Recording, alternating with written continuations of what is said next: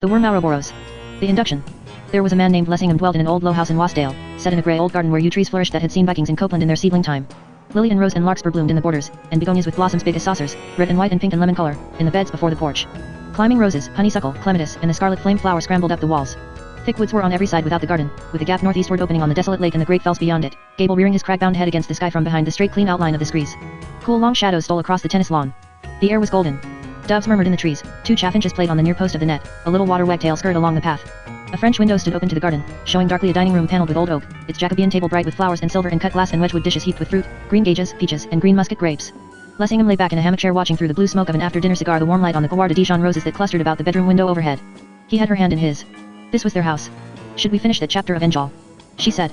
She took the heavy volume with its faded green cover, and read. He went out on the night of the Lord's Day, when 9 weeks were still to winter, he heard a great crash, so that he thought both heaven and earth shook. Then he looked into the west air, and he thought he saw thereabouts a ring of fiery hue, and within the ring a man on a grey horse. He passed quickly by him, and rode hard. He had a flaming firebrand in his hand, and he rode so close to him that he could see him plainly. He was black as pitch, and he sung this song with a mighty voice. Here I ride swift steed. His flank flecked with rime. Rain from his mane drips. Horse mighty for harm. Flames flare at each end. Gall glows in the midst. So fares it with Flossie's reeds. As this flaming brand flies. And so fares it with Flossie's reeds. As this flaming brand flies. Then he thought he hurled the firebrand east towards the fells before him, and such a blaze of fire leapt up to meet it that he could not see the fells for the blaze. It seemed as though that man rode east among the flames and vanished there. After that he went to his bed, and was senseless for a long time, but at last he came to himself.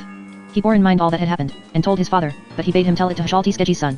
So he went and told Hashalti, but he said he had seen the wolves ride, and that comes ever before great tidings. They were silent a while, then Lessingham said suddenly, Do you mind if we sleep in the east wing tonight? What, in the lotus room? Yes. I'm too much of a lazy bones tonight, dear, she answered. Do you mind if I go alone, then? I shall be back to breakfast. I like my lady with me, still, we can go again when next moon wanes. My pet is not frightened, is she? No. She said, laughing. But her eyes were a little big. Her fingers played with his watch chain. I'd rather, she said presently, you went later on and took me. All this is so odd still, the house, and that, and I love it so. And after all, it is a long way and several years too, sometimes, in the lotus room, even though it is all over next morning. I'd rather we went together. If anything happened then, well, we'd both be done in, and it wouldn't matter so much, would it? Both be what? Said Lessingham. I'm afraid your language is not all that might be wished. Well, you taught me, said she, and they laughed.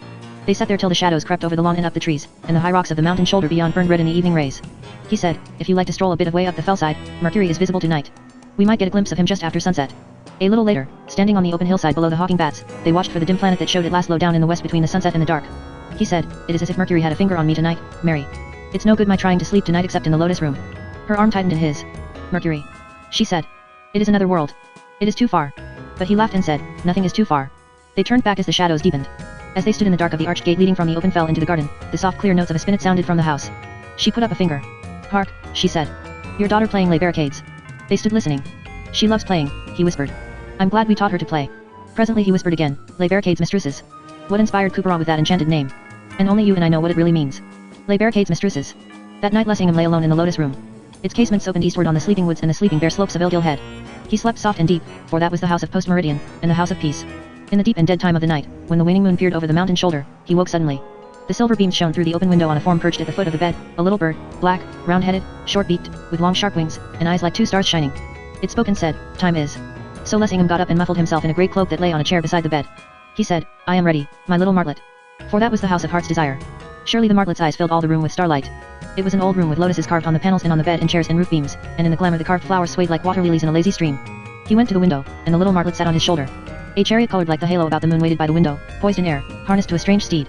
A horse it seemed 9 but winged like an eagle, and its 4 legs feathered and armed with eagle's claws instead of hooves. He entered the chariot, and that little martlet sat on his knee. With a whir of wings the wild courser sprang skyward. The night about them was like the tumult of bubbles about a diver's ears diving in a deep pool under a smooth steep rock in a mountain cataract.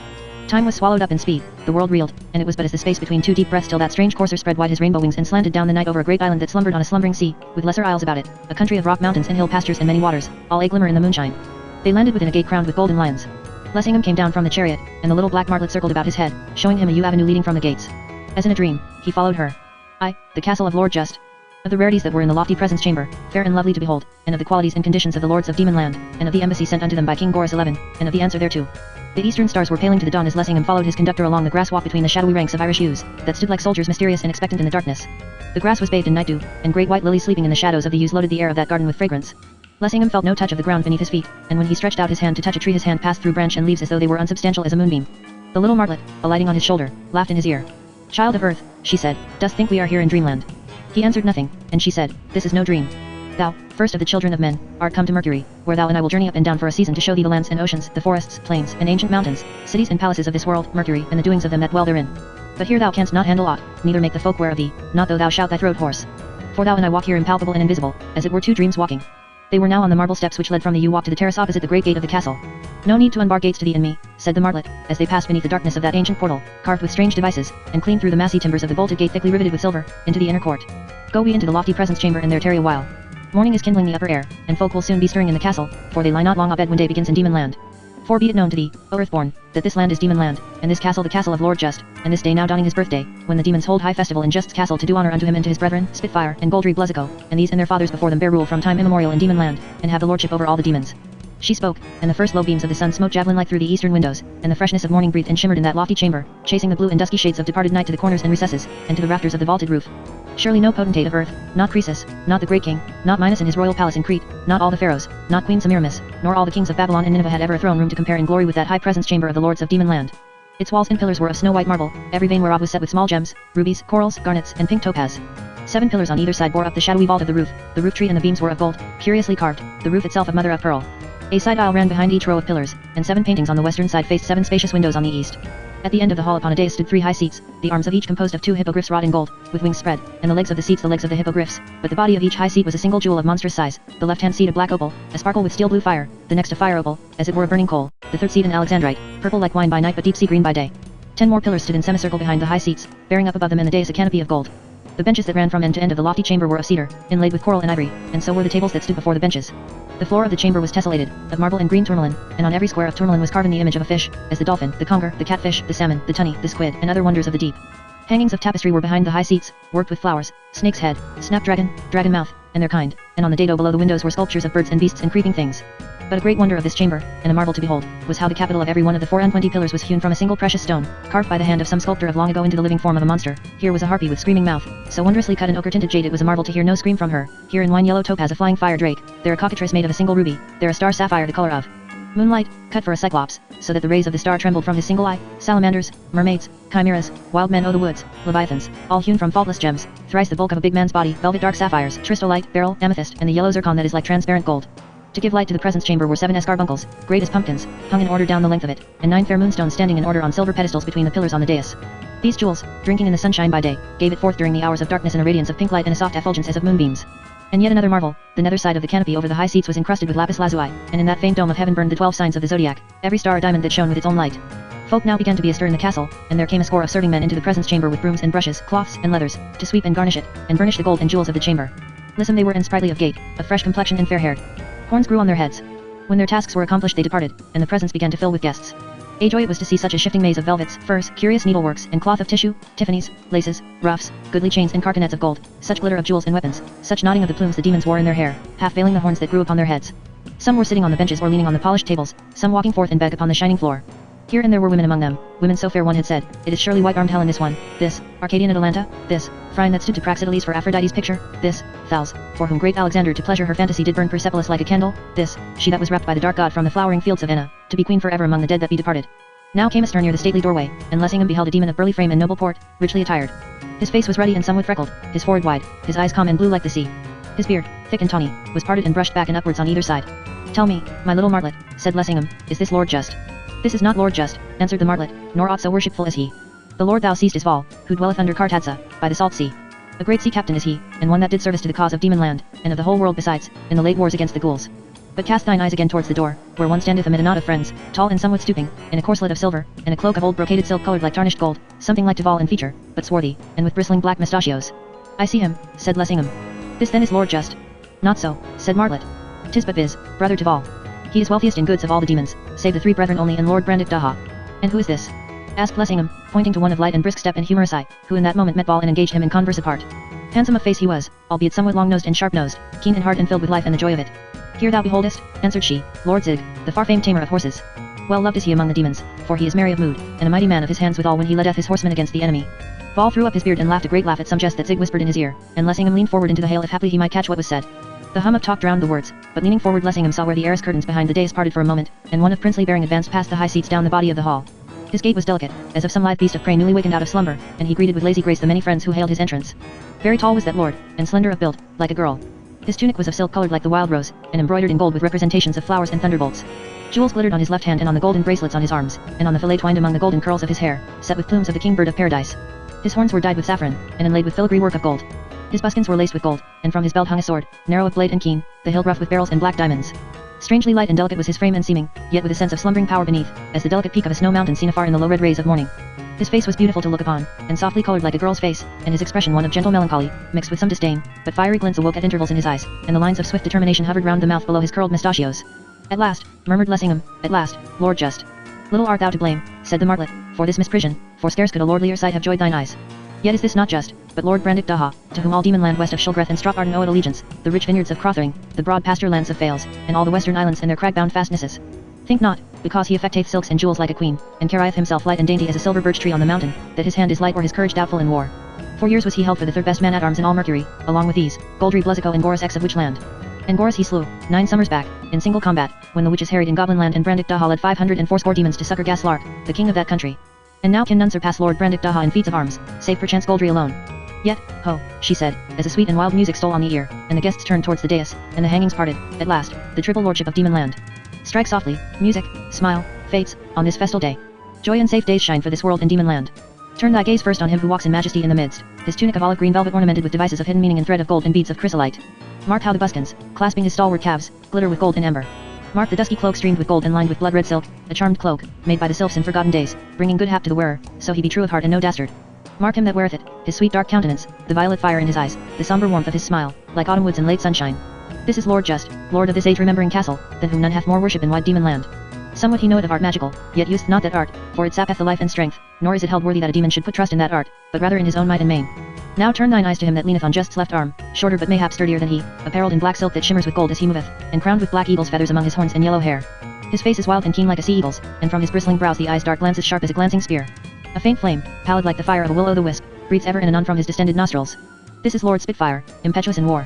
Last, behold on Just's right hand, yon lord that bulks mighty as Hercules yet steppeth lightly as a heifer. The thews and sinews of his great limbs ripple as he moves beneath a skin whiter than ivory, his cloak of cloth of gold is heavy with jewels, his tunic of black sendoline hath great hearts worked thereon in rubies and red silk thread. Slung from his shoulders clanks a two-handed sword, the pommel a huge star ruby carven in the image of a heart, for the heart is his sign and symbol. This is that sword forged by the elves, wherewith he slew the sea monster, as thou mayest see in the painting on the wall. Noble is he of countenance, most like to his brother Just, but darker brown of hair and ruddier of hue and bigger of cheekbone. Look well on him, for never shall thine eyes behold a greater champion than the Lord Goldry Bluzzico, captain of the hosts of demon land. Now when the greetings were done and the strains of the lutes and recorders sighed and lost themselves in the shadowy vault of the roof, the cupbearers did fill great gems made in form of cups with ancient wine, and the demons caroused to Lord Just deep draughts in honor of this day of his nativity. And now they were ready to set forth by twos and threes into the parks and pleasaunces, some to take their pleasure about the fair gardens and fish ponds, some to hunt wild game among the wooded hills, some to disport themselves at quoits or tennis or riding at the ring or martial exercises, that so they might spend the livelong day as befiteth high holiday in pleasure and action without care, and thereafter revel in the lofty presence chamber till night grew old with eating and drinking and all delight. But as they were upon going forth, a trumpet was sounded without, 3 strident blasts. What killjoy have we here? Said Spitfire. The trumpet soundeth only for travellers from the outlands. I feel it in my bones some rascal is come to Galing, one that bringeth ill hap in his pocket and a shadow athwart the sun on this our day of festival. Speak no word of ill omen, answered Just. Whosoe'er it be, we will straight dispatch his business and so fall to pleasure indeed. Some, run to the gate and bring him in. The serving man hastened and returned, saying, Lord, it is an ambassador from Witchland and his train. Their ship made land at Luking Haven Ness at nightfall. They slept on board, and your soldiers gave them escort to Galing at break of day. He craveth present audience. From which land, H.A.? Said Just. Such smokes use ever to go before the fire. Shall spit the fellow, said Spitfire, wait on our pleasure? It is pity such should poison our gladness. Goldry laughed and said, whom hath he sent us? Laxus, think you? To make his peace with us again for that vile part of his practiced against us off Kartadsa, detestably falsifying his word he had given us. Just said to the serving man, thou sawest the ambassador. Who is he? Lord, answered he, his face was strange to me. He is little of stature and, by your highness leave, the most unlike to a great lord of Witchland that ever I saw. And, by your leave, for all the marvellous rich and sumptuous coat weareth, he is very like a false jewel in a rich casing. Well, said Just, a sour draught sweetens not in the waiting. Call we in the ambassador. Lord Just sat in the high seat midmost of the dais, with Goldry on his right in the seat of black opal, and on his left Spitfire, throned on the Alexandrite. On the dais sat likewise those other lords of demon land, and the guests of lower degree thronged the benches and the polished tables as the wide doors opened on their silver hinges, and the ambassador with pomp and ceremony paced up the shining floor of marble and green tourmaline. Why, what a beastly fellow is this? Said Lord Goldry in his brother's ear. His hairy hands reached down to his knees. A shuffleth in his walk like a hobbled jackass. I like not the dirty face of the ambassador, said Lord Zig. His nose sitteth flat on the face of him as it were a dab of clay, and I can see pat up his nostrils a summer day's journey into his head. If supper lip bespeak him not a rare scooter of rank fustian, perdition catch me. Were it a finger's breadth longer, I might tuck it into his collar to keep his chin warm of a winter's night. I like not the smell of the ambassador, said Lord Brandick Daha. And he called for censers and sprinklers of lavender and rose water to purify the chamber, and let open the crystal windows that the breezes of heaven might enter and make all sweet. So the ambassador walked up the shining floor and stood before the lords of Demonland that sat upon the high seats between the golden hippogriffs. He was robed in a long mantle of scarlet lined with ermine, with crabs, wood lice, and centipedes worked thereon in golden thread. His head was covered with a black velvet cap with a peacock's feather fastened with a brooch of silver. Supported by his train bearers and attendants, and leaning on his golden staff, he with raucous accent delivered his mission. Just, Goldry, and Spitfire, and yet other demons, I come before you as the ambassador of Gorus 11, most glorious king of Witchland, lord, and great duke of Butini and Estramarine, commander of Shulin, Thrum, Mingos, and Permio, and high warden of the Esamotian marches, great duke of Trace, king paramount of Bistria and Nevria and prince of Ar, great lord over the country of Ogidia, Maltrini, and of Baltari and Torbia, and lord of many other countries, most glorious and most great, whose power and glory is over all the world and whose name shall endure for all generations. And first I bid you be bound by that reverence for my sacred office of envoy from the king, which is accorded by all people and potentates, save such as be utterly barbarous, to ambassadors and envoys. Speak and fear not, answered Just. Thou hast mine oath. And that hath never been forsworn to witch or other barbarian. The ambassador shot out his lips in an O, and threatened with his head, then grinned, laying bare his sharp and misshapen teeth, and proceeded. Thus saith King Gorus, great and glorious, and he chargeth me to deliver it to you, neither adding any word nor taking away. I have it in mind that no ceremony of homage or fealty hath been performed before me by the dwellers in my province of Demonland. As the rustling of dry leaves strewn in a flagged court when a sudden wind streaketh them, there went a stir among the guests. Nor might the Lord Spitfire contain his wrath, but springing up and clapping hand to sword hilt, as minded to do a hurt to the ambassador, province. He cried, are not the demons a free people? And is it to be endured that Witchland should commission this slave to cast insults in our teeth, and this in our own castle? A murmur went about the hall, and here and there folk rose from their seats. The ambassador drew down his head between his shoulders like a tortoise, baring his teeth and blinking with his small eyes. But Lord Brandick Daha, lightly laying his hand on Spitfire's arm, said, the ambassador hath not ended his message, cousin, and thou hast frightened him. Have patience and spoil not the comedy. We shall not lack words to answer King Gorus, no, nor swords, if he must have them. But it shall not be said of us of Demonland that it needeth but a boorish message to turn us from our ancient courtesy toward ambassadors and heralds. So spake Lord Brandick Daha, in lazy half-mocking tone, as one who but idly returneth the ball of conversation, yet clearly, so that all might hear. And therewith the murmurs died down, and Spitfire said, I am tame. Say thine errand freely, and imagine not that we shall hold thee answerable for aught thou sayest, but him that sent thee. Whose humble mouthpiece I only am, said the ambassador, somewhat gathering courage, and who, saving your reverence, lacketh not the will nor the power to take revenge for any outrage done upon his servants. Thus saith the king, I therefore summon and command you, Just, Spitfire, and Goldry Bluzzico, to make haste and come to me in Witchland in my fortress of Kars, and there dutifully kiss my toe, in witness before all the world that I am your lord and king, and rightful overlord of all Demonland. Gravely and without gesture Lord Just hearkened to the ambassador, leaning back in his high seat with either arm thrown athwart the arched neck of the hippogriff. Goldry, smiling scornfully, toyed with the hilt of his great sword. Spitfire sat strained and glowering, the sparks crackling at his nostrils. Thou hast delivered all, said Just. All, answered the ambassador. Thou shalt have thine answer, said Just. While we take read thereon, eat and drink, and he beckoned the cupbearer to pour out bright wine for the ambassador. But the ambassador excused himself, saying that he was not athirst, and that he had store of food and wine aboard of his ship, which should suffice his needs and those of his following. Then said Lord Spitfire, no marvel though the spawn of Witchland fear venom in the cup. They who work commonly such villainy against their enemies, as witness Receider of Goblinland whom Corsus murdered with a poisonous draught, shake still in the knees lest themselves be so entertained to their destruction, and snatching the cup he quaffed it to the dregs, and dashed it on the marble floor before the ambassador, so that it was shivered into pieces. And the lords of Demonland rose up and withdrew behind the flowery hangings into a chamber apart, to determine of their answer to the message sent unto them by King Gorus of Witchland. When they were private together, Spitfire spake and said, is it to be borne that the king should put such shame and mockery upon us?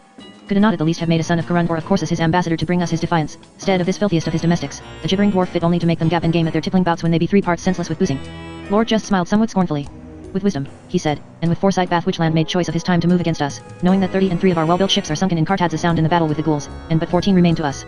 Now that the ghouls are slain, every soul, and utterly abolished from this world, and so the great curse and peril of all this world ended by the sword and great valor of Demonland alone, now seemeth the happy moment unto these late-mouthed friends to fall upon us. For have not the witches a strong fleet of ships, since their whole fleet fled at the beginning of their fight with us against the ghouls, leaving us to bear the burden? And now are they minded for this new treason, to set upon us traitorously and suddenly in this disadvantage. For the king well judgeth we can carry no army to Witchland nor do aught in his despite, but must be long months shipbuilding. And doubt not he holdeth an armament ready aboard at Dynamos to sail hither if he get the answer he know it we shall send him. Sit we at ease then, said Goldry, sharpening our swords, and let him ship his armies across the salt sea. Not a witch shall land in Demonland but shall leave here his blood and bones to make fat our cornfields and our vineyards. Rather, said Spitfire, apprehend this rascal, and put to sea today with the 14 ships left us. We can surprise Witchland in his strong place of Kars, sack it, and give him to the crows to peck at it, or ever he is well awake to the swiftness of our answer. That is my counsel. Nay, said Just, we shall not take him sleeping. Be certain that his ships are ready and watching in the Witchand seas, prepared against any rash onset. It were folly to set our neck in the noose, and little glory to Demonland to await his coming. This, then, is my rede. I will bid Gorus to the duello, and make offer to him to let lie on the fortune thereof the decision of this quarrel. A good rede, if it might be fulfilled, said Goldry. But never will he dare to stand with weapons in single combat gainst thee or gainst any of us. Nevertheless the thing shall be brought about. Is not Gorus a mighty wrestler, and hath he not in his palace in Kars the skulls and bones of 99 great champions whom he hath vanquished and slain in that exercise? Puffed up beyond measure is he in his own conceit, and folk say it is a grief to him that none hath been found this long while that durst wrestle with him, and woefully he pineth for the 100th. He shall wrestle a fall with me. Now this seemed good to them all. So when they had talked on it a while and concluded what they would do, glad of heart the lords of Demonland turned them back to the lofty presence chamber. And their lord just spake and said, Demons, ye have heard the words which the king of Witchland in the overweening pride and shamelessness of his heart hath spoken unto us by the mouth of this ambassador. Now this is our answer which my brother shall give, the Lord Goldry Bluzzico, and we charge thee, O ambassador, to deliver it truly, neither adding any word nor taking away. And the Lord Goldry spake, We, the lords of Demonland, do utterly scorn thee, Chorus 11, for the greatest of dastards, in that thou basely fleddest and forsookest us, thy sworn confederates, in the sea battle against the ghouls. Our swords, which in that battle ended so great a curse and peril to all this world, are not bent nor broken.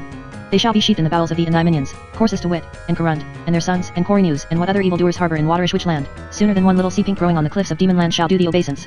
But, that thou mayest, if so thou wilt, feel our power somewhat, I, Lord Goldry Bluzzico, make thee this offer, that thou and I do match ourselves singly each against other to wrestle 3 falls at the court of the Red Foliot, who inclineth neither to our side nor to thine in this quarrel. And we will bind ourselves by mighty oaths to these conditions, that if I overcome thee, the demons shall leave you of Witchland in peace, and ye them, and the witches shall forswear forever their impudent claims on Demonland. But if thou, Chorus, win the day, then hast thou the glory of that victory, and with all full liberty to thrust thy claims upon us with the sword. So spake the Lord Goldry Bluzzico, standing in great pride and splendor beneath the starry canopy, and scowling terribly on the ambassador from Witchland, so that the ambassador was abashed and his knees smote together. And Goldry called his scribe and made him write the message for Gorus the king in great characters on a roll of parchment, and the lords of Demonland sealed it with their seals, and gave it to the ambassador. The ambassador took it and made haste to depart, but when he was come to the stately doorway of the presence chamber, being near the door and amongst his attendants, and away from the lords of Demonland, he plucked up heart a little and turned and said, Rashly and to thy certain undoing, O Goldry Bluzzico, hast thou bidden our lord the king to contend with thee in wrestling. For be thou never so mighty of limb, yet hath he overthrown as mighty. And he wrestleth not for sport, but will surely work thy life's decay, and keep the dead bones of thee with the bones of the 99 champions whom he hath heretofore laid low in that exercise. Therewith, because Goldry and the other lords scowled upon him terribly, and the guests near the door fell to hooting and reviling of the witches, the ambassador went forth hastily down the shining stairs and across the court, as one who fleed along a lane on a dark and windy night, daring not to turn his head lest his eye behold some fearsome thing prepared to clasp him. So speeding, he was fain to catch up about his knees the folds of his velvet cloak richly worked with crabs and creeping things, and huge whooping and laughter went up among the common lag of people without, to behold his long and nerveless tail thus bared to their unfriendly gaze. Insomuch that they fell to shouting with one accord, though his mouth be foul he hath a fair tail. Saw ye not his tail? Hurrah for Gorus who hath sent us a monkey for his ambassador. And with jibe and unmannerly yell the crowd hung lovingly upon the ambassador and his train all the way down from Galen Castle to the quays. So that it was like a sweet homecoming to him to come on board his well-built ship and have her rowed amain out of Looking Haven. So when they had rounded Looking Haven ness and were free of the land, they hoisted sail and voyaged before a favouring breeze eastward over the teeming deep to Witchland. To the wrestling for Demonland. Of the prognostics which troubled Lord Gro concerning the meeting between the king of Witchland and the Lord Goldry Bluzzico, and how they met, and of the issue of that wrestling. How could I have fallen asleep? Cried Lessingham. Where is the castle of the demons, and how did we leave the great presence chamber where they saw the ambassador? For he stood on rolling uplands that leaned to the sea, treeless on every side as far as the eye might reach, and on 3 sides shimmered the sea, kissed by the sun and roughened by the salt-glad wind that charged over the downs, charioting clouds without number through the illimitable heights of air. The little black martlet answered him, My hippogriff travelleth as well in time as in space. Days and weeks have been left behind by us, in what seemeth to thee but the twinkling of an eye, and thou standest in the Foliot Isles, a land happy under the mild regiment of a peaceful prince, on the day appointed by King Gorus to wrestle with Lord Goldry Bluzzico. Terrible must be the wrestling betwixt 2 such champions, and dark the issue thereof. And my heart is afraid for Goldry Bluzzico, big and strong though he be and unconquered in war, for there hath not arisen in all the ages such a wrestler as this Gorus, and strong he is, and hard and unwearying, and skilled in every art of attack and defence, and subtle withal, and cruel and fell like a serpent. Where they stood the down was cut by a combe that descended to the sea, and overhanging the combe was the palace of the Red Foliot, rambling and low, with many little towers and battlements, built of stones hewn from the wall of the combe, so that it was hard from a distance to discern what was palace and what native rock. Behind the palace stretched a meadow, flat and smooth, carpeted with the close wiry turf of the downs. At either end of the meadow were booths set up, to the north the booths of them of Witchland, and to the south the booths of the demons. In the midst of the meadow was a space marked out with withy 60 paces either way for the wrestling ground. Only the birds of the air and the sea wind were abroad as then, save those that walked armed before the witches' booths, 6 in company, harnessed as for battle in burnies of shining bronze, with greaves and shields of bronze and helms that glanced in the sun.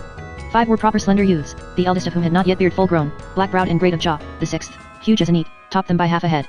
Age had flecked with grey the beard that spread over his big chest to his belt stiffened with studs of iron, but the vigour of youth was in his glance and in his voice, and in the tread of his foot, and in his fist so lightly handling his burly spear. Behold, wonder, and lament, said the martlet, that the innocent eye of day should be enforced still to look upon the children of night everlasting. Corund of Witchland and his cursed sons. Lessingham thought, a most fiery politician is my little martlet, damned fiends and angels and nothing betwixt for her. But I'll dance to none of their tunes, but wait for these things unfolding. So walked those back and forth as caged lions before the witches' booths, until Corund halted and leaning on his spear said to one of his sons, Go in and seek out Gro that I may speak with him. And the son of Corund went, and returned anon with Lord Gro, that came with furtive step yet goodly and fair to behold. The nose of him was hooked like a sickle and his eyes great and fair like the eyes of an ox, inscrutable as they. Lean and spare was his frame. Pale was his face and pale his delicate hands, and his long black beard was tightly curled and bright as the coat of a black retriever. Corund said, How is it with the king? Gro answered him, He chafeth to be at it, and to pass away the time he playeth at dice with Corinews, and the luck goeth against the king. What makest thou of that? Asked Corund. And Gro said, The fortune of the dice jumpeth not commonly with the fortune of war.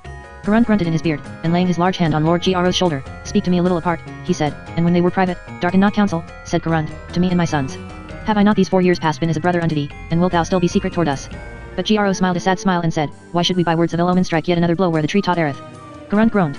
Omens, said he, increase upon us from that time forth when the king accepted the challenge, evilly, and flatly against the council and mine and the council of all the great ones in the land. Surely the gods have made him fey, having ordained his destruction and are humbling before these demons. And he said, Omens thicken upon us, O-Gro. First, the night raven that went widdershins round about the palace of Kars, that night when the king accepted this challenge, and we were all drunken with wine after our great feasting and surfeiting in his halls. Next, the stumbling of the king when as he went upon the poop of the long ship which bare us on this voyage to these islands. Next, the squint-eyed cupbearer that poured out unto us yesternight. And throughout, the devilish pride and bragging humor of the king. No more, he is fey. And the dice fall against him. Gro spake and said, O Corund, I will not hide it from thee that my heart is heavy as thy heart under shadow of ill to be. For as I lay sleeping betwixt the strokes of night, a dream of the night stood by my bed and beheld me with a glance so fell that I was all adread and quaking with fear. And it seemed to me that the dream smote the roof above my bed, and the roof opened and disclosed the outer dark, and in the dark travelled a bearded star, and the night was quick with fiery signs. And blood was on the roof, and great gouts of blood on the walls and on the cornice of my bed. And the dream screeched like the screech owl, and cried, Which land from thy hand, O king? And methought the whole world was lighted in a low, and with a great cry I awoke out of the dream. Thou art wise, said Corund, and belike the dream was a true dream, sent thee through the gate of horn, and belike it forebodeth events great and evil for the king and for which land. Gro said, Disclose it not to the others, for none can strive with fate and gain the victory, and it would but cast down their hearts. But it is fitting we be ready against evil hap. If, which yet may the gods forfend, ill come of this wrestling bout, fail not every one of you ere you act on any enterprise to take counsel of me. Bear his back without brother behind it. Together must we do that we do. Thou hast my firm assurance on tea, said Corund. Now began a great company to come forth from the palace and take their stand on either side of the wrestling ground. The red foliot sate in his car of polished ebony, drawn by 6 black horses with flowing manes and tails. Before him went his musicians, pipers, and minstrels doing their craft, and behind him 50 spearmen, weighed down with armor and ponderous shields that covered them from chin to toe. Their armor was stained with madder, in such wise that they seemed bathed in blood. Mild to look on was the red foliot, yet kingly.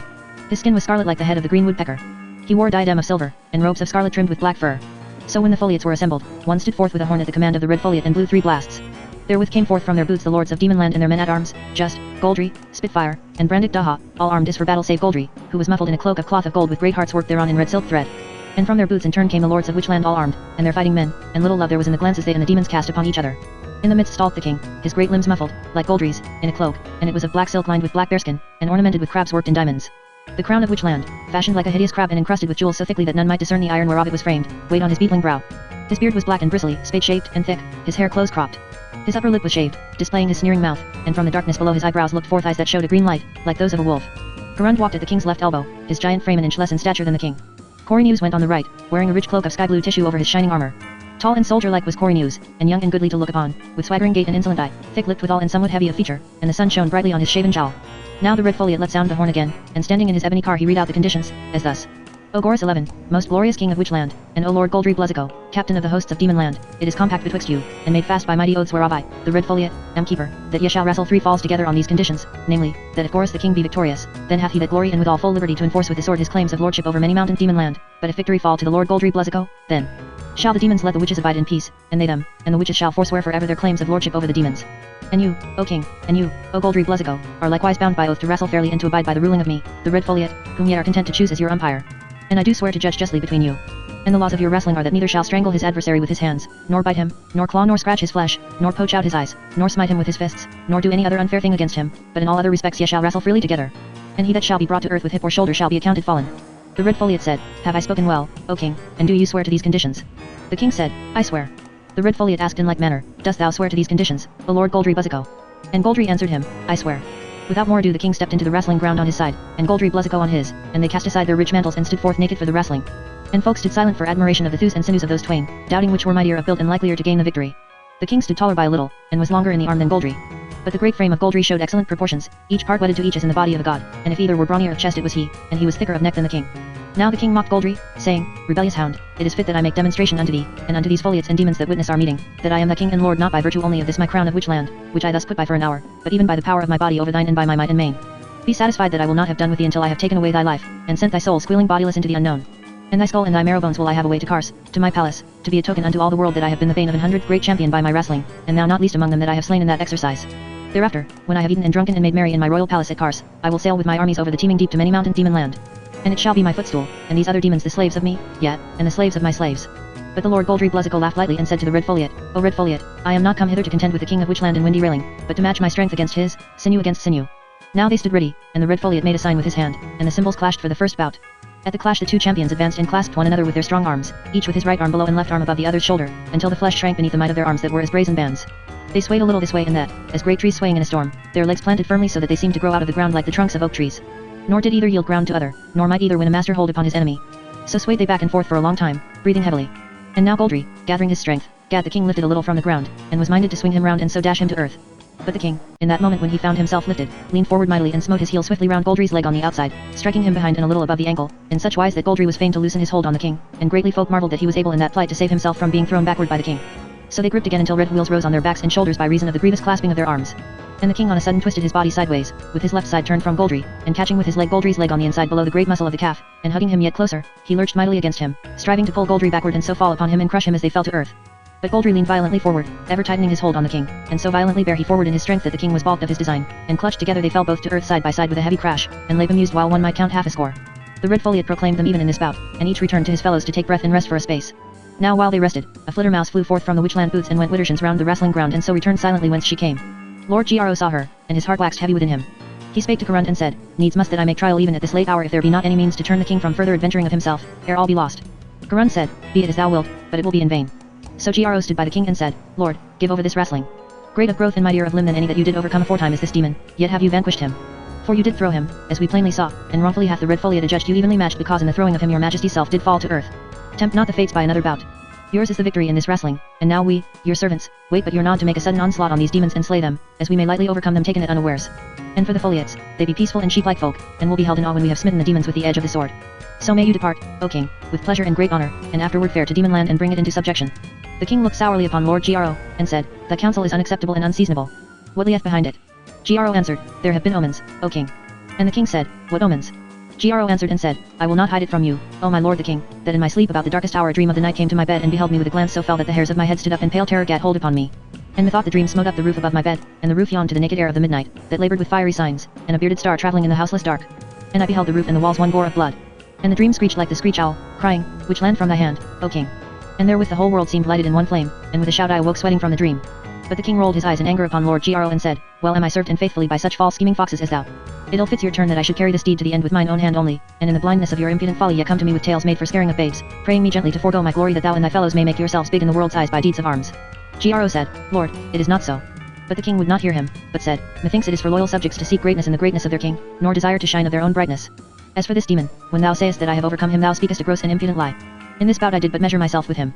But thereby know I of a surety that when I put forth my might he will not be able to withstand me, and all ye shall shortly behold how, as one shattereth the stalk of Angelica, I will break and shatter the limbs of this Goldry Bluzzico.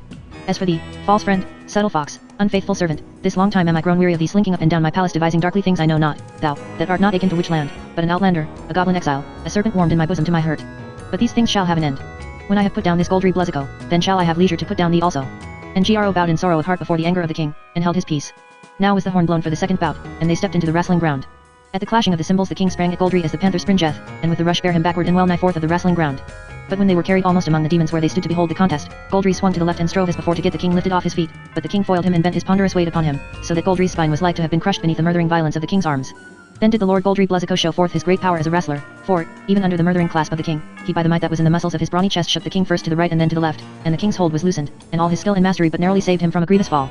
Nor did Goldry delay nor ponder how next to make trial of the king, but sudden as the lightning he slackened his hold and turned, and with his back under the king's belly gave a mighty lift, and they that witnessed it stood amazed in expectancy to see the king thrown over Goldry's head. Yet for all his striving might not Goldry get the king lifted clean off the ground. Twice and 3 times he strove, and at each trial he seemed further from his aim, and the king bettered his hold. And at the 4th essay that Goldry made to lift the king over his back and fling him headlong, the king thrust him forward and tripped him from behind, so that Goldry was crawled on his hands and knees. And the king clung to him from behind and passed his arms round his body beneath the armpits and so back over the shoulders, being minded to clasp his 2 hands at the back of Goldry's neck. Then said Corund, The demon is sped already. By this hold hath the king brought to their bane more than 60 famous champions. He delayeth only till his fingers be knit together behind the neck of the accursed demon to draw the head of him forward until the bones of the neck or the breastbone be bursten asunder. He delayeth over long for my peace, said Gro. The king's breath came out of him in great puffs and grunts as he strained to bring his fingers to meet behind Goldry's neck. Nor was it aught else than the hugeness of his neck and burly chest that saved the Lord Goldry Bluzzico in that hour from utter destruction. Crawled on his hands and knees he could nowise escape from the hold of the king, neither lay hold on him in turn, howbeit because of the bigness of Goldry's neck and chest it was impossible for the king to fasten that hold upon him, for all his striving. When the king perceived that this was so, and that he but wasted his strength, he said, I will loose my hold on thee and let thee up, and we will stand again face to face. For I deem it unworthy to grapple on the ground like dogs. So they stood up, and wrestled another while in silence. Soon the king made trial once again of the fall whereby he had sought to throw him in the first bout, twisting suddenly his right side against Goldry, and catching with his leg Goldry's leg, and therewith leaning against him with main force. And when, as before, Goldry bare forward with great violence, tightening his grip, the king lurched mightily against him, and, being still ill content to have missed his hold that never heretofore had failed him, he thrust his fingers up Goldry's nose in his cruel anger, scratching and clawing at the delicate inner parts of the nostrils in such wise that Goldry was fain to draw back his head. Therewith the king, lurching against him yet more heavily, gat him thrown a grievous fall on his back, and himself fell atop of him, crushing him and stunning him on the earth. And the red foliot proclaimed Gorus the king victorious in this bout. Therewithal the king turned him back to his witches, that loudly acclaimed his mastery over Goldry. He said unto Lord Gro, "It is as I have spoken, the testing first, next the bruising, and in the last bout the breaking and killing." And the king looked evilly on Gro. Gro answered him not a word, for his soul was grieved to see blood on the nails and fingers of the king's left hand, and he thought he knew that the king must have been sore bested in this bout, seeing that he must do this beastly deed or ever he might overcome the might of his adversary. But the Lord Goldry Bluzzico, when he was come to his senses and had gotten him up from that great fall, spake to the red foliot in mickle wrath, saying, "This devil hath overcome me by craft, doing that which it is a shame to do, in that he clawed me with his fingers up my nose." The sons of Karun raised an uproar at the words of Goldry, loudly crying that he was the greatest liar and dastard, and all they of Witchland shouted and cursed in like manner. But Goldry shouted in a voice like a brazen trumpet that was plain to hear above the clamour of the witches, "O red foliot, judge now fairly betwixt me and King Boris, as thou art sworn to do. Let him show his finger nails, if there be not blood on them. This fall is void, and I claim that we wrestle it anew." And the lords of Demonland in like manner shouted that this fall should be wrestled anew. Now the red foliot had seen somewhat of what was done, and well was he minded to call the bout void. Yet had he forborne to do this out of fear of King Boris that had looked upon him with a basilisk's eye, threatening him. And now, while the red foliot was troubled in his mind, uncertain between the angry shouts of the witches and the demons whether safety lay rather with his honor or with truckling to King Boris, the king spake a word to Corynus, who went straightway and standing by the red foliot spake privily in his ear. And Corynus menaced the red foliot, and said, "Beware lest thy mind be swayed by the browbeating of the demons. Rightfully hast thou judged the victory in this bout unto our lord the king, and this talk of thrusting of fingers in the nose is but a pretext and a vile imagination of this Goldry Bluzzico, who, being thrown fairly before thine eyes and before us all, and perceiving himself unable to stand against the king, now thinketh with his swaggering he can bear it away, and thinketh by cheats and subtleties to avoid defeat. If, against thine own beholding and the witness of us and the plighted word of the king, thou art so hardy as to hearken to the guileful persuading of these demons, yet bethink thee that the king hath overborne 99 great champions in this exercise, and this shall be the 100th, and bethink thee, too, that Witchland lieth nearer to thine isles than Demonland by many days sailing. Hard shall it be for thee to abide the avenging sword of Witchland if thou do him despite, and against thy sworn oath as umpire incline wrongfully to his enemies in this dispute." So spake Corynus, and the red foliot was cowed. Albeit he believed in his heart that the king had done what thereof Goldry accused him, yet for terror of the king and of Corynus that stood by and threatened him he durst not speak his thought, but in sore perplexity gave order for the horn to be blown for the third bout. And it came to pass at the blowing of the horn that the flitter mouse fared forth again from the booths of the witches, and going widdershins round about the wrestling ground returned on silent wing whence she came. When the Lord Goldry Bluzzico understood that the red foliot would pay no heed to his accusation, he grew red as blood. A fearsome sight it was to behold how he swelled in his wrath, and his eyes blazed like disastrous stars at midnight, and being wood with anger he gnashed his teeth till the froth stood at his lips and slavered down his chin. Now the cymbals clashed for the onset. Therewith ran Goldry upon the king as one straught of his wits, bellowing as he ran, and gripped him by the right arm with both his hands, one at the wrist and one near the shoulder. And so it was that, before the king might move, Goldry spun round with his back to the king and by his mickle strength and the strength of the anger that was in him he heaved the king over his head, hurling him as one hurleth a ponderous spear, head foremost to the earth. And the king smote the ground with his head, and the bones of his head and his spine were driven together and smashed, and blood flowed from his ears and nose. With the might of that throw Goldry's wrath departed from him and left him strengthless, in such sort that he reeled as he went from the wrestling ground. His brethren, Just and Spitfire, bare him up on either side, and put his cloak of cloth of gold worked with red hearts about his mighty limbs. Meanwhile dismay was fallen upon the witches to behold their king so caught up on a sudden and dashed upon the ground, where he lay crumpled in an heap, shattered like the stalk of an hemlock that one breaketh and shattereth. In great agitation the red foliot came down from his car of ebony and made haste thither where the king was fallen, and the lords of Witchland came likewise thither stricken at heart, and Karun lifted the king in his burly arms. But the king was stone dead. So those sons of Karun made a litter with their spears and laid the king on the litter, and spread over him his royal mantle of black silk lined with bearskin, and set the crown of Witchland on his head, and without word spoken bare him away to the witches' booths. And the other lords of Witchland without word spoken followed after. 3. The Red Foliot. Of the entertainment of the witches in the palace of the Red Foliot, and of the wiles and subtleties of Lord Gro, and how the witches departed by night out of the Foliot Isles. The Red Foliot gat him back into his palace and sat in his high seat. And he sent unto the lords of Witchland and of Demonland that they should come and see him. Nor did they delay, but came straightway and sat on the long benches, the witches on the eastern side of the hall and the demons on the west, and their fighting men stood in order on either side behind them. So sat they in the shadowy hall, and the sun declining to the western ocean shone through the high windows of the hall on the polished armor and weapons of the witches. The Red Foliot spake among them and said, A great champion hath been struck to earth this day in fair and equal combat. And according to the solemn oaths whereby ye are bound, and whereof I am the keeper, there is here an end to all unpeace betwixt Witchland and Demonland, and yet Witchland are to forswear forever your claims of lordship over the demons. Now for a sealing and making fast of this solemn covenant between you I see no likelier rede than that ye all join with me here this day in good friendship to forget your quarrels in drinking of the arvale of King Boris XI, than whom hath reigned none mightier nor more worshipful in all this world, and thereafter depart in peace to your native lands. So spake the Red Foliot, and the lords of Witchland assented thereto. But Lord Just answered and said, O Red Foliot, as to the oaths sworn between us and the King of Witchland, thou hast spoken well, nor shall we depart one tittle from the article of our oaths, and the witches may abide in peace forever as for us if, as is clean against their use and nature, they forbear to devise evil against us. For the nature of Witchland was ever as a flea, that attacketh a man in the dark. But we will not eat nor drink with the lords of Witchland, who bewrayed and forsook us their sworn confederates at the sea fight against the ghouls. Nor we will not drink the arvale of King Boris XI, who worked a shameful and unlawful sleight against my kinsmen this day when they wrestled together. So spake Lord Just, and Karun whispered Gro in the ear, saying, Were he not for the privilege of this respected company, now were the time to set upon them. But Gro said, I prithee yet have patience. This were over hazardous, for the luck goeth against Witchland. Let us rather take them in their beds tonight. Fain would the Red Foliot turn the demons from their resolve, but without avail, they courteously thanking him for his hospitality which they said they would enjoy that night in their booths, being minded on the morrow to take to their beaked ship and fare over the unvintaged sea to Demonland. Therewith stood up Lord Just, and with him the Lord Goldry Bluzzico, that went in all his war gear, his horned helm of gold and his golden byrnie set with ruby hearts, and bare his two-handed sword forged by the elves wherewith he slew the beast out of the sea in days gone by, and Lord Spitfire that glared upon the lords of Witchland as a falcon glareth, hungering for her prey, and the Lord Brandick Daha that looked on them, and chiefly on Corynus, with the eye of contemptuous amusement, playing. idly with the jeweled hilt of his sword, until Coriolanus grew ill at ease beneath his gaze and shifted this way and that in his seat, scowling back defiance. For all the rich array and goodly port and countenance of Coriolanus, he seemed but a very boor beside the Lord Brandic Daha, and dearly did each hate the other. So the lords of Demonland with their fighting men went forth from the hall. The Red Foliot sent after them and made them in their own booths to be served of great plenty of wine and good and delicate meats, and sent them musicians and a minstrel to gladden them with songs and stories of old time, that they might lack not of entertainment. But for his other guests he let bear in the massy cups of silver, and the great-eared wine jars holding 2 firkins apiece, and he let pour forth to the witches and the Foliots, and they drank the cup of memory unto King Goris 11, slain that day by the hand of Goldry Bluzzico. Thereafter when their cups were brimmed anew with foaming wine the Red Foliot spake among them and said, O ye lords of which land, will you that I speak a dirge in honor of Goris the king that the Dark Reaper hath this day gathered? So when they said ye to this, he called to him his player on the theorbo and his player on the hautboy, and commanded them saying, Play me a solemn music. And they played softly in the Aeolian mode a music that was like the wailing of wind through bare branches on a moonless night, and the Red Foliot leaned forth from his high seat and recited this lamentation. I that in Hyle was in gladness. I am troubled now with great sickness. And fled with infirmity dash. Timor mortis conturbit me. Our pleasance here is all vain glory. This foul's world is but transitory. The flesh is bruckle, the fiend is slee dash. Timor mortis conturbit me. The state of man does change and vary. Now sound, now sick, now blithe, now sorry. Now dance and murray, now like to die dash. Timor mortis conturbit me. No state in ert here standee sicker. As with the wind waveth the wicker. So wanteth this world's vanity dash. Timor mortis conturbit me. Unto the death boys all estatus. Princess, prelatus, and potestatus. Baith rich and poor of all degree dash. Timor mortis conturbit me. He tacketh the nichtas into field. And armit under helm and skyled. Victor he is at all melly dash. Timor mortis conturbit me. That strong unmerciful tyrant. Tacus, on the Motheris breast so conned. The babe full of benignity dash. Timor mortis conturbit me.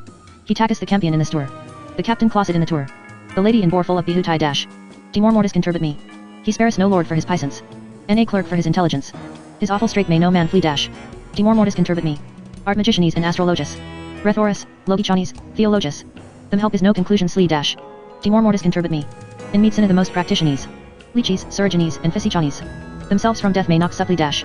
Timor mortis conturbit me. When the Red Foliot had spoken thus far his dirge, he was interrupted by an unseemly brawling betwixt Coriolanus and one of the sons of Corund.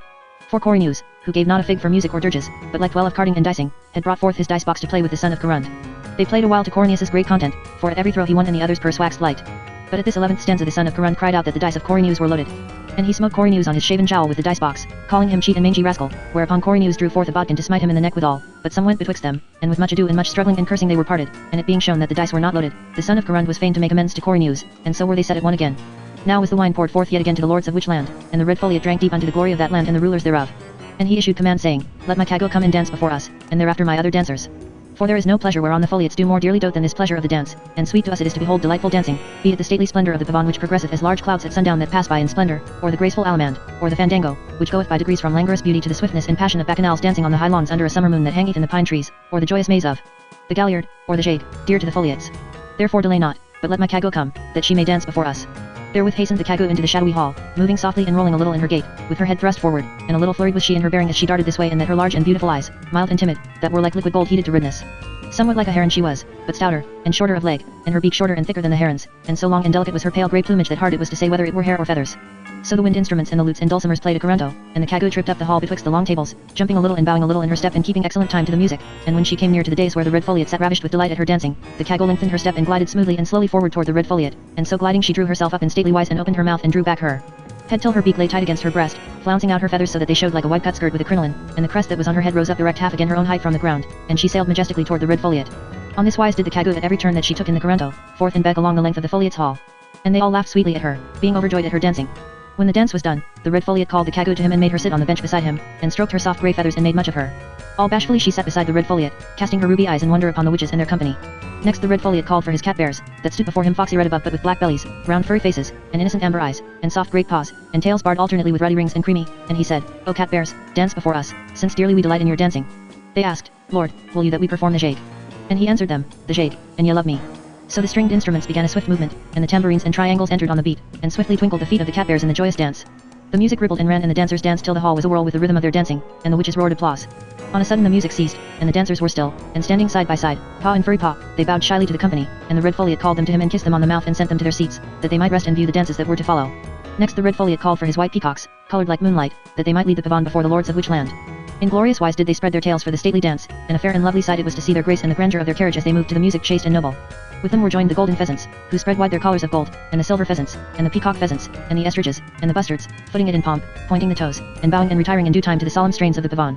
Every instrument took part in the stately pavane, the lutes and the dulcimers, and the theorbos, and the sackbuts, and the hautboys, the flutes sweetly warbling as birds in the upper air, and the silver trumpets, and the horns that breathe deep melodies trembling with mystery and tenderness that shakes the heart, and the drum that beats to battle, and the wild throb of the harp, and the cymbals clashing as the clash of armies. And a nightingale sitting by the red foliot sang the pavane in passionate tones that dissolved the soul in their sweet, mournful beauty. The Lord Gro covered his face with his mantle and wept to hear and behold the divine pavane, for as ghosts rearisen it raised up for him old happy half-forgotten days in Goblin land, before he had conspired against King Gaslark and been driven forth from his dear native land, an exile in waterish witch land. Thereafter let the red foliot give order for the galliard. Joyously swept forth the melody from the stringed instruments, and 2 dormice, fat as butter, spun into the hall. Wilder whirled the music, and the dormice capered ever higher till they bounded from the floor up to the beams of the vaulted roof, and down again, and up again to the roof beams in the joyful dance. And the foliots joined in the galliard, spinning and caparaiing in mad delight of the dance. And into the hall twirled 6 quadrupeds, footing it lightly as the music swept ever faster, and a 1-footer that leaped hither and thither about and about, as the flea hoppeth, till the witches grew hoarse with singing and shouting and hounding of him on. Yet ever capered the dormice higher and wilder than any else, and so swiftly flashed their little feet to the galloping music that no eye might follow their motion. But little enow was Lord Gro gladdened by the merry dance. Sad melancholy sat with him for his companion, darkening his thoughts and making joy hateful to him as sunshine to owls of the night. So that he was well pleased to mark the red foliot go softly from his seat on the dais and forth from the hall by a door behind the arras, and seeing this, himself departed softly amid the full tide of the galliard, forth of that hall of swift movement and gleeful laughter, forth into the quiet evening, where above the smooth downs the wind was lulled to sleep in the vast silent spaces of the sky, and the west was a bower of orange light fading to purple and unfathomable blue in the upper heaven, and naught was heard save the murmur of the sleepless sea, and naught seen save a flight of wild fowl flying against the sunset. In this quietness Gro walked westward above the coombe until he came to the land's edge and stood on the lip of a chalk cliff falling to the sea, and was ware of the red foliot, alone on that high western cliff, gazing in a study at the dying colours in the west. When they had stood for a while without speech, gazing over the sea, Gro spake and said, Consider how his day now dieth in yonder chambers of the west, so hath the glory departed from which land. But the red foliot answered him not, being in a study. Then Gro said, Though demon land lieth where thou sawest the sun descend, yet eastward out of which land must thou look for the morning splendour.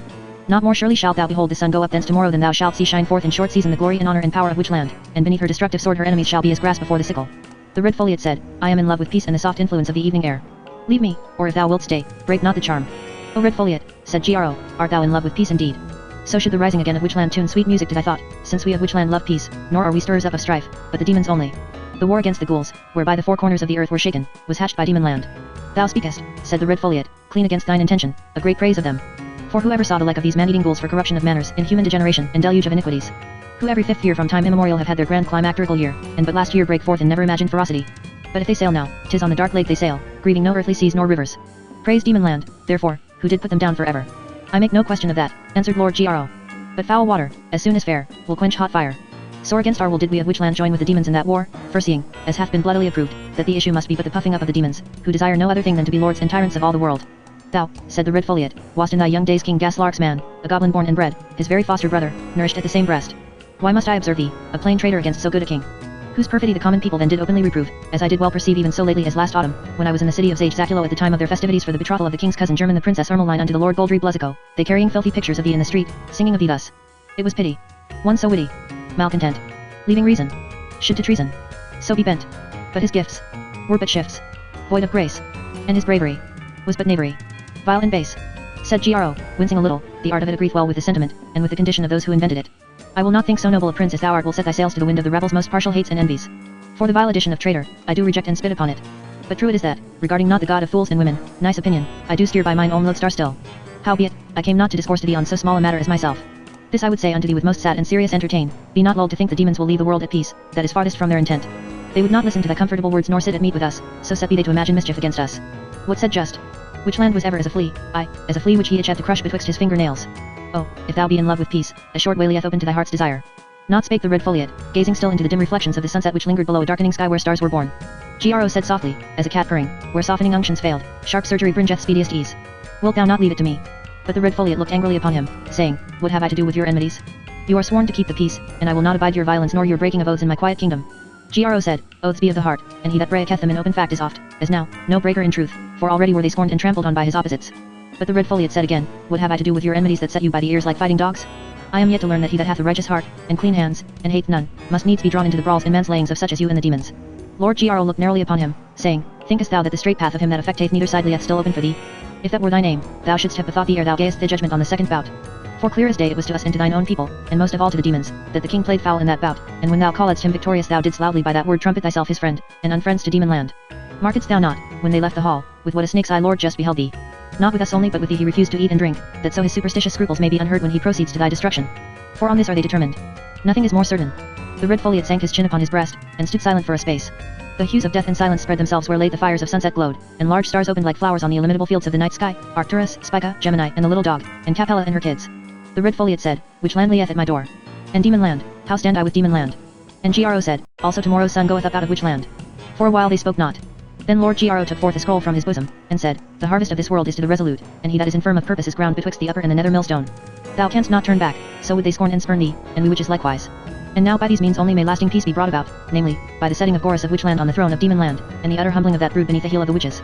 The red foliot said, is not Gorus slain, and drank we not but now his Arvale, slain by a demon? And is he not the second in order of that line who hath so died by a demon? The 12th Gorus, said Gro, at this moment of time sitteth king in Kars. O red foliot, know thou that I am a reader of the planets of the night and of those hidden powers that work out the web of destiny. Whereby I know that this 12th king of the house of Gorus in Kars shall be a most crafty warlock, full of guiles and wiles, who by the might of his agromancy and the sword of Witchland shall exceed all earthly powers that be. And ineluctable as the levin bolt of heaven goeth out his wrath against his enemies. So saying, Gro stooped and took a glowworm from the grass, saying kindly to it, sweeting, thy lamp for a moment, and breathed upon it, and held it to the parchment, saying, sign now thy royal name to these articles, which require thee not at all to go to war, but only, in case war shall arise, to be of our party, and against these demons that do privily pursue thy life. But the red foliot said, wherein am I certified that thou speakest not a lie? Then took Gro a writing from his purse and showed thereon a seal like the seal of Lord Just, and there was written, unto Val Al love and trust, and fail not when as thou sailest upon which land to cast of 3 or 4 ships for the Foliot Isles to put down those and bren the red foliot in his house. For if we get not the life of these worms chirped out of them the shame will stick on us forever. And Gro said, my servant stole this from them while they spoke with thee in thine hall tonight. Which the red foliot believed, and took from his belt his inkhorn and his pen, and signed his royal name to the articles of the treaty proposed to him. Therewith Lord Gro put up the parchment in his bosom and said, swift surgery. Needs must that we take them in their beds tonight, so shall tomorrow's dawn bring glory and triumph to Witchland, now fixed in an eclipse, and to the whole world peace and soft contentment. But the red foliot answered him, my lord Gro, I have signed these articles, and thereby stand I bound in enmity to Demon Land. But I will not bewray my guests that have eaten my salt, be they never so deeply pledged mine enemies. Be it known to thee, I have set guards on your booths this night and on the booths of them of Demon Land, that no unpeaceful deeds may be done betwixt you. This which I have done, by this will I stand, and ye shall both depart tomorrow in peace, even as ye came. Because I am your friend and sworn to your party, I and my foliots will be on your side when war is between Witchland and Demon Land. But I will not suffer night slayings nor murders in my isles. Now with these words of the red foliot, Lord Gro was as one that walketh along a flowery path to his rest, and in the last steps a gulf yawneth suddenly athwart the path, and he standeth agape and disappointed at the hither side. Yet in his subtlety he made no sign, but straight replied, righteously hast thou decreed and wisely, O red foliot, for it was truly said. Let worthy minds ne'er stagger in distrust, to suffer death or shame for what is just. And that which we sow in darkness must unfold in the open light of day, lest it be found withered in the very hour of maturity. Nor would I have urged thee otherwise, but that I do truly fear these demons, and all my mind was to take their plotting in reverse. Do then one thing only for us. If we set sail homeward and they on our heels, they will fall upon us at a disadvantage, for they have the swifter ship, or if they get to sea before us, they will lie in wait for us on the high seas. Suffer us then to sail tonight, and do thou on some pretext delay them here for 3 days only, that we may get us home wherever they leave the Foliot Isles. I will not gainsay thee in this, answered the red foliot, for here is not but what is fair and just and lieth with mine honor. I will come to your booths at midnight and bring you down to your ship. When Gro came to the witches' booths he found them guarded even as the red foliot had said, and the booths of them of Demon Land in like manner. So went he into the royal booth where the king lay in state on a bier of spear shafts, robed in his kingly robes over his armor that was painted black and inlaid with gold, and the crown of Witchland on his head. 2 candles burned at the head of King Gorus and 2 at his feet, and the night wind blowing through the crannies of the booth made them flare and flicker, so that shadows danced unceasingly on the wall and roof and floor. On the benches round the wall sat the lords of Witchland sullen of countenance, for the wine was dead in them. Balefully they eyed Lord Gro at his coming in, and Corynus sate upright in his seat and said, here is the goblin, father, and fosterer of our misfortunes. Come, let us slay him. Gro stood among them with head erect and held Corynus with his eye, saying, we of Witchland are not run lunatic, my lord Corynus, that we should do this gladness to the demons, to bite each at the other's throat like wolves. Methinks if Witchland be the land of my adoption only, yet have I not done least among you to ward off sheer destruction from her in this pass we stand in. If ye have aught against me, let me hear it and answer it. Corynus laughed a bitter laugh. Hearken to the fool. Are we babies and milksops, thinkest thou, and is it not clear as day thou stoodest in the way of our falling on the demons when we might have done so, urging what silly counsels I know not in favor of doing it by night? And now is night come, and we close prisoned in our booths, and no chance to come at them unless we would bring an hornet's nest of foliots about our ears and give warning of our intent to the demons and every living soul in this island. And all this has come about since thy slinking off and plotting with the red foliot. But now hath thy guile overreached itself, and now we will kill thee, and so an end of thee and thy plotting. With that Corynus sprang up and drew his sword, and the other witches with him. But Lord Gro moved not an eyelid, only he said, hear mine answer first. All night lieth before us, and 'tis but a moment's task to murder me. Therewith stood forth the Lord Corund with his huge bolt betwixt Gro and Corynus, saying in a great voice, whoso shall point weapon against him shall first have to do with me, though it were one of my sons. We will hear him. If he clear not himself, then will we hew him in pieces. They sat down, muttering. And Gro spake and said, first behold this parchment, which is the articles of a solemn covenant and alliance, and behold where the red foliot hath set his sign manual thereto. True, his is a country of no might in arms, and we might tread him down and ne'er feel the leaving stick to our boot, and little avail can their weak help be unto us in the day of battle. But there is in these isles a meetly good road and riding place for ships, which if our enemies should occupy, their fleet were most aptly placed to do us all the ill imaginable. Is then this treaty a light benefit where now we stand? Next, know that when I counselled you take the demons in their bedstead of fall upon them in the Foliot's hall, I did so being advertised that the red foliot had commanded his soldiers to turn against us or against the demons, whichever first should draw sword upon the other. And when I went forth from the hall it was, as Corynus hath so deeply divined, to plot with the red foliot, but the aim of my plotting I have shown you, on these articles of alliance. And indeed, had I as Corynus vilely accuseth me practiced with the red foliot against which land, I had hardly been so simple as return into the mouth of destruction when I might have bided safely in his palace. Now when Gro perceived that the anger of the witches against him was appeased by his defence, wherein he spake cunningly both true words and lies, he spake again among them saying, Little gain have I of all my pains and thought expended by me for which land. And better it were for which land if my counsel were better heeded. Garund knowed how, to mine own peril, I counselled the king to wrestle no more after the first bout, and if he had ta'en my rede, rather than suspect me and threaten me with death, we should not be now to bear him home dead to the royal catacombs in Kars. Garund said, Truly hast thou spoken. In one thing only have I failed, said Gro, and it can shortly be amended. The red foliot, albeit of our party, will not be one to attack the demons by fraud, nor will he suffer us smite them in these isles. Some fond simple scruples hang like cobwebs in his mind, and he is stubborn as touching this. But I have prevailed upon him to make them tarry here for 3 days' space, while we put to sea this very night, telling him, which he most innocently believeth, that we fear the demons, and would flee home ere they be let loose to take us at a disadvantage on the high seas. And home we will indeed ere they set sail, yet not for fear of them, but rather that we may devise a deadly blow against them or ever they win home to demon land. What blow, goblin? Said Corynus. And Gro answered and said, One that I will devise upon with our lord the king, Gorus 12, who now awiteth us in Kars. And I will not blab it to a winebibber and a dicer who hath but now drawn sword against a true lover of which land. Whereupon Corynus leaped up in mickle wrath to thrust his sword into Gro. But Garund and his sons restrained him. In due time the stars revolved to midnight, and the red foliot came secretly with his guards to the witches' booths. The lords of which land took their weapons and the men at arms bare the goods, and the king went in the midst on his bier of spear shafts. So went they picking their way in the moonless night round the palace and down the winding path that led to the bed of the Coombe, and so by the stream westward toward the sea. Here they deemed it safe to light a torch to show them the way. Desolate and bleak showed the sides of the Coombe in the wind-blown flare, and the flare was thrown back from the jewels of the royal crown of which land, and from the armored buskins on the king's feet showing stark with toes pointing upward from below his bearskin mantle, and from the armor and the weapons of them that bear him and walk beside him, and from the black cold surface of the little river hurrying forever over its bed of boulders to the sea. The path was rugged and stony, and they fared slowly, lest they should stumble and drop the king. 4. Conjuring in the Iron Tower. Of the hold of Kars, and of the midnight practices of King Gorus 12. In the ancient chamber, preparing dole and doom for the lords of demon land. When the witches were come aboard of their ship and all stowed, and the rowers set in order on the benches, they bade farewell to the red foliot and rowed out to the deep, and there hoisted sail and put up their helm and sailed eastward along the land. The stars wheeled overhead, and the east grew pale, and the sun came out of the sea on the larboard bow. Still sailed they 2 days and 2 nights, and on the 3rd day there was land ahead, and morning rose abetted by mist and cloud, and the sun was as a ball of red fire over which land in the east. So they hung a while off to Nemos waiting for the tide, and at high water sailed over the bar and up the Druima past the dunes and mud flats and the Ergaspian mere, till they reached the bend of the river below Kars. Solitary marshland stretched on either side as far as the eye might reach, with clumps of willow and rare homesteads showing above the flats. Northward above the bend a bluff of land fell sharply to the elbow of the river, and on the other side sloped gently away for a few miles till it lost itself in the dead level of the marshes. On the southern face of the bluff, monstrous as a mountain in those low sedge lands, hung square and black the fortress of Kars. It was built of black marble, rough-hewn and unpolished, the outworks enclosing many acres. An inner wall with a tower at each corner formed the main stronghold, in the southwest corner of which was the palace, overhanging the river. And on the southwest corner of the palace, towering sheer from the water's edge 70 cubits and more to the battlements, stood the keep, a round tower lined with iron, bearing on the corbel table beneath its parapet in varying form and untold repetition the sculptured figure of the crab of which land. The outer ward of the fortress was dark with cypress trees, black flames burning changelessly to heaven from a billowy sea of gloom. East of the keep was the water gate, and beside it a bridge and bridge a house across the river, strongly fortified with turrets and machicolations and commanded from on high by the battlements of the keep. Dismal and fearsome to view was this strong place of Kars, most like to the embodied soul of dreadful night brooding on the waters of that sluggish river, by day a shadow and broad sunshine, the likeness of pitiless violence sitting in the place of power, darkening the desolation of the mournful fen, by night, a blackness more black than night herself. Now was the ship made fast near the water gate, and the lords of which land landed and their fighting men, and the gate opened to them, and mournfully they entered in and climbed the steep ascent to the palace, bearing with them their sad burden of the king. And in the great hall in Kars was Gorus 11. Laid in state for that night, and the day wore to its close. Nor was any word from King Gorus 12. But when the shades of night were falling, there came a chamberlain to Lord Gro as he walked upon the terrace without the western wall of the palace, and the chamberlain said, My lord, the king bids you attend him in the iron tower, and he chargeth you bring unto him the royal crown of which land. Gro made haste to fulfill the bidding of the king, and betook himself to the great banqueting hall, and all reverently he lifted the iron crown of which land set thick with priceless gems, and went by a winding stair to the tower, and the chamberlain went before him. When they were come to the first landing, the chamberlain knocked on a massive door that was forthwith opened by a guard, and the chamberlain said, My lord, it is the king's will that you attend his majesty in his secret chamber at the top of the tower. And Gro marveled, for none had entered that chamber for many years. Long ago had Gorus 7 practiced forbidden arts therein, and folk said that in that chamber he raised up those spirits whereby he gat his bane. Sithence was the chamber sealed, nor had the late kings need of it, since little faith they placed in art magical, relying rather on the might of their hands and the sword of which land. But Gro was glad at heart, for the opening of this chamber by the king met his designs halfway. Fearlessly he mounted the winding stairs that were dusky with the shadows of approaching night and hung with cobwebs and strewn with the dust of neglect, until he came to the small low door of that chamber, and pausing knocked thereon and hearkened for the answer. And one said from within, Who knocketh? And Gro answered, Lord, it is I, Gro. And the bolts were drawn and the door opened, and the king said, Enter. And Gro entered and stood in the presence of the king. Now the fashion of the chamber was that it was round, filling the whole space of the loftiest floor of the round dungeon keep. It was now gathering dusk, and weak twilight only entered through the deep embrasures of the windows that pierced the walls of the tower, looking to the 4 quarters of the heavens. A furnace glowing in the big hearth threw fitful gleams into the recesses of the chamber, lighting up strange shapes of glass and earthenware, flasks and retorts, balances, hourglasses, crucibles and astrolabes, a monstrous 3-necked alembic of phosphorescent glass supported on a bain-marie, and other instruments of doubtful and unlawful aspect. Under the northern window over against the doorway was a massive table blackened with age, whereon lay great books bound in black leather with iron guards and heavy padlocks. And in a mighty chair beside this table was King Goros XII, robed in his conjuring robe of black and gold, resting his cheek on his hand that was lean as an eagle's claw. The low-like, mother of shade and secrecy, that hovered in that chamber moved about the still figure of the king, his nose hooked as the eagle's beak, his cropped hair, his thick close-cut beard and shaven upper lip, his high cheekbones and cruel heavy jaw, and the dark eaves of his brows whence the glint of green eyes showed as no friendly lamp to them without. The door shut noiselessly, and Gro stood before the king. The dusk deepened, and the firelight pulsed and blinked in that dread chamber, and the king leaned without motion on his hand, bending his brow on Gro, and there was utter silence save for the faint purr of the furnace. In a while the king said, I sent for thee, because thou alone wast so hardy as to urge to the uttermost thy counsel upon the king that is now dead, Goros 11. Of memory ever glorious. And because thy counsel was good. Marvellest thou that I wist of thy counsel? Gro said, O my lord the king, I marvel not of this.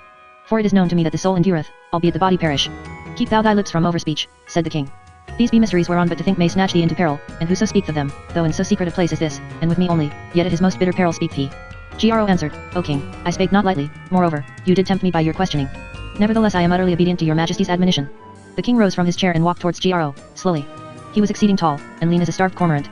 Laying his hands upon the shoulders of Gro, and bending his face to Gro's, art not afeard, he asked, to abide me in this chamber, at the close of day? Or hast not thought on tea, and on these instruments thou seest, their use and purpose, and the ancient use of this chamber? Gro blenched never a whit, but stoutly said, I am not afeard, O my lord the king, but rather rejoiced I at your summons. For it jumpeth with mine own designs, when I took counsel secretly in my heart after the woes that the fates fulfilled for Witchland in the Foliot Isles. For in that day, O king, when I beheld the light of Witchland darkened in her might abetted in the fall of King Goros 11. Of glorious memory, I thought on you, Lord, the 12th Goros raised up king in Kars, and there was present to my mind the word of the soothsayer of old, where he sinjeth. 10, 11, 12 I see. In sequent variety. Of puissance and maestry. With sword, Saint-Louis, and Grand-Marie. In the hold of Kars. Lord Inga it royally. And being minded that he singleth out you, the 12th, as potent in Grand-Marie, all my care was that these demons should be detained within reach of your spells until we should have time to win home to you and to apprise you of their farings, that so you might put forth your power and destroy them by art magic or ever they come safe again to many mountain demon land. The king took Gro to his bosom and kissed him, saying, Art thou not a very jewel of wisdom and discretion? Let me embrace thee and love thee forever. Then the king stood back from him, keeping his hands on Gro's shoulders, and gazed piercingly upon him for a space in silence. Then kindled he a taper that stood in an iron candlestick by the table where the books lay, and held it to Gro's face. And the king said, Wise thou art and of good discretion, and some courage hast thou. But if thou be to serve me this night, needs must I try thee first with terrors till thou be inured to them, as tried gold runneth in the crucible, or if thou be base metal only, till that thou be eaten up by them. Gro said unto the king, For many years, Lord, or ever I came to Kars, I fared up and down the world, and I am acquainted with objects of terror as a child with his toys. I have seen in the southern seas, by the light of Akerner and Canopus, giant seahorses battling with 8-legged cuttlefishes in the whirlpools of the Korsh. Yet was I unafraid. I was in the Isle Sinai when the first of the pit brast forth in that isle and split it as a man's skull is split with an axe, and the green gulfs of the sea swallowed that isle, and the stench and the steam hung in the air for days where the burning rock and earth had sizzled in the ocean. Yet was I unafraid. Also was I with Gaslark in the flight out of Sage Zaculo, when the ghouls took the palace over our heads, and portents walked in his halls in broad daylight, and the ghouls conjured the sun out of heaven. Yet was I unafraid. And for 30 days and 30 nights wandered I alone on the face of the Morna in Upper Impland, where scarce a living soul hath been, and there the evil wights that people the air of that desert dogged my steps and gibbered at me in darkness. Yet was I unafraid, and came in due time to Morna, and thence, standing on the lip of the escarpment as it were on the edge of the world, looked south where never mortal I had gazed aforetime, across the untrodden forests of the Bavinon. And in that skyey distance, preeminent beyond range on range of ice-robed mountains, I beheld two peaks throned forever between firm land and heaven in unearthly loveliness, the spires and airy ridges of Koshtra and the wild precipices that soar upward from the abysses to the queenly silent snow dome of Koshtra When Gro had ended, the king turned him away and, taking from a shelf a retort filled with a dark blue fluid, set it on a bain-marie, and a lamp thereunder.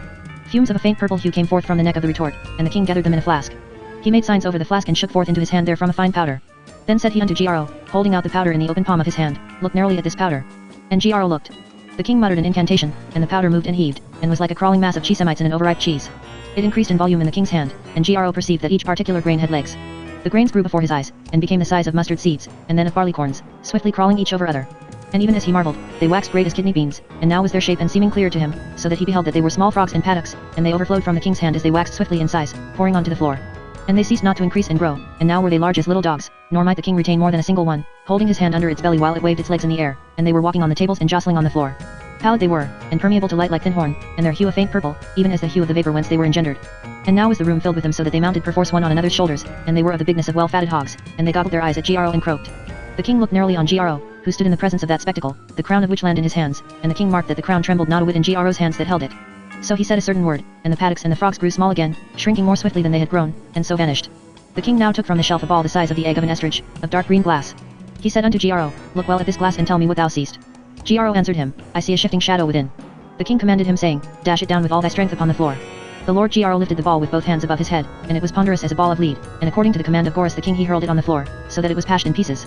And, behold, a puff of thick smoke burst forth from the fragments of the ball and took the form of one of human shape and dreadful aspect, whose 2 legs were 2 writhing snakes, and it stood in the chamber so tall that the head of it touched the vaulted ceiling, viewing the king and Gro malevolently and menacing them. The king caught down a sword that hung against the wall, and put it in Gro's hand, shouting, Smite off the legs of it. and delay not, or thou art but dead. Gro smote and cut off the left leg of the evil wight, easily, as it were cutting of butter. But from the stump came forth 2 fresh snakes a-writhing, and so it fared likewise with the right leg, but the king shouted, Smite and cease not, or thou art but a dead dog.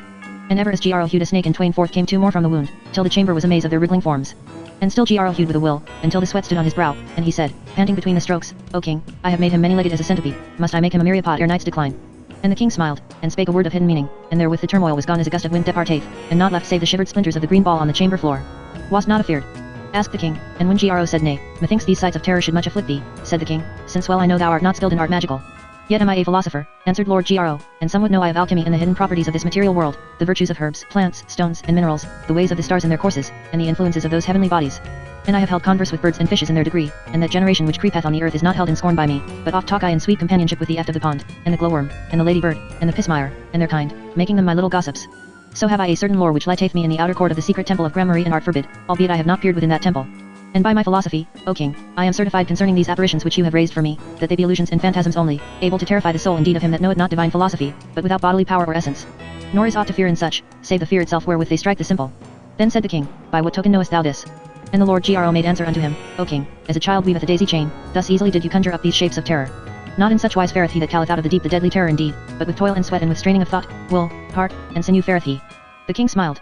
Thou sayest true. Now, therefore, since phantasmagoria maketh not thy heart to quail, I present thee a more material horror. And he lighted the candles in the great candlesticks of iron and opened a little secret door in the wall of the chamber near the floor, and Gro beheld iron bars within the little door, and heard a hissing from behind the bars.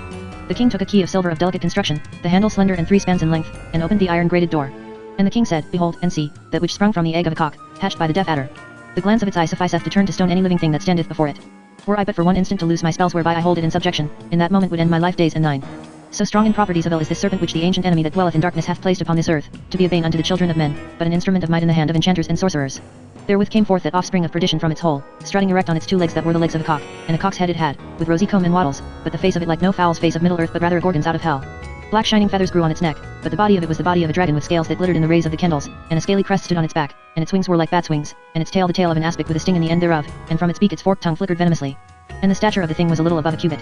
Now because of the spells of King Goros whereby he held it and sorcelled it might not cast its baneful glance upon him, nor upon Gro, but it walked back and forth in the candle light, averting its eyes from them. The feathers on its neck were fluffed up with anger and wonder as swiftly twirled its scaly tail, and it hissed ever more fiercely, irked by the bonds of the king's enchantment, and the breath of it was noisome, and hung in sluggish wreaths about the chamber. So for a while it walked before them, and as it looked sidelong past him Gro beheld the light of its eyes that were as sick moons burning poisonously through a mist of greenish yellow in the dusk of night. And strong loathing seized him, so that his gorge rose to behold the thing, and his brow and the palms of his hands became clammy, and he said, My lord the king, I have looked steadfastly on this cockatrice and it affrighteth me no whit, but it is loathly in my sight, so that my gorge riseth because of it, and with that he fell a-vomiting. And the king commanded that serpent back into its hole, whither it returned, hissing wrathfully. Now the king poured forth wine, speaking a charm over the cup, and when the bright wine had revived Lord Gro, the king spake saying, It is well, O Gro, that thou hast shown thyself a philosopher indeed, and of heart intrepid. Yet even as no blade is utterly tried until one try it in very battle, where if it snap woe and doom wait on the hand that wields it, so must thou in this midnight suffer a yet fiercer furnace heat of terror, wherein if thou be reduced we are both lost eternally, and this curse and all which land blasted with us forever in ruin and oblivion. Durst abide this trial? Gro answered, I am hot to obey your word, O king. For well know I that it is idle to hope by phantoms and illusions to appall the demons, and that against the demons the deadly eye of the cockatrice were turned in vain. Stout of heart are they, and instructed in all lore, and just a sorcerer of ancient power, who hath charms to blunt the glance of basilisk or cockatrice. He that would strike down the demons must conjure indeed. Great, said the king, is the strength and cunning of the seed of demon land. By main strength have they now shown mastery over us, as sadly witnesseth the overthrow of Goros 11, gainst whom no mortal could stand up and wrestle and not die, till cursed Goldry, drunk with spleen and envy, slew him in the Foliot Isles. Nor was there any aforetime to outdo us in feats of arms, and Goros X, victorious in single combats without number, made our name glorious over all the world. Yet at the last he gat his death, out of all expectation and by what treacherous sleight I know not, standing in single combat against the curled step dancer from Crothering. But I, that am skilled in gramarye, do bear mightier engine against the demons than brawny sinews or the sword that smiteth asunder. Yet is mine engine perilous to him that useth it. Therewith the king unlocked the greatest of those books that lay by on the massive table, saying in Gro's ear, as one who would not be overheard, This is that awful book of gramarye wherewith in this same chamber, on such a night, Goros 7 stirred the vasty deep. And know that from this circumstance alone ensued the ruin of King Goros 7, in that, having by his hellish science conjured up somewhat from the prima eval dark, and being utterly fordone with the sweat and stress of his conjuring, his mind was clouded for a moment, in such sort that either he forgot the words writ in this gramarye, or the page whereon they were writ, or speech failed him to speak those words that must be spoken, or might to do those things which must be done to complete the charm. Wherefore he kept not his power over that which he had called out of the deep, but it turned upon him and tear him limb from limb. Such like doom will I avoid, renewing in these latter days those self-same spells, if thou durst stand by me Undis may the while I utter my incantations. And shouldst thou mark me fail or waver ere all be accomplished, then shalt thyself lay hand on book and crucible and fulfill whatsoever is needful, as I shall first show thee. Or quailest thou at this? Gro said, Lord, show me my task. And I will carry it, though all the furies of the pit flock to this chamber to say me nay. So the king instructed Gro, rehearsing to him those acts that were needful, and making known unto him the divers pages of the gramarye whereon were writ those words which must be spoken each in its due time and sequence. But the king pronounced not yet those words, pointing only to them in the book, for whoso speak those words in vain and out of season is lost. And now when the retorts and beakers with their several necks and tubes and the appurtenances thereof were set in order, and the unhallowed processes of fixation, conjunction, deflagration, putrefaction, and rupefication were nearing maturity, and the baleful star Antares standing by the astrolabe within a little of the meridian signified the instant approach of midnight, the king described on the floor with his conjuring rod 3 pentacles enclosed within a 7-pointed star, with the signs of Cancer and of Scorpio joined by certain runes. And in the midst of the star he limned the image of a green crab eating of the sun. And turning to the 73rd page of his great black gramarye the king recited in a mighty voice words of hidden meaning, calling on the name that it is a sin to utter. Now when he had spoken the first spell and was silent, there was a deadly quiet in that chamber, and a chill in the air as of winter. And in the quiet Gro heard the king's breath coming and going, as of one who bath rode a course. Now the blood rushed back to Gro's heart and his hands and feet became cold and a cold sweat brake forth on his brow. But for all that, he held yet his courage firm and his brain ready. The king motioned to Gro to break off the tail of a certain drop of black glass that lay on the table, and with the snapping of its tail the whole drop fell in pieces in a coarse black powder. Gro by the king's direction gathered that powder and dropped it in the great alembic wherein a green fluid seated and bubbled above the flame of a lamp, and the fluid became red as blood, and the body of the alembic filled with a tawny smoke, and sparks of sun-like brilliance flashed and crackled through the smoke. Thereupon distilled from the neck of the alembic a white oil incombustible, and the king dipped his rod in that oil and described round the 7-pointed star on the floor the figure of the Worm Ouroboros, that eat his own tail. And he wrote the formula of the crab below the circle, and spake his second spell. When that was done, yet more biting seemed the night air and yet more like the grave the stillness of the chamber. The king's hand shook as with an ague as he turned the pages of the mighty book. Gro's teeth chattered in his head. He gritted them together and waited. And now through every window came a light into the chamber as of skies paling to the dawn. Yet not wholly so, for never yet came dawn at midnight, nor from all 4 quarters of the sky at once, nor with such swift strides of increasing light, nor with a light so ghastly. The candle flames burned filmy as the glare waxed strong from without, an evil pallid light of bale and corruption, wherein the hands and faces of the king Goris and his disciples showed death pale, and their lips black as the dark skin of a grape where the bloom has been rubbed off from it. The king cried terribly, the hour approacheth. And he took a phial of crystal containing a decoction of wolf's jelly and salamander's blood, and dropped 7 drops from the alembic into the phial and poured forth that liquor on the figure of the crab drawn on the floor. Gro leaned against the wall, weak in body but with will unbowed. So bitter was the cold that his hands and feet were benumbed, and the liquor from the phial congealed where it fell. Yet the sweat stood in beads on the forehead of the king by reason of the mighty striving that was his, and in the overpowering glare of that light from the under skies he stood stiff and erect, hands clenched and arms outstretched, and spake the words Lurovopo vir vorchadamia. Now with those words spoken the vivid light departed as a blown-out lamp, and the midnight closed down again without. Nor was any sound heard save the thick panting of the king, but it was as if the night held its breath in expectation of that which was to come.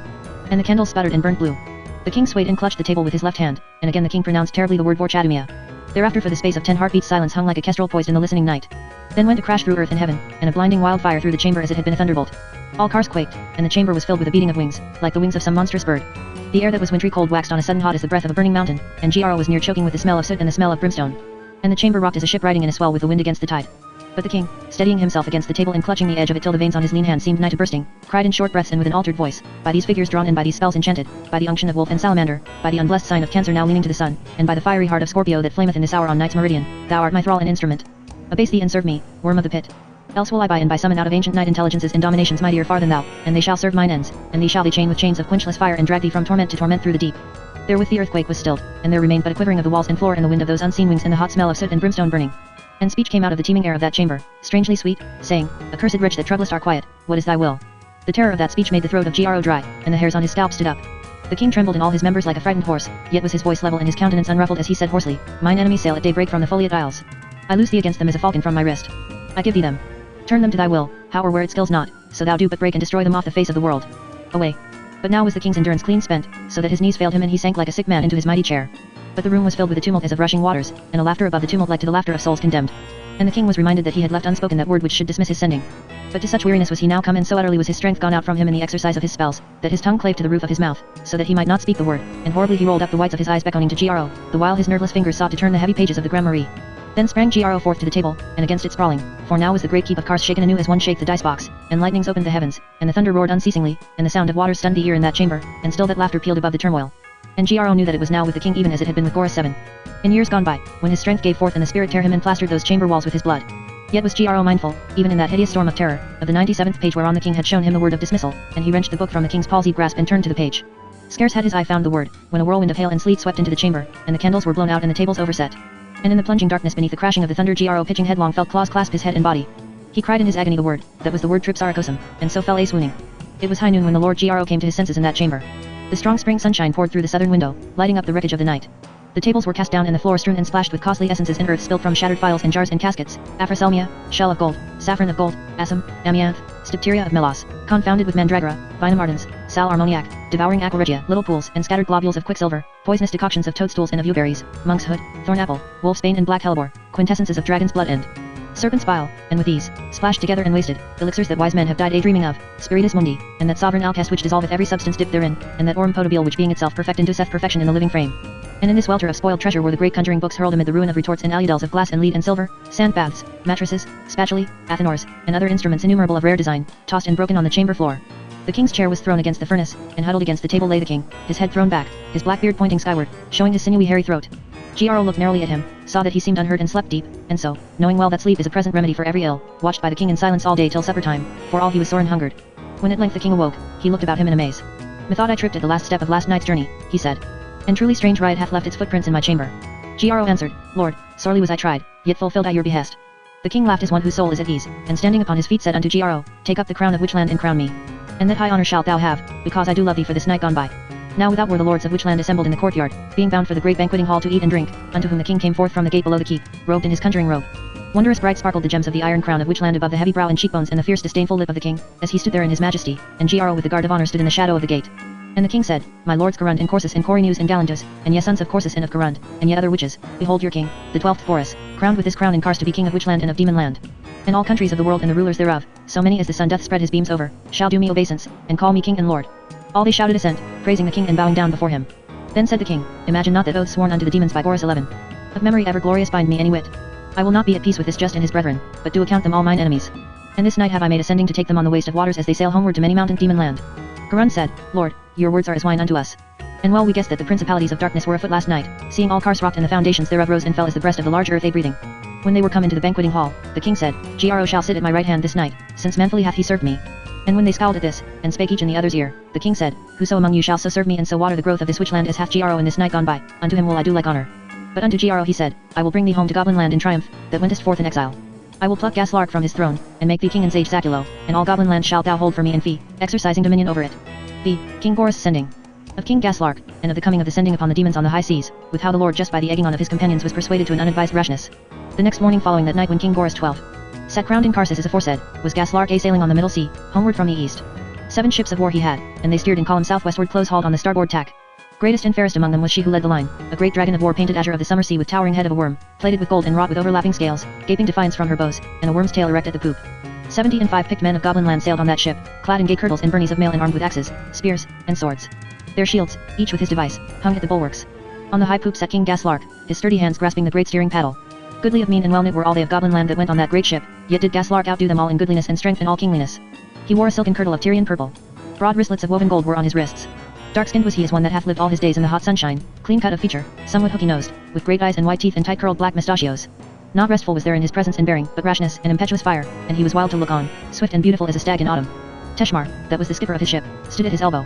Gaslark said to him, "Is it not one of the 3 gallant spectacles of the world, a good ship treading the hastening furrows of the sea like a queen in grace and beauty, scattering up the wave crests before her stem in a glittering rain?" "Yet, Lord," answered he, "and what be the other 2? "One that I most unhappily did miss, whereof but yesterday we had tidings, to behold such a battling of great champions and such a victory as Lord Goldry obtained upon yonder vaunting tyrant.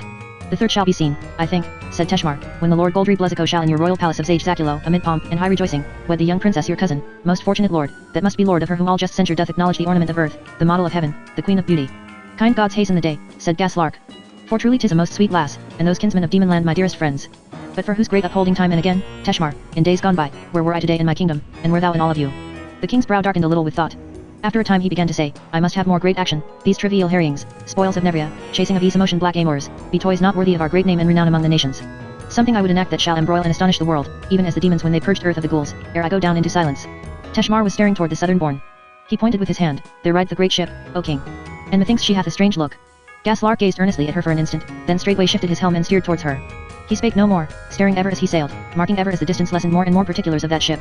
Her silken sail fluttered in tatters from the yard, she rode feebly, as one groping in darkness, with barely strength to stay her from drifting stern foremost before the wind. So hung she on the sea, as one struck stupid by some blow, doubting which way her harbour lay or which way her course. As a thing which hath been held in the flame of a monstrous candle, so seemed she, singed and besmirched with soot. Smashed was her proud figurehead, and smashed was her high forecastle, and burnt and shattered the carved timbers of the poop and the fair seats that were thereon. She leaked, so that a score of her crew must be still a-bailing to keep her afloat. Of her 50 oars, half were broken or gone adrift, and many of the ship's company lay wounded and some slain under her thwarts. And now was King Gaslark where as he drew near that here was the Lord just on her ruined poop a-steering, and by him Spitfire and Brandick Daha. Their jeweled arms and gear and rich attire were black with most stinking soot, and it was as though admiration and grief and anger were so locked entwined within them that none of these passions might win forth to outward showing on their frozen countenances. When they were within hailing distance, Gaslark hailed them. They answered him not, only beholding him with alien eyes. But they stopped the ship, and Gaslark lay aboard of her and came on board and went up on the poop and greeted them. And he said, "Well met in an ill hour. What's the matter?" The lord just made as if to speak, but no word came. Only he took Gaslark by both hands and sat down with a great groan on the poop, averting his face. Gaslark said, "O just, for so many a time as thou hast borne part in my evils and succoured me, surely right requireth I have part of thine." But just answered in a thick, strange voice all unlike himself, "Mine, sayest thou, O Gaslark? What an established world is mine, that am thus in a moment reaped of him that was mine own heartstring, my brother, the might of mine arm, the chiefest citadel of my dominion." And he burst into a great passion of weeping. King Gaslark's rings were driven into the flesh of his fingers by the grip of just strong hands on his. But he scarce wist of the pain, such agony of mind was in him for the loss of his friend, and for the bitterness and wonder that it was to behold these three great lords of demon land weep like frightened women, and all their ship's company of tried men of war weeping and wailing besides. And Gaslark saw well that their lordly souls were unseated for a season because of some dreadful fact, the havoc whereof his eyes most woefully beheld, while its particulars were yet dark to him, yet with a terror and darkness that might well make his heart to quail. By much questioning he was at last well advertised of what had befallen, how they the day before, in broad noon, on such a summer sea, had heard a noise like the flapping of wings outstretched from one edge of the sky to another, and in a moment the calm sea was lifted up and fell again and the whole sea clashed together and roared, yet was the ship not sunken. And there was a tumult about them of thunder and raging waters and black night and wildfire in the night, which presently passing away and the darkness lifting, the sea lay solitary as far as eye might reach. And nothing is more certain, said Just, than that this is a sending of King Goras 12. Spoken of by the prophets as a great clerk of necromancy beyond all other this world hath seen. And this is his vengeance for the woes we wrought for Witchland in the Foliot Isles. Against such a peril I had provided certain amulets made of the stone Alectorian, which groweth in the gizzard of a cock hatched on a moonless night when Saturn burneth in a human sign and the lord of the third house is in the ascendant. These saved us, albeit sorely buffeted, from destruction, all save Goldry alone. He, by some cursed chance, whether he neglected to wear the charm I gave him, or the chain of it was broken in the plunging of the ship, or by some other means 'twas lost, when daylight came again, we stood but three on this poop wherefore it stood. More I know not. O Gaslark, said Spitfire, our brother that is stolen from us, with us it surely lieth to find him and set him free. But Just groaned and said, in which star of the unclimbed sky wilt thou begin our search? Or in which of the secret streams of ocean where the last green rays are quenched in oozy darkness? Gaslark was silent for a while. Then he said, I think not likelier than this, that Goras hath caught away Goldry Bluzzico into Kars, where he holdeth him in duress. And thither must we straightway to deliver him. Just answered no word. But Gaslark seized his hand, saying, Our ancient love and your oft succoring of Goblin land in days gone by make this my quarrel. Hear now my rede. As I fared from the east through the straits of Rheneth I beheld a mighty company of 40 sail, bound eastward to the Bistrian Sea. Well it was they marked us not as we lay under the Isles of Elyan in the dusk of evening. For touching later at Norvisp in Pixie land we learned that there sailed Laxus with the whole Witchland fleet, being minded to work evil deeds among the peaceful cities of the Bistrian seaboard. And as well met were an antelope with a devouring lion, as I and my 7 ships with those ill-doers in such strength on the high seas. But now, behold how wide standeth the door to our wishes. Laxus and that great armament are safe harrying eastward ho. I may question whether at this moment more than 9 score or 10 score fighting men be left in Kars. I have here of mine own nigh on 500. Never was fairer chance to take Witchland with his claws beneath the table, and royally may we scratch his face ere he get them forth again. And Gaslark laughed for joy of battle, and cried, O Just, smiles it not to thee, this rede of mine? Gaslark, said Lord Just, nobly and with that open hand and heart that I have loved in thee from of old hast thou made this offer. Yet not so is Witchland to be overcome, but after long days of labor only, and laying of schemes and building of ships and gathering of hosts answerable to the strength we bear of late against the ghouls when we destroyed them. Nor for all his urging might Gaslark move him any whit. But Spitfire sat by his brother and spake privately to him, Kinsman, what ails thee? Is all high heart and swiftness to action crushed out of demon land, and doth but the unserviceable juiceless skin remain to us? Thou art clean unlike that thou hast ever been, and could Witchland behold us now well might hedge that base fear had ta'en hold upon us, seeing that with the odds of strength so fortunately of our side we shrink from striking at him. Just said in Spitfire's ear, this it is, that I do misdoubt me of the steadfastness of the goblins. Too like to fire among dead leaves is the sudden flame of their valor, a poor thing to rely on if once they be checked. So do I count it folly trusting in them for our main strength to go up against Kars. Also it is but a wild fancy that Goldry hath been transported into Kars. But Spitfire leaped up cursing, and cried out, O Gaslark, thou wert best fare home to Goblin land. But we will sail openly to Kars and crave audience of the great king, entreating him suffer us to kiss his toe, and acknowledging him to be our king and us his ill-conditioned, disobedient children. So may he haply restore unto us our brother, when he hath chastised us, and haply of his mercy send us home to demon land, there to fawn upon Corsus or vile Corynus, or whomsoever he shall set up in Galing for his viceroy. For with Goldry hath all manliness departed out of demon land, and we be milksops that remain, and objects of scorn and spitting.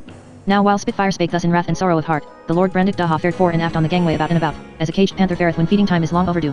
And at whiles he clapped hand to the hilt of his long and glittering sword and rattled it in the scabbard. At length, standing over against Gaslark, and eyeing him with a mocking glance, O Gaslark, he said, this that hath befallen breedeth in me a cruel perturbation which carries my spirits outwards, stirring up a tempest in my mind and preparing my body to melancholy, and madness itself. The cure of this is only fighting. Wherefore if thou love me, Gaslark, out with thy sword and ward thyself. Fight I must, or this passion will kill me quite out. 'Tis pity to draw upon my friend, but sith we be banned from fighting with our enemies, what choice remaineth? Gaslark laughed and seized him playfully by the arms, saying, I will not fight with thee, how prettily soever thou ask it, Brandick Daha, that savedst Goblin land from the witches, but straight grew grave again and said to Just, O Just, be ruled. Thou seest what temper thy friends are in. All we be as hounds tugging against the leash to be loosed against Kars in this happy hour, that likely cometh not again. Now when Lord Just perceived them all against him, and hot-mouthed for that attempt, he smiled scornfully and said, O my brother and my friends, what echoes and quail pipes are you become who seem to catch wisdom by imitating her voice? But ye be mad like March hares, every man of you, and myself too. Break ice in one place, 'twill crack in more. And truly I care not greatly for my life now that Goldry is gone from me. Cast we lots, then, which of us three shall fare home to demon land with this our ship, that is but a lame duck since this sending. and he on whom the lot shall fall must fare home to concert the raising of a mighty fleet and armament to carry on our war against the witches. So spake Lord Just, and all they who had but a short hour ago felt themselves in such point that there was in them no hope of convalescence nor of life, had now their spirits raised in a seeming drunkenness, and thought only on the gladness of battle. The lords of Demonland marked each his lot and cast it in the helm of Gaslark, and Gaslark shook the helm, and there leapt forth the lot of the Lord Spitfire. Right wrathful was he. So the lords of Demonland did off their armor and their costly apparel that was black with soot, and let cleanse it. 60 of their fighting men that were unscathed by the sending went aboard one of Gaslark's ships, and the crew of that ship manned the ship of Demonland, and Spitfire took the steering paddle, and the demons that were hurt lay in the hold of the hollow ship. They brought forth a spare sail and hoisted it in place of that was destroyed, so in sore discontent, yet with a cheerful countenance, the Lord Spitfire set sail for the west. And Gaslark the king sat by the steering paddle of his fair dragon of war, and by him the Lord Just and the Lord Brandick Daha, who was like a war horse impatient for battle. Her prow swung north and so round east away, and her sail broidered with flower de lucy smote the mast and filled to the northwest wind, and those other 6 fared after her in line ahead with white sails unfurled, striding majestic over the full broad billows. 6. The claws of which land? Of King Gaslark's leading in the attempt on Kars in the dark, and how he prospered therein, and of the great stand of Lord Just and Lord Brandick Daha. On the evening of the 3rd day, when as they drew near to within sight of the Witchland coast, they brailed up their sails and waited for the night, that so they might make the landfall after dark, for little to their mind it was that the king should have news of their farings. This was their plan, to beach their ships on the lonely shore some 2 leagues north of Tenemos, whence it was but 2 hours' march across the fen to Kars. So when the sun set and all the ways were darkened they muffled their oars and rowed silently to the low shore that showed strangely near in the darkness, yet ever seemed to flee and keep its distance as they rowed toward it. Coming at length ashore, they drew their ships up on the beach. Some 50 men of the goblins they left to guard the ships, while the rest took their weapons. And when they were marshalled they marched inland over the sand dunes and so on to the open fen, and seeing that the most of them by far were of goblin land, it was agreed between those 3, Just, Brandick Daha, and Gaslark, that Gaslark should have command of this emprise. So fared they silently across the marshes, that were firm enough for marching so it were done circumspectly, rounding the worst moss hags and the small locks that were scattered here and there. For the weather had been fine for a season, and little new water stood on the marsh. But as they drew near to Kars the weather worsened and fine rain began to fall. And albeit there was little comfort marching through the drizzling murk of night towards that fortress of evil name, yet was Lord Just glad at the rain, since it favored surprise, and on surprise hung all their hopes. About the middle night they halted within 400 paces of the outer walls of Kars, that loomed ghostly through the watery curtain, silent as it had been a tomb where Witchland lay in death, rather than the mailed shell wherein so great a power sat waiting. The sight of that vast bulk couched shadowy in the rain lighted the fire of battle in the breast of Gaslark, nor would aught please him save that they should go forthwith up to the walls with all their force, and so march round them seeking where they might break suddenly in and seize the place. Nor would he listen to the counsel of Lord Just, who would send forth detachments to select a spot for assault and bring back word before the whole force advanced. Be sure, said Gaslark, that they within are all foxed and cup-shot in the 3rd night with swilling of wine, in honor of such triumph as he hath gotten by his sending, and but a sorry watch is kept on such night. For who, say they, shall come up against Kars now that the power of Demonland is stricken in pieces?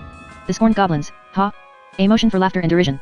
But thine advance guard might give them warning or ever our main force could seize the occasion. Nay, but as the ghouls in an evil day coming suddenly upon me and Zage Zaculog at my palace taken ere we were well ware of their coming, so must we take this hold of Kars. And if thou fearest a sally, right hotly do I desire it. For if they open the gate we are enough to force an entry in despite of any numbers they are like to have within. Now Just thought ill of his counsel, yet, for a strange languor that still hung about his wits, he would not gainsay Gaslark. So crept they in stealth near to the great walls of Kars. Softly ever fell the rain, and breathless stood the cypresses within the outer ward, and blank and dumb and untenanted frowned the black marble walls of that sleeping castle. And dure midnight waited over all. Now Gaslark issued command, bidding them march warily round the walls northward, for no way was betwixt the lofty walls and the river on the south and east, but to the northeast was he hopeful to find a likely place to win into the hold. In such order went they that Gaslark with 100 of his ablest men led the van, and after him came the demons. The main strength of the goblins followed after, with Teshmar for their captain. Warily they marched, and now were they on the rising ground that ran back north and west from the bluff of Kars to the fen. Full eager were they of goblin land and flown with the intoxication of impending battle, and they of the vanguard fared apace, outstripping the demons, so that Just was fain to hasten after them lest they should lose touch and fall to confusion. But Teshmar's men feared greatly to be left behind, nor might he hold them back, but they must run betwixt the demons and the walls, meaning to join with Gaslark. Just swore under his breath, saying, see the unruly rabble of goblin land. And they will yet be our undoing. In such case stood they, nor were Teshmar's folk more than 20 paces from the walls, when, sudden as night lightning, flares were kindled along the walls, dazzling the goblins and the demons and brightly lighting them for those that manned the walls, who fell a shooting at them with spears and arrows and a slinging of stones. In the same moment opened a postern gate, whence sallied forth the Lord Corynus with 150 stout lads of Witchland, shouting, he that would sup of the crab of Witchland must deal with the nippers ere he essay the shell, and charging Gaslark's army in the flank he cut them clean in two. As one would fared forth Corynus, smiting on either hand with a two-edged axe with heft lapped with bronze, and greatly though the folk of Gaslark outnumbered him, yet were they so taken at unawares and confounded by the sudden onslaught of Corynus that they might not abide him but everywhere gave ground before his onslaught. And many were wounded and some were slain, and with these Teshmar of Goblin land, the master of Gaslark's ship. For smiting at Corynus and missing of his aim he louded forward with the blow, and Corynus hewed at him with his axe and the blow came on Teshmar's neck and so hewed off his head. Now Gaslark with the best of his fighting men was come some way past the postern, but when as they fell to fighting he turned back straightway to meet Corynus, calling loudly on his men to rally against the witches and drive them back within the walls. So when Gaslark was gotten through the press to within reach of Corynus, he thrust at Corynus with a spear, wounding him in the arm. But Corynus smote the spear shaft asunder with his axe, and leapt upon Gaslark, giving him a great wound on the shoulder. And Gaslark took to his sword, and many blows they bandied that made either stagger, till Corynus struck Gaslark on the helm a great downstroke of his axe, as one driveth a pile with a wooden mallet. And because of the good helm he wore, given by Lord Just in days gone by as a gift of love and friendship, was Gaslark saved and his head not cloven asunder, for on that helm Corynus's axe might not bite. Yet with that great stroke were Gaslark's senses driven forth of him for a season, so that he fell senseless to the earth. And with his fall came dismay upon them of Goblin land. All this befell in the first brunt of the battle, nor were the lords of Demonland yet fully joined in the melee, for the great press of Gaslark's men were between them and the witches. But now Just and Brandick Daha went forth mightily with their following, and took up Gaslark that lay like one dead, and Just bade a company of the goblins bear him to the ships, and there was he bestowed safe and sound. But the witches shouted loudly that King Gaslark was slain, and at this chosen time Corund, that was come privily forth of a hidden door on the western side of Kars with 50 men, took the goblins mightily in the rear. So they, still falling back before Corynus and Corund, and their hearts sick at the supposed slaying of Gaslark, waxed full of doubt and dejection, for in the watery darkness they might nowise perceive by how much they outwent in numbers the men of which land. And panic took them, so that they broke and fled before the witches, that came after them resolute, as a stoat holdeth by a rabbit, and slew them by scores and by 50s as they fled from Kars. Scarce 30 men of that brave company of goblin land that went up with Gaslark against Kars won away into the marshes and came to their ships, escaping pitiless destruction. But Corund and Corynus and their main force turned without more ado against the demons, and bitter was the battle that befell betwixt them, and great the clatter of their blows. And now were the odds clean changed about with the putting of the goblins out of the battle, since but few of which land were fallen, and they were as 4 to 1 against the demons, hemming them in and having at them from every side. And some shot at them from the wall, until a chance shot came that was like to have stove in Corund's helm, who straightway sent word that when the rout was ended he would make lark pies of the cow-headed dodapole whosoever he might be that had set them thus a shooting, spoiling sport for their comrades and endangering their lives. Therewith ceased the shooting from the wall. And now grim and woundsome grew the battle, for the demons mightily withstood the onset of the witches, and the Lord Brandick Daha rushed with an onslaught ever and anon upon Corund or upon Corynus, nor might either of these great captains bear up long against him, but every time gave back before Lord Brandick Daha, and bitterly cursed they one another as each in turn was fain to save himself amid the press of their fighting men. Nor could one hope in one night's space to behold such deeds of daring do as were done that night by Lord Brandick Daha, that played his sword lightly as one handleth a willow wand, yet death sat on the point thereof. In such wise that 11 stout sworders of which land were slain by him, and 15 besides were sorely wounded. And at the last, Corynus, stung by Corund's taunts as by a gadfly, and well nigh bursting for grief and shame at his ill speeding, leapt upon Lord Brandick Daha as one reft of his wits, aiming at him a great two-handed blow that was apt enough to cleave him to the brisket. But Brandick Daha slipped from the blow lightly as a kingfisher flying above an alder-shadowed stream avoideth a branch in his flight, and ran Corynus through the right wrist with his sword. And straight was Corynus put out of the fight. Nor had they greater satisfaction that went against Lord Just, who mowed at them with great swashing blows, beheading some and hewing some asunder in the midst, till they were fain to keep clear of his reaping. So fought the demons in the glare and watery mist, greatly against great odds, until all were smitten to earth save those 2 lords alone, Just and Brandick Daha. Now stood King Gorus on the outer battlements of Kars, all armed in his black armor inlaid with gold, and he beheld those twain how they fought back to back, and how the witches beset them on every side yet no was might prevail against them. And the king said unto Gro that was by him on the wall, Mine eyes dazzle in the mist and torchlight. What be these that maintain so bloody an advantage upon my Kempery men? Gro answered him, Surely, O king, these be none other than Lord Just and Lord Brandick Daha of Crothering. The king said, So by degrees cometh my sending home to me. For by my art I have intelligence, albeit not certainly, that Goldry was taken by my sending, so have I my desire on him I hold most in hate. And these, saved by their enchantments from like ruin, have been driven mad to rush into the open mouth of my vengeance. And when he had gazed a while, the king sneered and said unto Gro, A sweet sight, to behold 100 of my ablest men flinch and duck before these twain. Till now methought there was a sword in which land, and methought Corynus and Corund not simple braggarts without power or heart, as here appeareth, since like boys well birchy they do cringe from the shining swords of Just and the vile upstart from Crothering. But Corynus, who stood no longer in the battle but by the king, full of spleen and his wrist all bloody, cried out, You do us wrong, O king. Juster it were to praise my great deed in ambushing this mighty company of our enemies and putting them all to the slaughter. And if I prevailed not against this Brandick Daha your majesty needs not to marvel, since a greater than I, Gorus X of memory ever glorious, was lightly conquered by him. Wherein methinks I am the luckier, to have but a gored wrist and not my death. As for these twain, they be stick-frees, on whom no point or edge may bite. And not were more to be looked for, since we deal with such a sorcerer as this Just. Rather, said the king, are yet all grown milksops. But I have no further stomach for this interlude, but straight will end it. Therewith the king called to him the old Duke Corsus, bidding him take nets and catch the demons therein. And Corsus, faring forth with nets, by sheer weight of numbers and with the death of near a score of the witches at length gat this performed, and Lord Just and Lord Brandick Daha well tangled in the nets, and lapped about as silkworms in their cocoons, and so drawn into Kars. Soundly were they bumped along the ground, and glad enow were the witches to have gotten those great fighters scotched at last. For utterly spent were Corund and his men, and fain to drop for very weariness. So when they were gotten into Kars, the king let search with torches and bring in them of which land that lay hurt before the walls, and any demons or goblins that were happed upon in like case he let slay with the sword. And the Lord Just and the Lord Brandick Daha, still lapped tightly in their nets, he let fling into a corner of the inner court of the palace like 2 bales of damaged goods, and set a guard upon them until morning. As the lords of which land were upon going to bed they beheld westward by the sea a red glow, and tongues of fire burning in the night. Corynus said unto Lord Gro, Lo where thy goblins burn their ships, lest we pursue them as they flee shamefully homeward in the ship they keep from the burning.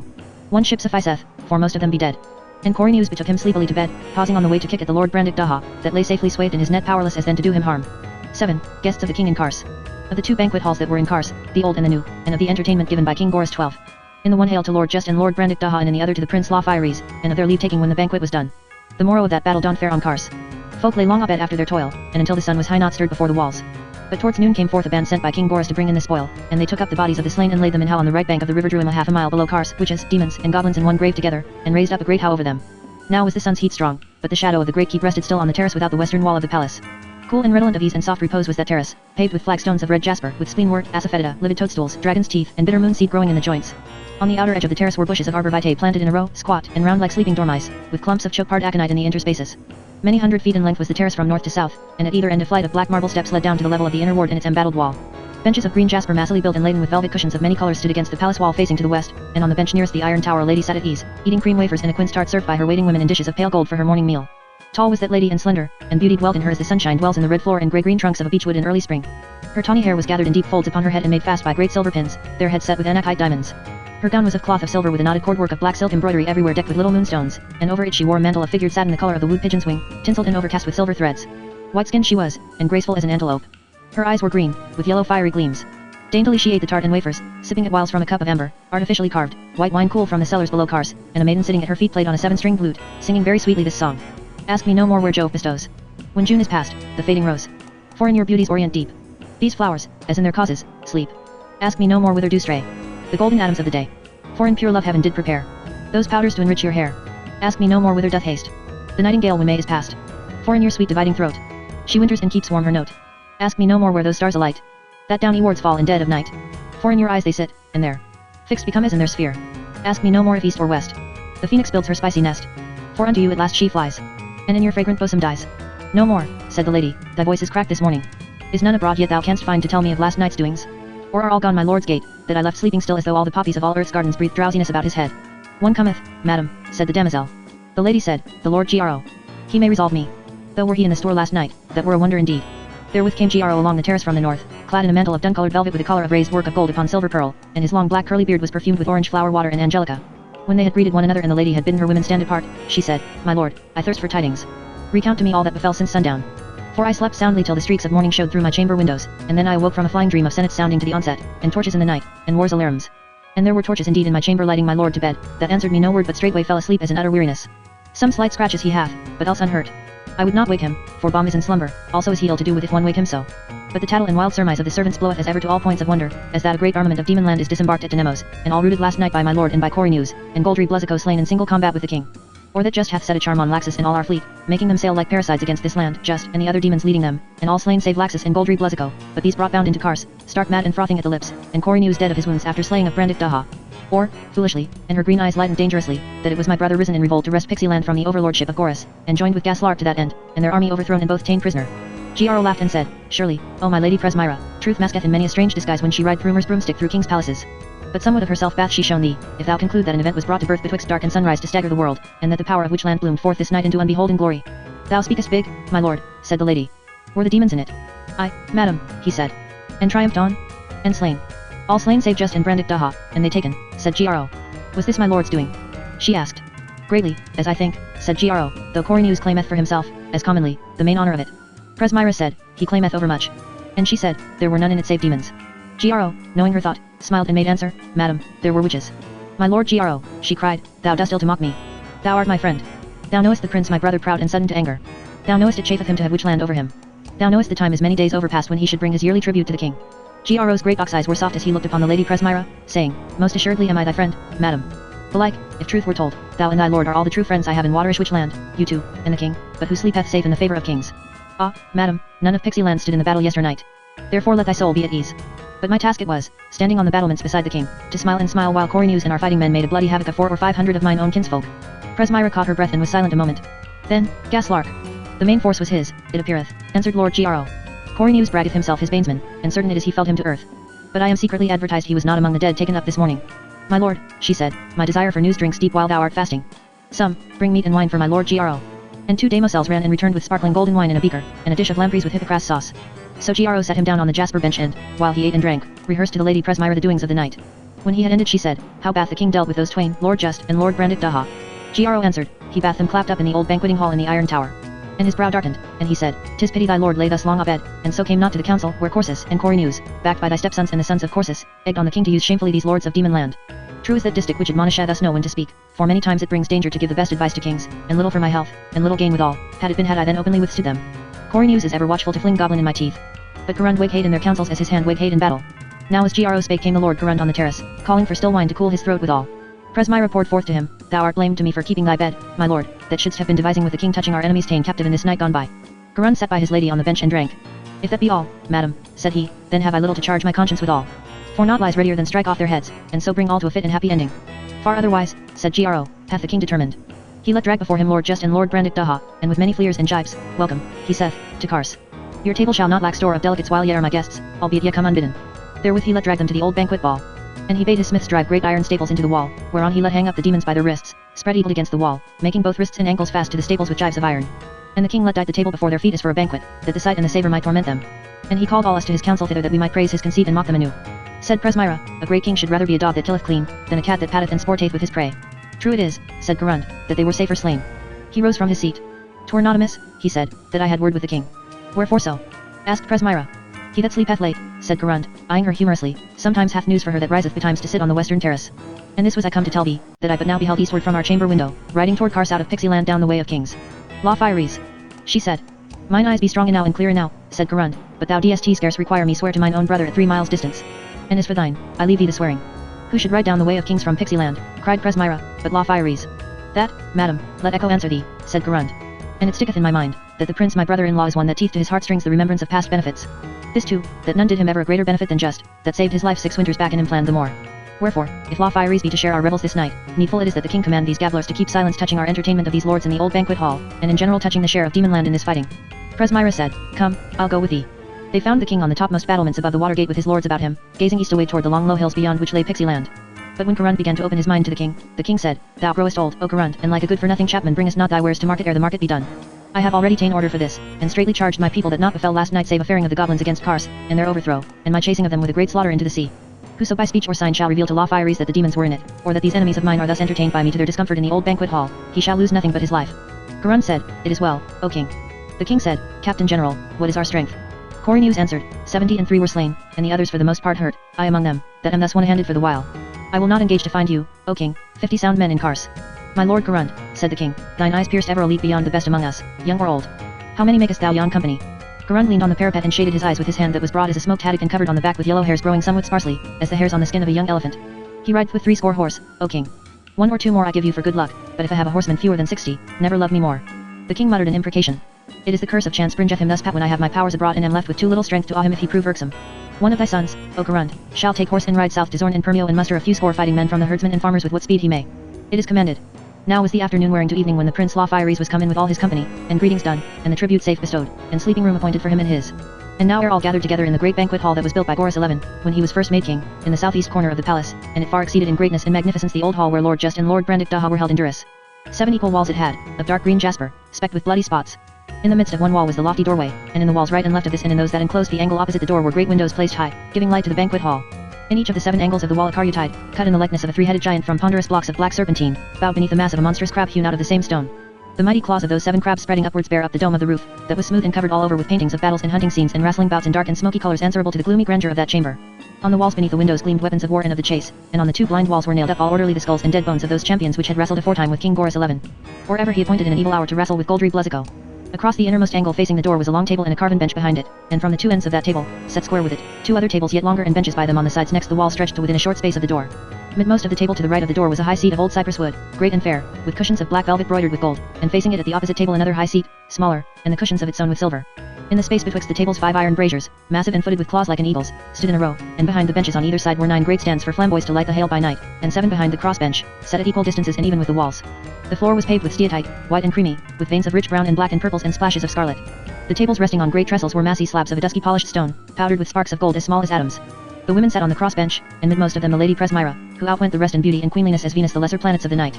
Zenambria, wife to Duke Corsus, sat on her left, and on her right Sriva, daughter to Corsus, strangely fair for such a father.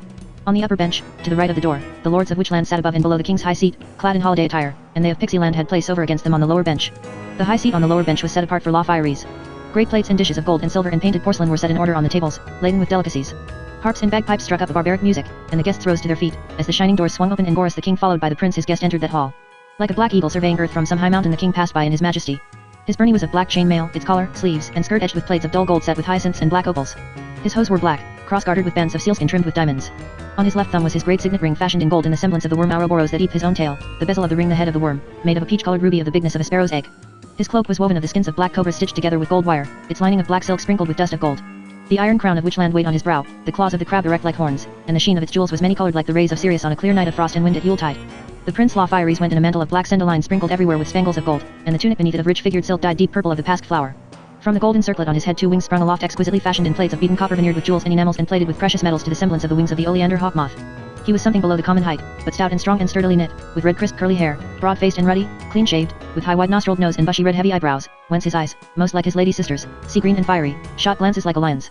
When the king was come into his high seat, with Garund and Corynus on his left and right in honor of their great deeds of arms, and La Fieries facing him in the high seat on the lower bench, the thralls made haste to set forth dishes of pickled grigs and oysters in the shell, and wilks, snails, and cockles fried in olive oil and swimming in red and white hippocras. And the feasters delayed not to fall to on these dainties, while the cupbearer bore round a mighty bowl of beaten gold filled with sparkling wine the hue of the yellow sapphire, and furnished with 6 golden ladles resting their handles in 6 half-moon-shaped nicks in the rim of that great bowl. Each guest when the bowl was brought to him must brim his goblet with the ladle, and drink unto the glory of which land and the rulers thereof. Somewhat greenly looked Corynus on the prince, and whispering Hemming, Garund's son, in the ear, who sat next him, he said, True it is that La Fieries is the showiest of men in all that belongeth to gear and costly array. Mark with what ridiculous excess he affecteth demon land in the great store of jewels he flaunteth, and with what an apish insolence he sitteth at the board. Yet this lobcock liveth only by our sufferance, and I see hath not forgot to bring with him to which land the price of our hand withheld from twisting of his neck. Now were borne round dishes of carp, pilchards, and lobsters, and thereafter store enow of meats, a fat kid roasted whole and garnished with peas on a spacious silver charger, kid pasties, plates of neat's tongues and sweetbreads, sucking rabbits in jellies, hedgehogs baked in their skins, hogs haslets, carbonados, chitlins, and dormouse pies. These and other luscious meats were borne round continually by thralls who moved silent on bare feet, and merry waxed the talk as the edge of hunger became blunted a little, and the cockles of men's hearts were warmed with wine. What news in which land? Asked La Fieries. I have heard naught newer, said the king, than the slaying of Gaslark. And the king recounted the battle in the night, setting forth as in a frank and open honesty every particular of numbers, times, and comings and goings, save that none might have guessed from his tale that any of Demon Land had part or interest in that battle. La Fieries said, Strange it is that he should so attack you. An enemy might smell some cause behind it. Our greatness, said Corynus, looking haughtily at him, is a lamp whereat other moths than he have been burnt. I count it no strange matter at all. Presmyra said, Strange indeed, were it any but Gaslark. But sure with him no wild sudden fancy were too light but it should chariot him like thistledown to storm heaven itself. A bubble of the air, madam, all fine colours without an empty wind within. I have known other such, said Corynus, still resting his gaze with studied insolence on the prince. Presmyra's eye danced. O my lord Corynus, said she, change first thine own fashion, I pray thee, ere thou convince gay attire of inward folly, lest beholding thee we misdoubt thy precept or thy wisdom. Corynus drank his cup to the drains and laughed. Somewhat reddened was his insolent handsome face about the cheeks and shaven jowl, for surely was none in that hall more richly apparelled than he. His ample chest was cased in a jerkin of untanned buckskin plated with silver scales, and he wore a collar of gold that was rough with smaragds and a long cloak of sky blue silk brocade lined with cloth of silver. On his left wrist was a mighty ring of gold, and on his head a wreath of black bryony and sleeping nightshade. Gro whispered Garund in the ear, he bibbeth it down apace, and the hour is yet early. This presageth trouble, since ever with him indiscretion treadeth hard on the heels of surliness as he waxed drunken. Garund grunted assent, saying aloud, To all peaks of fame might Gaslark have climbed, but for this same rashness. Not more pitiful hath been heard to tell of than his great sending into Impland, 10 years ago, when, on a sudden conceit that it should lay all Impland under him and become the greatest king in all the world, he hired Zeldrinius and Helteranius and Jalcanius Faustus. The 3 most notable captains found on earth, said La Fieries. Nothing is more true, said Garund. These he hired, and brought ships and soldiers and horses and such a clutter of engines of war as hath not been seen these 100 years, and sent whither? To the rich and pleasant lands of Bistria. No. To Demon Land? Not a whit. To this which land, where with the 20th part the power of Bath now risked all and suffered death and doom. No. But to yonder hell-besmitten wilderness of Upper Impland, treeless, waterless, not a soul to pay him tribute had he laid it under him save wandering bands of savage imps, with more bugs on their bodies than pence in their purses, I warrant you. Or was he minded to be king among the divils of the air, ghosts and hob thrushes that be found in that desert?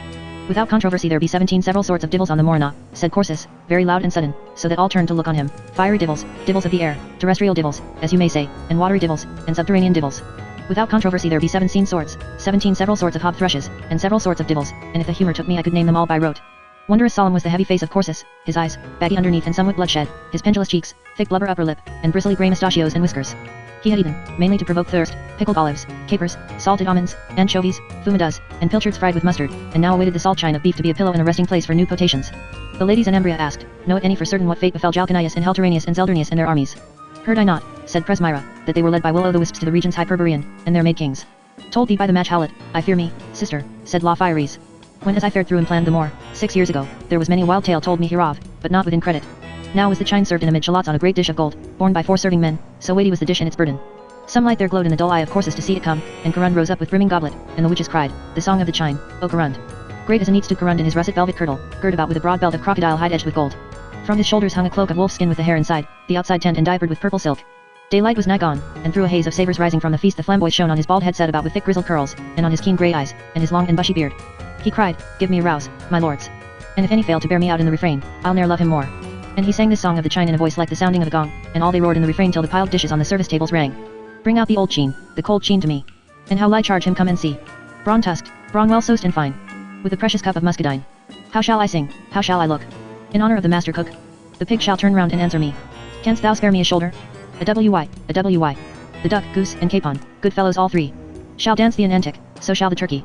But oh, the cold chine for me. How shall I sing, how shall I look? In honor of the master cook. With bruise line want thee from head to th heel. She'll make thee run nimbler than the new oiled wheel. With pie crust we'll make thee the 8th wise man to be. But oh, the old chine, the cold chine for me. How shall I sing, how shall I look? In honor of the master cook. When the chine was carved and the cups replenished, the king issued command saying, "Call hither my dwarf, and let him act his antic gestures before us." Therewith came the dwarf into the hall, mopping and mowing, clad in a sleeveless jerkin of striped yellow and red mockadoo, and his long and nerveless tail dragged on the floor behind him. "Somewhat fulsome is this dwarf," said La Fyres. "Speak within door, prince," said Corynus. "Knowest he not his quality? A hath been envoy extraordinary from King Boris XI. Of memory ever glorious unto Lord Justin Galing and the lords of Demon Land. And 'twas the greatest courtesy we could study to do them, to send this Luby for our ambassador." The dwarf practiced before them to the great content of the lords of Witchland and their guests, save for his japing upon Corynus and the prince, calling them two peacocks, so like in their bright plumage that none might tell either from other, which somewhat galled them both. And now was the king's heart waxen glad with wine, and he pledged Gro, saying, "Be merry, Gro, and doubt not that I will fulfill my word I spake unto thee, and make thee king and sage Zaculo." "Lord, I am yours forever," answered Gro. "But methinks I am little fitted to be a king. Methinks I was ever a better steward of other men's fortunes than of mine own." Whereat the Duke Corsus, that was sprawled on the table well nigh asleep, cried out in a great voice but husky withal, "A brace of divils broil me if thou sayest not sooth. If thine own fortunes come off but bluely, care not a rush. Give me some wine, a full weeping goblet. Ha! Ha! Whip I away. Ha! Ha! Which land? When wear you the crown of Demon Land, O king?" "How now, Corsus," said the king, "art thou drunk?" But La Fyres said, "Yes, swear peace with the demons in the Foliot Isles, and by mighty oaths are ye bound to put by forever your claims of lordship over Demon Land. I hoped your quarrels were ended." "Why so they are," said the king. Corsus chuckled weakly. "Yes, well, very well, O king, very well, La Fyres. Our quarrels are ended. No room for more. For, look you, Demon Land is a ripe fruit ready to drop me thus in our mouth." Leaning back he gaped his mouth wide open, suspending by one leg above it an hortle and basted with its own dripping. The bird slipped through his fingers, and fell against his cheek, and so onto his bosom, and so on the floor, and his brazen burney and the sleeves of his pale green kirtle were splashed with the gravy. Whereat Corynus let fly a great peal of laughter, but La Fyres flushed with anger and said, scowling, "Drunkenness, my lord, is a jest for thralls to laugh at." "Then sit thou mum, prince," said Corynus, "lest thy quality be called in question. For my part I laugh at my thoughts, and they be very choice." But Corsus wiped his face and fell a-singing. "Wiener I bid the wine down. Asleep drop all my cares. A fig for fret. A fig for sweat. A fig care I for cares. Sith death must come, though I say nay. Why grieve my life's days with affairs? Come, bid we then the wine down. Of back is fair to see. For alway while we bibbing be. Asleep drop all our cares." With that, Corsus sank heavily forward again on the table. And the dwarf, whose japes all else in that company had taken well even when themselves were the mark thereof, leaped up and down, crying, "Here a wonder. This pudding singeeth. When with 2 platters, thralls. Ye have served it o' the board without a dish. One were too little to contain so vast a deal of bullock's blood and lard. Swift, and carve it ere the vapors burst the skin." "I will carve thee, filth," said Corsus, lurching to his feet, and catching the dwarf by the wrist with one hand he gave him a great box on the ear with the other. The dwarf squealed and bit Corsus's thumb to the bone, so that he loosed his hold, and the dwarf fled from the hall, while the company laughed pleasantly. "So flieth folly before wisdom which is in wine," said the king. "The night is young, bring me botergos, and caviar and toast. Drink, prince. The red Thrumnian wine that is thick like honey weeth the soul to divine philosophy. How vain a thing is ambition." This was Gaslark's bane, whose enterprises of such pitch and moment have ended thus, in a kind of nothing.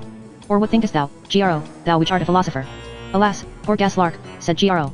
"Had all grown to his mind, and had he gainst all expectation gotten us overthrown, even so had he been no nearer to his heart's desire than when he first set forth.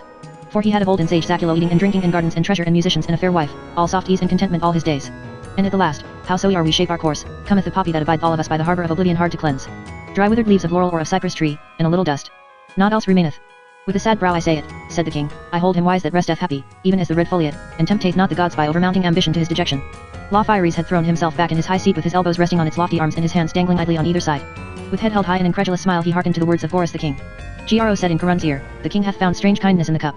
"I think thou and I be clean out o' fashion," answered Corund, whispering, "that we be not yet drunken, the cause whereof is that thou drinkest within measure, which is good, and me this amethyst at my belt keepeth sober, were I never so surfeit swelled with wine." La Fyres said, "You are pleased to jest, O king. For my part, I had as lief have this musk million on my shoulders as a head so blockish as to want ambition." "If thou wert not our princely guest," said Corynus, "I had called that spoke in the right fashion of a little man. Which land affecteth not such vaunts, but can afford to speak as our lord the king in proud humility. Turkey cocks do strut and gobble, not so the eagle, who holdeth the world at his discretion." "Pity on thee," cried the prince, "if this cheap victory turn thee so giddy. Goblins." Corynus scowled. Corsus chuckled, saying to himself but loud enough for all to hear, "Goblins, quotha? They were small game had they been all. Aye, there it is, had they been all." The king's brow was like a foul black cloud. The women held their breath. But Corsus, blandly insensible of these gathering thunders, beat time on the table with his cup, drowsily chanting to a most mournful air. "When birds in water deep do lie, and fishes in the air do flew. When water burns and fire doth freeze, and oysters grow as fruits on trees." A resounding hiccup brought him to a full close. The talk had died down, the lords of Witchland, ill at ease, studying to wear their faces to the bent of the king's looks. But Presmyra spake, and the music of her voice came like a refreshing shower. "This song of my lord Corsus," she said, "made me hopeful for an answer to a question in philosophy, but Bacchus, you see, hath ta'en his soul into Elysium for a season, and I fear me nor truth nor wisdom cometh from his mouth tonight. And this was my question, whether it be true that all animals of the land are in their kind in the sea. My lord Corynus, or thou, my princely brother, can you resolve me?" "Why, so it is received, madam," said La Fyres. "An inquiry will show thee many pretty instances, as the sea frog, the sea fox, the sea dog, the sea horse, the sea lion, the sea bear. And I have known the barbarous people of Isamosha eat of a conserve of sea mice mashed and braid in a mortar with the flesh of that beast named Bos Marinus, seasoned with salt and garlic. Faugh. Speak to me somewhat quickly, cried the lady Sriva, ere in imagination I taste such nasty meat. Prithee, yonder gold peaches and raisins of the sun is an antidote. Lord Gro will instruct thee better than I, said La Fieries. For my part, albeit I think nobly of philosophy, yet have I little leisure to study it. Oft have I hunted the badger, yet never answered that question of the doctor's whether he hath the legs of one side shorter than of the other. Neither know I, for all the lampreys I have eat, how many eyes the lamprey hath, whether it be 9 or 2. Presmyra smiled. Oh my brother, thou art too smoored, I fear me, in the dust of action in the field to be at accord with these nice searchings. But be there birds under the sea, my lord Gro? Gro made answer, in rivers, certainly, though it be but birds of the air sojourning for a season. As I myself have found them in outer implant, asleep in winter time at the bottom of lakes and rivers, two together, mouth to mouth, wing to wing. But in the spring they revive again, and by are the woods full of their singing. And for the sea, there be true sea cuckoos, sea thrushes, and sea sparrows, and many more. It is passing strange, said Zenambria. Corsus sang. When sorcerers do leave their charm. When spiders do the fly no harm. Presmyra turned to Karun saying, was there not a merry dispute betwixt you, my lord, concerning the toad and the spider, thou maintaining that they do poisonously destroy one another, and my lord Gro that he would show thee to the contrary. 'Twas even so, lady, said Karun, and it is yet in controversy. Corsus sang. And when the blackbird leaves to sing. And likewise serpents for to sting. Then you may say, and justly too. The old world now is turned anew. And so sank back into bloated silence. My lord the king, cried Presmyra, I beseech you give order for the ending of this difference between two of your council, ere it wax to dangerous heat. Let them be given a toad, O king, and spiders without delay, that they may make experiment before this goodly company. Therewith all fell a laughing, and the king commanded a thrall, who shortly brought fat spiders to the number of 7 in a crystal wine cup, and enclosed with them beneath the cup a toad, and set all before the king. And all beheld them eagerly.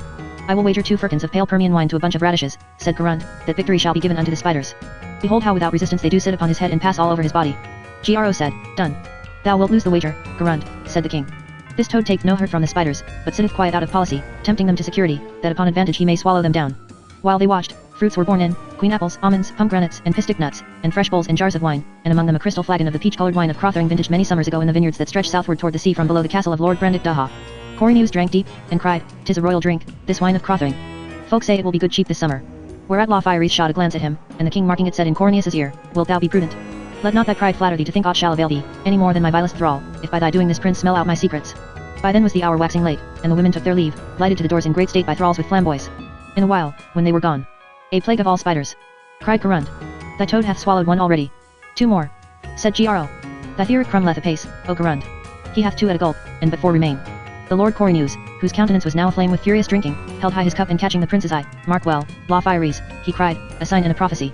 First 1, next 2 at a mouthful, and early after that, as I think, the 4 that remain. Art not afeard lest thou be found a spider when the brunt shall come.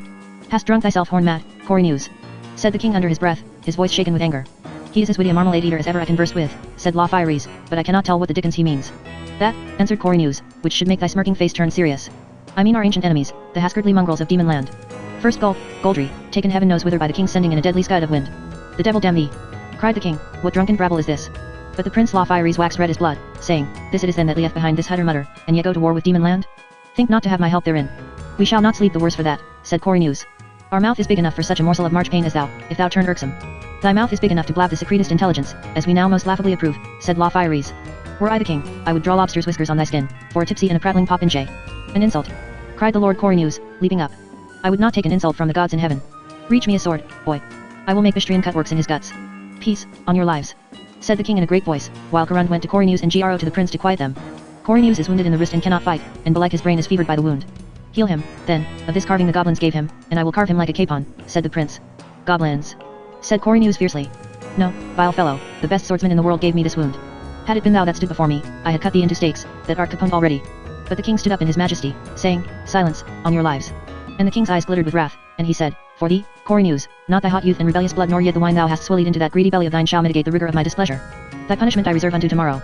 And thou, La Fieries, look thou bear thyself more humbly in my halls.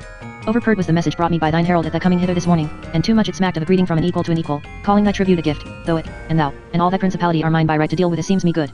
Yet did I bear with thee, unwisely, as I think, since thy pertness nourished by my forbearance springeth up yet rancor at my table, and thou insultest and brawlest in my halls. Be advised, lest my wrath forge thunderbolts against thee. The prince La Fieries answered and said, Keep frowns and threats for thine offending thralls, O king, since me they I fright not, and I laugh them to scorn. Nor am I careful to answer thine injurious words, since well thou knowest my old friendship unto thine house, O king, and unto which land, and by what bands of marriage I am bound in love to the Lord Karun, to whom I gave my lady sister. If it suit not my stomach to proclaim like a servile minister thy suzerainty, yet needest thou not to carp at this, since thy tribute is paid thee, aye, and in over measure. But unto Demon Land am I bound, as all the world know it, and sooner shalt thou prevail upon the lamps of heaven to come down and fight for thee against the demons than upon me. And unto Cory news that so boast I say that Demonland hath ever been too hard for you witches. Goldreep Blesico and Brandick Daha have shown you this. This is my counsel unto thee, O king, to make peace with Demonland. My reasons: first, that thou hast no just cause of quarrel with them; next, and this should sway thee more, that if thou persist in fighting against them it will be the ruin of thee and of all Witchland. The king bit his fingers with signs of wonderful anger, and for a minute's time no sound was in that hall. Only Garun spake privately to the king, saying, Lord, oh for all sakes swallow your royal rage. You may whip him when my son Hackman returneth, but till then he outnumbers us, and your own party so overwhelmed with wine that, trust me, I would not adventure the price of a turnip on our chances if it come to fighting. Troubled at heart was Garund, for well he knew how dear beyond account his lady wife held the keeping of the peace betwixt Lothaires and the witches. In this moment Corsus, somewhat roused in an evil hour out of lethargy by the loud talk and movement, began to sing. When all the prisons hereabout have jesseled all their prisoners out, because indeed they have no cause to keep them in by common laws. Whereat Cory news, in whom wine and quarrelling and the king's rebukes had lighted a fire of reckless and outrageous malice before which all counsels of prudence or policy were dissipated like wax in a furnace, shouted loudly, Wilt see our prisoners, prince, I the old banquet hall, to prove thyself an ass. What prisoners? Cried the prince, springing to his feet. Hell's furies. I am weary of these dark equivocations and will know the truth. Why wilt thou rage so beastly? Said the king. The man is drunk. No more wild words. Thou canst not daff me so. I will know the truth, said Lothaires. So thou shalt, said Cory news. This it is, that we witches be better men than thou and thy hen-hearted pixies, and better men than the accursed demons. No need to hide it further. 2 of that brood we have laid by the heels, and nailed them up on the wall of the old banquet hall, as farmers nail up weasels and polecats on a barn door. And there shall they bide till they be dead, just in Brandick Daha. O most villainous lie, said the king. I'll have thee hewn in pieces. But Cory news said, I nurse your honor, O king. We must no longer skulk before these pixies.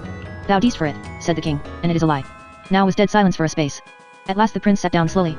His face was white and drawn, and he spake unto the king, slowly and in a quiet voice, O king, that I was somewhat hot with you, forgive me. And if I have omitted any form of allegiance due to you, think rather that in my blood it is to chafe at such ceremonies than that I had any lack of friendship unto you or ever dreamed of questioning your overlordship. Aught that you shall require of me and that lieth with mine honor, aught of ceremony or fealty, will I with joy perform. And, save against Demonland, is my sword ready against your enemies. But here, O king, taught ere at the tower ready to fall athwart our friendship and pash it in pieces. It is known to you, O king, and to all the lords of Witchland, that my bones were whitening these 6 years in implant the more if Lord Just had not saved me from the barbarous imps that followed Fax Faz, who besieged me 4 months with my small following shut up in Lidanangana. My friendship shall you have, O king, if you yield me up my friends. But the king said, I have not thy friends. Show me then the old banquet hall, said the prince. The king said, I will show it thee anon. I will see it now, said the prince, and he rose from his seat. I will dissemble with thee no longer, said the king. I do love thee well. But when thou askest me to yield up to thee just in Brandick Daha, thou askest a thing all Pixieland and thy dear heart's blood were unable to purchase from me. These be my worst enemies. Thou knowest not at what cost of toil and danger I have at last laid hand on them. And now let not thy hopes make thee an unbeliever, when I swear to thee that just in Brandick Daha shall rot and die in prison.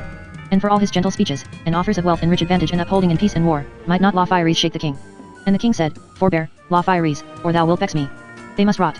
So when the prince Lothaires saw that he might not move the king by soft words, he took up his fair crystal goblet, egg-shaped with 3 claws of gold to stand withal welded to a collar of gold about its middle boss with topazes, and hurled it at Gorus the king, so that the goblet smote him on the forehead, and the crystal was brast asunder with the force of the blow, and the king's forehead laid open, and the king struck senseless.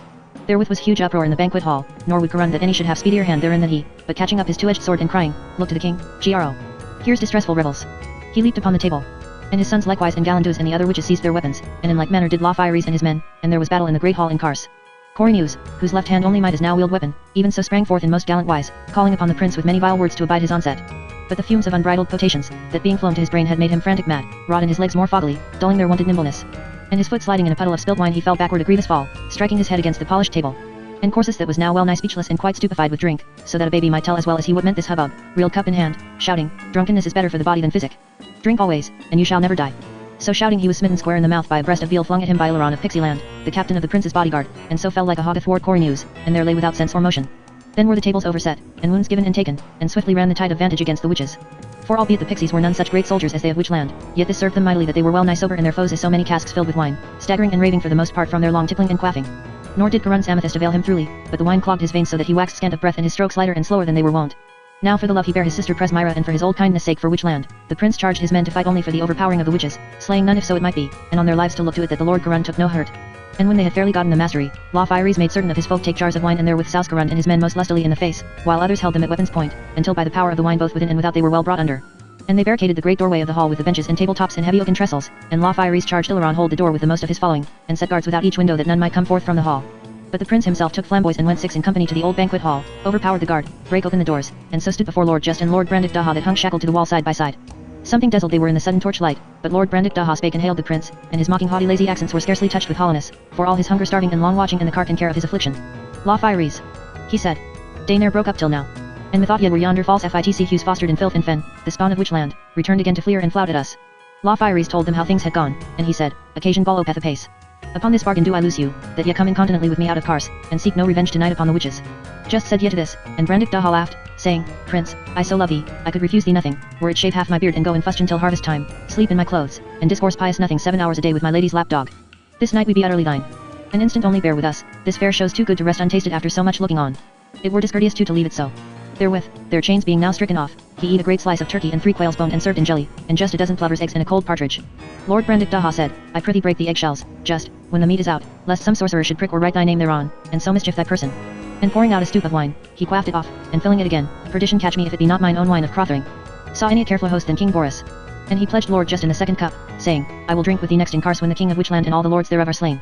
Thereafter they took their weapons that lay by on the table, set there to distress their souls and with little expectation they should so take them up again, and glad at heart albeit somewhat stiff of limb they went forth with law fieries from that banquet hall. When they were come into the courtyard just spake and said, Herein might honor hold us back even hadst thou made no bargain with us, law fieries. For great shame it were to us and we fell upon the lords of Witchland when they were drunk and unable to meet us in equal battle. But let us ere we be gone from Kars ransack this hold for my kinsman Goldry Bluzzico, since for his sake only and in hope to find him here we fared on this journey. So you touch no other thing but only Goldry if ye shall find him, I am content, said the prince. So when they had found keys they ransacked all Kars, even to the dread chamber where the king had conjured in the vaults and cellars below the river. But it availed not. And as they stood in the courtyard in the torchlight there came forth on a balcony the lady Presmyra in her nightgown, disturbed by this ransacking. Ethereal as a cloud she seemed, pavilioned in the balmy night, as a cloud touched by the exhalations of the unrisen moon. What transformation is this? Said she. Demons loose in the court. Content thee, dear heart, said the prince. Thy man is safe, and all else beside as I think, save that the king hath a broken head, the which I lament, and will without question soon be healed. They lie all in the banquet hale tonight, being too sleepy sodden with the feast to take their chambers. Presmyra cried, my fears are fallen upon me. Art thou broken with Witchland? That may I not forejudge, he answered. Tell them tomorrow that not I did in hatred, and not but what I was by circumstance enforced to. For I am not such a coward nor so great a villain as leave my friends caged up while strength is left me to work for their setting free. You must straightway forth from Kars, said Presmyra, and that the instant. My stepson Hackman, which was sent to gather strength to awe thee if need were, rideth by now from the south with a great company. Thy horses are fresh, and ye may well outdistance the king's men if they ride after you. If thou wilt not yet raise up a river of blood betwixt us, begone. Why fare thee well, then, sister. And doubt it not, these rifts between me and Witchland shall soon be patched up and forgot. So spake the prince with a merry voice, yet grieved at heart. For well he weened the king should never pardon him that blow, nor his robbing him of his prey. But she said, sadly, farewell, my brother. And my heart tells me I shall never see thee more. When thou tookest these from prison, thou didst dig up 2 mandrakes shall bring sorrow and death to thee and to me and to all Witchland. The prince was silent, but Lord just bowed to Presmyra saying, Madam, these things be on the knees of fate. But imagine not that while life and breath be in us we shall leave to uphold the prince thy brother. His foes be our foes for this night's sake. Thou swearest it? She said. He answered, Madam, I swear it unto thee and unto him. The lady Presmyra withdrew sadly to her chamber. And in short space she heard their horse hoofs on the bridge, and looking forth beheld where they galloped on the way of Kingsdom in the coppery light of a waning moon rising over Pixie land. So sate she by the window of Karun's lofty bedchamber gazing through the night, long after her brother and the lords of Demonland and her brother's men were ridden beyond her seeing, long after their last hoofbeat had ceased to echo on the road. In a while fresh horse hoofs sounded from the south, and a noise as of many riding in company, and she knew it was young Hackman back from Permio. 8. The first expedition to Impland. Of the homecoming of the demons, and how Lord Just was taught in a dream whither he must seek for tidings of his dear brother, and how they took counsel at Crothering, and determined of their expedition to Impland. Midsummer night, ambrosial, starry curdled, walked on the sea, as the ship that brought the demons home drew nigh to her journey's end. The cloaks of Lord Just and Lord Brandik Daha, who slept on the poop, were wet with dew. Smoothly they had passage through that charmed night, where winds were hushed to sleep and naught was heard save the waves talking beneath the bows of the ship, the lilting changeless song of the steersman, and the creak, dip, and swash of oars keeping time to his singing. Vega burned like a sapphire near the zenith, and Arcturus low in the northwest, beaconing over Demonland. In the remote southeast Fomalhaut rose from the sea, a lonely splendor in the dim region of Capricorn and the fishes. So rode they till day broke, and a light wind sprang up fresh and keen. Just waked, and stood up to scan the grey glassy surface of the sea spread to vast distances where sky and water faded into one. Astern, great clouds bridged the gates of day, boiling upwards into crags of wine-dark vapor and burning plumes of sunrise. In the stainless spaces of the sky above these sailed the horned moon, frail and wan as a white foam flower blown from the waves. Westward, facing the thunder smoke of dawn, the fine far ridge of Kartadza was like cut crystal against the sky, the first island sentinel of many mountained Demonland, his topmost cliffs dawn illumined with pale gold and amethyst while yet the lesser heights lay obscure, lapped in the folds of night. And with the opening day the mists swathing the mountain skirts were lifted up in billowy masses that grew and shrank and grew again, made restless by the wayward winds which morning waked in the hollow mountainside, and torn by them into wisps and streamers. Some were blown upward, steaming up the great gullies in the rocks below the peak, while now and then a puff of cloud swam free for a minute, floated a minute's space as ready to sail skyward, then indolently stooped again to the mountain wall to veil it in an unsubstantial fleece of golden vapor. And now all the western seaboard of Demonland lay clear to view, stretching 50 miles and more from North House Skerries past the Drakeholms and the low downs of Kestot and Byland, beyond which tower the mountains of the Scarf, past the jagged skyline of the Thornbacks and the far Neverdale peaks overhanging the wooded shores of Onward Light and lower to Varndurdle, to the extreme southern headland, filmy pale in the distance, where the great range of Ryman Armen plunges its last wild bastion in the sea. As a lover gazing on his mistress, so gazed Lord Just on Demonland rising from the sea. No word spake he till they came off Luking Havenness and could see where beyond the beak promontory the sound opened between Kartadza and the mainland. Albeit the outer sea was calm, the air in the sound was thick with spray from the churning of the waters among the reefs and swallowing shoals. For the tide ran like a mill race through that sound, and the roaring of it was plain to hear at 2 miles distance where they sailed. Just said, mendest thou my shepherding of the ghoul fleet into yonder jaws? I would not tell thee for shame when as the fit was on me. But this is the first day since the sending came upon us that I have not wished in my heart that the races of Kartadza had gulped me down also and given me one ending with the accursed ghouls. Lord Brandick Daha looked swiftly upon him and was silent. Now in a short while was the ship come into Looking Haven and alongside of the Marble Quay. There amid his folk stood Spitfire, who greeted them, saying, I made all ready to bring 3 of you home in triumph from your ship, but Ball counselled against it. Glad am I that I took his counsel, and put by those things I had prepared. They had cut me to the heart to see them now. Just answered him, O my brother, this noise of hammers in Looking Haven, and these 10 keels laid on the slips, show me ye have been busied on things nearer our needs than bay leaves and the instruments of joy since thou camest home. So they took horse, and while they rode they related to Spitfire all that had befallen since their faring to Kars. In such wise came they north past the harbour, and so over Haver Shawtongue to Beckfoot where they took the upper path that climbs into Evandale close under the screes of Starkstee Pike, and so came a little before noon to Galing. The black rock of Galing stands at the end of the spur that runs down from the south ridge of Little Drakeholm, dividing Brankdale from Evandale. On 3 sides the cliffs fall sheer from the castle walls to the deep woods of oak and birch and rowan tree which carpet the flats of Moongarth Bottom and feather the walls of the gill through which the Brankdale Beck plunges in waterfall after waterfall. Only on the northeast may aught save a winged thing come at the castle across a smooth grass-grown saddle less than a stone's throw in width. Over that saddle runs the paven way leading from the Brankdale road to the Lion Gate, and within the gate is that garden of the grass walk between the yews where Lessingham stood with the martlet 9 weeks before, when first he came to Demon Land. When night fell and supper was done, Just walked alone on the walls of his castle, watching the constellations burn in the moonless sky above the mighty shadows of the mountains, listening to the hooting of the owls in the woods below and the faint distant tinkle of cowbells, and breathing the fragrance borne up from the garden on the night wind that even in high summer tasted keen of the mountains and the sea. These sights and scents and voices of the holy night so held him in thrall that it wanted but an hour of midnight when he left the battlements, and called the sleepy housecarls to light him to his chamber in the south tower of Galing. Wondrous fair was the great 4-posted bed of the Lord Just, builded of solid gold, and hung with curtains of dark blue tapestry whereon were figured sleep flowers. The canopy above the bed was a mosaic of tiny stones, jet, serpentine, dark hyacinth, black marble, bloodstone, and lapis lazuli, so confounded in a maze of altering hue and luster that they might mock the palpitating sky of night. And therein was the likeness of the constellation of Orion, held by Just for guardian of his fortunes, the stars whereof, like those beneath the golden canopy in the presence chamber, were jewels shining of their own light, yet dead wood glimmering in the dark. For Betelgeuse was a ruby shining, and a diamond for Rigel, and pale topazes for the other stars. The 4 posts of the bed were of the thickness of a man's arm in their upper parts, but their lower parts great as his waist and carven in the image of birds and beasts. At the foot of the bed a lion for courage and an owl for wisdom, and at the head an allant for faithfulness of heart and a kingfisher for happiness. On the cornice of the bed and on the panels above the pillow against the wall were carved Just's deeds of derring do, and the latest carving was of the sea fight with the ghouls. To the right of the bed stood a table with old books of songs and books of the stars and of herbs and beasts and travelers' tales, and there was just wont to lay his sword beside him while he slept. All the walls were panelled with dark sweet-smelling wood, and armor and weapons hung thereon. Mighty chests and almirahs hasped and bound with gold stood against the wall, wherein he kept his rich apparel. Windows opened to the west and south, and on each window ledge stood a bowl of palest jade filled with white roses, and the air entering the bedchamber was laden with their scent. About cock-crow came a dream unto Lord Just, standing by his head and touching his eyes so that he seemed to wait and look about the chamber. And he seemed to behold an evil beast all burning as a drake, busy in his chamber, with many heads, the most venomous that ever he the days of his life had seen, and about it its 5 fawns, like to itself but smaller. It seemed to Just that in place of his sword there lay a great spear of fair workmanship on the table by his bed, and it seemed to him in his dream that this spear had been his all his life, and was his greatest treasure, and that with it he might accomplish all things and without it scarcely aught to his mind. He labored to reach out his hand to the spear, but some power withheld him so that for all his striving he might not stir. But that beast took up the spear in its jaws, and went with it forth from the chamber. It seemed to Just that the power that held him departed with the departing of the beast, so that he leaped up and snatched down weapons from the wall and made an onslaught on the fawns of that fell beast that were tearing down the woven hangings and marring with their fiery breath the figure of the kingfisher at the head of his bed. All the chamber was full of the reek of burning, and he thought his friends were with him in the chamber, Ball, and Viz and Zig and Spitfire and Brandick Daha, fighting with the beasts, and the beasts prevailed against them.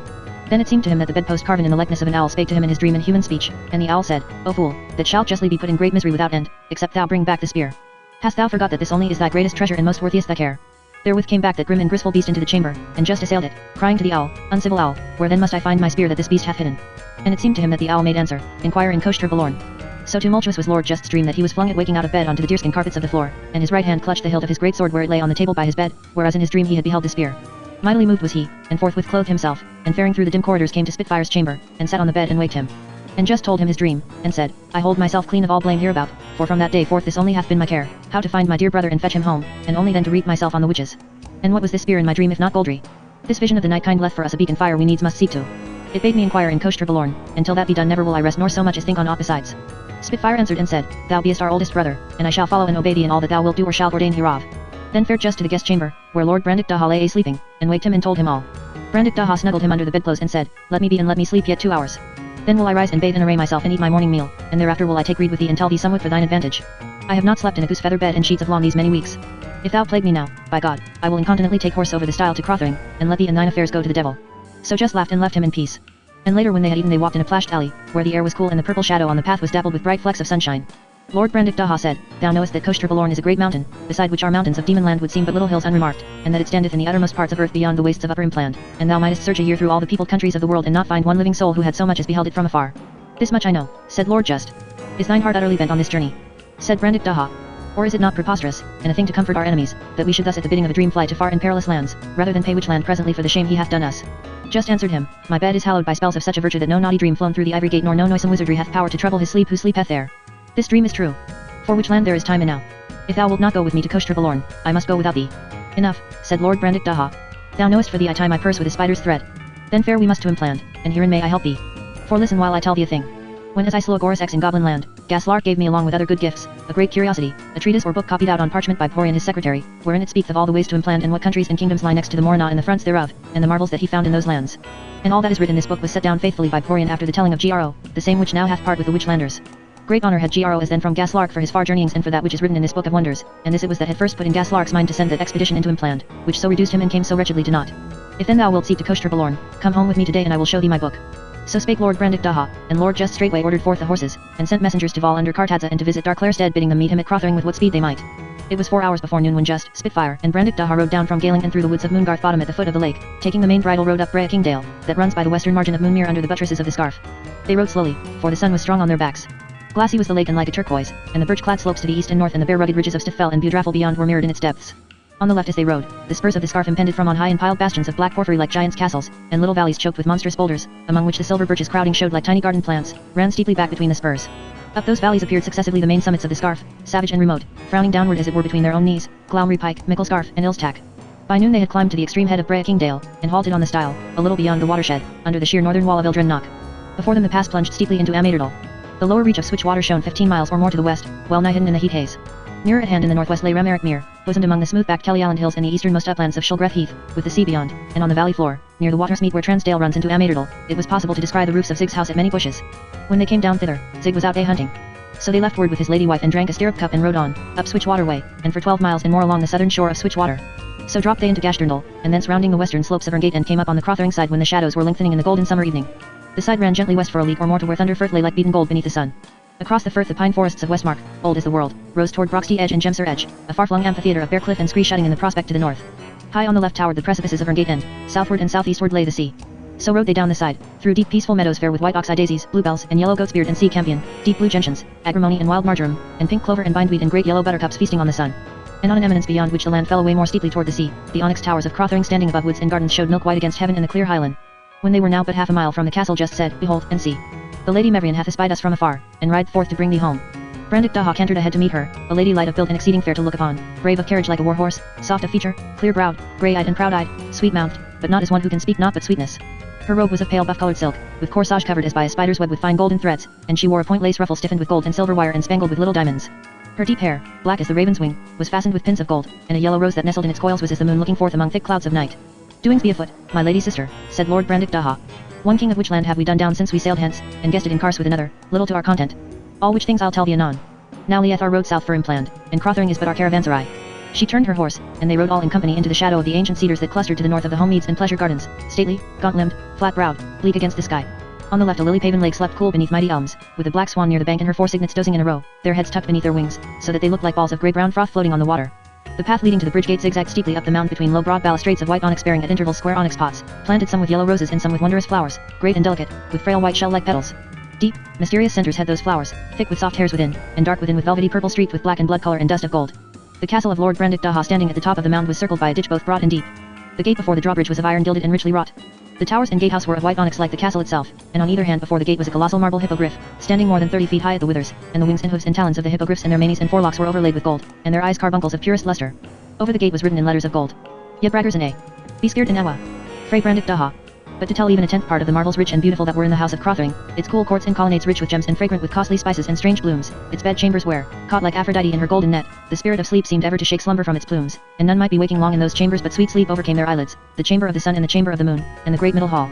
With its high gallery and ivory stair, to tell of all these were but to cloy imagination with picturing in one while of overmuch glory and splendor.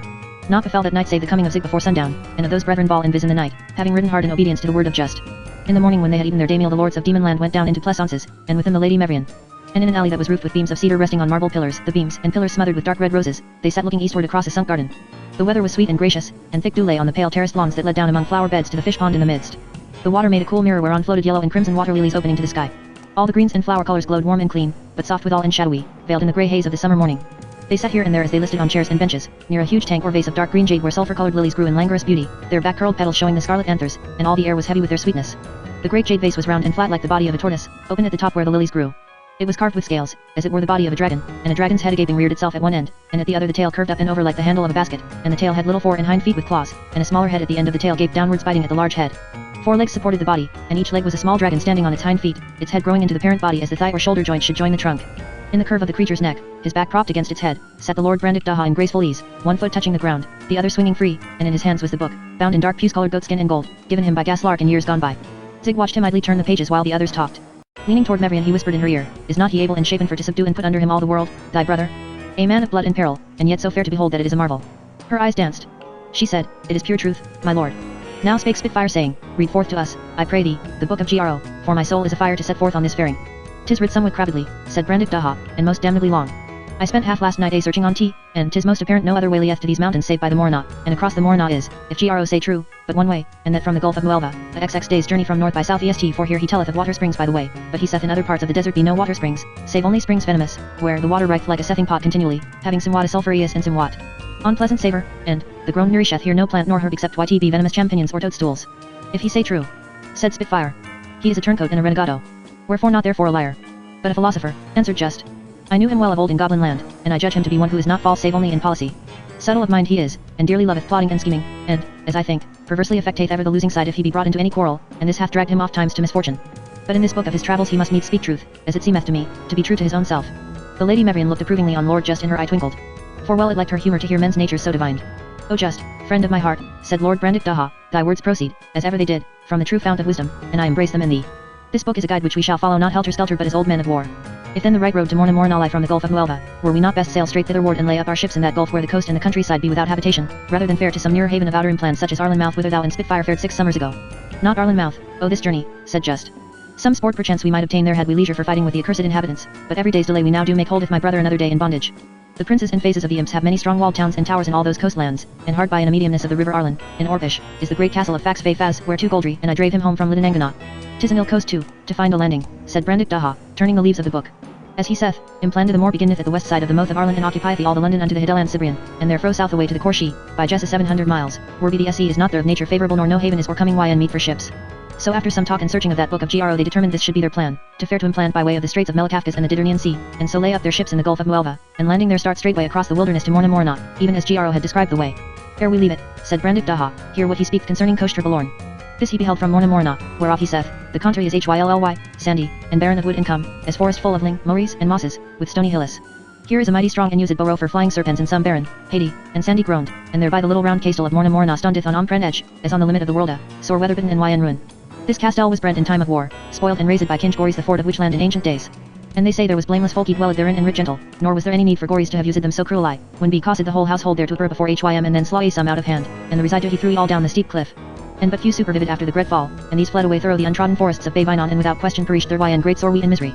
Some fable that it was for these cruel facts sake that King Gories was eat by divils on the Morna with Alhi's host, one man only coming home again to tell of these things by Fallen. Now mark, from Morna Morna I beheld a sothaway 2 great mountains standing over Babinan as 2 queens and beauty setted in the sky by Estemasine XX legues fro hence above many more ise robe mountains super eminent. The wishes I learned it was Coastre Balorn the one and the other a Coastre Pivarca. And I viewed them continually unto the going down of the sun, and that was the fairest sight and the most beautifullest and gallant marva isle that mine eye in Bath Sene. Therewith talked I with the small things that dwell there in the ruins and in the buskies growing round about as it ys my wont, and amongst them one of those birds called martlets that have feet so little that they seem to have none. And these little martlet sitting in a framboosier or raspie's busk told me that none may come alive unto Coastre Balorn, for the manticores of the mountains will certainly at his brains ere he come thither. And were he so fortunate escape these manticores, yet Calda be never climb up the great crags of us and rock on Coastre Balorn, for none is so strong as to scale them but by art mage I call, and such is the virtue of that mountain that no magic ava leth there, but only strength and wisdom alone, and as I see these would not avail to climb those cliffs and its rivers. What be these manticores of the mountains that eat men's brains? Asked the Lady Mevrian.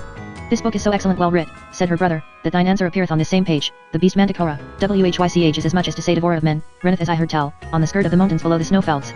These be monstrous beasts, ghastly, and full of horror, enemies to Mangand, of a red colour, with ij rows of huge great teeth in their mouths. It hath the head of a man, his eye like a good, and the body of a lion lancing out sharp pinkles fro behind a. And his tail is the tail of a scorpion.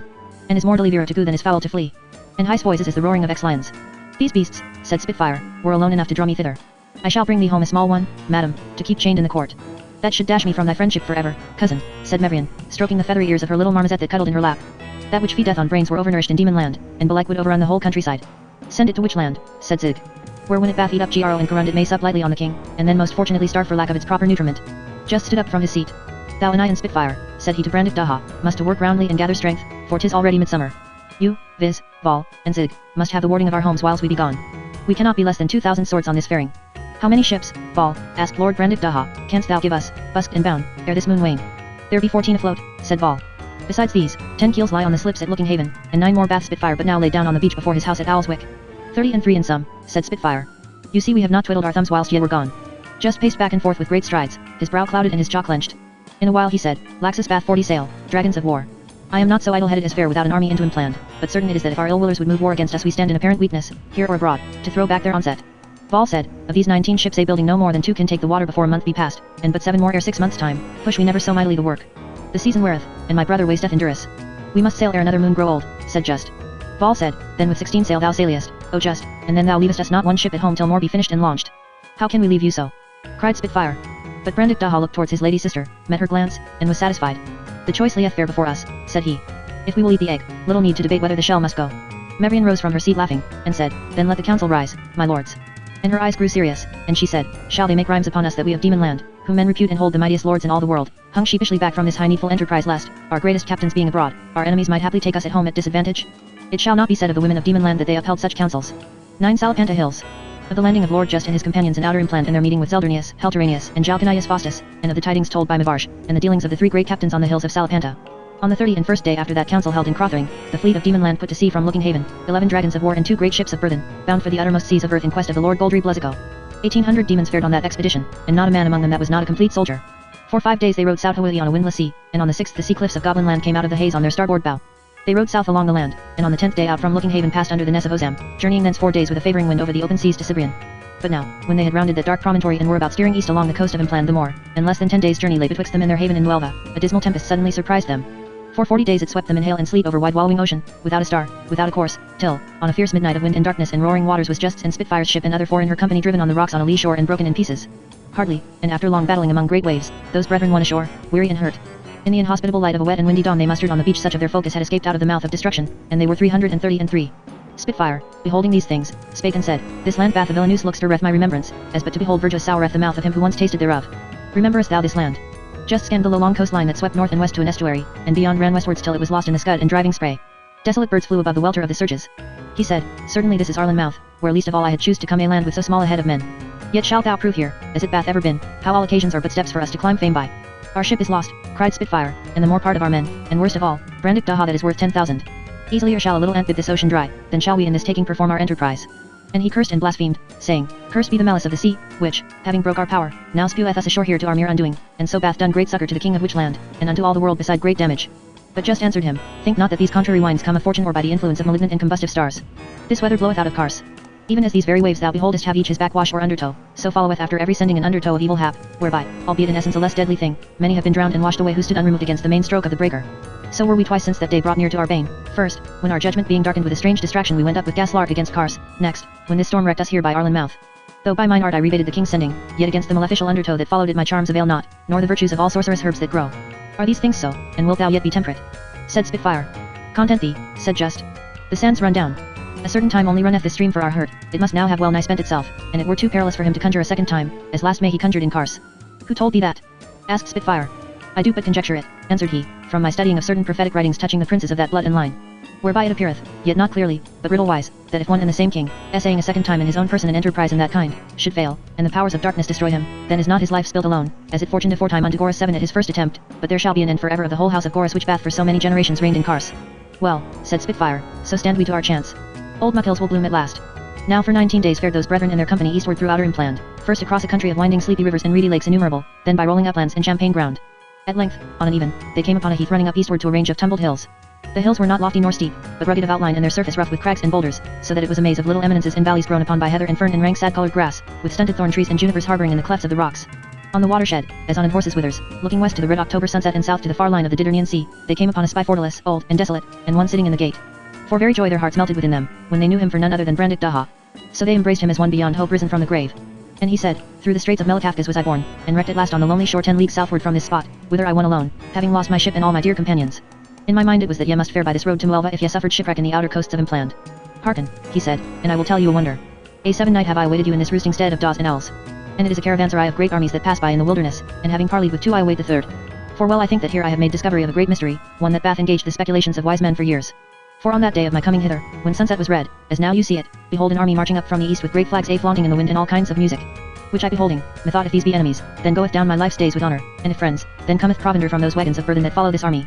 A weighty argument, since not so much as the smell of victuals had I, save nasty nuts and berries of the open field, since I came forth of the sea. So went I, taking my weapons, on the walls of this spy fortalice and hailed them, bidding them say forth their quality. And he that was their captain rode up under the walls, and hailed me with all courtesy and noble port. And who think ye it was? They answered not. One that hath been famous, said he, up and down the earth for a marvellous valorous and brave soldier of fortune. Have ye forgot that enterprise of Gaslark that had its burying in him planned? Was he little and dark, asked Just, like a keen dagger suddenly unsheathed at midnight? Or bright with the splendor of a pennant spear at a jesting on high holiday? Or was he dangerous of aspect like an old sword, rusty in the midst but bright at point and edge, brought forth for deeds of destiny at the fated day? Thine arrow streak hath in the triple ring o' the mark, said Lord Brandick Daha. Great of growth he was, and a very peacock of splendor in his panoply of war, and a great pitch black stallion bare him. So I spake him fair, saying, O most magnificent and godlike Helteranius, conqueror in 100 fights, what makest thou these long years and outer implanned with this great head of men? And what dark lodestone draws you these 9 years, since with great sound of trumpets and tramp of horses thou and Zeldrinius and Jalcanius Faustus went forth to make him plant Gaslark's footstool, since which time all the world believeth you lost and dead? And he beheld me with alien eyes, and made answer, O Brandick Daha, the world journeyeth to its silly will, but I fare alway with my purpose before me. Be it 9 years, or but 9 moons, or 9 ages, what care I? Zeldrinius would I encounter and engage him in battle, that still fleet before my face. Eat and drink with me tonight, but think not to detain me nor to turn me to idle thoughts beside my purpose. For with the dawning of the day I must forth again in quest of Zeldrinius. So I ate and drank and was merry that night with Helteranius in his pavilion of silk and gold. And with the dawn he marshalled his army and marched westward toward the plains. And on the third day, as I sat without this wall, cursing your slow coming, behold an army marching from the east and one leading them mounted on a small dun horse, and he was clad in black armor shining like the raven's wing, with black eagle's plumes in his helm, and eyes like the eyes of a cat a mountain, full of sparkling flame. Little was he, and fierce of face, and lithe and hard to look on and tireless to look on like a stoat. And I hailed him from where I sat, saying, O most notable and puissant Jalcanius Faustus, shatterer of the hosts of men, whither ward over the lonely beasts forlorn, thou and thy great armament. And he lighted down from his horse, and took me by the arms with both his hands, and said, If a man dream, to speak with dead men betokens profit. And art not thou of the dead, O Brandick Daha? For in forgotten days, that now spring up in my mind as flowers in a weed-choked garden after many years, so bloomest thou in my memory, great among the great ones of the world that was, thou and thine house in Crothering above the sea locks in many mountain demon land. But oblivion, like a sounding sea, soundeth betwixt me and those days, and the noise of the surf stoppeth mine ears, and the mist of the sea darkeneth mine eyes that strain for a sight of those far times and the deeds thereof. Yet for those dead days' sake, eat with me and drink with me tonight, since here for a night once more I pitch my moving tent on Salapanta hills. And tomorrow I fare onward. For never may rest bring balm to my soul until I find out Helter Unjus and smite his head from his shoulders. Great shame to him, but little marvel is it, that he still curseth before me as an hare. For traitors were ever dastards. And who ever heard tell of a more hellish devilish damned traitor than he? 9 years ago, when Zeldrinius and I made ready to decide our quarrels by battle, word came to me in a lucky hour how that this Helteranius with cunning Colubrine and malice Vipern and slight Serpentine went about to attack me in the rear. So turned I right about to crush him, but the fat chuff cat was fled. So spake Jalcanius Faustus, and I ate and drank with him that night, and caroused with him in his tent. And at break of day he struck camp and rode westway with his army. Brandick Daha ceased, and looked eastward toward the gates of night. And lo, an army faring up from the lower moorlands, toward them on the ridge, horsemen and footmen in dense array, and their captain on a great brown horse riding in the van. Long-limbed he was and lean, all armed in dusty rusty armor hacked and dinted in 100 fights, with worn leather gauntlets on his hands and a faded campaigning cloak thrown back from his shoulders. He carried his casque at his saddle bow and his head was bare, the head of an old lean hunting dog, with white hair swept back from a rugged brow where blue veins showed, great-nosed and bony-faced, with huge bushy white mustachios and eyebrows, and blue eyes gleaming from cavernous eye sockets. His horse was cursed-looking, with ears laid back and blood-shed dangerous eyes, and he in the saddle sat erect and unyielding as a lance. When he and his army came up upon the ridge, he drew rein and hailed the demons. And he said, On every 9th day these 9 years have I beheld this lonely place of earth, as I pursued after Jalcanius Faustus that still eludeth me and still fleet before me, and this is strange, since he was ever a great fighter and engaged these 9 years past to do battle with me. And now fear cometh upon me that I'll draw a veil of illusion athwart mine eyes, portending the approach of death wherever I perform my will. For here in the uncertain light of evening rise up before me shapes and semblances as of guests of Gaslark the king and sage Zaculo in days gone by, old friends of Gaslark's out of many mountain demon land, Brandick Daha, that slew the king of which land, and Spitfire of Owlswick, and Just his brother, the same which had lordship over all the demons ere we fared to implant. Ghosts in back corners of a world forgot. But if ye be right flesh and blood, speak and discover yourselves. Just answered him, O most redoubtable Zeldrinius and in war invincible, well might a man expect spirits of the dead on these quiet hills about cockshut time. And if thou deem us such, how much more shall we, that be wanderers new shipwrecked out of hungry seas, suppose thee but a shade, and these great hosts of thine but fetches of the dead that be departed, steaming up from Erebus as daylight dies. O most renowned and redoubtable Zeldrinius, said Brandick Daha, thou wast once my guest in Crothering. To resolve thy doubts and ours, bid us to supper. It were matter indeed if spirits bodiless were able to bib wine and eat up earthly baked meats. So Zeldrinius let pitch his tents, and appointed the 5th hour before midnight for those lords of Demonland to sup with him. Ere they foregathered in Zeldrinius's tent they spake among themselves, and Spitfire said, Was ever such a wonder or such a pitiful trick o' the fates as bringeth these 3 great captains to waste the remnant of their days in this remote wilderness? Doubt not but there's practice in it, that make them march these long years this changeless round, each fleeing one that would fain encounter him, and still seeking another that flies before him. Never went man with that look of the eyes Zeldrinius bath, said Just, but he was a man and sorcelled. With such a look, said Brandick Daha, went Helteranius and Jalcanius. But mark our interest. 'Twere good to break the charm and claim their help for our pains. Shall show the old lion all the truth of this fact tonight. So spake Lord Brandick Daha, and those brethren deemed his counsel good. So at supper, when men's hearts were gladdened with good cheer, the Lord just sate him down by Zeldrinius and opened to him this matter, saying, O renowned Zeldrinius, how befalleth it that these 9 years thou pursuest after Jalcanius Faustus, shatterer of hosts, and what was your difference betwixt you that set you by the ears? Zeldrinius said, O just, must I answer thee by reasons in this matter that is ruled by the high stars and fate that lays men at their length? Enough for thee that unpeace befell betwixt me and Jalcanius mighty in war, and it was confirmed between us that by the arbitrament of the bloody field we should end our difference. But he abode me not, and these 9 years I seek to meet with him in vain. There was a third of you, said Just. What tidings hast thou of Helteranius? Zeldrinius answered him, No tidings. Wilt thou, said Just, that I enlighten thee hereon? Zeldrinius said, Thou and thy fellows alone of the children of men have spoken with me since these things began. For they that dwelt in this region fled years ago, accounting the place accursed. A paltry crew they were, and mean meet enow for our swords. Speak then, if thou meanest me well, and show me all. Helteranius, said Lord Just, pursueth thee these 9 years, as thou pursuest Jalcanius Faustus. My cousin here bath seen him but 6 days ago, in this same place, and talked with him, and shook him by the hand, and knew his mind. Surely ye be all three holden by some enchantment, that being old comrades in arms so strangely and to so little purpose do pursue each the other's life. I prithee let us be a mean betwixt you all to set you at one again, and free you from so strange a thraldom. But with those words spoken was Zeldrinius grown red as blood. In a while he said, It were black treachery. I'll not credit it. But Lord Brandick Daha answered him, From his own lips I received it, O Zeldrinius. And thereto I plight my troth. This besides, that Jalcanius Faustus was turned from battling with thee 9 years ago, as he himself bath told me, and made firm his saying with most fearful oaths, by intelligence brought him that Helteranius was in that hour minded to take him in the rear. I, said Spitfire, and unto this day he mark hate on Helteranius's track as thou on his. With those words spoken was Zeldrinius grown yellow as old parchment, and his white mustachios bristled like a lion's. He sat silent a while, then, resting upon just the cold and steady gaze of his blue eyes, the world comes back to me, he said, and this memory therewith, that they of Demonland were truth-tellers whether to friend or foe, and ever held it shame to cog and lie. All they bowed gravely and he said with a great glow of anger in his eyes, This Helteranius deviseth against me, it well appeareth, the self-same treachery whereof he was falsely accused to Jalcanius Faustus. There were no likelier place to crush him than here on Salapanta Ridge. If I stand here to abide his onset, the lie of the ground befriendeth me, and Jalcanius cometh at his heels to gather the broken meats after I have made my feast. Brandick Daha said in Just's ear, Our peacemaking taketh a pretty turn. Heels I the air, monstrous unladylike. But naught they could say would move Zeldrinius. So in the end they offered him their backing in this adventure. And when the day is won, then shalt thou lend us thy might in our enterprise, and aid us in our wars with which land that be for to come. But Zeldrinius said, O Just and ye lords of Demonland, I yield you thanks, but ye shall not meddle in this battle. For we came 3 captains with our hosts unto this land, and beheld the land, and laid it under us. Ours it is, and if any meddle or make with us, were we never so set at enmity one with another, we must join together in his despite and bring him to bane. Be still then, and behold and see what birth fate shall bring forth on Salapanta hills. But if I live, thereafter shall ye have my friendship and my help in all your enterprises whatsoever. For a while he sat without speech, his stark-veined hands clenched on the board before him, then rising, went without word to the door of his pavilion to study the night. Then turned he back to Lord Just, and spake to him, Know that when this moon now past was but 3 days old I began to be troubled with a catarrh or rheum which yet truth left me, and well thou wottest that whoso falleth sick on the 3rd day of the moon's age, he will die.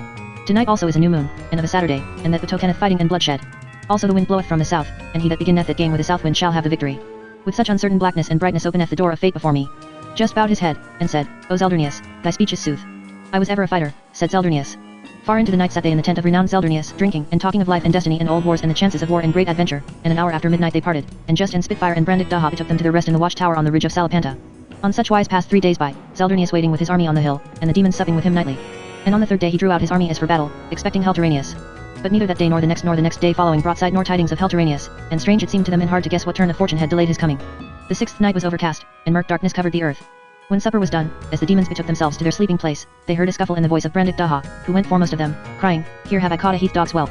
Give me a light. What shall I do with him? Men were roused and lights brought, and Brandick Daha surveyed that which he held pinioned by the arms, caught by the entrance to the Fort Alice, one with scared wild beast eyes and a swart face, golden earrings in his ears, and a thick close-cropped beard interlaced with gold wire twisted among its curls, bare-armed, with a tunic of otterskin and wide hairy trousers cross-stitched with silver thread, a circlet of gold on his head, and frizzed dark hair plaited in 2 thick tails that hung forward over his shoulders. His lips were drawn back, like a cross-grained dog snarling betwixt fear and fierceness, and his white pointed teeth and the whites of his eyes flashed in the torchlight. So they had him with them into the tower, and set him before them, and Just said, Fear not, but tell forth unto us thy name and lineage, and what brings thee lurking in the night about our lodging. We mean thee no hurt, so thou practice not against us in our safety. Art thou a dweller in this empland, or a wanderer, like as we be, from countries beyond the seas? Hast thou companions, and if so, where be they, and what, and how many? And the stranger gnashed upon them with his teeth, and said, O devils transmarine, mock not but slay. Just entreated him kindly, giving him meat and drink, and in a while made question of him once more, What is thy name? Whereto he replied, O devil transmarine, pity of thine ignorance if thou knowest not Mivarshfaz. And he fell into a great passion of weeping, crying aloud, Woe worth the woe that is fallen upon all the land of Impland. What's the matter? Said Just. But Mivarsh ceased not to wail and to lament, saying, Out harrow and alas for Fax Faz and Ilrashfaz and Lermishfaz and Gondasafaz and all the great ones in the land. And when they would have questioned him he cried again, Curse ye bitterly Phil Pritzfaz, which betrayed us into the hand of the devil Ultramontane in the castle of Orpish. What devil is this thou speakest of? Asked Just. He hath come, he answered, over the mountains out of the north country, that alone was able to answer Fax Faz. And the voice of his speech is like unto the roaring of a bull. Out of the north. Said Just, giving him more wine, and exchanging glances with Spitfire and Brandick Daha. I would hear more of this. Mivarsh drank, and said, O devils transmarine, ye give me strong waters which comfort my soul, and ye speak me soft words. But shall I not fear soft words? Soft words were spoke by this devil ultramontane, when he and cursed Filprit spake soft words unto us in Orpish, unto me, and unto Fax Fayfaz, and Gondessa, and Ilarash, and unto all of us, after our overthrow in battle against him by the banks of Arlen. Just asked, of what fashion is he to look on? He bath a great yellow beard beflecked with grey, said Mivarsh, and a bald shiny pate, and standeth big as a neat. Just spake apart to Brandik Daha, there's matter in it if this be true. And Brandik Daha poured forth unto Mivarsh and bade him drink again, saying, O Mivarsh Faz, we be strangers and guests in wide-flung impland. Be it known to thee that our power is beyond ken, and our wealth transcendeth the imagination of man. Yet is our benevolence of like measure with our power and riches, overflowing as honey from our hearts unto such as receive us openly and tell us that which is. Only be warned, that if any lie to us or essay craftily to delude us, not the mantichores that lodge beyond the Morna were more dreadful to that man than we. Mivarsh quailed, but answered him, Use me well, you were best, and you shall hear from me not but what is true. First with the sword he vanquished us, and then with subtle words invited us to talk with him in Orpish, pretending friendship. But they are all dead that hearkened to him. For when he held them closed up in the council room in Orpish, himself went secretly forth, while his men laid hands on Gondassa Faz and on Ilarash Faz, and on Fax Fay Faz that was greatest amongst us, and on Lermish Faz, and cut off their heads and set them up on poles without the gate. And our armies that waited without were dismayed to see the heads of the phases of Implan so set on poles, and the armies of the devils ultramontane still threatening us with death. And this big bald-bearded devil spake them of Implan fair, saying these that he had slain were their oppressors and he would give them their heart's desire if they would be his men, and he would make them free, every man, and share out all Impland amongst them. So were the common sort befooled and brought under by this bald devil from beyond the mountains, and now none withstandeth him in all Impland. But I that had held back from his counsel in Orpish, fearing his guile, hardly escaped from my folk that rose against me. And I fled into the woods and wildernesses. Where last saw ye him? Asked Just. Mivarsh answered him, a 3 days' journey northwest of this, at Tormaish in Ikri. What made he there? Asked Just. Mivarsh answered, still devising evil. Against whom? Asked Just. Mivarsh answered, against Zeldurnius, which is a devil transmarine. Give me some more wine, said Just, and fill again a beaker for Mivarsh Faz. I do love not so much as tale-telling a knights. With whom devised he against Zeldurnius? Mivarsh answered, with another devil from beyond seas, I have forgot his name. Drink and remember, said Just, or if 'tis gone from thee, paint me his picture. He bath about my bigness, said Mivarsh, that was little of stature. His eyes be bright, and he sung with Favaureth this one, pointing at Spitfire, though belike he bath not all so fierce a face. He is lean-faced and dark of skin. He goeth in black iron. Is he Jalcanias Faustus? Asked Just. And Mivarsh answered, Aye. There's musk and amber in thy speech, said Just. I must have more of it. What mean they to do? This, said Mivarsh, as I sat listening in the dark without their tent, it was made absolute that this Jalcanias had been deceived in supposing that another devil trans man, whom men call Helteranius, had been minded to do treacherously against him, whereas, as the bald devil made him believe, 'twas no such thing. And so it was concluded that Jalcanias should send riders after Helteranius to make peace between them, and that they two should forthwith join to kill Zeldurnius, one falling on him in the front and the other in the rear. So 'tis come to this, said Spitfire. And when they have Zeldurnius slain, said Mivarsh, then must they help this bald pate in his undertakings. And so pay him for his reeds. Said Just. And Mivarsh answered, even so. One thing more I would know, said Just. How great a following bath he in Impland. The greatest strength that he can make, answered Mivarsh, of devils ultramontane is I think 200. Many imps beside will follow him, but they have but our country weapons. Lord Brandik Daha took Just by the arm and went forth with him into the night. The frosted grass crunched under their tread, strange stars blinked in the south in a windy space betwixt cloud and sleeping earth, a cairner near the meridian bedimming all lesser fires with his pure radiance. So cometh Karund upon us as an eagle out of the sightless blue, said Brandik Daha, with 12 times our forces to let us the way to the Morna, and all Impland like a spaniel smiling at his heel, if indeed this simple soul say true, as I think he doth. Thou fallest all of a holiday mood, said Just, at the first scenting of this great hazard. O Just, cried Brandik Daha, thine own breath lighteneth at it, and thy words come more sprightly forth. Are not all lands, all heirs, one country unto us, so there be great doings afoot to keep bright our swords. Just said, ere we sleep I will inform Zeldurnius how the wind shifteth. He must face both ways now, till this field be cut. This battle must not go against him, for his enemies be engaged, if Mivarsh say true, to give the help of their swords to Karund. So fared they to Zeldurnius's tent, and Just said by the way, of this be satisfied, Karund beareth not blade on the hills of Salapanta.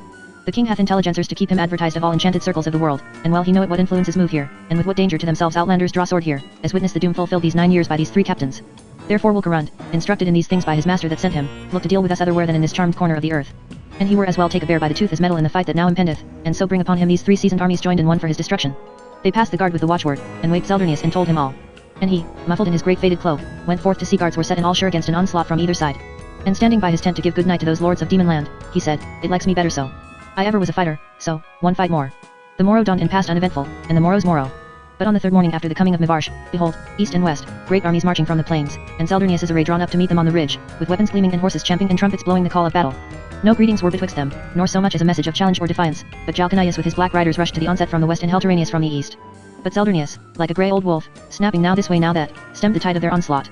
So began the battle great and fell, and continued the livelong day. Thrice on either side Zeldurnius went forth with a great strength of chosen men, insomuch that his enemies fled before him as the partridge doth before the sparrowhawk, and thrice did Helteranius and thrice Jalcanias Faustus rally and hurl him back, mounting the ridge anew. But when it drew near to evening, and the dark day darkened toward night, the battle ceased, dying down suddenly into silence. Those lords of Demonland came down from their tower, and walked among the heaps of dead men slain toward a place of slabby rock in the neck of the ridge. Here, alone on that field, Zeldrinius leaned upon his spear, gazing downward in a study, his arm cast about the neck of his old brown horse who hung his head and sniffed the ground. Through a rift in the western clouds the sun glared forth, but his beams were not so red as the ling and bent of Salapanta field. As Just and his companions drew near, no sound was heard save from the fort Alice behind them, a discordant plucking of a harp, and the voice of Mivarsh where he walked and harped before the walls, singing this ditty. The hag is astride. This night for her to ride. The devil and she together. Through thick and through thin. Now out and then in. Though ne'er so foule be the weather. A thorn or a burr. She takes for a spar. With the lash of a bramble she rides now. Through brakes and through briars. O'er ditches and mires. She follows the spirit that guides now. No beast for his food. Dares now range the wood. But hushed in his lair he lies lurking. While mischiefs, by these, on land and on seas, at noon of night are working. The storm will arise, and trouble the skies. This night, and more for the wonder, the ghost from the tomb, affrighted shall come. Taldi out by the clap of the thunder. When they were come to Zeldrinius, the Lord just spake saying, O most redoubtable Zeldrinius, renowned in war, surely thy prognostications by the moon were true. Behold the noble victory thou hast obtained upon thine enemies. But Zeldrinius answered him not, still gazing downwards before his feet. And there was Helteranius fallen, the sword of Jalcanius Faustus standing in his heart, and his right hand grasping still his own sword that had given Jalcanius his bane sore. So looked they a while on those two great captains slain. And Zeldrinius said, Speak not comfortably to me of victory, O just. So long as that sword, and that, had his master alive, I did not more desire mine own safety than their destruction who with me in days gone by made conquest of Widem planned. And see with what a poisoned violence they laboured my undoing, and in what an unexpected ruin are they suddenly broken and gone. And as one grown into a deep sadness be said, where were all heroical parts but in Helteranius? And a man might make a garment for the moon sooner than fit the OER leaping actions of great Jalcanius, who now leaveth but his body to be dung that earth that was lately shaken at his terror. I have waded in red blood to the knee, and in this hour, in my old years, the world is become for me a vision only and a mock show. Therewith he looked on the demons, and there was that in his eyes that stayed their speech. In a while he spake again, saying, I swear unto you my furtherance if I prevailed. But now is mine army passed away as wax wasteth before the fire, and I wait the dark ferryman who tarrieth for no man. Yet, since never have I wrote mine obligations in sandy but in marble memories, and since victory is mine, receive these gifts, and first thou, O Brandic Daha, my sword, since before thou wast of years 18 thou wast accounted the mightiest among men at arms. Mightily may it avail thee, as me in time gone by. And unto thee, O Spitfire, I give this cloak. Old it is, yet may it stand thee in good stead, since this virtue it bath that he who weareth it shall not fall alive into the hand of his enemies. Wear it for my sake. But unto thee, O just, give I no gift, for rich thou art of all good gifts, only my good will give I unto thee, ere earth gape for me. So they thanked him well.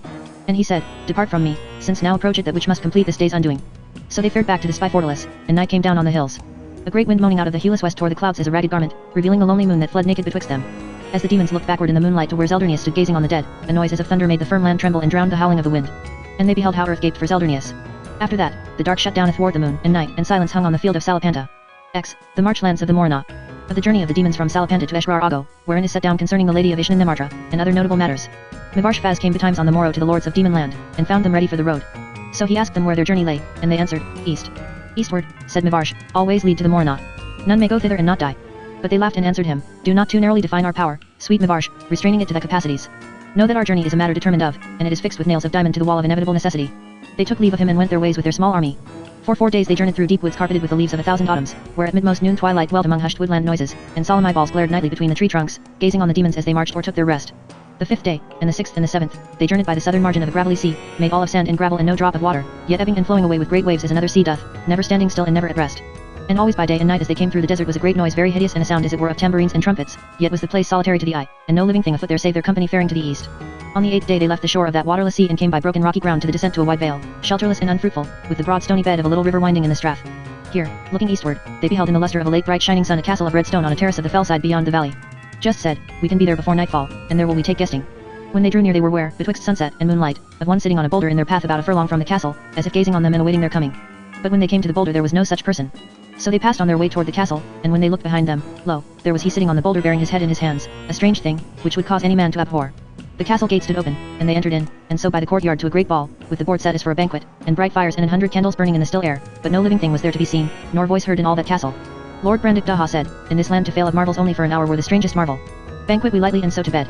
So they sat down and ate, and drank of the honey-sweet wine, till all thoughts of war and hardship and the unimagined perils of the wilderness and Karun's great army preparing their destruction faded from their minds, and the spirit of slumber wooed their weary frames. Then a faint music, troublous in its voluptuous wild sweetness, floated on the air, and they beheld a lady enter on the dais. Beautiful she seemed beyond the beauty of mortal women. In her dark hair was the likeness of the horned moon in honey-colored cymophanes, every stone whereof held a straight beam of light imprisoned that quivered and gleamed as sunbeams quiver waiting in the clear deeps of a summer sea. She wore a coat hardy of soft crimson silk, close fitting, so that she did truly apparel her apparel and with her own loveliness made it more sumptuous. She said, My lords and guests in Ishnan Nemartra, there be beds of down and sheets of lawn for all of you that be aweary. But know that I keep a sparrowhawk sitting on a perch in the eastern tower, and he that will wake my sparrowhawk this night long, alone without any company and without sleep, I shall come to him at the night's end and shall grant unto him the first thing that he will ask me of earthly things. So saying she departed like a dream. Brandic Daha said, Cast we lots for this adventure. But just spake against it, saying, There's likely some guile herein. We must not in this accursed land suffer aught to seduce our minds, but follow our set purpose. We must not be of those who go forth for wool and come home shorn. Brandik Daha and Spitfire mocked at this, and cast lots between themselves. And the lot fell upon Lord Brandik Daha. Thou shalt not deny me this, said he to Lord Just, else will I never more do thee good. I never could yet deny thee anything, answered Just. Art not thou an eye finger and thumb? Only forget not, whatso ye are betide, wherefore we be come hither. Art not thou an eye finger and thumb? Said Brandik Daha. Fear nothing, O friend of my heart. I'll not forget it. So while the others slept, Brandik Daha waked the sparrowhawk, night long in the eastern chamber. For all that the cold hillside without was rough with hoarfrost, the air was warm in that chamber and heavy, disposing strongly to sleep. Yet he closed not an eye, but still beheld the sparrowhawk, telling its stories and tweaking it by the tail ever and anon as it grew drowsy. And it answered shortly and boorishly, looking upon him malevolently. And with the golden dawn, behold that lady in the shadowy doorway. At her entering in, the sparrowhawk clicked its wings as in anger, and without more ado tucked its beak beneath its wing and went to sleep. But that bright lady, looking on the Lord Brandik Daha, spake and said, Require it of me, my Lord Brandik Daha, that which thou most desirest of earthly things. But he, as one bedazzled, stood up saying, O lady, is not thy beauty at the dawn of day an irradiation that might dispel the mists of hell? My heart is ravished with thy loveliness and only fed with thy sight. Therefore thy body will I have, and none other thing earthly. Thou art a fool, she cried, that knowest not what thou askest. Of all things earthly mightest thou have taken choose, but I am not earthly. He answered, I will have naught else. Thou dost embrace then a great danger, said she, and loss of all thy good luck, for thee and thy friends beside. But Brandik Daha, seeing how her face became on a sudden such as are new blown roses at the dawning, and her eyes wide and dark with love longing, came to her and took her in his arms and fell to kissing and embracing of her. On such wise they abode for a while, that he was ware of no thing else on earth save only the sense-maddening caress of that lady's hair, the perfume of it, the kiss of her mouth, the swell and fall of that lady's breast straining against his. She said in his ear softly, I see thou art too masterful. I see thou art one who will be denied nothing, on whatsoever thine heart is set. Come. And they passed by a heavy curtained doorway into an inner chamber, where the air was filled with the breath of myrrh and nard and ambergris, a fragrancy as of sleeping loveliness. Here, amid the darkness of rich hangings and subdued glints of gold, a warm radiance of shaded lamps watched above a couch, great and broad and downy pillowed. And here for a long time they solaced them with love and all delight.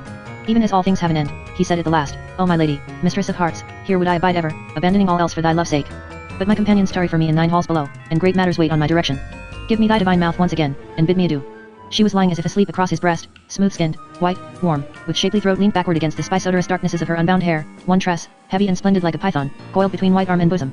Swift as a snake she turned, clinging fiercely about him, pressing fiercely again to his her insatiable sweet fervent lips, crying that here must he dwell unto eternity in the intoxication of perfect love and pleasure.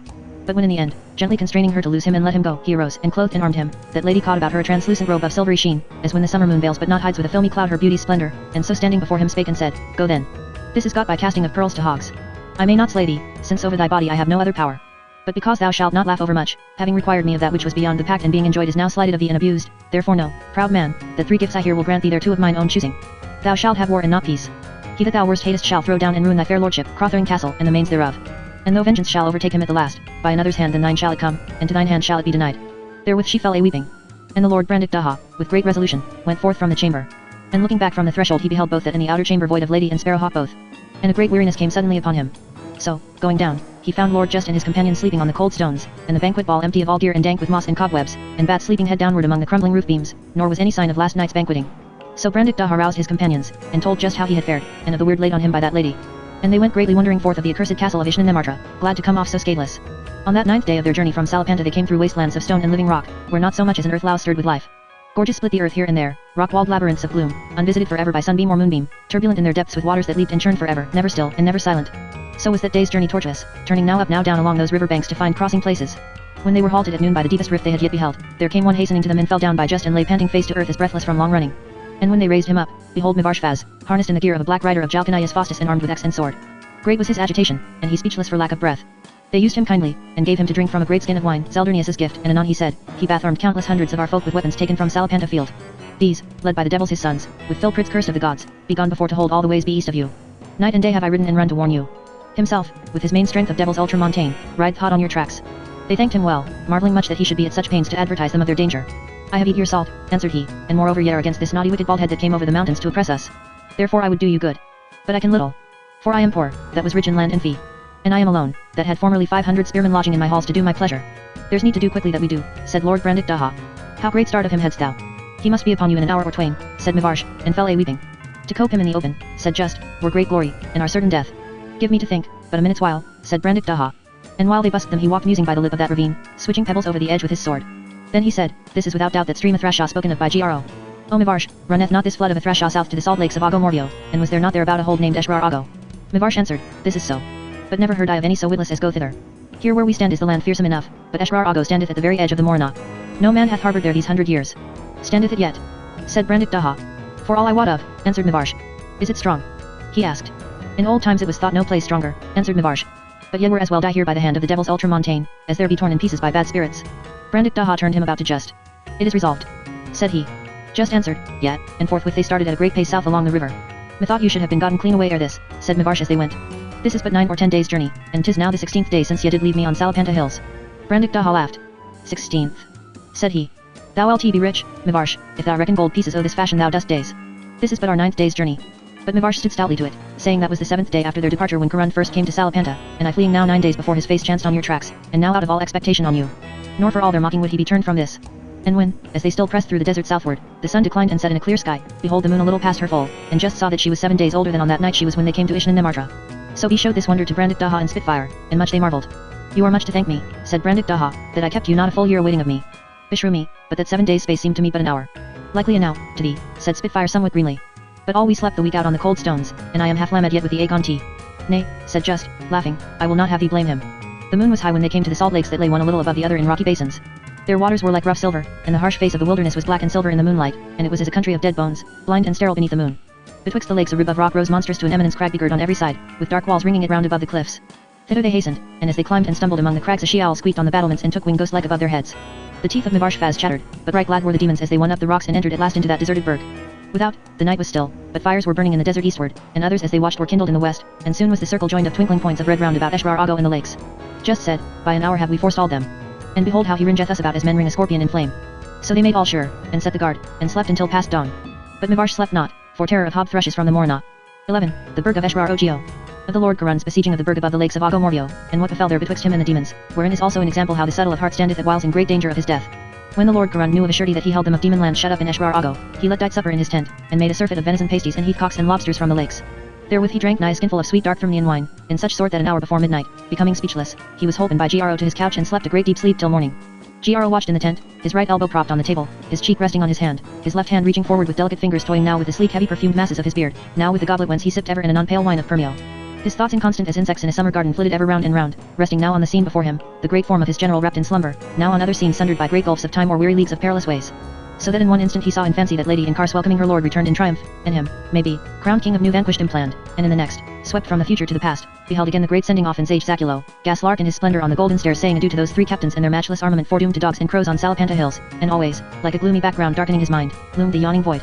Featureless and vast, beyond the investing circle of Karun's armies, the blind blasted emptiness of the Morna.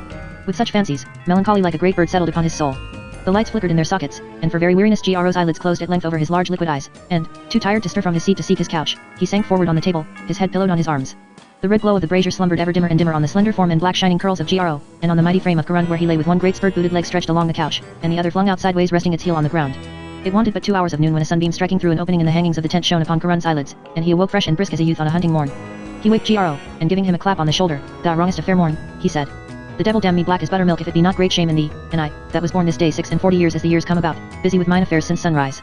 Gro yawned and smiled and stretched himself. "O Karun," he said, "counterfeit a livelier wonder in thine eyes if thou wilt persuade me thou sawest the sunrise. For I think that were as new and unexampled a sight for thee as any I could produce to thee in implant." Karun answered, "Truly I was seldom so uncivil as surprise Madame Aurora in her nightgown. And the 3 or 4 times I have been forced thereto, taught me it is an hour of crude airs and mists which breed cold dark humours in the body, an hour when the torch of life burns weakest. Within there. Bring me my morning draught." The boy brought 2 cups of white wine, and while they drank, "A thin ungracious drink is the wellspring," said Karun, "a drink for queasy stomach skipjacks, for sand levericks, not for men. And like it is the dayspring, an ungrateful sapless hour, an hour for stab i the backs and cold-blooded betrayers. Ah, give me wine," he cried, "and noonday vices, and brazen-browed iniquities. Yet there's many a deed of profit done by owl light," said Gro. "Aye," said Karun, "deeds of darkness, and there, my lord, I'm still thy scholar. Come, let's be doing."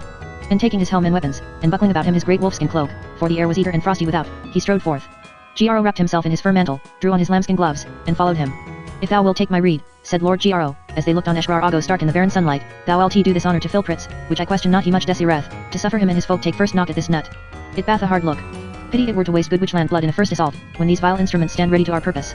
Karun grunted in his beard, and with Gro at his elbow paced in silence through the lines, his keen eyes searching ever the cliffs and walls of Eshrar Ago, till in some half-hour's space he halted again before his tent, having made a complete circuit of the burg. Then he spake, "Put me in yonder fighting stead, and if it were only but I and 50 able lads to man the walls, yet would I hold it against 10,000.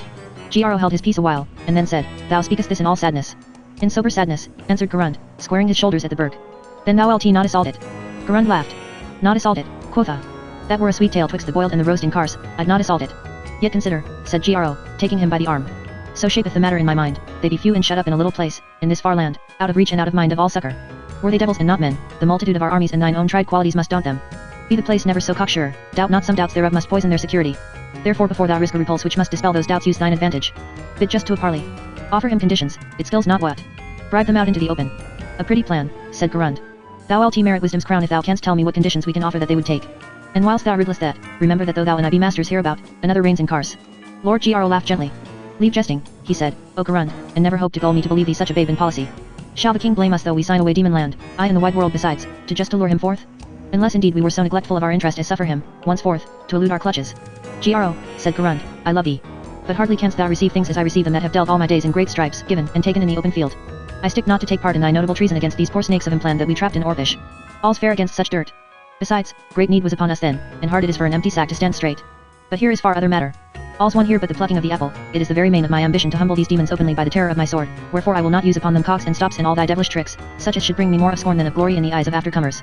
So speaking, he issued command and sent an herald to go forth beneath the battlements with a flag of truce. And the herald cried aloud and said, From Garund of Witchland unto the lords of Demon Land, thus saith the Lord Garund, I hold this burg of Eshrar-Ago as a net betwixt the crackers. Come down and speak with me in the Vadeable land before the burg, and I swear to you peace and grith while we parley, and thereto pledge I mine honor as a man of war. So when the due ceremonies were performed, the Lord just came down from Eshrar-Ago and with him the Lord Spitfire and Brandick Daha and 20 men to be their bodyguard. Garund went to meet them with his guard about him, and his 4 sons that fared with him to Impland, Hackman, namely, and Hemming and Vigloos and Dormains, sullen and dark young men, likely of look, of a little less fierceness than their father. Gro, fair to see and slender as a racehorse, went at his side, muffled to the ears in a cloak of ermine, and behind came Philpritz helmed with a winged helm of iron and gold. A gilded corselet had Philpritz, and trousers of panther's skin, and he came slinking at Garund's heel as the jackal slinks behind the lion. When they were met, just spake, and said, This would I know first, my lord Garund, how thou comest hither, and why, and by what right thou disputest with us the ways eastward out of Impland. Garund answered, leaning on his spear, I need not answer thee in this. And yet I will. How came I? I answer thee, over the cold mountain wall of Acris Labyrinth. And 'tis a feat hath not his fellow in man's remembrance until now, with so great a force and in so short a space of time. 'Tis well enough, said Just. I'll grant thee thou hast outrun mine expectations of thee. Next thou demandest why, said Garund. Suffice it for thee that the king hath had advertisement of your farings into Impland and your designs therein. For to bring these to naught am I come. There was many firkins of wine drunk dry in Kars, said Hackman, and many a noble person senseless and spewing on the ground ere morn for pure delight, when cursed Goldry was made away. We were little minded these healths should be proved vain at last. Was that ere thou rodest from Permio? Said Lord Brandick Daha. The merry god wrought of our side that night, if my memory cheat not. Thou demandest last, said Garund, my lord Just, by what right I bar your passage east away. No, therefore, that not of mine own self speak I unto you, but as vicar and wide-fronted Implant of our Lord Boris XII, King of Kings, most glorious and most great. There remaineth no way out for you from this place save into the rigor of mine hands. Therefore let us, according to the nature of great men, agree to honorable conditions. And this is mine offer, O Just. Yield up this burg of Eshrar-Ago, and therewith thy sealed word in a writing acknowledging our Lord the King to be King of Demonland and all his quiet and obedient subjects, even as we be. And I will swear unto you of my part, and in the name of our Lord the King, and give you hostages thereto, that ye shall depart in peace whither you list with all love and safety. The Lord Just scowled fiercely on him. O Garund, he said, as little as we do understand the senseless wind, so little we understand thy word. Often now bath grey silver been in the fire betwixt us and you Witchlanders, for the house of Boris fared ever like the foul toad, that may not endure to smell the sweet savour of the vine when it flourisheth. So for this time we will abide in this hold, and withstand your most grievous attempts. With free honesty and open heart, said Garund, I made thee this offer, which if thou refuse I am not thy lackey to renew it. Gro said, it is writ and sealed, and wanteth but thy sign manual, my lord Just, and with the word he made sign to Philpritz that went to Lord Just with a parchment. Just put the parchment by, saying, no more, yet are answered, and he was turning on his heel when Philpritz, louding forward suddenly, gave him a great ear beneath the ribs with a dagger slipped from his sleeve. But Just wore a privy coat that turned the dagger. Howbeit with the greatness of that stroke he staggered aback. Now Spitfire clapped hand to sword, and the other demons with him, but Just loudly shouted that they should not be truce breakers but know first what Garund would do. And Garund said, dost hear me, Just? I had neither hand nor part in this. Brandick Daha drew up his lip and said, this is not but what was to be looked for. It is a wonder, O Just, that thou shouldst hold out to such mucky dogs a hand without a whip in it.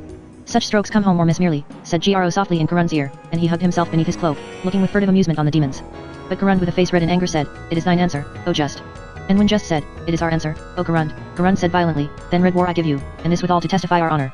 And he let lay hands on Philpritz and with his own hand hacked the head from his body before the eyes of both their armies. Then in a great voice he said, as bloodily as I have revenged the honor of Witchland on this Philpritz, so will I revenge it on all of you wherever I draw off mine armies from these lakes of Ago Mordio. So the demons went up into the burg, and Gro and Garund home to their tents. This was well thought on, said Gro, to flaunt the flag of seeming honesty, and with emotion rid us of this fellow that promised ever to grow thorns to make uneasy our seat in Impland. Garund answered him not a word. In that same hour Garund marshalled his folk and assaulted Eshrar-Ago, placing those of Impland in the van. They prospered not at all. Many a score lay slain without the walls that night, and the obscene beasts from the desert feasted on their bodies by the light of the moon. Next morning the Lord Garund sent an herald and bade the demons again to a parley. And now he spake only to Brandick Daha, bidding him deliver up those brethren Just and Spitfire, and if thou wilt yield them to my pleasure, then shalt thou and all that people else depart in peace without conditions. An offer indeed, said Lord Brandick Daha, if it be not in mockery. Say it loud, that my folk may hear. Garund did so, and the demons heard it from the walls of the burg. Lord Brandick Daha stood somewhat apart from Just and Spitfire and their guard. Libel it me out, he said. For good as I now must deem thy word, thine hand, and seal must I have to show my followers ere they consent with me in such a thing. Write thou, said Garund to Gro. To write my name is all my scholarship. And Gro took forth his inkhorn and wrote in a great fair hand this offer on a parchment. The most fearfullest oaths thou knowest, said Garund, and Gro wrote them, whispering, he mocketh us only. But Garund said, no matter, 'tis a chance worth our chancing, and slowly and with labour signed his name to the writing, and gave it to Lord Brandick Daha. Brandick Daha read it attentively, and tucked it in his bosom beneath his byrnie. This, he said, shall be a keepsake for me of thee, my Lord Garund. Reminding me, and here his eyes grew terrible, so long as there surviveth a soul of you in which land, that I am still to teach the world truly what that man must abide that durst affront me with such an offer. Garund answered him, thou art a dapper fellow. It is a wonder that thou wilt strut in the tented field with all this womanish gear. Thy shield, how many of these sparkling baubles thinkest thou I'd leave in it were we once come to Nox? I'll tell thee, answered Lord Brandick Daha. For every jewel that bath been beat out of my shield in battle, never yet went I to a war that I brought not home an hundredfold to set it fair again, from the spoils I obtained from mine enemies. Now this will I bid thee, O Garund, for thy scornful words, I will bid thee to single combat, here and in this hour. Which if thou deny, then art thou an open and apparent dastard. Garund chuckled in his beard, but his brow darkened somewhat. I pray what age dost thou take me of? Said he. I bare a sword when thou was yet in swaddling clothes. Behold mine armies, and what advantage I hold upon you. Oh, my sword is enchanted, my lord, it will not out of the scabbard. Brandick Daha smiled disdainfully, and said to Spitfire, mark well, I pray thee, this great lord of which land? How many true fingers hath a witch on his left hand? As many as on his right, said Spitfire. Good. And how many on both? 2 less than a deuce, said Spitfire, for they be false vizards to the fingers' ends. Very well answered, said Lord Brandick Daha. You're pleasant, Garund said. But your fusty jibes move me not a whit. It were a simple part indeed to take thine offer when all wise counsels bid me use my power and crush you. Thou dst kill me soon with thy mouth, said Brandick Daha. In sum, thou art a brave man when it comes to roaring and swearing, a big bubber of wine, as men say to drink drunk is an ordinary matter with thee every day in the week, but I fear thou durst not fight. Doth not thy nose swell at that? Said Spitfire. But Garund shrugged his shoulders. A footer for your baits. He answered. I am scarce bounden to do such a kindness to you of Demonland as lay down mine advantage and fight alone, against disorder. Your old foxes are seldom taken in springes. I thought so, said Lord Brandick Daha. Surely the frog will have hair sooner than any of you witchlanders shall dare to stand me. So ended the second parley before Eshrar Ago. The same day Garund essayed again to storm the hold, and grievous was the battle and hard put to it were they of Demonland to hold the walls. Yet in the end were Garund's men thrown back with great slaughter. And night fell, and they returned to their tents. Mine invention, said Gro, when on the next day they took counsel together, bath yet some contrivance in her purse which shall do us good, if it fall but out to our mind. But I doubt much it will dislike thee. Well, say it out, and I'll give thee my censure on tea, said Garund. Gro spake, it bath been shown we may not have down this tree by hewing above ground. Let's dig about the roots. And first give them a 7 nights space for reckoning up their chances, that they may see morning and evening from the birth thine armies set down to invest them. Then, when their hopes are something sobered by that sight, and want of action bath trained their minds to sad reflection, call them to parley, going straight beneath the wall, and this time shalt thou address thyself only to the common sort, offering them all generous and free conditions thou canst think on. There's little they can ask that we'd not blithely grant them if they'll but yield us up their captains. It mislikes me, answered Garund. Yet it may serve. But thou shalt be my spokesman herein. For never yet went I cap in hand to ask favour of the common muck o' the world, nor I will not do it now. Oh but thou must, said Gro. Of thee they will receive in good faith what in me they would account but practice. That's true enough, said Garund. But I cannot stomach it. Withal, I am too rough spoken. Gro smiled. He that hath need of a dog, he said, calleth him Sir Dog. Come, I'll school thee to it. Is it not a smaller thing than months of tedious hardship in this frozen desert? Bethink thee too what honour it were to thee to ride home to Kars with Just and Spitfire and Brandick Daha bounden in a string. Not without much persuasion was Garund won to this. Yet at the last he consented. For 7 days and 7 nights his army sat before the bird without sign, and on the 8th day he bade the demons to a parley, and when that was granted went with his sons and 20 men at arms up the great rib of rock between the lakes, and stood below the east wall of the berg. Bitter chill was the air that day. Powdery snow light fallen blew in little wisps along the ground, and the rocks were slippery with an invisible coat of ice. Lord Gro, being troubled with an ague, excused himself from that faring and kept his tent. Garund stood beneath the walls with his folk about him. I have matter of import, he cried, and 'tis needful it be heard both by the highest and the lowest amongst you. Ere I begin, summon them all to this part of the walls, a lookout is enow to shield you of the other parts from any sudden onslaught, which besides I swear to you is clean without my purpose. So when they were thick on the wall above him, he began to say, soldiers of Demonland, against you had I never quarrel. Behold how in this implant I have made freedom flourish as a flower. I have struck off the heads of Filpritzfaz, and Ilarash, and Lermish, and Gondasa, and Fax Faz, that were the lords and governors here aforetime, abounding in all the bloody and crying sins, oppression, gluttony, idleness, cruelty, and extortion. And of my clemency I delivered all their possessions unto their subjects to hold in order after their own will alone, who before did put on patience and endured with much heartburning the tyranny of these phases, until by me they found a remedy for their more freedom. In like manner, not against you do I war, O men of Demonland, but against the tyrants that enforced you for their private gain to suffer hardship and death in this remote country, namely, against Just and Spitfire that came hither in quest of their cursed brother whom the might of the great King Bath happily removed.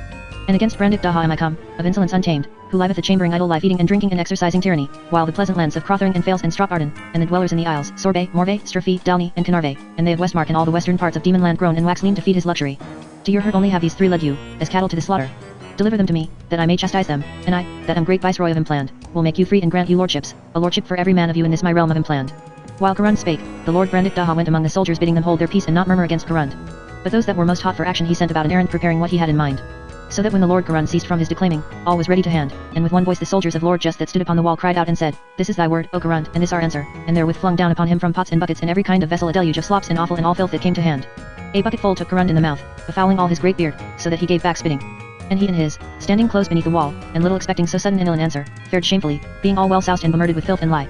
Therewith went up great shouts of laughter from the walls. But Garund cried out, O filth of demon land, this is my latest word with you. And though 'twere 10 years I must beseech this hold, yet will I take it over your heads. And very ill to do with shall ye find me in the end, and very puissant, proud, mighty, cruel, and bloody in my conquest. What, lads? Said Lord Brandikdaha, standing on the battlements, have we not fed this beast with pig wash enow, but he must still be snuffing and snooking at our gate? Give me another pailful. So the witches returned to their tents with great shame. So hot was Garund in anger against the demons, that he stayed not to eat nor drink at his coming down from Eshrar-Ago, but straight gathered force and made an assault upon the burg, the mightiest he had yet essayed, and his picked men of which land were in that assault, and he himself to lead them. Thrice by main fury they won up into the hold, but all were slain who set foot therein, and Garund's young son Dormanes wounded to the death. And at even they drew off from the battle. There fell in that fight 180 demons, and of the imps 500, and of the witches 399. And many were hurt of either side. Wrath sat like thunder on Garund's brow at supper time.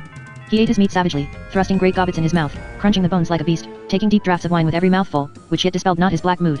Over against him Gro sat silent, shivering now and then for all that he kept his ermine cloak about him and the brazier stood at his elbow. He made but a poor meal, drinking mulled wine in little sips and dipping little pieces of bread in it. So wore without speech that cheerless and unkindly meal, until the Lord Garund, looking suddenly across the board at Gro and catching his eye studying him, said, That was a bright star of thine and then shined clear upon thee when thou tookest this bout of shivering fits and so wentest not with me to be soused with muck before the burg. Who would have dreamed, answered Gro, of their using so base and shameful a part? Not thou, I'll swear, said Garund, looking evilly upon him and marking, as he thought, a twinkling light in Gro's eyes. Gro shivered again, sipped his wine, and shifted his glance uneasily under that unfriendly stare. Garund drank a while in silence, then flushing suddenly a darker red, said, leaning heavily across the board at him, Dost know why I said not thou? 'Twas scarce needful, to thy friend, said Gro. I said it, said Garund, because I know thou didst look for another thing when thou didst skulk shamming here. Another thing. Sit not there like some prim-mouthed miss feigning an innocence all know well thou hast not, said Garund, or I'll kill thee. Thou plott'st my death with the demons. And because thyself hast no shred of honor in thy soul, thou hadst not the wit to perceive that their nobility would shrink from such a betrayal as thy hopes entertained. Gro said, This is a jest I cannot laugh at, or else 'tis madman's bravil. Dissembling cur, said Garund, be sure that I hold him not less guilty that holds the ladder than him that mounts the wall. It was thy design they should smite us at unawares when we went up to them with this proposal thou didst urge on me so hotly. Gro made as if to rise. Sit down, said Garund. Answer me, didst not thou egg on the poor snipe Phil Pritz to that attempt on just? He told me on tea, said Gro. Oh, thou art cunning, said Garund. There too I see thy treachery. Had they fallen upon us, thou mightest have thrown thyself safely upon their mercy. This is foolishness, said Gro. We were far stronger. 'Tis so, said Garund. When did I charge thee with wisdom and sober judgment? With treachery I know thou art soaked wet. And thou art my friend. Said Gro. Garund said in a while, I have long known thee to be both a subtle and dissembling fox, and now I durst trust thee no more, for fear I should fall further into thy danger. I am resolved to murder thee. Gro fell back in his chair and flung out his arms. I have been here before, he said. I have beheld it, in moonlight and in the barren glare of day, in fair weather and in hail and snow, with the great winds charging over the wastes. And I knew it was accursed. From Morna Morna, ere I was born or thou, O Garund, or any of us, treason and cruelty blacker than night herself had birth, and brought death to their begetter and all his folk. From Morna Morna bloweth this wind about the waste to blast our love and bring us destruction. Kill me, I'll not ward myself, not I the smallest. 'Tis small matter, goblin, said Garund, whether thou shouldst or no. Thou art but a louse between my fingers, to kill or cast away as shall seem me good. I was King Gaslark's man, said Gro, as if talking in a dream, and between a man and a boy near 15 years I served him true and costly. Yet it was my fortune in all that time and at the ending thereof only to get a beard on my chin and remorse at heart. To what scorned purpose must I plot against him? Pity of which land sliding as then into the pit of adverse luck, 'twas that made force upon me. And I served which land well, but fate ever fought o' the other side. It was that counselled King Boris XI to draw out from the fight at Kartadsa. Yet wanton fortune trod down the scale for demon land. I prayed him not wrestle with Goldry in the Foliot Isles. Thou didst back me. Not but rebukes and threats of death gat I therefrom, but because my reeds were set at naught, evil fell upon which land.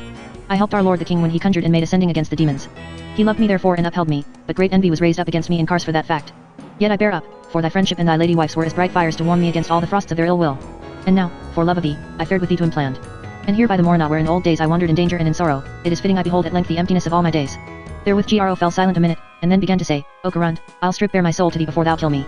It is most true that until now, sitting before Eshrar-Ago, it hath been present to my heart how great an advantage we held against the demons, and the glory of their defense, so little a strength against us so many, and the great glory of their flinging of us back, these things were a splendor to my soul beholding them. Such glamour hath ever shown to me all my life's days when I behold great men battling still beneath the bludgeonings of adverse fortune that, howsoever they be mine enemies, it lieth not in my virtue to withhold from admiration of them and well nigh love. But never was I false to thee, nor much less ever thought, as thou most unkindly accusest me, to compass thy destruction. Thou dost whine like a woman for thy life, said Garund. Cowardly hounds never stirred pity in me. Yet he moved not, only looking dourly on Gro. Gro plucked forth his own sword, and pushed it towards Garund hilt foremost across the board. Such words are worse than sword thrusts betwixt us twain, said he. Thou shalt see how I'll welcome death. The king will praise thee, when thou showest the cause. And it will be sweet news to Corynus and them that have held me in their hate, that thy love hath cast me off, and thou hast rid them of me at last. But Karun stirred not. After a space, he filled another cup, and drank, and sat on. And Gro sat motionless before him. At last Karun rose heavily from his seat, and pushing Gro's sword back across the table, "Thou dst best to bed," said he. "But the night air's o'ershrewd for thine ague. Sleep on my couch tonight." The day dawned cold and grey, and with the dawn Karun ordered his lines round about Eshrar Ago and sat down for a siege. For 10 days he sat before the burg, and naught befell from dawn till night, from night till dawn, only the sentinels walked on the walls and Karun's folk guarded their lines. On the 11th day came a bank of fog rolling westward from the Morna, chill and dank, blotting out the features of the land. Snow fell, and the fog hung on the land, and night came of such a pitchy blackness that even by torchlight a man might not see his hands stretched forth at arm's length before him. 5 days the fog held. On the 5th night, it being the 24th of November, in the darkness of the 3rd hour after midnight, the alarm was sounded and Karun summoned by a runner from the north with word that a sally was made from Eshrar Ago, and the lines bursten through in that quarter, and fighting going forward in the murk. Karun was scarce harnessed and gotten forth into the night, when a second runner came hot foot from the south with tidings of a great fight thereaway. All was confounded in the dark, and not certain, save that the demons were broken out from Eshrar Ago. In a space, as Karun came with his folk to the northern quarter and joined in the fight, came a message from his son Hemming that Spitfire and a number with him were broken out at the other side and gotten away westward, and a great band chasing him back towards Outer Impland, and therewith that more than 100 demons were surrounded and penned in by the shore of the lakes, and the burg entered and taken by Karun's folk, but of Just and Brandick Daha no certain news, save that they were not of Spitfire's company, but were with those against whom Karun went in person, having fared forth northwardly. So went the battle through the night.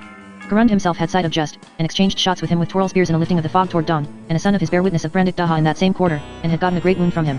When night was past, and the witches returned from the pursuit, Karun straightly questioned his officers, and went himself about the battlefield hearing each man's story and viewing the slain.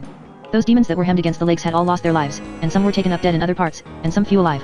These would his officers let slay, but Karun said, "Since I am king in Impland, till that the king receive it of me, it is not this handful of earth lice shall shake my safety here, and I may well give them their lives, that fought sturdily against us." So he gave them peace.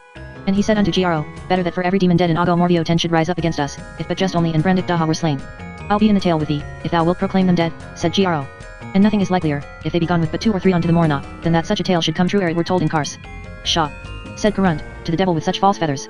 What's done shows brave enow without them, Impland conquered, Just's army minced to a Galamafri, himself and Brandick Daha chased like runaway thralls up on the Morna. Where if devils tear them, 'tis my best wish come true. If not, thou wilt hear of them, be sure. Dost think these can survive on earth and not raise a racket that shall be heard from hence to Kars?" 12. Koshter Pivarka. Of the coming of the lords of Demonland to Morna, whence they beheld the Zemiambian mountains, seen also by Gro in years gone by, and of the wonders seen by them in perils undergone and deeds done in their attempt on Koshter Pivarka, the which alone of all earth's mountains looked down upon Koshter Balorn, and none shall ascend up into Koshter Balorn that hath not first looked down upon her. Now it is to be said of Lord Just and Lord Brandick Daha that they, finding themselves parted from their people in the fog, and utterly unable to find them, when the last sound of battle had died away wiped and put up their bloody swords and set forth at a great pace eastward. Only Mivarsh fared with them of all their following. His lips were drawn back a little, showing his teeth, but he carried himself proudly as one who being resolved to die walks with a quiet mind to his destruction. Day after day they journeyed, sometimes in clear weather, sometimes in mist or sleet, over the changeless desert, without a landmark, save here a little sluggish river, or here a piece of rising ground, or a pond, or a clump of rocks, small things which faded from sight amid the waste ere they were passed by a half-mile's distance. So was each day like yesterday, drawing to a moral like to it again. And always fear walked at their heel and sat beside them sleeping, clanking of wings heard above the wind, a brooding hush of menace in the sunshine, and noises out of the void of darkness as of teeth chattering.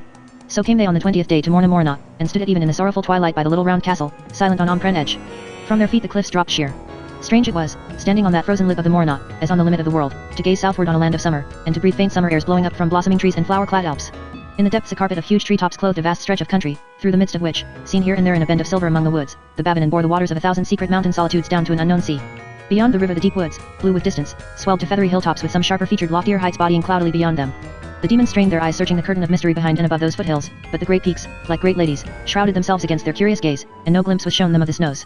Surely to be in Morna was to be in the death chamber of some once lovely presence. Stains of fire were on the walls.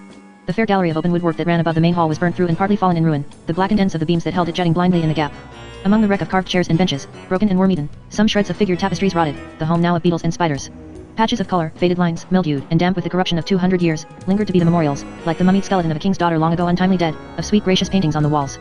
5 nights and 5 days the demons in Mivarsh dwelt in Morna, inured to portents till they marked them as little as men mark swallows at their window.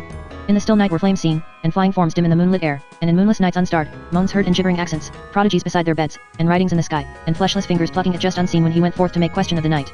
Cloud and mist abode ever in the south, and only the foothills showed of the great ranges beyond Babanan. But on the evening of the 6th day before Yule, it being the 19th of December when Betelgeuse stands at midnight on the meridian, a wind blew out of the northwest with changing fits of sleet and sunshine. Day was fading as they stood above the cliff. All the forest land was blue with shades of approaching night, the river was dull silver, the wooded heights afar mingled their outlines with the towers and banks of turbulent deep blue vapor that hurtled in ceaseless passage through the upper air. Suddenly a window opened in the clouds to a space of clean warm wind swept sky high above the shaggy hills. Surely Just caught his breath in that moment, to see those deathless ones where they shone pavilioned in the pellucid air, far, vast, and lonely, most like to creatures of unascended heaven, of wind and of fire all compact, too pure to have aught of the gross elements of earth or water. It was as if the rose-red light of sundown had been frozen to crystal and these hewn from it to abide to everlasting, strong, and unchangeable amid the welter of earthborn mists below and tumultuous sky above them. The rift ran wider, eastward and westward, opening on more peaks and sunset-kindled snows. And a rainbow leaning to the south was like a sword of glory across the vision. Motionless, like hawks staring from that high place of prospect, Just and Brandik Daha looked on the mountains of their desire. Just spake, haltingly as one talking in a dream. The sweet smell, this gusty wind, the very stone thy foot standeth on, I know them all before. There's not a night since we sailed out of Looking Haven that I have not beheld in sleep these mountains and known their names. Who told thee their names? Asked Lord Brandik Daha. My dream, Just answered. And first I dreamed it in mine own bed in Galing when I came home from guesting with thee last June. And they be true dreams that are dreamed there. And he said, Seest thou where the foothills part to a dark valley that runneth deep into the chain, and the mountains are bare to view from crown to foot? Mark where, beyond the nearer range, bleak-visaged precipices, cobweb-streaked with huge snow corridors, rise to a rampart where the rock towers stand against the sky. This is the great ridge of Kostrupidvarka, and the loftiest of those spires his secret mountain top. As he spoke, his eye followed the line of the eastern ridge, where the towers, like dark gods going down from heaven, plunged to a parapet which runs level above a curtain of avalanche-fluted snow. He fell silent as his gaze rested on the sister peak that east of the gap flamed skyward in wild cliffs to an airy snowy summit, soft-lined as a maiden's cheek, purer than dew, lovelier than a dream. While they looked, the sunset fires died out upon the mountains, leaving only pale hues of death and silence. If thy dream, said Lord Brandik Daha, conducted thee down this edge, over the Bavinon, through yonder woods and hills, up through the leagues of ice and frozen rock that stand betwixt us and the main ridge, up by the right road to the topmost snows of Kostrupidvarka, that were a dream indeed. All this it showed me, said Just, up to the lowest rocks of the great north buttress of Kostrupidvarka, that must first be scaled by him that would go up to Kostrupidvarka. But beyond those rocks not even a dream hath ever climbed. Ere the light fades, I'll show thee our pass over the nearer range. He pointed where a glacier crawled betwixt shadowy walls down from a torn snowfield that rose steeply to a saddle. East of it stood two white peaks, and west of it a sheer-faced and long-backed mountain like a citadel, squat and dark beneath the wild skyline of Kostrupidvarka that hung in air beyond it. The Zia Valley, said Just, that runneth into Bavinon.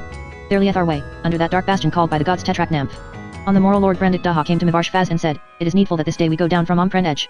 I would for no sake leave thee on the Morna, but 'tis no walking matter to descend this wall. Art thou a cragsman?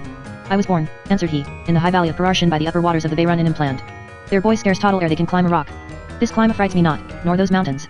But the land is unknown and terrible, and many loathly ones inhabit it, ghosts and eaters of men.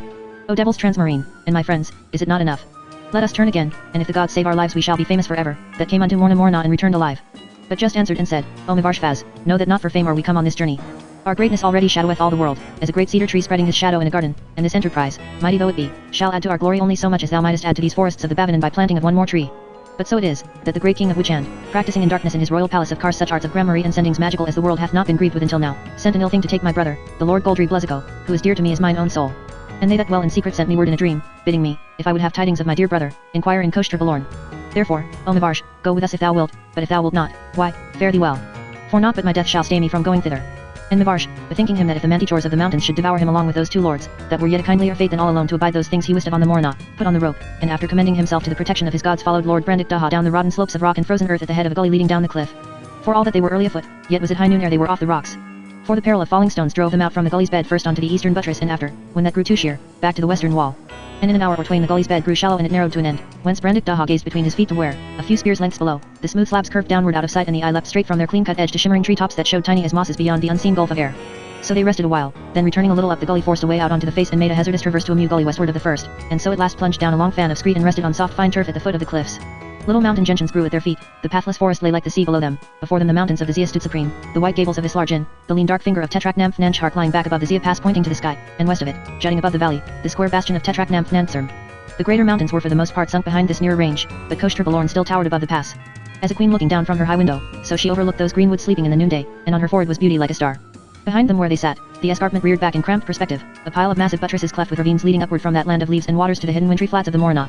That night they slept on the fell under the stars, and next day, going down into the woods, came at dusk to an open glade by the waters of the broad-bosomed Bavinon. The turf was like a cushion, a place for elves to dance in. The far bank full half a mile away was wooded to the water with silver birches, dainty as mountain nymphs, their limbs gleaming through the twilight, their reflections quivering in the depths of the mighty river. In the high air day lingered yet, a faint warmth tinging the great outlines of the mountains, and westward up the river the young moon stooped above the trees. East of the glade a little wooded eminence, no higher than a house, ran back from the river bank, and in its shoulder a hollow cave. How smiles it to thee? Said Just. Be sure we shall find no better place than this thou seest to dwell in until the snows melt and we may on. For though it be summer all the year round in this fortunate valley, it is winter on the great hills, and until the spring we were mad to essay our enterprise. Why then, said Brandik Daha, turn we shepherds a while. Thou shalt pipe to me, and I'll foot thee measures shall make the dryads think they ne'er went to school.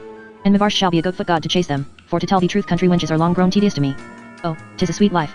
But ere we fall to it, bethink thee, O Just, time mark hate, and the world waggeth, what goeth forward in demon land till summer be come and we home again. Also my heart is heavy because of my brother Spitfire, said Just. Oh, 'twas an ill storm, and ill delays. Away with vain regrettings, said Lord Brandik Daha. For thy sake and thy brother's fair die on this journey, and it is known to thee that never yet stretched I out mine hand upon aught that I have not taken it, and had my will of it. So they made their dwelling in that cave beside deep eddying Babanon, and before that cave they ate their Yule feast, the strangest they had eaten all the days of their lives, seated, not as of old, on their high seats of ruby or of opal, but on mossy banks where daisies slept in creeping time, lighted not by the charmed escarbuncle of the high presence chamber in Galing, but by the shifting beams of a brushwood fire that shone not on those pillars crowned with monsters that were the wonder of the world but on the mightier pillars of the sleeping beechwoods.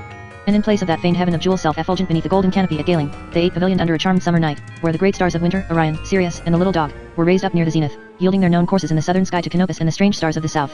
When the trees spake, it was not with their winter voice of bare boughs creaking, but with whisper of leaves and beetles droning in the fragrant air. The bushes were white with blossom, not with hoarfrost, and the dim white patches under the trees were not snow, but wild lilies and wood anemones sleeping in the night. All the creatures of the forest came to that feast, for they were without fear, having never looked upon the face of man.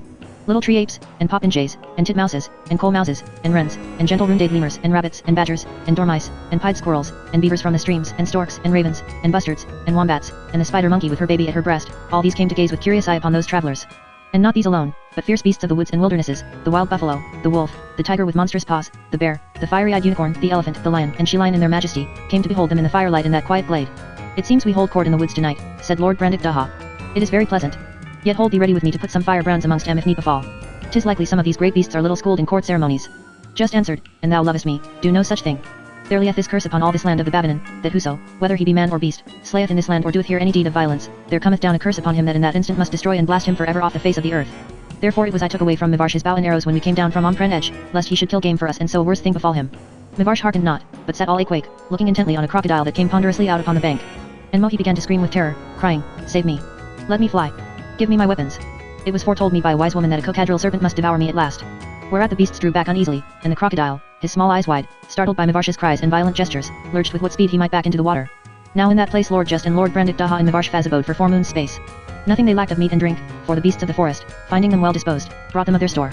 Moreover, there came flying from the south, about the ending of the year, a martlet which alighted in Just's bosom and said to him, The gentle Queen Sophonisba, fosterling of the gods, had news of your coming. And because she knoweth you both mighty men of your hands and high of heart, therefore by me she sent you greeting. Just said, O little martlet, we would see that queen face to face, and thank her.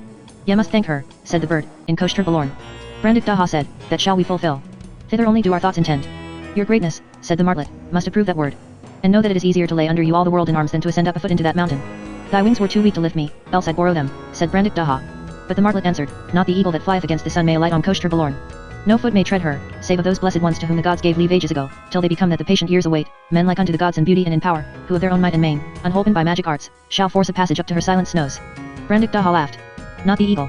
He cried, but thou, little flitterjack. Not that hath feet, said the martlet. I have none. The Lord Brandick Daha took it tenderly in his hand and held it high in the air, looking to the highlands in the south. The birches swaying by the Babanon were not more graceful nor the distant mountain crags behind them more untamable to behold than he. Fly to thy queen, he said, and say thou spakest with Lord Just beside the Babanon and with Lord Brandick Daha of Demon Land. Say unto her that we be they that were for to come, and that we, of our own might and main, ere spring be well turned summer, will come up to her in Koshter Balorn to thank her for her gracious sendings. Now when it was April, and the sun moving among the signs of heaven was about departing out of Aries and entering into Taurus, and the melting of the snows in the high mountains had swollen all the streams to spate, filling the mighty river so that he brimmed his banks and swept by like a tide race, Lord Just said, Now is the season propitious for our crossing of the flood of Babanon and setting forth into the mountains. Willingly, said Lord Brandick Daha. But shall's walk it, or swim it, or take to us wings. To me, that have many a time swum back and forth over thunder firth to whet mine appetite ere I break my fast, 'tis a small matter of this river stream how so swift it runneth. But with our harness and weapons and all our gear, that were far other matter. Is it for naught we are grown friends with them that do inhabit these woods? Said Just. The crocodile shall bear us over Babanon for the asking. It is an ill fish, said Mivarsh, and it sore dislikes me. Then here thou must abide, said Brandick Daha. But be not dismayed, I will go with thee. The fish may bear us both at a draught and not founder. It was a wise woman foretold it me, answered Mivarsh, that such a kind of serpent must be my bane. Yet be it according to your will. So they whistled them up the crocodile, and first the Lord Just fared over Babanon, riding on the back of that serpent with all his gear and weapons of war, and landed several hundred paces downstream for the stream was very strong, and thereafter the crocodile returning to the north bank took the Lord Brandick Daha and Mivarsh Faz and put them across in like manner. Mivarsh put on a gallant face, but rode as near the tail as might be, fingering certain herbs from his wallet that were good against serpents, his lips moving in urgent supplication to his gods. When they were come ashore they thanked the crocodile and bade him farewell and went their way swiftly through the woods. And Mivarsh, as one new loosed from prison, went before them with a light step, singing and snapping his fingers. Now had they for 3 days or 4 a devious journey through the foothills, and thereafter made their dwelling for 40 days space in the Zia Valley, above the gorges. Here the valley widens to a flat-floored amphitheater, and lean limestone crags tower heavenward on every side. High in the south, couched above great grey moraines, the Zia Glacier, wrinklebacked like some dragon survived out of the elder chaos, thrusts his snout into the valley.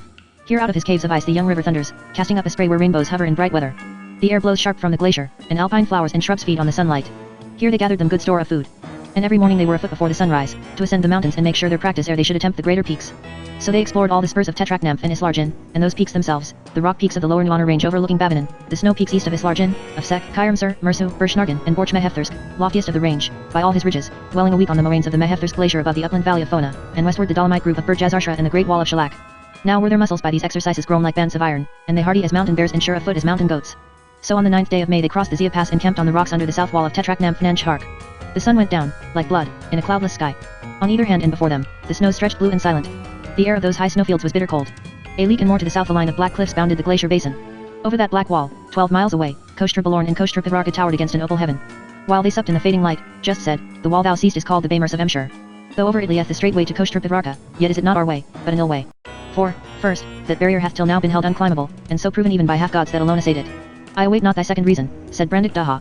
Thou hast had thy way until now, and now thou shalt give me mine in this, to come with me tomorrow and show how thou and I make of such barriers a puff of smoke if they stand in the path between us and our fixed ends. Were it only this, answered Just, I would not gainsay thee.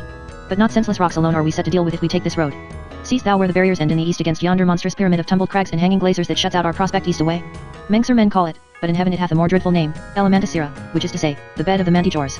O Brandik Daha, I will climb with thee what unscaled cliff thou list, and I will fight with thee against the most gristfulest beasts that ever grazed by the Tartarian streams. But both these things in one moment of time, that were a rash part and a foolish. But Brandik Daha laughed, and answered him, to naught else may I liken thee, O Just, but to the sparrow camel.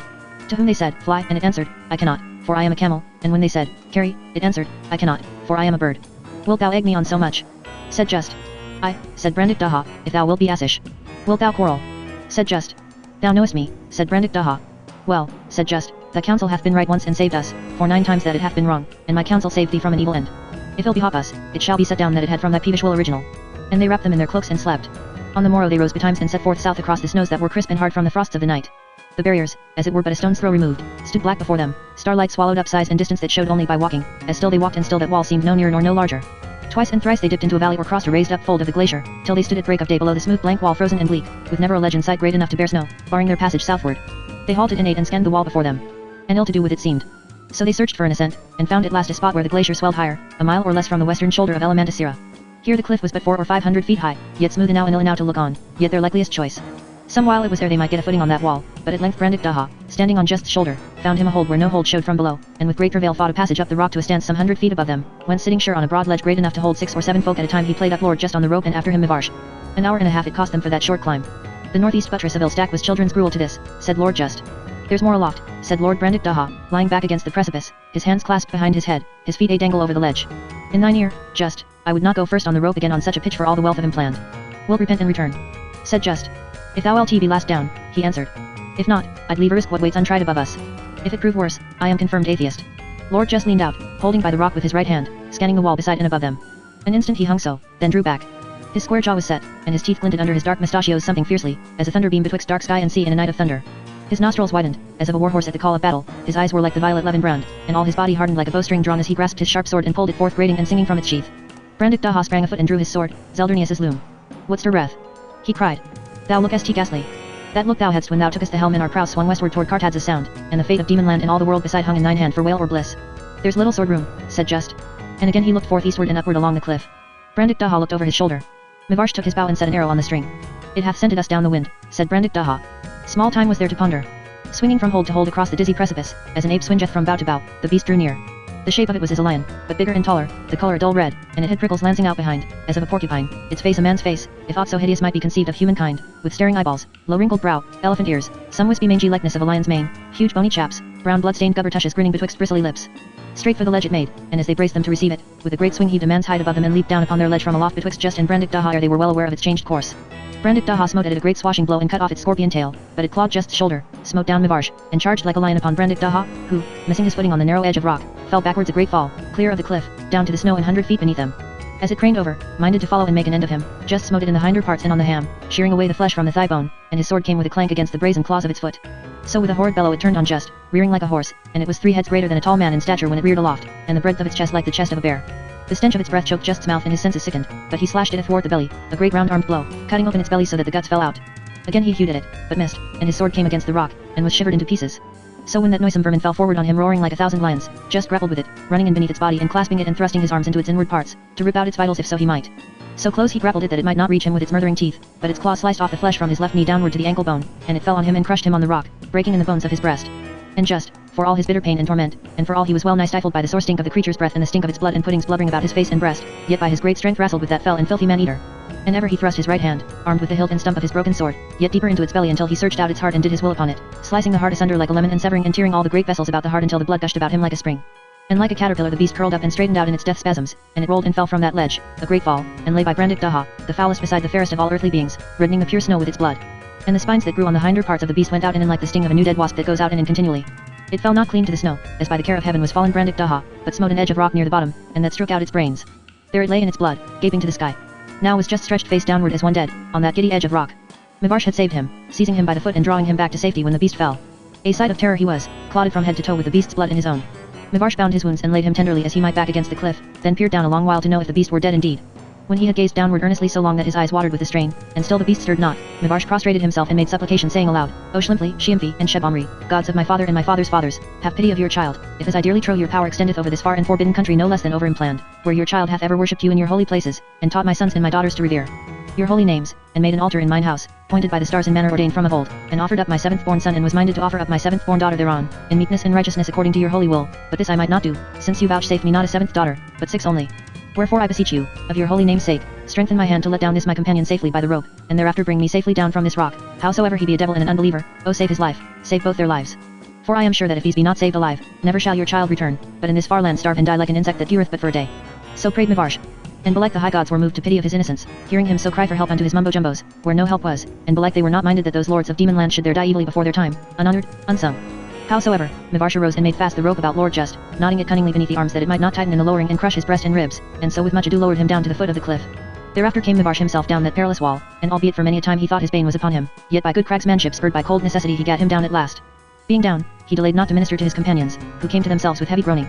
But when Lord Just was come to himself he did his healing art both on himself and on Lord Brandik Daha, so that in a while they were able to stand upon their feet, albeit something stiff and weary and like to vomit. And it was by then the 3rd hour past noon. While they rested, beholding where the beast Manticore lay in his blood, Just spake and said, It is to be said of thee, O Brandik Daha, that thou today hast done both the worst and the best. The worst, when thou wast so stubborn set to fare upon this climb which hath come within a little of spilling both thee and me. The best, when as thou didst smite off his tail. Was that by policy or by chance? Why, said he, I was never so poor a man of my hands that I need turn braggart. 'Twas handiest to my sword, and it disliked me to see it wagging. Did aught lie on it? The sting of his tail, answered Just, were competent for thine or my destruction, and it grazed but our little finger. Thou speakest like a book, said Brandik Daha. Else might I scarce know thee for my noble friend, being betrayed with blood as a buffalo with mire. Be not angry with me, if I am most at ease to windward of thee. Just laughed. If thou be not too nice, he said, go to the beast and dabble thyself too with the blood of his bowels. Nay, I mock not, it is most needful.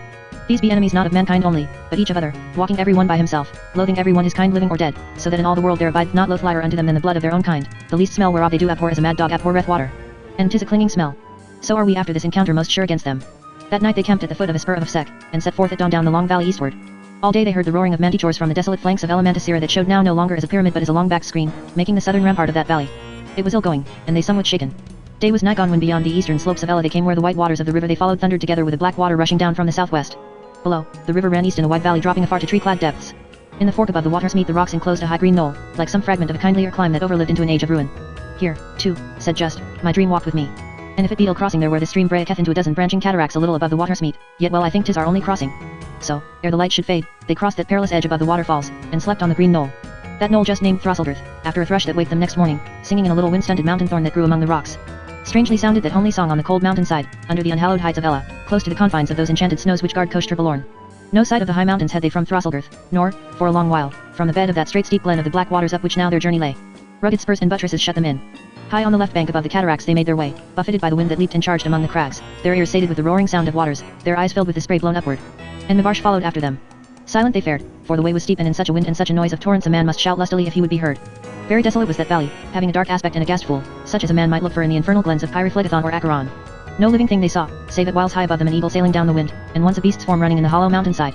This stood at gaze, lifting up its foul human platter face with glittering eyes bloody and great as saucers, scented its fellow's blood, started, and fled among the crags. So fared they for the space of 3 hours, and so, coming suddenly round a shoulder of the hill, stood on the upper threshold of that glen at the gates of a flat upland valley.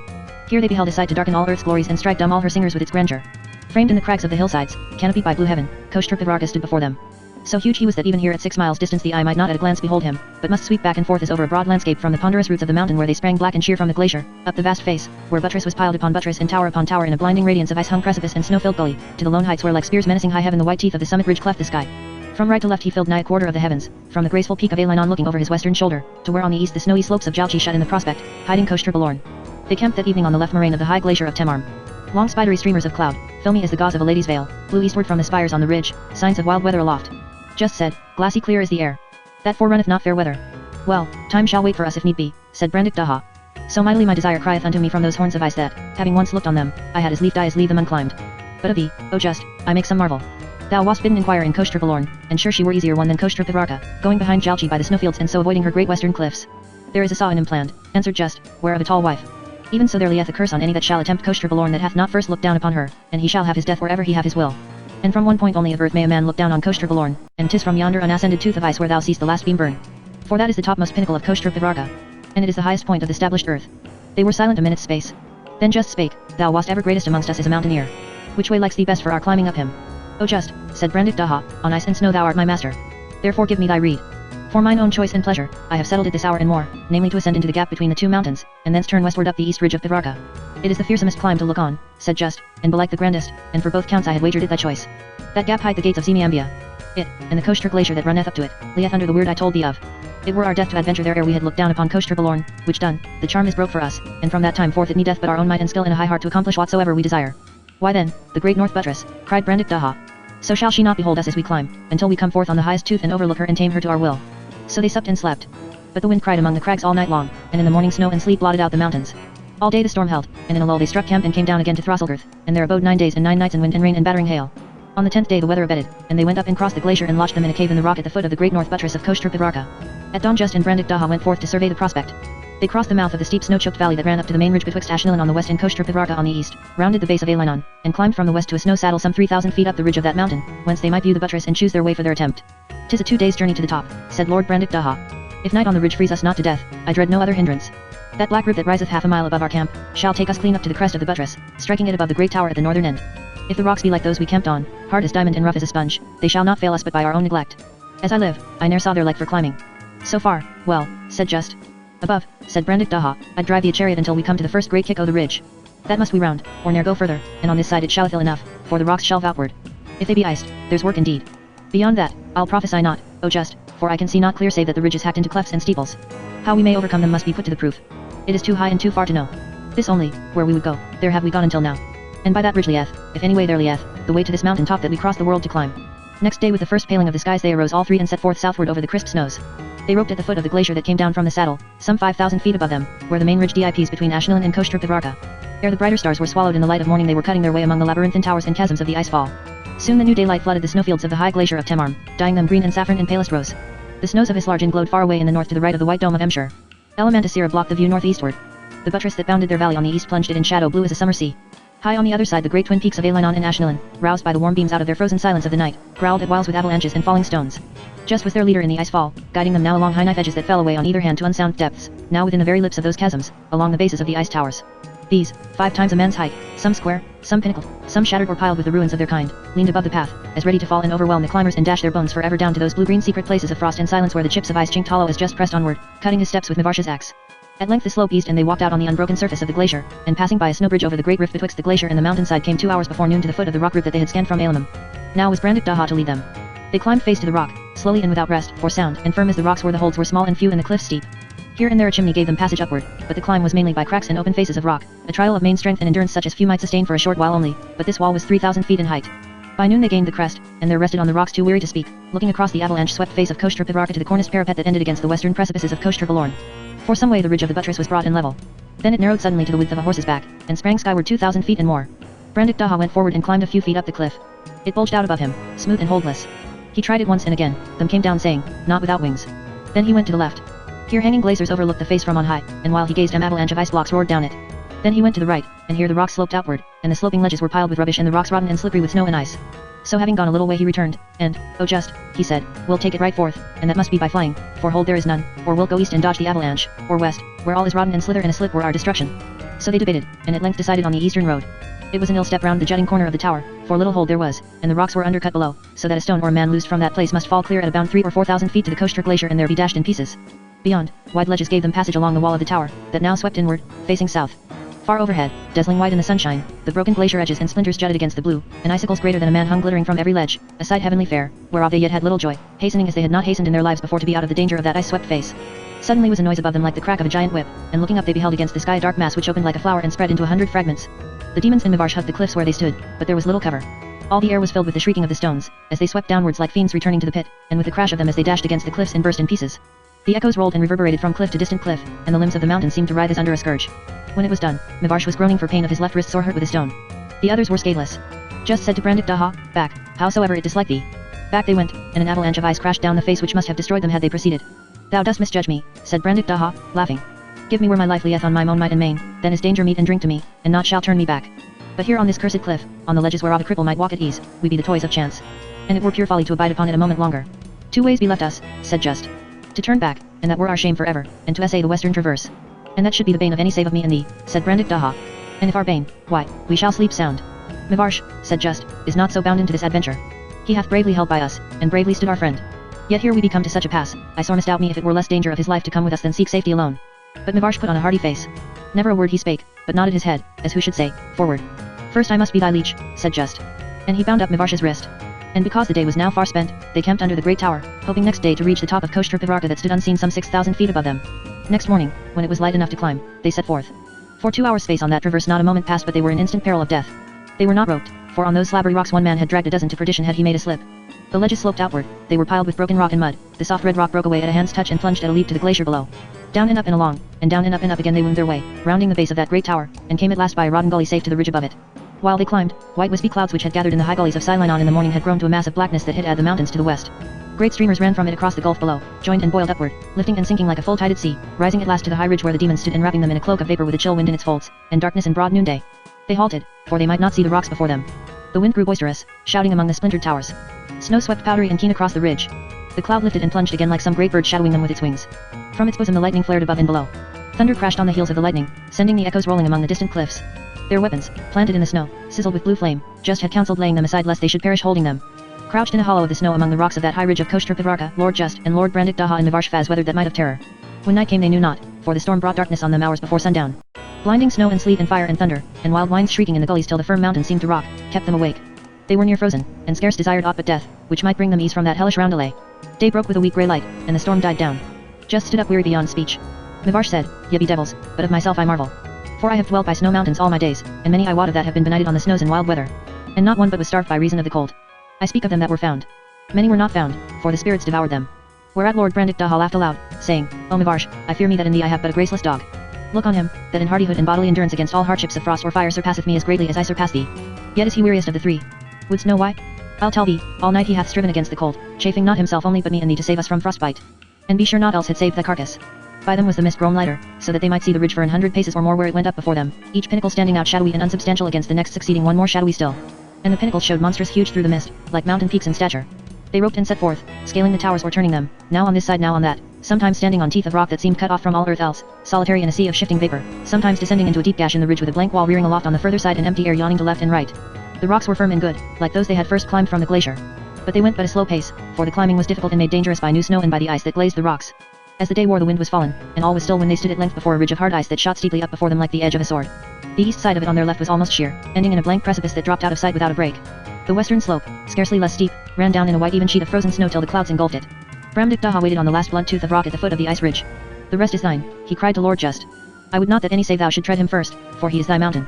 "Without thee I had never won up hither," answered Just, "and it is not fitting that I should have that glory to stand first upon the peak when thine was the main achievement. Go thou before." "I will not," said Lord Brandik Daha. And it is not so. So Just went forward, smiting with his axe great steps just below the backbone of the ridge on the western side, and Lord Brandik Daha and Mivarsh Faz followed in the steps. Presently a wind arose in the unseen spaces of the sky, and tore the mist like a rotten garment. Spears of sunlight blazed through the rifts. Distant sunny lands shimmered in the unimaginable depths to the southward, seen over the crest of a tremendous wall that stood beyond the abyss, a screen of black rock buttresses seamed with 1,000 gullies of glistening snow, and crowned as with battlements with a row of mountain peaks, savage and fierce of form, that made the eye blink for their brightness, the lean spires of the summit ridge of Koster Pivarka. These, that the demons had so long looked up to as in distant heaven, now lay beneath their feet. Only the peak they climbed still reared itself above them, clear now and near to view, showing a bare beetling cliff on the northeast, overhung by a cornice of snow. Just marked the cornice, turned him again to his step cutting, and in half an hour from the breaking of the clouds stood on that unascended pinnacle, with all earth beneath him. They went down a few feet on the southern side and sat on some rocks. A fair lake studded with islands lay bosomed in wooded and crag-girt hills at the foot of a deep-cut valley which ran down from the gates of Zemiambia. A Linon and Ashnalam rose nearby in the west, with the delicate white peak of Akragarsh showing between them. Beyond mountain like the sea. Just look southward where the blue land stretched in fold upon fold of rolling country, soft and misty, till it melted in the sky. Thou and I, said he, first of the children of men, will behold with living eyes the fabled land of Zemiambia. Is that true, thinkest thou, which philosophers tell us of that fortunate land, that no mortal foot may tread it, but the blessed souls do inhabit it of the dead that be departed, even they that were great upon earth and did great deeds when they were living, that scorned not earth and the delights and the glories thereof, and yet did justly and were not dastards nor yet oppressors? Who know it? Said Brandik Daha, resting his chin in his hand and gazing south as in a dream. Who shall say he know it? They were silent a while. Then Just spake saying, If thou and I come thither at last, O my friend, shall we remember Demon land? And when he answered him not, Just said, I had rather row on Mumir under the stars of a summer's might, than be a king of all the land of Zemiambia. And I had rather watch the sunrise on the scarf, than dwell in gladness all my days on an island of that enchanted lake of Ravari, under Koshter Balorn.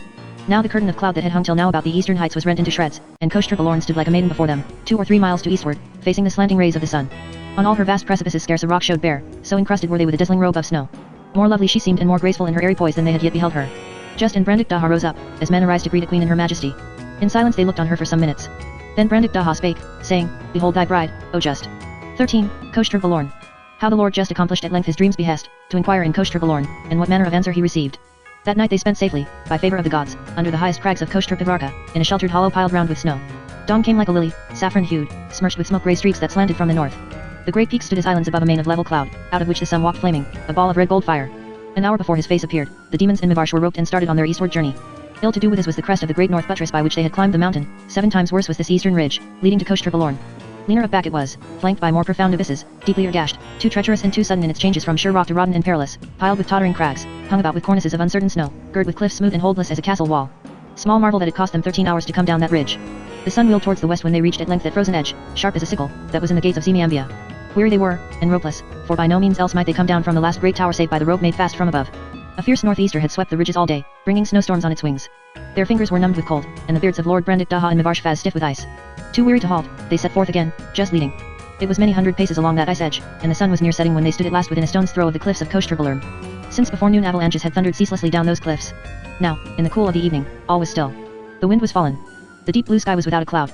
The fires of sunset crept down the vast white precipices before them till every ledge and fold and frozen pinnacle glowed pink color, and every shadow became an emerald. The shadow of Koshter Pivarka lay cold across the lower stretches of the face on the Zemiambian side. The edge of that shadow was as the division betwixt the living and the dead. What dost think on? Said Just to Brandik Daha, that leaned upon his sword surveying that glory. Brandik Daha started and looked on him. Why, said he, on this, that it is likely thy dream was but a lure, sent thee by the king to tempt us on to mighty actions reserved for our destruction. On this side at least 'tis very certain there lieth no way up Koshter Balorn. What of the little martlet, said Just, who, whiles we were yet a great way off, flew out of the south to greet us with a gracious message. Well, if it were not a devil of his, said Brandik Daha. I will not turn back, said Just. Thou needest not to come with me. And he turned again to look on those frozen cliffs. No, said Brandik Daha. Nor thou with me. Thou wilt make me angry if thou wilt so vilely wrest my words. Only fare not too securely, and let that axe still be ready in thine hand, as is my sword, for kindlier work than step cutting. And if thou embrace the hope to climb her by this wall before us, then hath the king's enchantery made thee fey. By then was the sun gone down. Under the wings of night uplifted from the east, the unfathomable heights of air turned a richer blue, and here and there, most dim and hard to see, throbbed a tiny point of light, the greater stars opening their eyelids to the gathering dark. Gloom crept upward, brimming the valleys far below like a rising tide of the sea. Frost and stillness waited on the eternal might to resume her reign. The solemn cliffs of Koshter Balorn stood in tremendous silence, death pale against the sky. Just came backward a step along the ridge, and laying his hand on Brandik Daha's, Be still, he said, and behold this marvel. A little up the face of the mountain on the Zemiambian side, it was as if some leavings of the afterglow had been entangled among the crags and frozen curtains of snow. As the gloom deepened, that glow brightened and spread, filling a rift that seemed to go into the mountain. It is because of us, said Just, in a low voice. She is afire with expectation of us. No sound was there save of their breath coming and going, and of the strokes of Just's axe, and of the chips of ice chinking downwards into silence as he cut their way along the ridge. And ever brighter, as night fell, burned that strange sunset light above them. Perilous climbing it was for 50 feet or more from the ridge, for they had no rope, the way was hard to see, and the rocks were steep and iced and every ledge deep in snow. Yet came they safe at length up by a steep short gully to the gully's head where it widened to that rift of the wondrous light. Here might two walk abreast, and Lord Just and Lord Brandik Daha took their weapons and entered abreast into the rift. Mivarsh was fain to call to them, but he was speechless.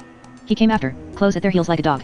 For some way the bed of the cave ran upwards, them dipped at a gentle slope deep into the mountain. The air was cold, yet warm after the frozen air without. The rose-red light shone warm on the walls and floor of that passage, but none might say whence it shone. Strange sculptures glimmered overhead, bull-headed men, stags with human faces, mammoths and behemoths of the flood, vast forms and uncertain carved in the living rock.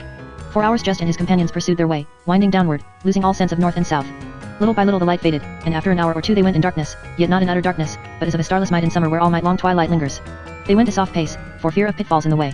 After a while Just halted and sniffed the air. I smell new mown hay, he said, and flower scents. Is this my fantasy, or canst thou smell them too? I, and have smelled it this half hour past, answered Brandik Daha, also the passage wideneth before us, and the roof of it goeth higher as we journey. This, said Just, is a great wonder. They fared onward, and in a while the slope slackened, and they felt loose stones and grit beneath their feet, and in a while soft earth. They bent down and touched the earth, and there was grass growing, and night dew on the grass, and daisies folded up asleep. A brook tinkled on the right. So they crossed that meadow in the dark, until they stood below a shadowy mass that bulked big above them. In a blind wall so high the top was swallowed up in the darkness a gate stood open. They crossed that threshold and passed through a paved court that clanked under their tread. Before them a flight of steps went up to folding doors under an archway. Lord Brandik Daha felt Mivarsh pluck him by the sleeve. The little man's teeth were chattering together in his head for terror. Brandik Daha smiled and put an arm about him. Just had his foot on the lowest step. In that instant came a sound of music playing, but of what instruments they might not guess. Great thundering chords began it, like trumpets calling to battle, first high, then low, then shuddering down to silence, then that great call again, sounding defiance. The Maquis took new voices, groping in darkness, rising to passionate lament, hovering and dying away on the wind, until naught remained but a roll as of muffled thunder, long, low, quiet, but menacing ill. And now out of the darkness of that induction burst a mighty form, 3 ponderous blows, as of breakers that plunge and strike on a desolate shore, a pause, those blows again, a grinding pause, a rushing of wings, as of fury steaming up from the pit, another flight of them dreadful in its deliberation, then a wild rush upward and a swooping again, confusion of hell, raging serpents blazing through night sky. Then on a sudden out of a distant key, a sweet melody, long drawn and clear, like a blaze of low sunshine piercing the dust clouds above a battlefield. This was but an interlude to the terror of the great main theme that came in tumultuous strides up again from the deeps, storming to a grand climacteric of fury and passing away into silence. Now came a majestic figure, stately and calm, born of that terror, leading to it again, battlings of these themes in many keys, and at last the great triple blow, thundering in new strength, crushing all joy and sweetness as with a mace of iron, battering the roots of life into a general ruin. But even in the maimed stride of its outrage and terror, that great power seemed to shrivel. The thunder blasts crashed weaklier, the harsh blows rattled awry, and the vast frame of conquest and destroying violence sank down panting, tottered, and rumbled ingloriously into silence. Like men held in a trance those lords of Demonland listened to the last echoes of the great sad chord where that music had breathed out its heart, as if the very heart of wrath were broken. But this was not the end.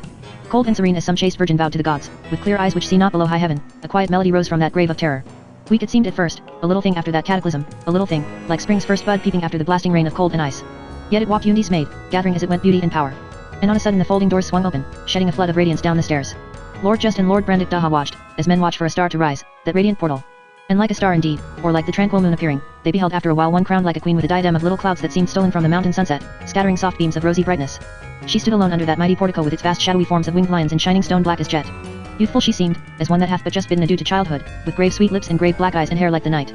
Little black martlets perched on her either shoulder, and a dozen more schemed the air above her head, so swift of wing that scarcely the eye might follow them. Meantime, that delicate and simple melody mounted from height to height, until in a while it burned with all the fires of summer, burned as summer to the uttermost ember, fierce and compulsive in its riot of love and beauty. So that, before the last triumphant chords died down in silence, that music had brought back to just all the glories of the mountains, the sunset fires on Koshtra Balorn, the first great revelation of the peaks from Morna Morna, and over all these, as the spirit of that music to the eye made manifest, the image of that queen so blessed fair in her youth and her clear brow sweet solemn respect and promise, in every line and pose of her fair form, virginal dainty as a flower, and kindled from withinward as never flower was with that divinity before the face of which speech and song fall silent and men may but catch their breath and worship. When she spoke, it was with a voice like crystal, thanks be and praise to the blessed gods. For too, the years depart, and the fated years bring forth as the gods ordain. And yet be those that were for to come. Surely those great lords of Demonland stood like little boys before her. She said again, are not ye Lord Just and Lord Brandik Daha of Demonland, come up to me by the way band to all mortals else, come up into Koshtra Balorn. Then answered Lord Just for them both and said, surely, O Queen Sophamisba, we be they thou namest. Now the queen carried them into her palace, and into a great hall where was her throne and state. The pillars of the hall were as vast towers, and there were galleries above them, tier upon tier, rising higher than sight could reach or the light of the gentle lamps in their stands that lighted the tables and the floor. The walls and the pillars were of a somber stone unpolished, and on the walls strange portraitures, lions, dragons, micers of the sea, spread eagles, elephants, swans, unicorns, and other, lively made and richly set forth with curious colors of painting, all of giant size beyond the experience of humankind so that to be in that hall was as it were to shelter in a small spot of light and life, canopied, vaulted, and embraced by the circumambient unknown. The queen sate on her throne that was bright like the face of a river ruffled with wind under a silver moon. Save for those little martlets she was unattended. She made those lords of Demonland sit down before her face, and there were brought forth by the agency of unseen hands tables before them in precious dishes filled with unknown viands. And there played a soft music, made in the air by what unseen art they knew not.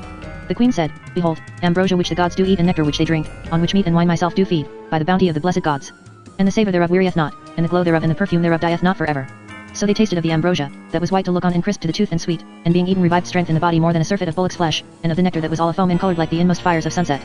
Surely somewhat of the peace of the gods was in that nectar divine. The queen said, tell me, why are ye come? Just answered, surely there was a dream sent me, O Queen Sophonisba, through the gate of horn, and it bade me inquire hither after him I most desire, for want of whom my whole soul languished in sorrow this year gone by, even after my dear brother, the Lord Goldry Bluzzico. His words ceased in his throat. For with the speaking of that name the firm fabric of the palace quivered like the leaves of a forest under a sudden squall. Color went from the scene, like the blood chased from a man's face by fear, and all was of a pallid hue, like the landscape which one beholds of a bright summer day after lying with eyes closed for a space face upward under the blazing sun, all grey and cold, the warm colors burnt to ashes.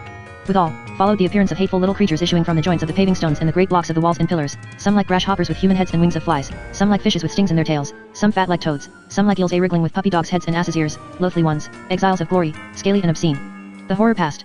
Color returned. The queen sat like a graven statue, her lips parted.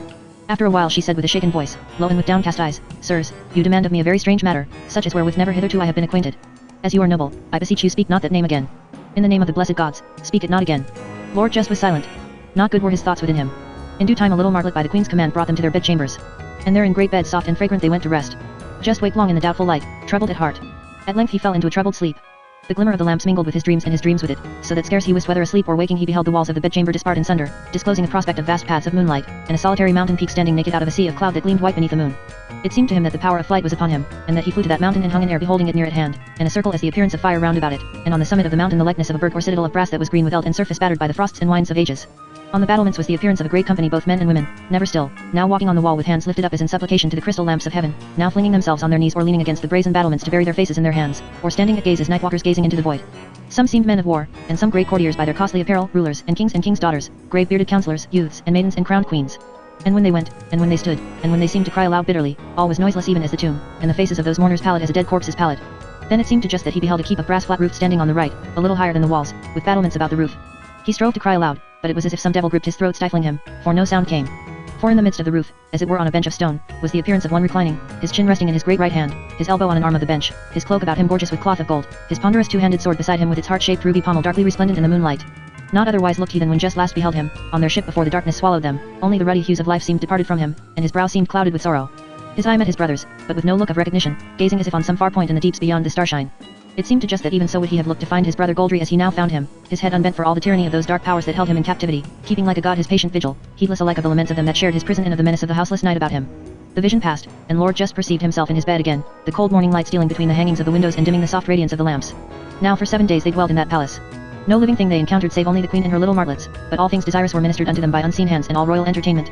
Yet was Lord Just heavy at heart, for as often as he would question the queen of Goldry, so she would ever put him by, praying him earnestly not a second time to pronounce that name of terror.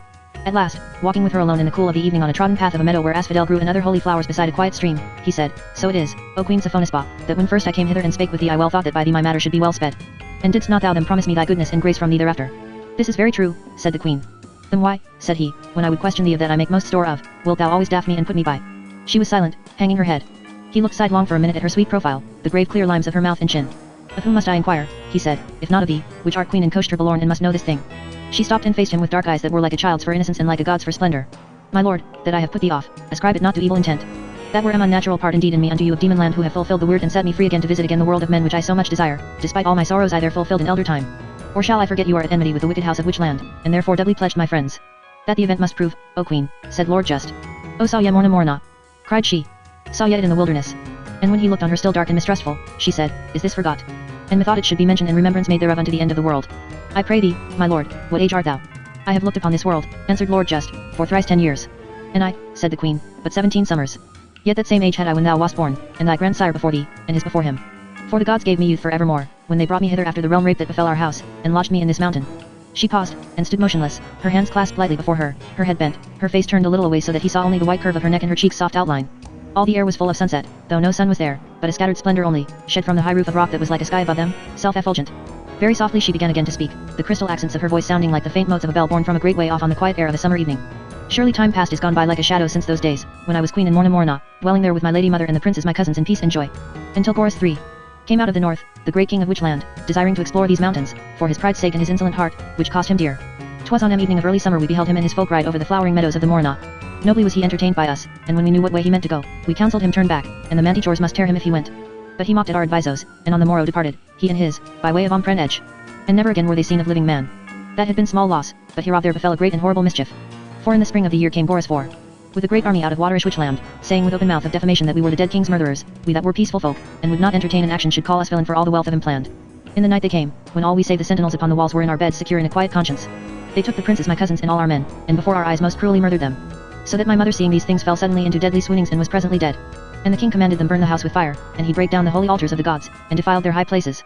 And unto me that was young and fair to look on he gave this choice, to go with him and be his slave, other else to be cast down from the edge and all my bones be broken. Surely I chose this rather. But the gods, that do help every rightful true cause, made light my fall, and guided me hither safe through all perils of height and cold and ravening beasts, granting me youth and peaceful days forever, here on the borderland between the living and the dead. And the gods blew upon all the land of the Morna in the fire of their wrath, to make it desolate, and man and beast cut off therefrom, for a witness of the wicked deeds of Gorus the king, even as Gorus the king made desolate our little castle and our pleasant places. The face of the land was lifted up to higher where frosts dewed well, so that the cliffs of Umpren edge down which ye came are 10 times the height they were when Gorus III came down them. So was an end of flowers on the Morna, and an end there of spring and of summer days forever. The queen ceased speaking, and Lord Just was silent for a space, greatly marveling. Judge now, said she, if your foes be not my foes. It is not hidden from me, my lord, that you deem me but a lukewarm friend and no helper at all in your enterprise. Yet have I ceased not since ye were here to search and to inquire, and sent my little martlets west and east and south and north after tidings of him thou mamedst. They are swift, even as wingy thoughts circling the established world, and they return to me on weary wings, yet with never a word of thy great kinsman. Just looked at her eyes that were moist with tears. Truth sat in them like an angel. O queen, he cried, why need thy little minions scour the world, when my brother is here in Koshter Balorn? She shook her head, saying, this I will swear to thee, there hath no mortal come up into Koshter Balorn save only thee and thy companions these 200 years. But just said again, my brother is here in Koshter Balorn. Mine eyes beheld him that first might, hedged about with fires. And he is held captive on a tower of brass on a peak of a mountain. There be no mountains here, said she, save this in whose womb we have our dwelling. Yet so I beheld my brother, said Just, under the white beams of the full moon. There is no moon here, said the queen. So Lord Just rehearsed to her his vision of the night, telling her point to point of everything. She hearkened gravely, and when he had done, trembled a little and said, this is a mystery, my lord, beyond my resolution. She fell silent a while. Then she began to say in a hushed voice, as if the very words and breath might breed some dreadful matter, taken up and ascending maleficial by King Gorus XII. So it hath ever been, that whensoever there dieth one of the house of Gorus there riseth up another in his stead, and so from strength to strength. And death weakeneth not this house of which land, but like the dandelion weed being cut down and bruised it springeth up the stronger. Dost thou know why? He answered, no. The blessed gods, said she, speaking yet lower, have shown me many hidden matters which the sons of men know not neither imagine. Behold this mystery. There is but one Gorus.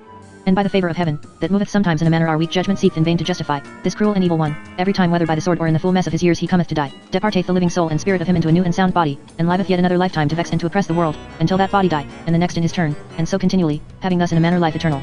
Just said, thy discourse, O Queen Sophonisba, is in a strain above mortality. This is a great wonder thou tellest me, whereof some little part I guessed aforetime, but the main I knew not. Rightfully, having such a timeless life, this king weareth on his thumb that Worm Ouroboros which doctors have from of old made for an ensample of eternity, whereof the end is ever at the beginning and the beginning at the end for evermore. See them the hardness of the thing, said the queen. But I forget not, my lord, that thou hast a matter nearer thine heart than this, to set free him, name him not. Concerning whom thou didst inquire of me. Touching this, know it for thy comfort, some ray of light I see. Question me no more till I have made trial thereof, lest it prove but a false dawn. If it be as I think, 'tis a trial yet abideth thee should make the stoutest blench. 14. The Lake of Ravery.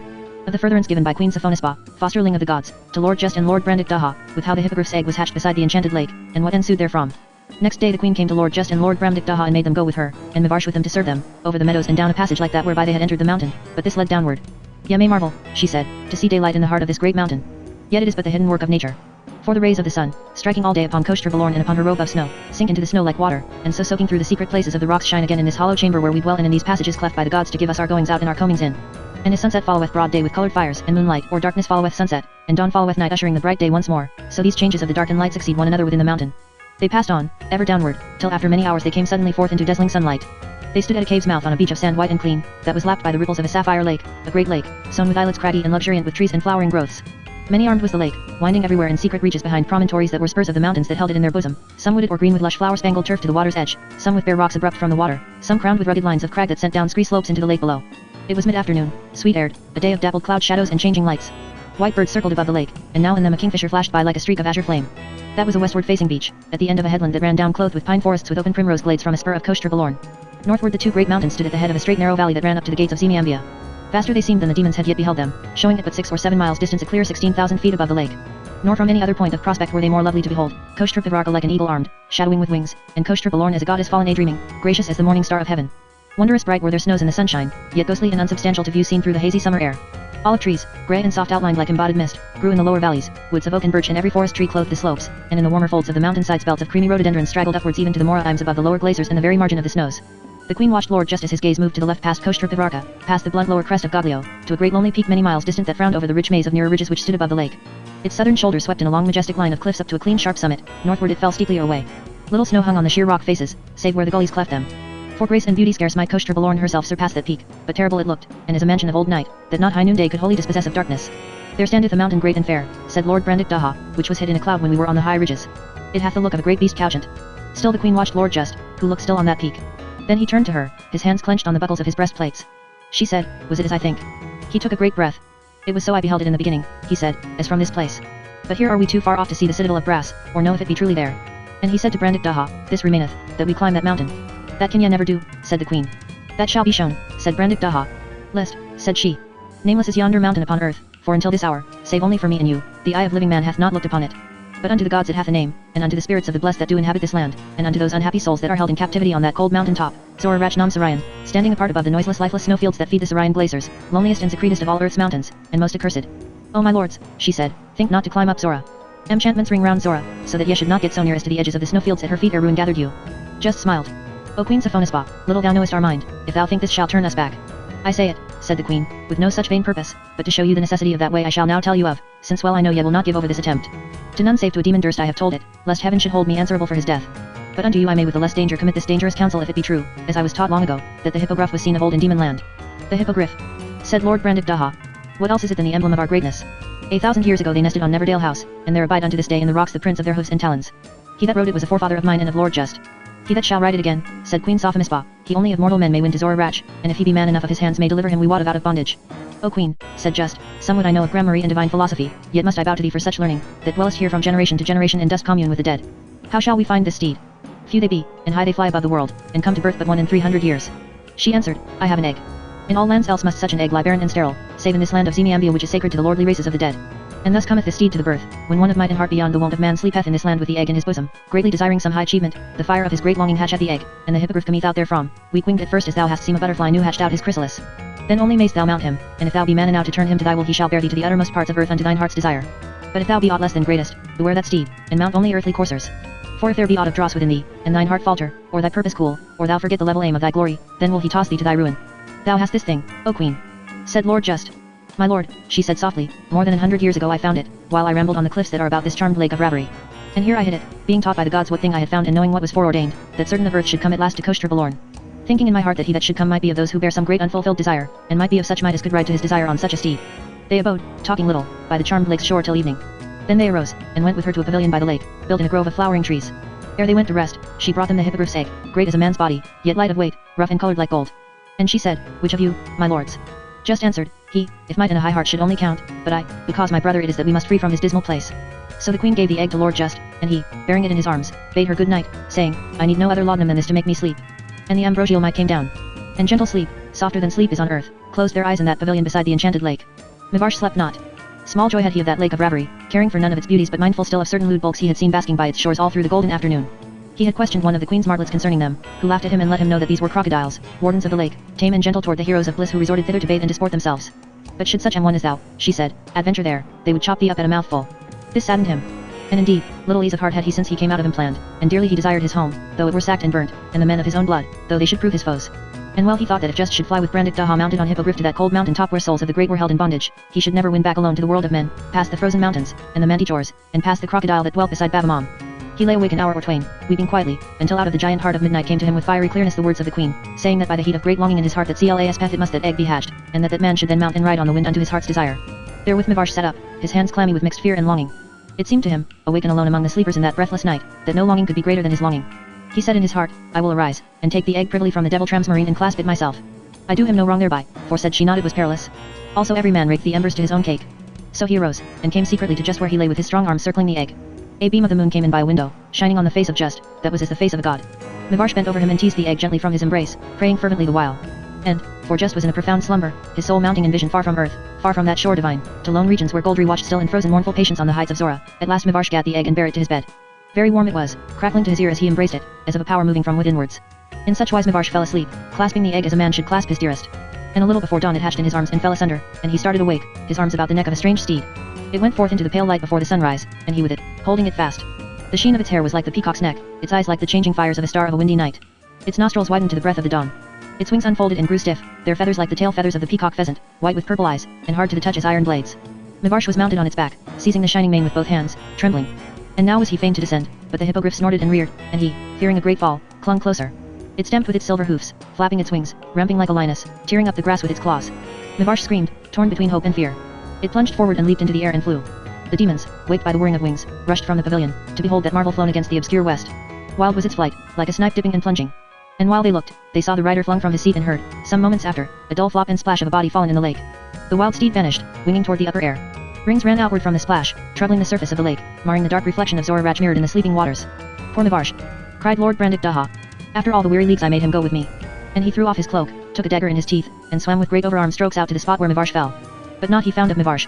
Only he saw nearby on an island beach a crocodile, big and bloated, that eyed him guiltily and stayed not for his coming, but lumbering into the water dived and disappeared. So Brandik Daha turned and swam ashore again. Lord just stood as a man stricken to stone. As one despaired he turned to the queen, who now came forth to them wrapped in a mantle of swan's down, yet high he held his head.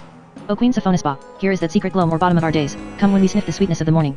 My lord, said she, the flies Hemery take life with the sun and die with the dew. But thou, if thou be truly great, join not hands with desperation. Let the sad ending of this poor servant of thine be to thee a monument against such folly. Earth is not ruined for a single shower. Come back with me to Koshter Balorn. He looked at the grand peak of Zora, dark against the wakening east. Madam, he said, thou hast little more than half my years, and yet by another computation thou art 7 times mine age. I am not light of will, nor thou shalt not find me a fool to be. Let us go back to Koshter Balorn. They brake their fast quietly and returned by the way they came. And the queen said, My lords Just and Brandik Daha, there be few steeds of such a kind to carry you to Zorarach Mamsarayan, and not yet, though ye be beyond the half-gods in your might and virtue, might have power to ride them but if ye take them from the egg. So high they fly, so shy they are, ye should not catch them though ye waited 10 men's lifetimes. I will send my martlets to see if there be another egg in the world. So she dispatched them, north and west and south and east. And in due time those little birds returned on weary wing, all save one, without tidings. All have come back to me, said the queen, save Arabella alone. Dangers attend them in the world, birds of prey, men that slay little birds for their sport. Yet hope with me that she may come back at last. But the Lord just spake and said, O Queen Sophonisba, to hope and wait lieth not in my mature, but to be swift, resolute, and exact whensoever I see my way before me. This have I ever approved, that the strawberry groweth underneath the nettle still. I will essay the ascent of Zora. Nor might all her prayers turn him from this rashness, wherein the Lord Brandik Daha besides did most eagerly second him. 2 nights and 2 days they were gone, and the queen abode them in great trouble of heart in her pavilion by the enchanted lake. The 3rd evening came Brandik Daha back to the pavilion, bringing with him just that was like a man at point of death, and himself besides deadly sick. Tell me not anything, said the queen. Forgetfulness is the only sovereign remedy, which with all my art I will strive to induce in thy mind and in his.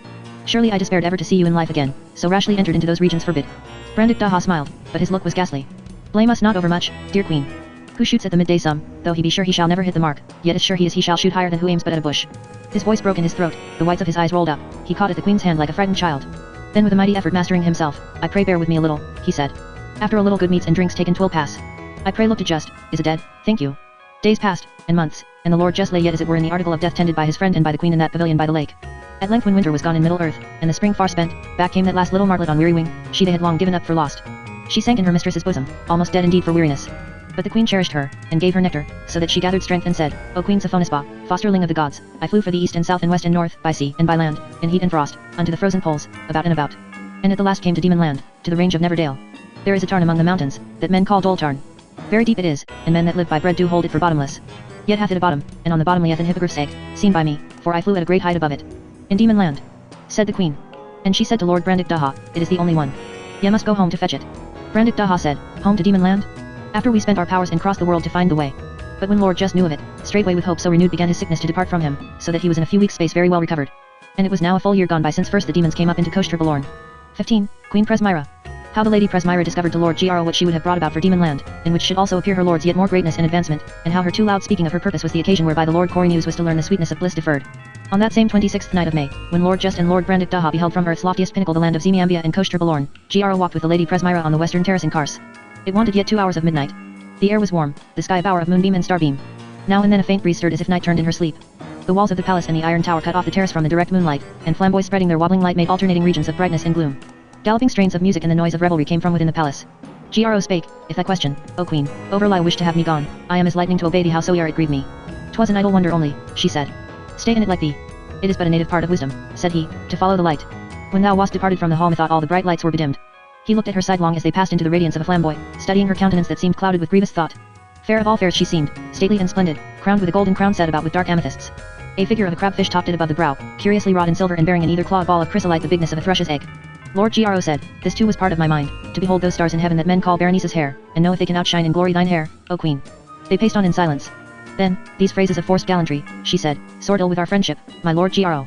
If I be not angry, think it is because I father them on the deep healths thou hast caroused unto our lord the king on this night of nights, when the returning year bringeth back the date of his sending, and our vengeance upon Demon Land. Madam, he said, I would but have thee give over this melancholy. Seemeth it to thee a little thing that the king hath pleased so singularly to honor Karun thy husband as give him a king's style and dignity in all planned to hold in fee? All took notice of it how uncheerfully thou didst receive this royal crown when the king gave it thee tonight, in honor of thy great lord, to wear in his stead till he come home to claim it, this, and the great praise spoke by the king of Karund, which methinks should bring the warmth of pride to thy cheeks. Yet are all these things of as little avail against thy frozen scornful melancholy as the weak winter sun availeth against congealed pui in a black frost.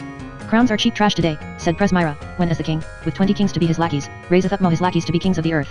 Canst wonder if my joyance in this crown were dashed some little when I looked on that other given by the king to Laxus. Madam, said Gro, thou must forgive Laxus in his own particular. Thou knowest he set not so much as a foot in Pixie land, and if now he must be called king thereof, that should rather please thee, being in despite of Cory news that carried war there and by whatsoever means of skill or fortune overcame thy noble brother and drave him into exile. Cory news, she answered, taste death in that mist that bane or ill hap which I dearly pray all they may groan under who would fatten by my brother's ruin. Them should Corneus's grief lift up thy joy, said Gro. Yet certain it is, fate is a blind puppy, build not on her next turn. Am not I a queen? Said Presmyra. Is not this which land? Have we not strength to make curses strong, if fate be blind indeed? They halted at the head of a flight of steps leading down to the inner ward. The Lady Presmyra leaned awhile on the black marble balustrade, gazing seaward over the level marshes rough with moonlight. What care I for Laxus? She said at last. What care I for Cory news? A cast of hawks flown by the king against a quarry that in dear worthiness and nobility outshineth in hundred such as they. Nor I will not suffer mine indignation so to wit wanton with fair justice as persuade me to put the white on which land. It is most true the prince my brother practiced with our enemies the downthrow of our fortunes, breaking open, had he but known it, the gate of destruction for himself in us, that night when our banquet was turned by him to a battle and our whimy mirths to bloody rages. She was silent for a time, then said, Oath breakers, a most odious name, flat against all humanity. Two faces in one hood. Oh that earth would start up and strike the sins that tread on her. I see thou lookest west over sea, said Gro. There's some what thou canst see, them, my lord Gro, by owl light, said Presmyra. Thou didst tell me at the time, he said, with what compliments and vows and strange well-studied promises of friendship the lord just took leave of thee at their escaping out of Kars. Yet art thou to blame, O queen, if thou take in too ill part the breaking of such promises given in extremity, which prove commonly like fish, new, stale, and stinking in 3 days. Sure, 'tis a small matter, said she, that my brother should cast aside all ties of interest and alliance to save these great ones from an evil death, and they, being delivered, should toss him a light gramercy and go their ways, leaving him to be exterminated out of his own country and, for all they know or reck, to lose his life. May the great devil of hell torture their souls. Madam, said Lord Gro, I would have thee view the matter soberly, and leave these bitter flashes. The demons did save thy brother once in Lidananganot, and his delivering of them out of the hand of our lord the king was but just payment therefore. The scales hang equal. She answered, do not defile mine ears with their excuses. They have shamefully abused us, and the guilt of their black deed planteth them day by day more firmly in my deeper settled hate. Art thou so deeply read in nature and her large philosophy, and I am yet to teach thee that deadliest hellebore or the vomit of a toad are qualified poison to the malice of a woman. The darkness of a great cloud bank spreading from the south swallowed up the moonlight. Presmyra turned to resume her slow pacing down the terrace. The yellow fiery sparkles in her eyes glinted in the flamboy's flare. She looked dangerous as a lioness, and delicate and graceful like an antelope. Gro walked beside her, saying, did not Garund drive them forth in winter onto the Morima, and can they continue there in life, alone amid so many devouring perils? Oh my lord, she cried, say these good tidings to the kitchen wenches, not to me. Why, thyself didst enter in past years the very heart of the Morima and yet camest off, else art thou the greatest liar. This only comforts my soul, that days go by, and months, and which land beats down all peoples under him, and yet he suffereth the crown of pride, these rebels of demon land, to go yet untrodden under feet. Doth he deem it the better part to spare a foe and spoil a friend? That were an unhappy and unnatural conclusion. Or is he fey, even as was Gorus 11? Heaven foreshield it, yet is Ilan and may Shams him in utter ruin come on all of us if he will withhold his scourge from Damonland until just and Brandic Daha come home again to meet with him. Madam, said Lord Gro, in these few words thou hast given me the picture of mine own mind in small. And forgive me that I bespake thee warily at the first, for these are matters of heavy moment, and ere I opened my mind to thee I would know that it agreed with thine. Let the king smite Mo, in the happy absence of their greatest champions. So shall we be in strength against them if they return again, and perchance Goldry with them. She smiled, and it seemed as if all the sultry night freshened and sweetened at that lady's smile. Thou art a dear companion to me, she said. Thy melancholy is to me as some shady wood in summer, where I may dance if I will, and that is often, or be sad if I will, and that is in these days oftener than I would, and never thou crossest my mood. Save but now thou didst so, to plague me with thy precious flattering jargon, till I had thought thee skin changed with Laxus or young Cory news, seeking such lures as gallants spread their wings to stoop in ladies' bosoms. For I would shake thee from this late received sadness, said Gro. And he said, thou art to commend me too, since I spake not but truth. Oh, have done, my lord, she cried, or I'll dismiss thee hence. And as they walked Presmyra sang softly, he that cannot choose but love, and strives against it still, never shall my fancy move. For he loves gainst his will, nor he which is all his own, and can att pleasure choose. When I am caught he can be gone, and when he list refuse. Nor he that loves none but fair, for such by all are sought. Nor he that can for foul ones care, for his judgment then is not. Nor he. She broke off suddenly, saying, come, I have shook off the ill disposition the sight of Laxus bred in me and of his tawdry crown. Let's think on action. And first, I will tell thee a thing. This we spoke of hath been in my mind these 2 or 3 moons, ever since Corneus's campaigning in Pixie land. So when word came of my lord's destroying of the demon host, and his driving of Just and Brandic Daha like runaway thralls on the Morna, I sent him a letter by the hand of Viglis that bare him from our lord the king's name and implant. Therein I expressed how that the crown of demon land should be a braver crown for us than this of implant, how so ye are it sparkle, praying him urge upon the king his sending of an armament to demon land, and my lord the leader thereof, or, if he could not as then come home to ask it, then I entreated him make me his ambassador to lay this counsel before the king and crave the enterprise for Garund. Is not his answer in those letters I brought thee? Said Gro. Aye, said she, and a very scurvy beggarly lickspit answer for a great lord to send to such a matter as I propounded. Alack, it puffs away all my wifely duty but to speak on tea, and makes me rail like a gangrel woman. I'll walk apart, madam, said Gro, if thou wouldst have privateness to deliver thy mind. Presmyra laughed. Tis not all so bad, she said, and yet it makes me angry. The enterprise he commends, up to the hilt, and I have his leave to broach it to the king, as his mouthpiece, and press it with him out of all ho. But for the leading on tea, he will not have it, he. Courses must have it, or Cory news. Stay, let me read it out, and standing near one of the lights she took a parchment from her bosom. Pooh. 'Tis too fond, I will not shame my lord to read it, even to thee. Well, said Gro, were I the king, Garun should be my general to put down demon land. Courses he may send, for he hath done great work in his day, but in mine own judgment I like him not for such an errand. Cory News he hath not yet forgiven for his fault at the banquet a year ago. Cory News, said Presmyra. So his butchery of mine own dear land goeth not only without reward, but hath not so much as bought him back to favour, thou thinkest? I think not, said Lord Gro. Besides, he is mad wroth to have plucked that prickly fruit but for another's eating. He bare himself so presumptuous ill in the hall tonight, gleeking and galling at Laxus, slapping of his sword, and with so many more shameless braves and wanton fashions, and worst of all his most openly seeking to toy with Sriva, this first month of her betrothal unto Laxus, it will be a wonder if blood be not spilt betwixt them ere the night be done. Methinks he is not I the mood to take the field again without some sure reward, and methinks the king, guessing his mind, would not offer him a new enterprise and so give him the glory of refusing it. They stood near the arched gateway that opened on the terrace from the inner court. Music still sounded from the great banquet hall of Goris 11. Under the archway and in the shadows of the huge buttresses of the walls it was as though the elements of gloom, expelled from the bright circles round the flamboys, huddled with sister glooms to make a double darkness. Well, my lord, said Presmyra, doth thy wisdom bless my resolve? Whatever it be, yes, because it is Tim, O queen. Whatever it be. She cried. Dost hang in doubt on tea? What else, but seek audience with the king is my first care in the morning. Have I not my lord's bidding so far? And if Eziel outrun his bidding in one particular? Said Gro. Why, just. Said she. And if I bring thee not word ere tomorrow's noon that order is given for demon land, and my lord Garun named his general for that sailing, aye, and letters sealed for his straight recall from Orpish. Hist. Said Gro. Steps I the court. They turned towards the archway, Presmyra singing under her breath. Nor he that still his mistress pays. For she is thraldy therefore, nor he that pays not, for he says within, she's worth no more. Is there then no kind of men whom I may freely prove? I will vent that humour then in mine own self-love. Cory News met them in the gateway, coming from the banquet house. He halted full in their path to peer closely through the darkness at Presmyra, so that she felt the heat of his breath, heavy with wine. It was too dark to know faces but he knew her by her stature and bearing. Cry thee mercy, madam, he said. Methought an instant 'twas but no matter. Your best of rest. So saying he made way for her with a deep obeisance, jostling roughly against Gro with the same motion. Gro, little minded for a quarrel, gave him the wall, and followed Presmyra into the inner court. The Lord Cory News sat him down on the nearest of the benches, leaned his stalwart back luxuriously upon the cushions and there rested, thripping his fingers and singing to himself. What an ass is he. Waits a woman's leisure. For a minute's pleasure. And perhaps may be. Goldie at last, and lose her. What an ass is he. What need I to care? For a woman's favor? If another have her, why should I despair? When for gold and labor, I can have my share. If I chance to see one that's brown, I love her. Till I see another, browner is than she. For I am a lover of my liberty. A rustle behind him on his left made him turn his head. A figure stole out of the deep shadow of the buttress nearest the archway.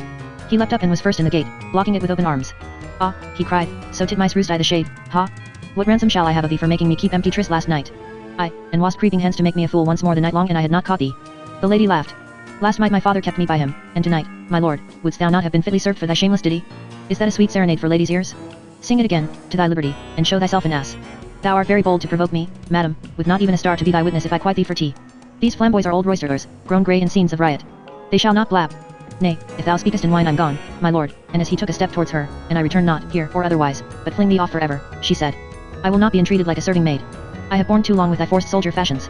Cory News caught his arms about her, lifting her against his broad chest so that her toes scarce kept footing on the ground. O Sriva, he said thickly, bending his face to hers, dost think to light so great a fire, and after walk through it and not be scorched thereat? Her arms were close pinioned at her sides in that strong embrace. She seemed to swoon, as a lily swooning in the flaming noonday. Cory News bent down his face and kissed her fiercely, saying, by all the sweets that ever darkness tasted, thou art mine tonight. Tomorrow, she said, as if stifled. But Cory News said, my dearest happiness, tonight. My dear lord, said the lady Sriva softly, sith thou hast made such a conquest of my love, be not a harsh and forward conqueror.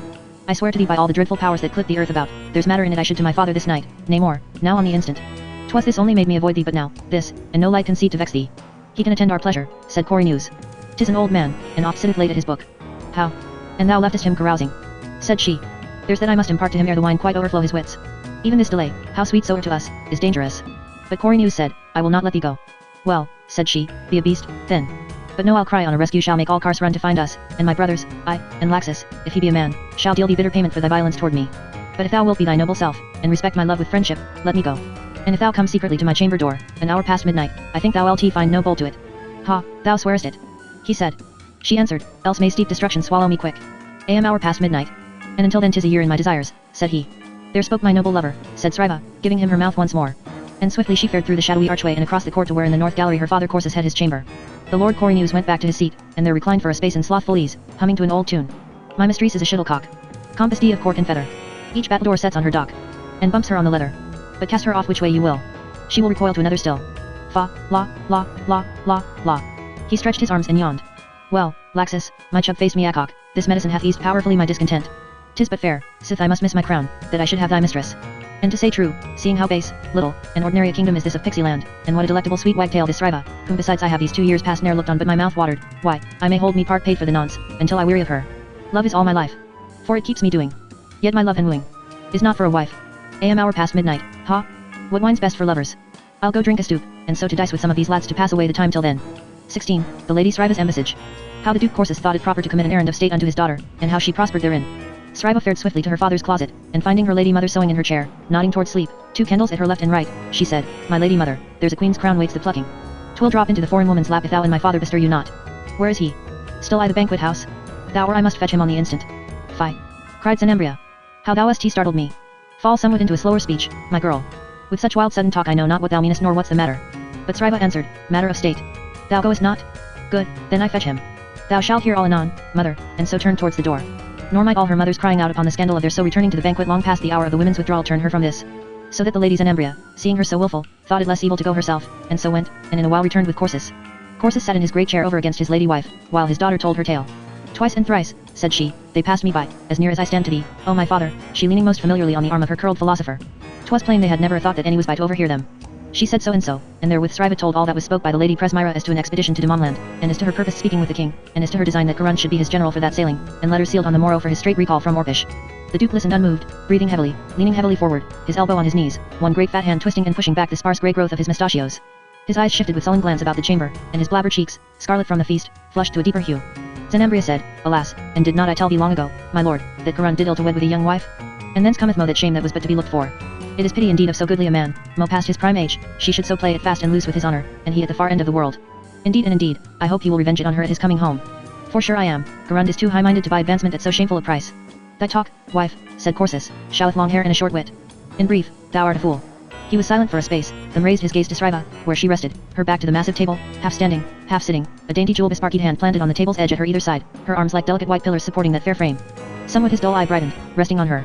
Come hither, he said, on my knee, so. When she was seated, 'tis a brave gown, said he, thou wearest tonight, my pretty pug. Red, for a sanguine humour. His great arm gave her a back, and his hand, huge as a platter, lay like a buckler beneath her breast. Thou smellest tea passing sweet.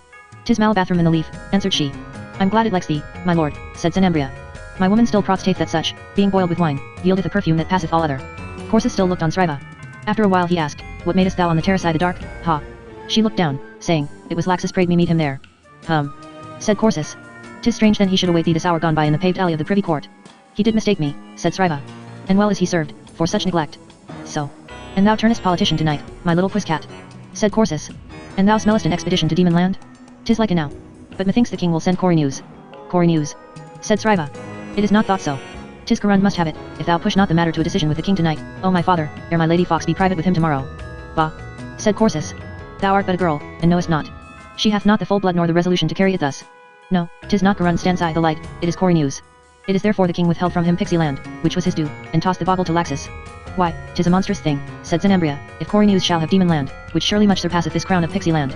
Shall this novice have all the meat, and thou, because thou art old, have not but the bones and the parings? Hold thy tongue, mistress, said Corsus, looking upon her as one looped on a sour mixture. Why hadst not the wit to angle for him for thy daughter? Truly, husband, I'm sorry for it, said Zenembria. The lady Sriva laughed, placing her arm about her father's bullet neck and playing with his whiskers. Content thee, she said, my lady mother. I have my choice, and that is very certain, of these and of all other in Cars.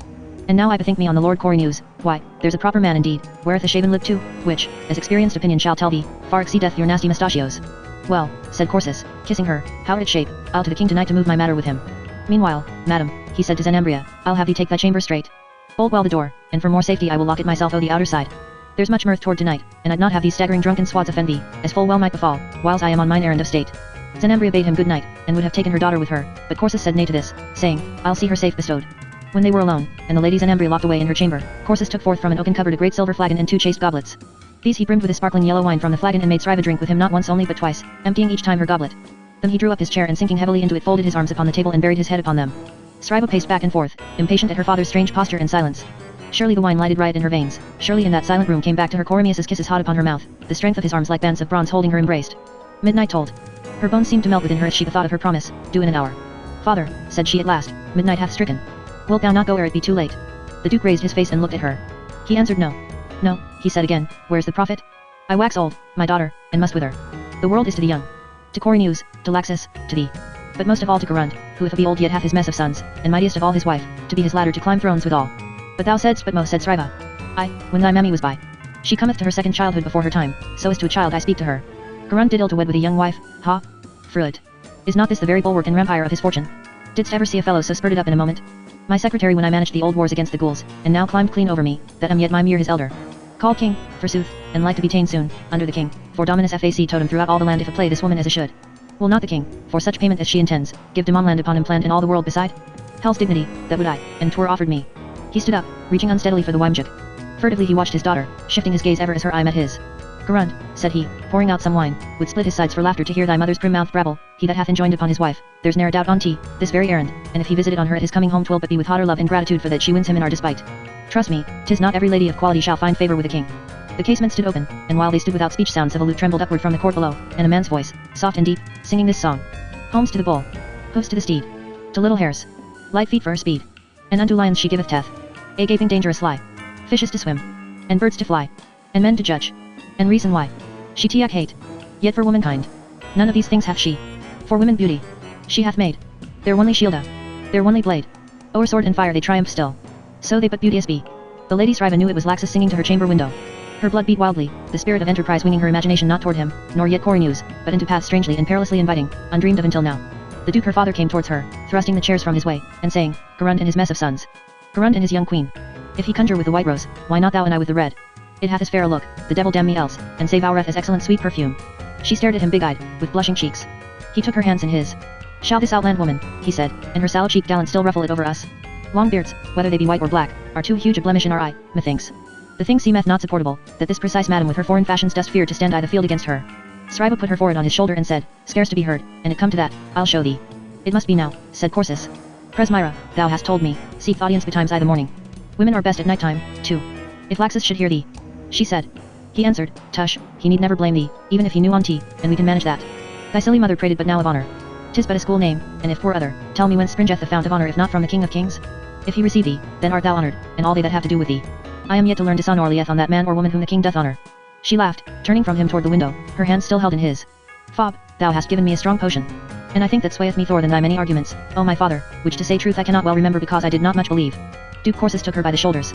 His face overlooked her by a little, for she was not tall of build. By the gods, he said, 'tis a stronger sweet scent of the red rose to make a great man drunk withal than of the white, though that be a bigger flower. And he said, why not, for a game, for a madcap jest? A mantle and hood, a mask if thou wilt, and my ring to prove thee mine ambassador. I'll attend thee through the courtyard to the foot o' the stairs. She said nothing, smiling at him as she turned for him to put the great velvet mantle about her shoulders. Ha, said he, 'tis well seen a daughter is worth 10 sons. In the meanwhile Gons the king sate in his private chamber writing at a parchment spread before him on the table of polished marmalite. A silver lamp burned at his left elbow. The window stood open to the night. The king had laid aside his crown, that sparkled darkly in the shadow below the lamp. He put down his pen and read again what he had writ, in manner following. Fram me, Boris the 12th, Greek Kyng of which land and of Impelonda and of Damon land and of Al kingdoms the sun doth spread high beams over, unto Corsus my servant, thesis to signify to thee that thou shalt with all convenience bid repair with a sufficient strength of men and skips to Damon land, because that untoward and traitorly could tell that though their inhibit are to fell by the sharp hinds of my correction.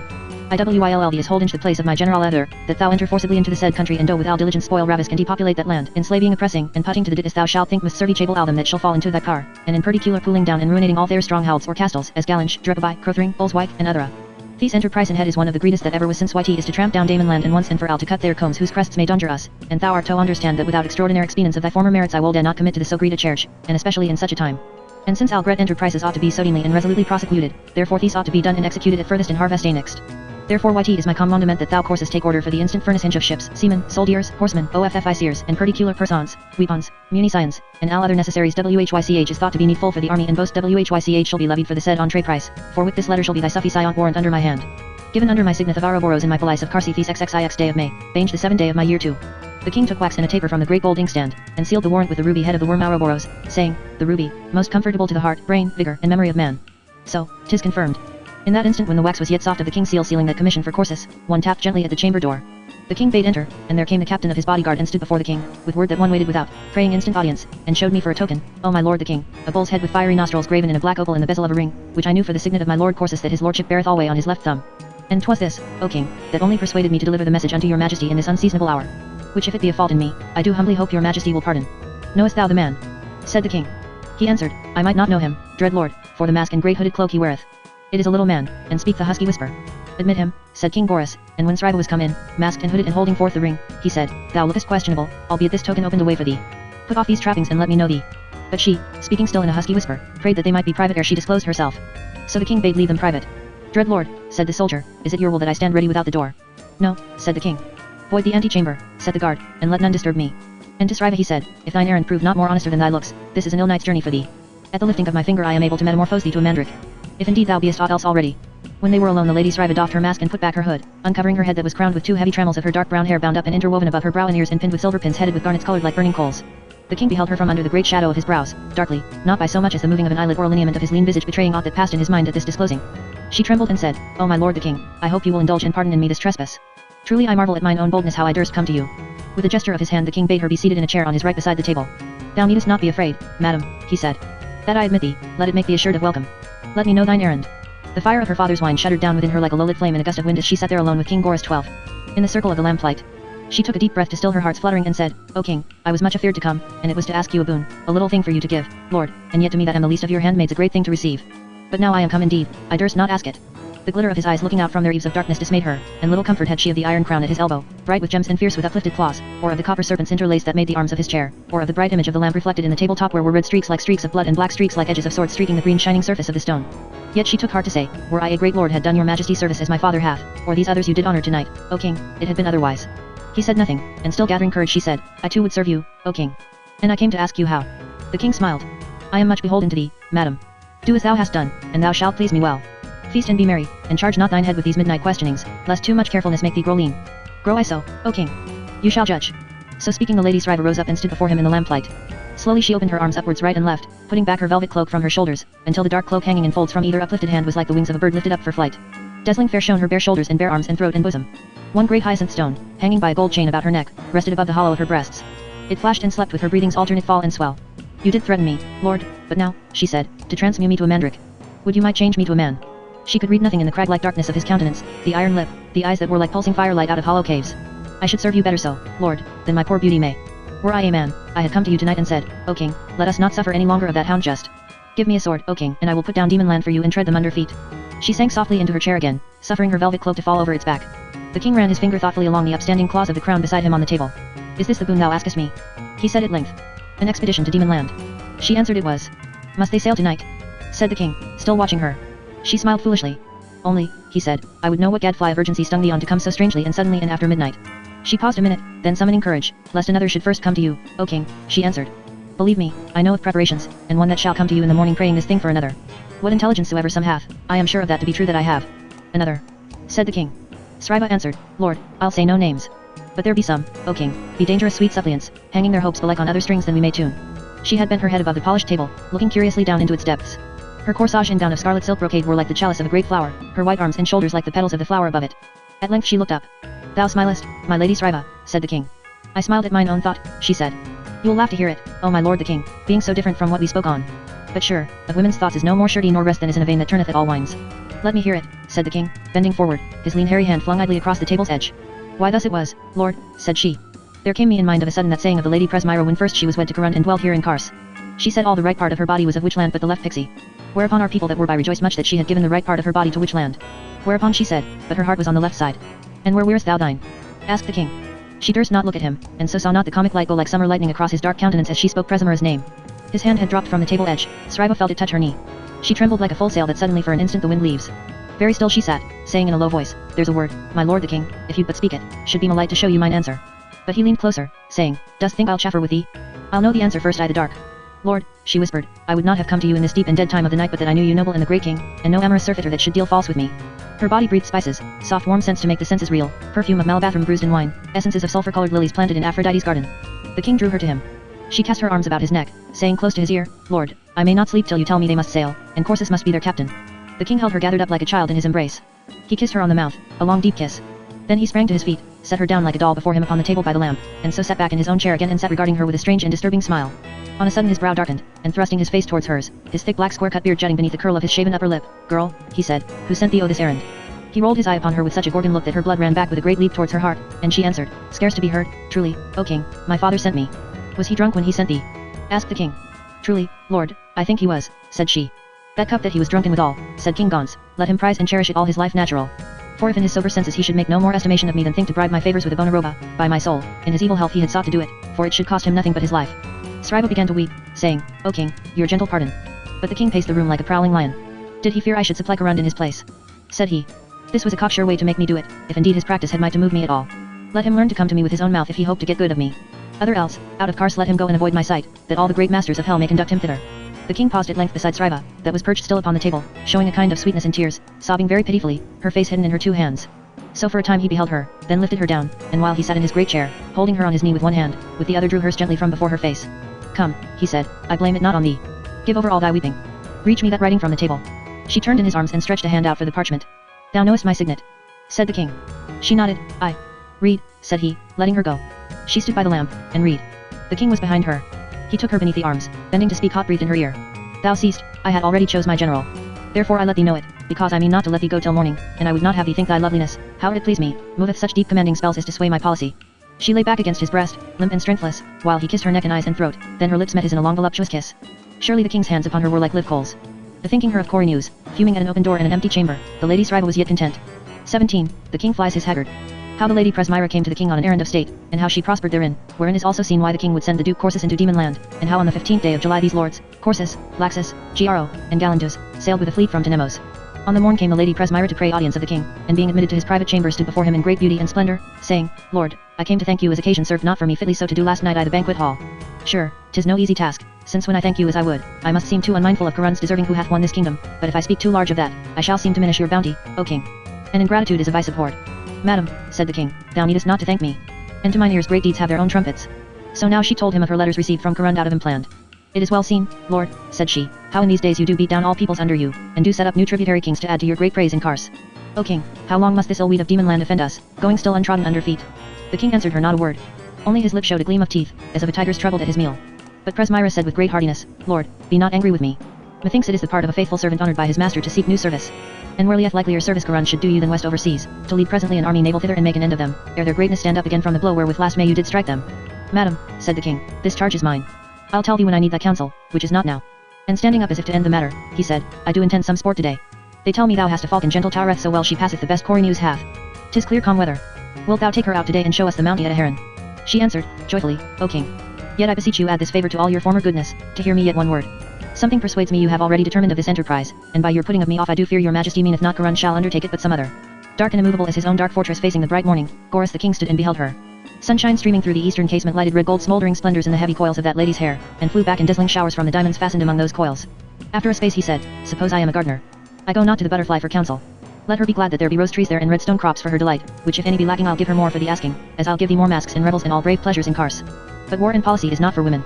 You have forgot, O king, said the lady Presmyra, Karun made me his ambassador. But seeing a blackness fall upon the king's countenance she said in haste, but not in all, O king. I will be open as day to you. The expedition he strongly urged, but not for himself the leading on tea. The king looked evilly upon her. I am glad to hear it, he said. Then, his brow clearing, know thou it for thy good, madam, order is ta'en for this already. Ere winter nights return again, Demon Land shall be my footstool. Therefore write to thy lord I gave him his wish beforehand. Presmyra's eyes danced triumph. Oh the glad day. She cried. Mine also, O king. If thine be his, said the king. Ah, said she, you know mine outgallops it. Then school thine, madam, said the king, to run in harness. Why thinkest thou I sent Karund into Impland, but that I knew he had excellent wit and noble courage to govern a great kingdom? Wouldst have me a wilful child snatch Impland from him like a sampler half-stitched? Then, taking leave of her with more gracious courtesy, we shall look to see thee then, madam, oh the third hour before noon, he said, and smote on a gong, summoning the captain of his guard. Soldier, he said, conduct the queen of Impland. And bid the Duke Corsus straight attend me. The third hour before noon the Lord Gro met with Presmyra in the gate of the inner court. She had a riding habit of dark green tiffany and a narrow ruff edged with marjorie pearls. She said, Thou comest with us, my lord? Surely I am beholden to thee. I know thou lovest not the sport, yet to save me from Corey news I must have thee. He plagueth me much this morning with strange courtesies, though why thus on a sudden I cannot tell. In this, said Lord Gro, as in greater matters, I am thy servant, O queen. 'Tis yet time enough, though. This half hour the king will not be ready. I left him closeted with Corsus, that setteth presently about his arming against the demons. Thou hast heard. Am I deaf, said Presmyra, to a bell clangeth through all Kars. Alas, said Gro, that we waked too long last night, and lay too long abed I the morning. Presmyra answered, that did not I. And yet I'm angry with myself now that I did not so. How? Thou sawest the king before the council. She bent her head for yes. And he nay said thee. With infinite patience, said she, but most irrevocably. My lord must hold by him plan till it be well broke to the saddle. And truly, when I think on tea, there's reason in that. Gro said, Thou takest it, madam, with that clear brow of nobleness and reason I had looked for in thee. She laughed. I have the main of my desire, if Demon Land shall be put down. Nathless, it make the great wonder the king picketh for this work so rude a bludgeon when so many goodly blades lie ready to his hand. Behold but his armory. For, standing in the gateway at the head of the steep descent to the river, they beheld where the lords of which land were met beyond the bridge gate to ride forth to the hawking. And Presmyra said, Is it not brave, my lord Gro, to dwell in Kars? Is it not passing brave to be in Kars, that lordeth it over all the earth? Now came they down in by the bridge to the way of kings to meet with them on the open mead on the left bank of Druima. Presmyra said to Laxus that rode on a black gelding full of silver hairs, I see thou hast thy goshawks forth today, my lord. Ay, madam, said he. There is not a stronger hawk than these. Withal they are very fierce and crabbed, and I must keep them private lest they slay all other sort. Sriva, that was by, put forth a hand to stroke them. Truly, she said, I love them well, thy goshawks. They be stout and kingly. And she laughed and said, Truly today I look not lower than on a king. Thou mayst look on me, then, said Laxus, albeit I bear not my crown I the field. 'Tis therefore I'll mark thee not, said she. Laxus said to Presmyra, Wilt thou not praise my hawks, O queen? I praise them, answered she, circumspectly. For methinks they fit thy temper better than mine. These be good hawks, my lord, for flying at the bush. I am for the high mound tea. Her stepson Hemming, black-browed and sullen-eyed, laughed in his throat, knowing she mocked and thought on demon land. Meanwhile Corynus, mounted on a great white liard like silver with black ear-tips, mane, and tail, and all 4 feet black as coal, drew up to the lady Sriva and spoke with her apart, saying secretly so that none but she might hear, Next time thou shalt not carry it so, but I will have thee when and where I would. Thou mayst gull the devil with thy perfidiousness, but not me a second time, thou lying cousining vixen. She answered softly, Beastly man, I did perform the very article of mine oath, and left thee an open door last night. If thou didst look to find me within, that were beyond aught I promised. And know for that I'll seek a greater than thou, and a nicer to my liking, one less ready to swap each kitchen slut on the lips. I know thy practice, my lord, and thy conditions. His face flamed red. Were that my custom, I'd now amend it. Thou art so true a runt of their same litter, they shall all be loathly to me as thou art loathly. Mew. Said she, wittily spoke, I faith, and right in the manner of a common horseboy. Which indeed thou art. Corynus struck spurs into his horse so that it bounded aloft, then cried out and said to Presmyra, Incomparable lady, I shall show thee my new horse, what rounds, what bounds, what stop he makes I the full course of the galloped galliard. And therewith, trotting up to her, made his horse fetch a close turn in a flying manner upon one foot, and so away, rising to a racking pace, an amble, and thence after some double turns returning at the gallop and coming to a full stop by Presmyra. 'Tis very pretty, my lord, said she. Yet I would not be thy horse. So, madam. He cried. Thy reason? Why, said she, were I the most temperate, strongest, and of the gentlest nature I the world, of the heat of the ginger, most swift to all high curvets and caprioles, I'd fear my crest should fall I the end, tired with thy spur galling. Whereat the lady Sriva fell a laughing. Now came Gorus the king among them with his ostringers and falconers and his huntsmen with setters and spaniels and great fierce boarhounds drawn in a string. He rode upon a black mare with eyes fire red, so tall a tall man's head scarce topped her withers. He wore a leather gauntlet on his right hand, on the wrist whereof an eagle sat, hooded and motionless, gripping with her claws. He said, It is met. Corsus goeth not with us, I fly him at higher game. His sons attend him, losing not an hour in preparation for this journey. The rest, take pleasure in the chase. So they praised the king, and rode forth with him east away. The lady Sriva whispered Corynus in the ear, Enchantery, my lord, ruleth in Kars, and this it must be bringeth it about that none may see nor touch me twixt midnight hour and cock crow save he that must be king in demon land. But Corynus made as not to hear her, turning toward the lady Presmyra, that turned thence toward Gro. Sriva laughed. Merry of heart she seemed that day, eager as the small merlin sitting on her fist, and willing at every turn to have speech with King Gorus. But the king heeded her not at all, and gave her not a look nor a word.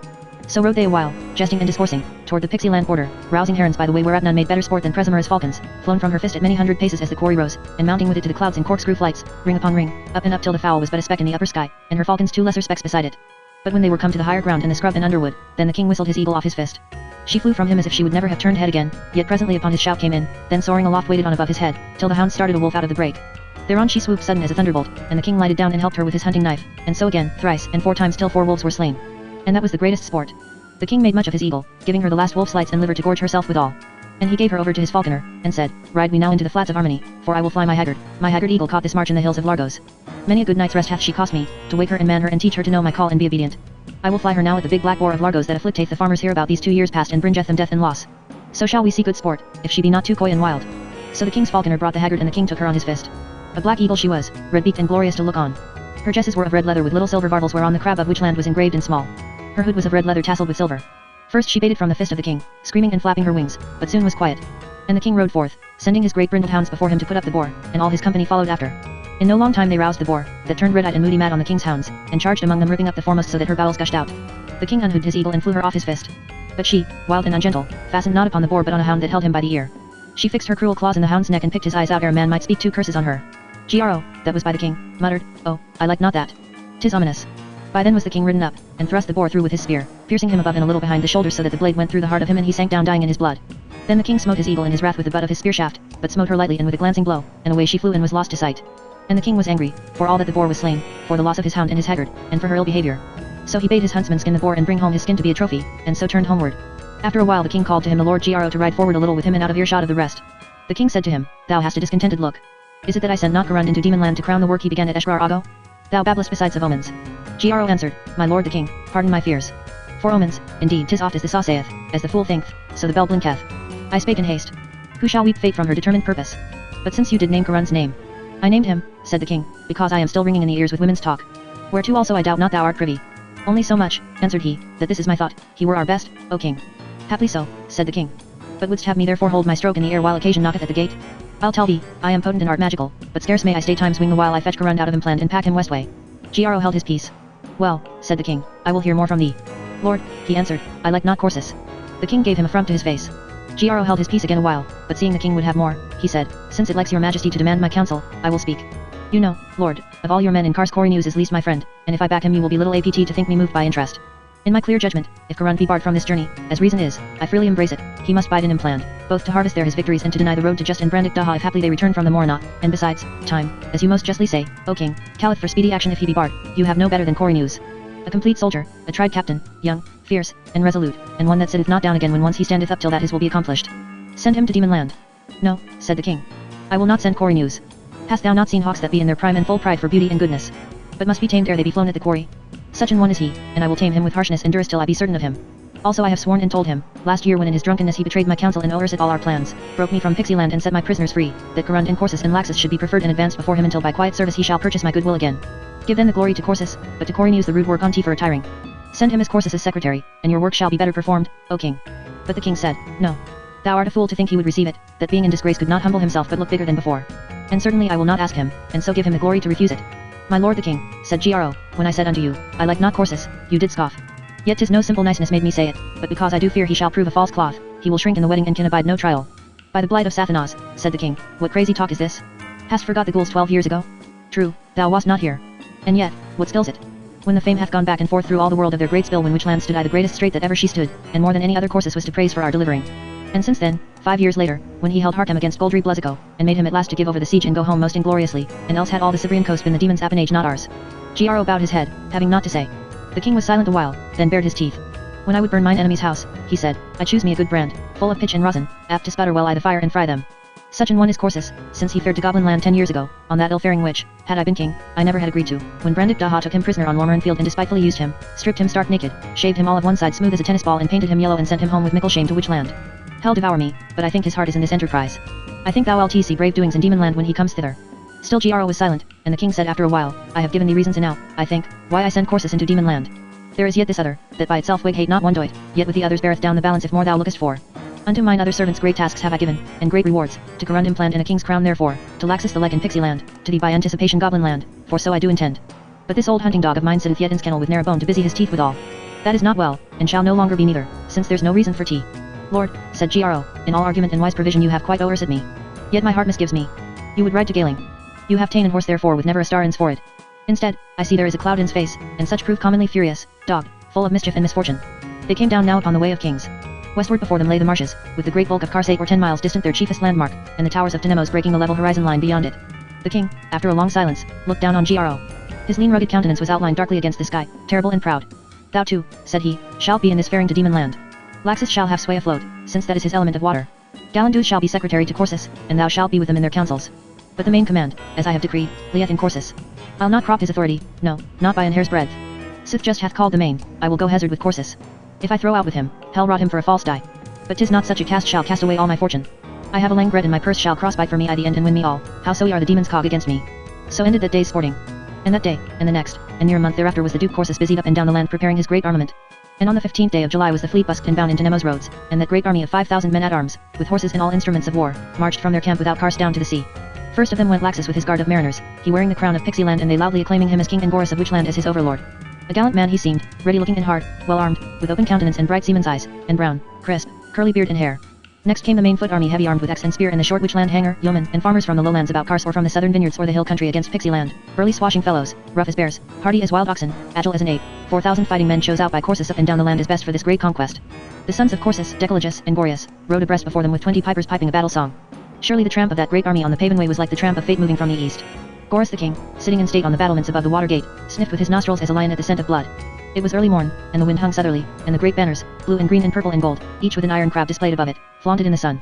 Now came 4 or 5 companies of horse, 400 or more in all, with brazen armor and bucklers and glancing spears, and last of all, Corsus himself with his picked legion of 500 veterans to bring up the rear, fierce soldiers of the coastlands that followed him of old to the eastern main and goblin land, and had stood beside him in the great days when he smote the ghouls in which land.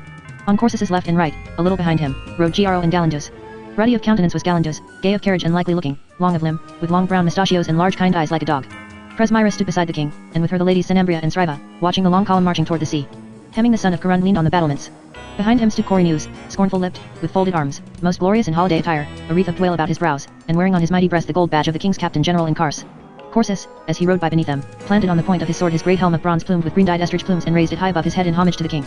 The sparse grey locks of his hair lifted in the breeze, and pride flamed on the heavy face of him like a November sunset. He rode a dark bay, heavily built like a bear, that stepped ponderously as weighed down by his rider's bulk and the great weight of gear and battle harness. His veterans marching at his heel lifted their helms on spear and sword and bill, singing their old marching song in time to the clank of their mailed feet marching down the way of kings. When Corsus dwelt at Tenemos, beside the sea in Tenemos, Tirolirole, the Gauls came down to Tenemos. They brent his house in Tenemos. Down day. But Corsus carved the Gauls. The coarsest meat. They did it. He made him garters with their bowels. When he came home to Tenemos. Came home again to Tenemos. With a roundelay. The king held aloft his staff royal, returning Corsus his salute, and all Kars shouted from the walls. In such wise rode the Lord Corsus down to the ships with his great army that should bring bale and woe to demon land.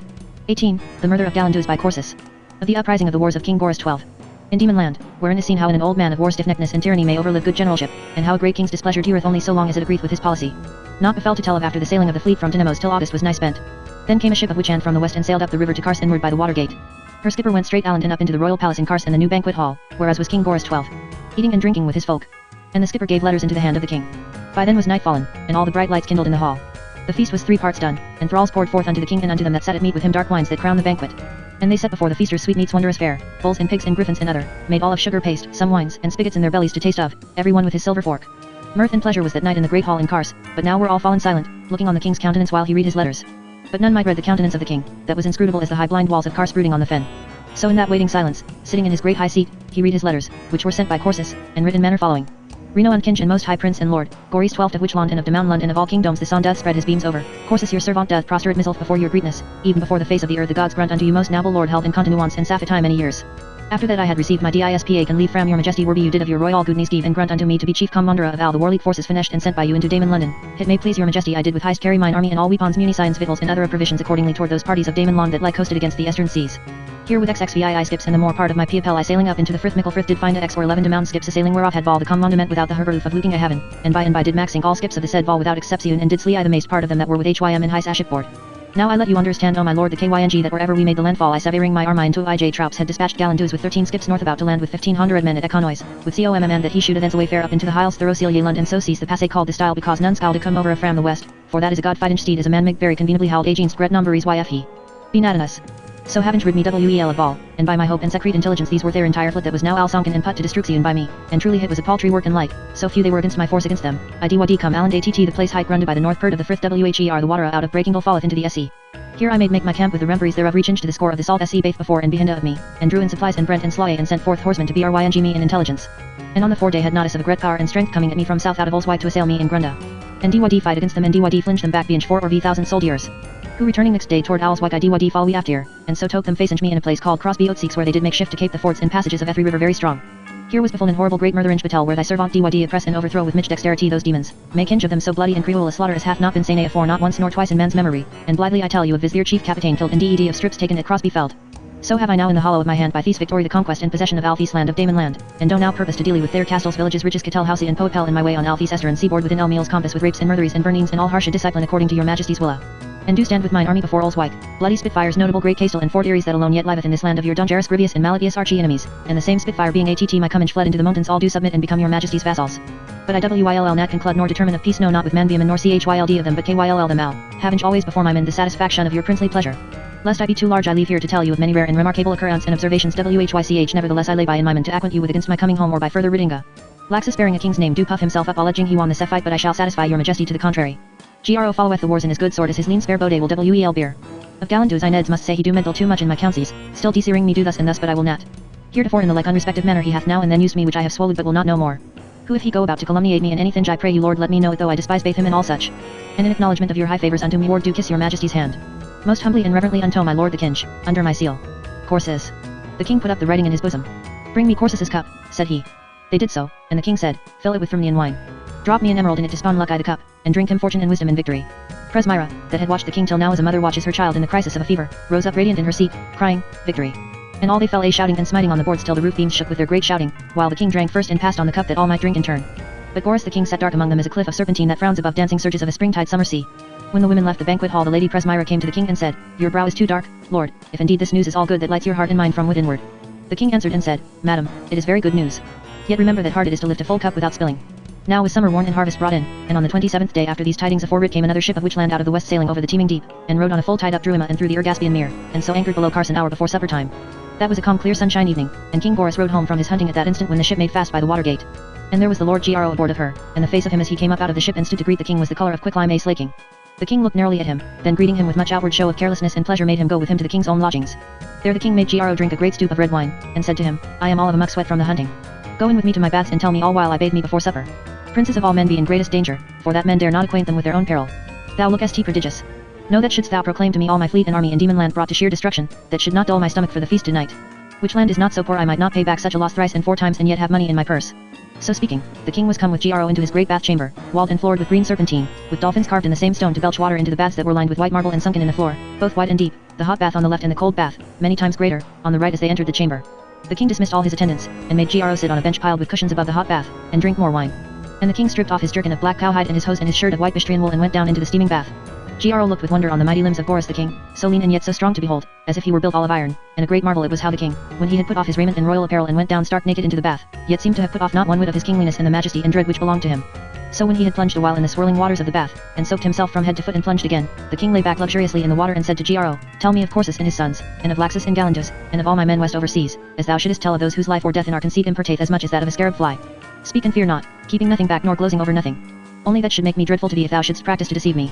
Gro spake and said, My lord the king, you have letters, I think, from Corsus that have told you how we came to Demon Land, and how we gat a victory over Val in the sea fight, and landed at Grunda, and fought 2 battles against Viz and overthrew him in the last, and he is dead. Didst thou see these letters? Asked the king. Gro answered, Aye. Is it a true tale they tell me? Gro answered, Mainly true, O king, though somewhat now and then he windeth truth to his turn, swelling over much his own achievement. As at Grunda, where he maketh too great the demon's army, that by a just computation were fewer than us, and the battle was not ours nor theirs, for while our left held them by the sea they stormed our camp on the right. And well I think 'twas to inveigle us into country that should be likelier to his purpose that Viz fell back toward Owlswick in the night. But as touching the battle of Crossby Outsykes Corsus braggeth not too much. That was greatly fought and greatly devised by him, who also slew Viz with his own hands in the thick of the battle, and made a great victory over them and scattered all their strength, coming upon them at unawares and taking them upon advantage. So saying Gro stretched forth his delicate white fingers to the goblet at his side and drank. And now, O king, said he, leaning forward over his knees and running his fingers through the black perfumed curls above his ears, I am to tell you the uprising of those discontents that infected all our fortunes and confounded us all. Now came Galindus with some few men down from Brea Kingdale, leading his main force of 1400 men or so to hold the stile as was agreed upon aforetime. Now Galindus had advertisement of Spitfire come out of the west country where he was sojourning when we came into Demon Land, disporting himself in the mountains with hunting of the bears that do there inhabit, but now come hotfoot eastward in a gathering of men at Galing. And on Galindus's urgent asking, was held a council of war 3 days after Crossby Outsykes, wherein Galindus set forth his counsel that we should fare north to Galing and disperse them. All thought well of this counsel, save Corsus. But he took it mighty ill, being stubborn set to carry out his predetermined purpose, which was to follow up this victory of Crossby Outsykes by so many cruel murders, rapes, and burnings, up and down the countryside and upper and lower to Varndurdle and down by onward Lythe and the southern seaboard, as should show those vermin he was their master whom they did require, and the scourge in your hand, O king, that must scourge them to the bare bone. To which Galindus making answer that the preparations at Galing did argue something to be done and not afar off, and that this were a pretty matter if Owlswick and Drupabi shall be able to enforce us cast our eyes over our shoulders while those before us, meaning in Galing, strike us in the brains. Corsus answereth most unhandsomely, I will not satisfy myself with this intelligence until I find it more soundly seconded. Nor would he listen, but said that this was his mind, and all we should abide by it or an ill thing should else befall us, that this southeastern corner of the land being gained with great terror and cruelty the neck of the wars in Demon Land should then be broken, and all the others whether in Galing or otherwhere could not choose but die like dogs, that 'twas pure folly, because of the hardness and naughty ways of the country, to set upon Galing, and that he would quickly show Galindus he was lord there. So was the council broke up in great discontent. And Galindus abode before Owlswick, which as thou knowest, O king, is a mighty strong place, seated on an arm of the land that runneth out into the sea beside the harbour, and a paven way goeth thereto that is covered with the sea save at low tide of a spring tide. And we drew great store of provisions thither against a siege if such should befall us. But Corsus with his main forces went south about the country, murdering and ravishing, on his way to the new house of Goldry Bluzzico at Drupabi, giving out that from henceforth should folk speak no more of Drupabi Mire and Drupabi Combust that the ghouls did burn, but both should shortly be burnt alike as 2 cinders. Aye, said the king, coming out of the bath, and did he burn it so? Gro answered, he did, O king. The king lifted his arms above his head and plunged head foremost into the great cold swimming bath. Coming forth anon, he took a towel to dry himself, and holding an end of it in either hand came and stood by Gro, the towel rushing back and forth behind his shoulders, and said, Proceed, tell me more. Lord, said Gro, so it was that they and Owlswick gave up the place at last unto Galindus, and Corsus came back from the burning of Drupabi Mire. All the folk in that part of Demon Land had he brought to misery in her most sharp condition. But now was he to find by sour experience what that neglect had bred him when he went not north to Galing as Galindus had counselled him to do. For now was word of Spitfire marching out from Galing with 110 score foot and 250 horse. Upon which tidings we placed ourselves in very warlike fashion and moved north to meet them, and on the last morn of August fell in with their army in a place called the Rapes of Bruma in the open parts of Lower Tavarndudal. All we were blithe at heart, for we held them at an advantage both in numbers, for we were more than 3,400 fighting men, whereof were 400 a horseback, and in the goodness of our fighting stead, being perched on the edge of a little valley looking down on Spitfire and his folk. There we abode for a time, watching what he would do, till Corsus grew weary of this and said, "We are more than they. I will march north and then east across the head of the valley and so cut them off, that they escape not north again to Galing after the battle when they are worsted by us." Now Gallandus said this strongly, willing him to stand and abide their onset, for being mountaineers they must certainly choose at length, if we kept quiet, to attack us up this slope, and that were mightily to our advantage. But Corsus, that still grew from day to day more hard to deal with, would not hear him, and at last sticked not to accuse him before them all, which was most false, that he did practice to gain the command for himself, and had caused Corsus to be set upon to have him and his sons murdered as they went from his lodging the night before. And Corsus gave order for the march across their front as I have told it you, O king, which indeed was the counsel of a madman. For Spitfire, when he saw our column crossing the dale head on his right, gave order for the charge, took us by the flank, cut us in two, and in 2 hours had our army smashed like an egg that is dropped from a watchtower on pavement of hard granite. Never saw I so evil a destruction wrought on a great army. Hardly in an evil case we won back to Owlswick with but 1,700 men, and of them some hundreds wounded sore. And if 200 fell o' the other side, 'tis a wonder and past expectation, so great was Spitfire's victory upon us at the Rapes of Bruma. And now was our woe worsened by fugitives coming from the north, telling how Zig had fallen upon the small force that was left to hold the stile and clean o'erwhelmed them. So were we now shut up in Owlswick and close besieged by Spitfire and his army, who but for the devilish folly of Corsus, had ne'er made head against us. An ill night was that, O my lord the king, in Owlswick by the sea. Corsus was drunk, and both his sons, guzzling down goblet upon goblet of the wine from Spitfire's cellars in Owlswick. Till at last he was fallen spewing on the floor betwixt the tables, and Gallandus standing amongst us all, galled to the quick after this shame and ruin of our fortunes, cried out and said, "Soldiers of which land, I am aweary of this Corsus, a rider, a lecher, a surfeiter, a brawler, a spiller of armies, our own not our enemies, who must bring us all to hell and we take not order to prevent him." And he said, "I will go home again to which land, and have no more share nor part in this shame." But all they cried, "To the devil with Corsus. Be thou our general." Gro was silent a minute. "O king," he said at last, "if so it be that the malice of the gods and mine unfortune have brought me to that case that I am part guilty of that which came about, blame me not overmuch. Little I thought any word of mine should help Corsus in the going forward of his bad enterprise." When all they called still upon Gallandus, saying, "Ha, ha, Gallandus. Weed out the weeds, lest the best corn fester.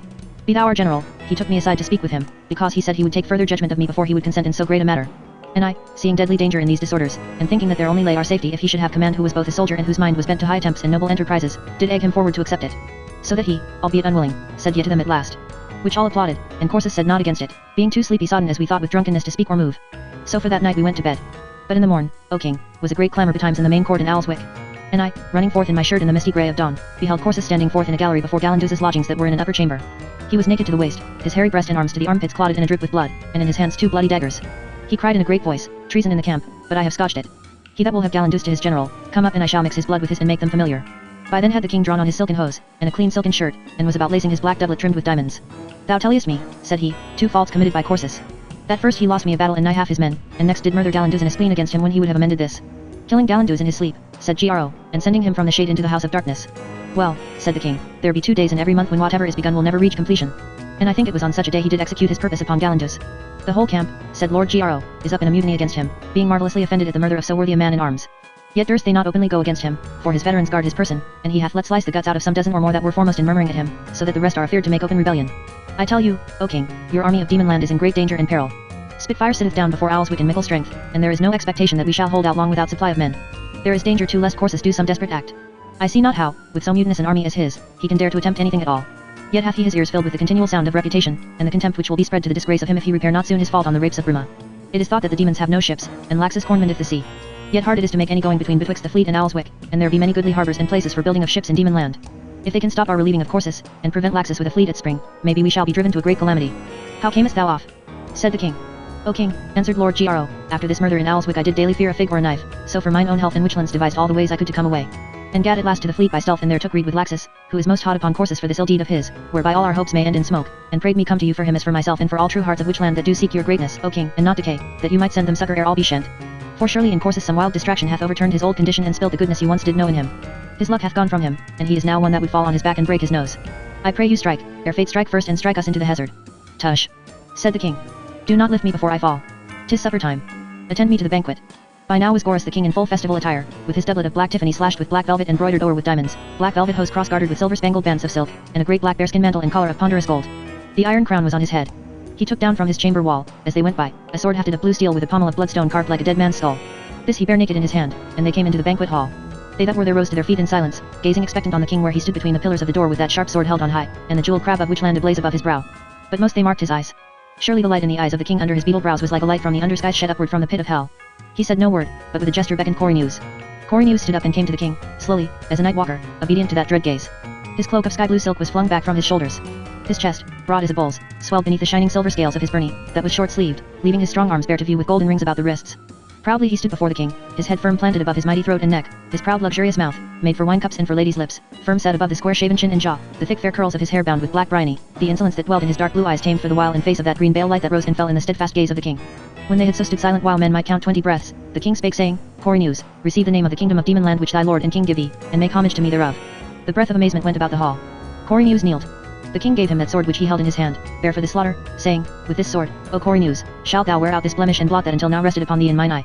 Corsus hath proved haggard. He hath made miss in Demonland. His sottish folly hath shut him up in Owlswick and lost me half his force.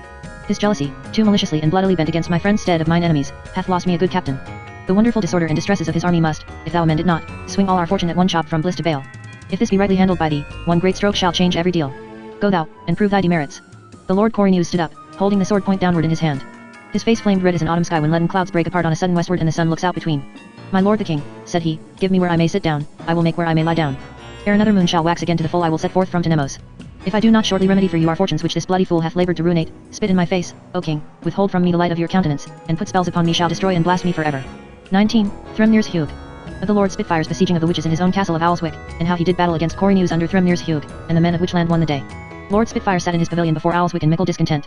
A brazier of hot coals made a pleasant warmth within, and lights filled the rich tent with splendor. From without came the noise of rain steadily falling in the dark autumn night, splashing in the puddles, pattering on the silken roof. Zig sat by Spitfire on the bed, his hawk-like countenance shadowed with an unwonted look of care. His sword stood between his knees point downward on the floor. He tipped it gently with either hand now to the left now to the right, watching with pensive gaze the warm light shift and gleam in the ball of ballast ruby that made the pommel of the sword. Fell it out so cursedly, said Spitfire. All 10, thou saidst, on Ramerick strands. Zig nodded assent. Where was he that he saved them not? Said Spitfire. Oh, it was vilely miscarried. Zig answered, 'twas a swift and secret landing in the dark a mile east of the harbor. Thou must not blame him unheard. What more remained to us? Said Spitfire. Content, I'll hear him. What ships remain to us, is more to the purpose. 3 by North Sands Eries, below Elmerstead, 5 on through water, 2 by Litness, 2 more at Orwat, 6 by my direction on Stropgarden Firth, 7 here on the beach. Besides 4 at the Firth Head in Westmark, said Zig. An order is ta'en for more in the Isles. 20 and 9, said Spitfire, and those in the Isles beside. And not one afloat, nor can be ere spring. If Laxus smell them out and take them as lightly as these he burned under Val's nose on Ramerick strands, we do but plough the desert building them. He rose to pace the tent. Thou must raise me new forces for to break into Owlswick. For heaven, he said, this vexes me to the guts, to sit at mine own gate full 2 months like a beggar, whilst Corsus and those 2 cubs his sons drink themselves drunk within, and play at cockshies with my treasures. Oh, the wrong side of the wall, said Zig, the master builder may judge the excellence of his own building. Spitfire stood by the brazier, spreading his strong hands above the glow. After a time he spake more soberly. It is not these few ships burnt in the north should trouble me, and indeed Laxus hath not 500 men to man his whole fleet withal. But he holdeth the sea, and ever since his putting out into the deep with 30 sail from Looking Haven I do expect fresh succors out of which land. 'Tis that makes me champ still on the bit till this hold be won again, for then were we free at least to meet their landing. But 'twere most unfit at this time of the year to carry on a siege in low and watery grounds, the enemy's army being on foot and unengaged. Wherefore, this is my mind, O my friend, that thou go with haste over the stile and fetch me supply of men. Leave force toward our ships a building, wheresoever they be, and a good force in Crothering and thereabout, for I will not be found a false steward of his lady sister's safety. And in thine own house make sure. But these things being provided, shear up the war arrow and bring me out of the west 15 or 1800 men at arms. For I do think that by me and thee and such a head of men of Demonland as we shall then command Owlswick gates may be brast open and Corsus plucked out of Owlswick like a wild out of his shell. Zig answered him, I'll be gone at point of day. Now they rose up and took their weapons and muffled themselves in their great campaigning cloaks and went forth with torchbearers to walk through the lines, as every night ere he went to rest it was Spitfire's wont to do, visiting his captains and setting the guard. The rain fell gentlier. The night was without a star. The wet sands gleamed with the lights of Owlswick Castle, and from the castle came by fits the sound of feasting heard above the wash and moan of the sullen sleepless sea. When they had made all sure and were come nigh again to Spitfire's tent and Zig was upon saying good night, there rose up out of the shadow of the tent an ancient man and came betwixt them into the glare of the torches. Shriveled and wrinkled and bowed he seemed as with extreme age. His hair and his beard hung down in elf locks adrip with rain. His mouth was toothless, his eyes like a dead fish's eyes. He touched Spitfire's cloak with his skinny hand, saying in a voice like the night ravens, Spitfire, beware of Thrymnir's Hugh. Spitfire said, what have we here? And which way the devil came he into my camp? But that aged man still held him by the cloak, saying, Spitfire, is not this thine house of Owlswick? And is it not the most strong and fair place that ever man saw in this country? Filth, unhand me, said Spitfire, else shall I presently thrust thee through with my sword, and send thee to the Tartarus of hell, where I doubt not the devils there too long await thee. But that aged man said again, hot stirring heads are too easily entrapped. Hold fast, Spitfire, to that which is thine, and beware of Thrymnir's Hugh. Now was Lord Spitfire wood angry, and because the old carl still held him by the cloak and would not let him go, plucked forth his sword, thinking to have stricken him about the head with the flat of his sword. But with that stroke went a gust of wind about them, so that the torch flames were nigh blown out. And that was strange, of a still windless night. And in that gust was the old man vanished away like a cloud passing in the night. Zig spake, the thin habit of spirits is beyond the force of weapons. Pish, said Spitfire. Was this a spirit? I hold it rather a simulacrum or illusion prepared for us by Witchland's cunning, to darken our counsel and shake our resolution. On the morrow while yet sunrise was red, Lord Zig went down to the seashore to bathe in the great rock pools that face southward across the little bay of Owlswick. The salt air was fresh after the rain. The wind that had veered to the east blew in cold and pinching gusts. In a rift between slate blue clouds the low sun flamed blood red. Far to the southeast where the waters of Micklefirth open on the main, the low cliffs of Luking Haven nest loomed shadowy as a bank of cloud. Zig laid down his sword and spear and looked southeast across the firth, and behold, a ship in full sail rounding the ness and steering northward on the larboard tack. And when he had put off his kirtle he looked again, and behold, 2 more ships steering round the ness and sailing hard in the wake of the first. So he donned his kirtle again and took his weapons, and by then were 15 sail steering up the firth in line ahead, dragons of war. So he fared hastily to Spitfire's tent, and found him yet abed, for sweet sleep yet nursed in her bosom impetuous Spitfire. His head was thrown back on the broidered pillow, displaying his strong shaven throat and chin. His fierce mouth beneath his bristling fair mustachios was relaxed in slumber, and his fierce eyes closed in slumber beneath their yellow bristling eyebrows. Zig took him by the foot and waked him and told him all the matter. 15 ships, and every ship, as I might plainly see as they drew nigh, as full of men as there be eggs in a herring's roe. So cometh our expectation to the birth. And so, said Spitfire, leaping from the couch, cometh Laxus again to Demon Land, with fresh meat to glut our swords withal. He caught up his weapons and ran to a little knoll that stood above the beach over against Owlswick Castle. And all the host ran to behold those dragons of war sail up the firth at dawn of day. They dow sail, said Spitfire, and put in for Scaramsey. 'Tis not for nothing I taught these witchlanders on the rapes of Bruma. Laxus, since he witnessed that downthrow of their army, now accounteth islands more wholesomer than the mainland, well knowing we have nor sails nor wings to strike across the firth at him. Yet scarcely by skulking in the islands shall he break up the siege of Owlswick. Zig said, I would know where be his 15 other ships. In 15 ships, said Spitfire, it is not possible he beareth more than 1600 or 1700 men of war. Against so many I am strong enough today, should they adventure a landing, to throw into the sea and still contain courses if he make a sally. If more be added, I am the less secure. Therefore occasion telleth but the louder for thy purposed faring to the west. So the Lord Zig called him out a dozen men-at-arms and went a horseback. By then were all the ships rowed ashore under the southern spit of Scaramsey, where is good anchorage for ships. They were there hidden from view, all save their masts that showed over the spit, so that the demons might observe naught of their disembarking. Spitfire rode with Zig 3 miles or 4, as far as the brow of the descent to the fords of Ethry Water, and there bade him farewell. Lightning shall be slow to my hasting, said Zig, till I be back again. Meantime, I would have thee be not too scornfully unmindful of that old man. Chirking of sparrows, said Spitfire. I have forgot his brabble. Nevertheless his glance shifted southward beyond Owlswick to the great bluff of tree-hung precipice that stands like a sentinel above the meadows of lower Tavarndoodle, leaving but a narrow way betwixt its lowest crags and the sea. He laughed, oh my friend, I am yet a boy in thine eyes it seemeth, albeit I am well nigh 29 years old. Laugh at me and thou wilt, said Zig. Without this word said I could not leave thee. Well, said Spitfire, to lull thy fears, I'll not go a bird's nesting on Thremnir's Hugh till thou come back again. Now for a week or more was not to tell of save that Spitfire's army set before Owlswick, and they on the island sent ever and again 3 or 4 ships to land suddenly about Looking Haven or at the head of the firth, or South Hawley beyond Drupobby, as far as the coastlands under Ryman Armin, harrying and burning. And as oft as force was gathered against them, they fared aboard again and sailed back to Scaramsey. In those days came Ball from the west with 100 men and joined him with Spitfire. The 8th day of November the weather worsened, and clouds gathered from the west and south, till all the sky was a welter of huge watery leaden clouds, separated one from another by oily streaks of white. The wind grew fitful as the day wore. The sea was dark like dull iron. Rain began to fall in big drops. The mountains showed monstrous and shadowy, some dark inky blue, others in the west like walls and bastions of clouded mist against the hueless mist of heaven behind them. Evening closed with thunder and rain and lightning-torn banks of vapor. All night long the thunder roared in sullen intermission, and all night long new banks of thunder clouds swung together and parted and swung together again. And the light of the moon was abated, and no light seen save the levin brand, and the campfires before Owlswick, and the light of revelry within. So that the demons camped before the castle were not ware of those 15 ships that put out from Scaramsey on that wild sea and landed 2 or 3 miles to the southward by the great bluff on Thremnir's Hugh. Nor were they ware at all of them that landed from the ships, 15 or 1600 men-at-arms with Hemming of Witchland and his young brother Cargo for their leaders.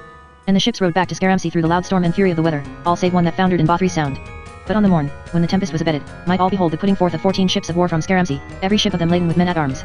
They had passage swiftly over the firth, and came on 2 miles south of Owlswick. And the ships stood off again from the land, but the army marshalled for battle on the meads above Mingarn Hope. Now Lord Spitfire let draw up his men and moved out southward from the lines before Owlswick. When they were come within some half-miles distance of the Witchland army, so that they might see clearly their russet kirtles and their shields and body armor of bronze, and the dull glint of their sword blades and the heads of their spears, Ball, that rode by Spitfire, spake and said, Markest thou him, O Spitfire, that rides back and forth before their battle, marshalling them? So ever rode Corynus, and well mayst thou know him even afar off by his showiness and jaunting carriage. Yet see a great wonder now, for whoever heard tell of this young Hotspur giving back from the fight? And now, or ever we be gotten within spear-shot. By the bright eye of day, cried Spitfire, 'tis so. Will he balk me quite of a battle? I'll loose a handful of horse upon them to delay their haste ere they be flown beyond sight and finding. Therewith he gave command to his horsemen to ride forth upon the enemy. And they rode forth with Asta of Retray, that was brother-in-law to Lord Zig, for their leader. But the Witchland horse met them by the shallows of Erinpow and held them in the shallows while Corynus with his main army won across the river. And when the main body of the demons were come up and the passage forced, the Witchlanders were gotten clean away across the water meadows to the pass betwixt the shore and the steeps of Thremnir's Hugh. Then said Spitfire, they stay not to form even the narrow way twixt the sea and the Hugh. And that were their safety, if they had but the heart to turn and stand us. And he shouted with a great shout upon his men to charge the enemy, and suffer not a witch to overlive that slaughter. So the footmen caught hold of the stirrup leathers of the horsemen, and running and riding they poured into the narrow pass, and ever was Spitfire foremost among his men, hewing to left and to right among the press, riding on that whelming battle tide that seemed to bear him on to triumph. But now on a sudden was he, who with but 1200 men had so hotly followed 1500 into the straight passage under Thremnir's Hugh, made ware too late that he must have to do with 3000, Corynus rallying his folk and turning like a wolf in the pass, while Carun's sons, that had landed as aforesaid in the storm in the murk of night, swept down with their battalions from the wooded slopes behind the Hugh. in such wise that Spitfire was not sooner of any foreshadowing of disaster than of disaster's self, the thunder of the blow in flank and front and rear. Then befell great man's laying between the sea cliffs and the sea. The demons, taken at that advantage, were like a man tripped in mid-stride by a rope across the way. By the sore onset of the witches they were driven down into the shallows of the sea, and the spume of the sea was red with blood. And the Lord Coriolanus, now that he had done with feigned retreat, fared through the battle like a stream of unquenchable wildfire, that none might sustain his strokes that were about him. Now was Spitfire's horse slain under him with a spear thrust, as riding fetlock deep in the yielding sand he rallied his men to fling back hemming. But Bremery of Shaws brought him another horse, and so mightily went he forth against the witches that the sons of Corund were fain to give back before his onslaught, and that wing of the witchland army was pressed back against the broken ground below the Hugh. Yet was that of little avail, for Coriolanus brake through from the north, thrusting the demons with great slaughter back from the sea, so that they were pent betwixt him and hemming. Therewith Spitfire turned with some picked companies against Coriolanus, and well it seemed for a while that a great force of the witches must be whelmed or drowned in the salt waves. And Coriolanus himself stood now in great peril of his life, for his horse was bogged in the soft sands and might not win free for all his plunging. In that nick of time came Spitfire through the stour, with a band of demons about him, slaying as he came. He shouted with a terrible voice, O Coriolanus, hateful to me and mine as are the gates of hell, now will I kill thee, and thy dead carcass shall fatten the sweetmeats of Owlswick. Coriolanus answered him, Bloody Spitfire, last of 3 whelps, for thy brothers are by now dead and rotten, I shall give thee a choke pear. Therewith Spitfire shot a twirl spear at him. It missed the man but smote the great horse in the shoulder so that he plunged and fell in a heap, hurt to the death. But the Lord Coriolanus lighting nimbly on his feet caught Spitfire's horse by the bridle rein and smote it on the muzzle, even as he rode at him, so that the horse reared up and swerved. Spitfire made a great blow at him with an axe, but it came slantwise on the helmet ridge and glinted aside in air. Then Coriolanus thrust up under Spitfire's shield with his sword, and the point entered the big muscle of the arm near the armpit, and glancing against the bone tore up through the muscles of the shoulder. And that was a great wound. Nevertheless Spitfire slacked not from the fight, but smote at him again, thinking to have hewn off his arm the hand whereof still clutched the bridle rein. Coriolanus caught the axe on his shield, but his fingers loosed the rein, and almost he fell to earth under that mighty stroke, and the good bronze shield was dented and battered in. Now with the loosing of the reins was Spitfire's horse plunged forward, carrying him past Coriolanus toward the sea. But he turned and hailed him, crying, Get thee in horse. For I count it unworthy to fight with thee bearing this advantage over thee, I a horseback and thou on foot. Coriolanus cried out and answered, Come down from thine horse then, and meet me foot to foot. And know it, my pretty throstlecock, that I am king in demon land, which dignity I hold of the king of kings, Gorus of witchland, mine only overlord. Meet it is that I show thee in combat singular, that vauntest thyself greatest among the rebels yet left alive in this my kingdom, how much greater is my might than thine. These be great and thumping words, said Spitfire. I shall thrust them down thy throat again. Therewith he made as if to light down from his horse, but as he strove to light down, a mist went before his eyes and he reeled in his saddle. His men rushed in betwixt him and Coriolanus, and the captain of his bodyguard bare him up, saying, You are hurt, my lord. You must not fight no more with Coriolanus, for your highness is unmeet for fighting and may not stand alone. So they that were about him bare up great Spitfire. And the melody that was stayed while those lords dealt together in single combat brake forth afresh in that place. But all the while had furious war swung and raven below Thrymnir's Hugh, and wondrous was the valor of the demons, for many hundred were slain or wounded to the death, and but a small force were they that yet remained to bear up the battle against the witches. Now those that were with Spitfire departed with him in the secretest manner that they could out of the fight, wrapping about him a watchet-colored cloak to hide his shining armor. They stanched the blood that ran from the great wound in his shoulder and bound it up carefully, and carried him a horseback by Val's command into Tremordale by secret mountain paths up to a desolate quarry east of Starry Gap, under the great scree shoot that flanks the precipices of the south summit of Dina. A long time he lay there senseless, like to one dead. For many hurts had he taken in the unequal fight, and greatly was he bruised and battered, but worst of all was the sore hurt Coriolanus gave him ere they parted betwixt the limits of land and sea. And when night was fallen and all the ways were darkened, came the Lord Val with a few companions utterly wearied to that lonely quarry. The night was still and cloudless, and the maiden moon walked high heaven, blackening the shadows of the great peaks that were like shark's teeth against the night. Spitfire lay on a bed of ling and cloaks in the lee of a great boulder. Ghastly pale was his face in the silver moonlight. Val leaned upon his spear looking earnestly upon him. They asked him tidings. And Val answered, All lost, and still looked upon Spitfire. They said, My lord, we have stanched the blood and bound up the wound, but his lordship abideth yet senseless. And greatly we fear for his life, lest this great hurt yet prove his bane sore. Val kneeled beside him on the cold sharp stones and tended him as a mother might her sick child, applying to the wound leaves of black horehound and milfoil and other healing simples, and giving him to drink out of a flask of precious wine of Arshalmer, ripened for an age in the deep cellars below Crothering. So that in a while Spitfire opened his eyes and said, Draw back the curtains of the bed, for 'tis many a day since I woke up in Owlswick. Or is it night indeed? How went the fight, then? His eyes stared at the naked rocks and the naked sky beyond them. Then with a great groan he lifted himself on his right elbow. Val put a strong arm about him, saying, Drink the good wine, and have patience. There be great doings toward. Spitfire stared round him a while, then said violently, Shall we be foxes and fugitive men to dwell in holes o' the hollow mountainside? So the bright day is done, ha? Then off with these trammels. And he fell a-tearing at the bandage on his wounds. But Boyle prevented him with strong hands, saying, Bethink thee how on thee alone, O glorious Spitfire, and on thy wise heart and valiant soul that delighteth in furious war, resteth all our hope to ward off from our lady wives and dear children and all our good land and fee the fury of the men of witchland, and to save alive the great name of demon land. Let not thy proud heart be capable of despair. But Spitfire groaned and said, Certain it was that woe and evil hap must be to demon land until my kinsman be gotten home again. And that day I think shall never dawn. And he cried, Boasted he not that he is king in demon land? And yet I had not my sword in his umbles. And thou thinkest I'll live in shame. Therewithal he strove again to tear off the bandages, but Boyle prevented him. And he raved and said, Who was it forced me from the battle? 'Tis pity of his life, to have abused me so. Better dead than run from Coriolanus like a beaten puppy. Let me go, false traitors. I will amend this. I will die fighting.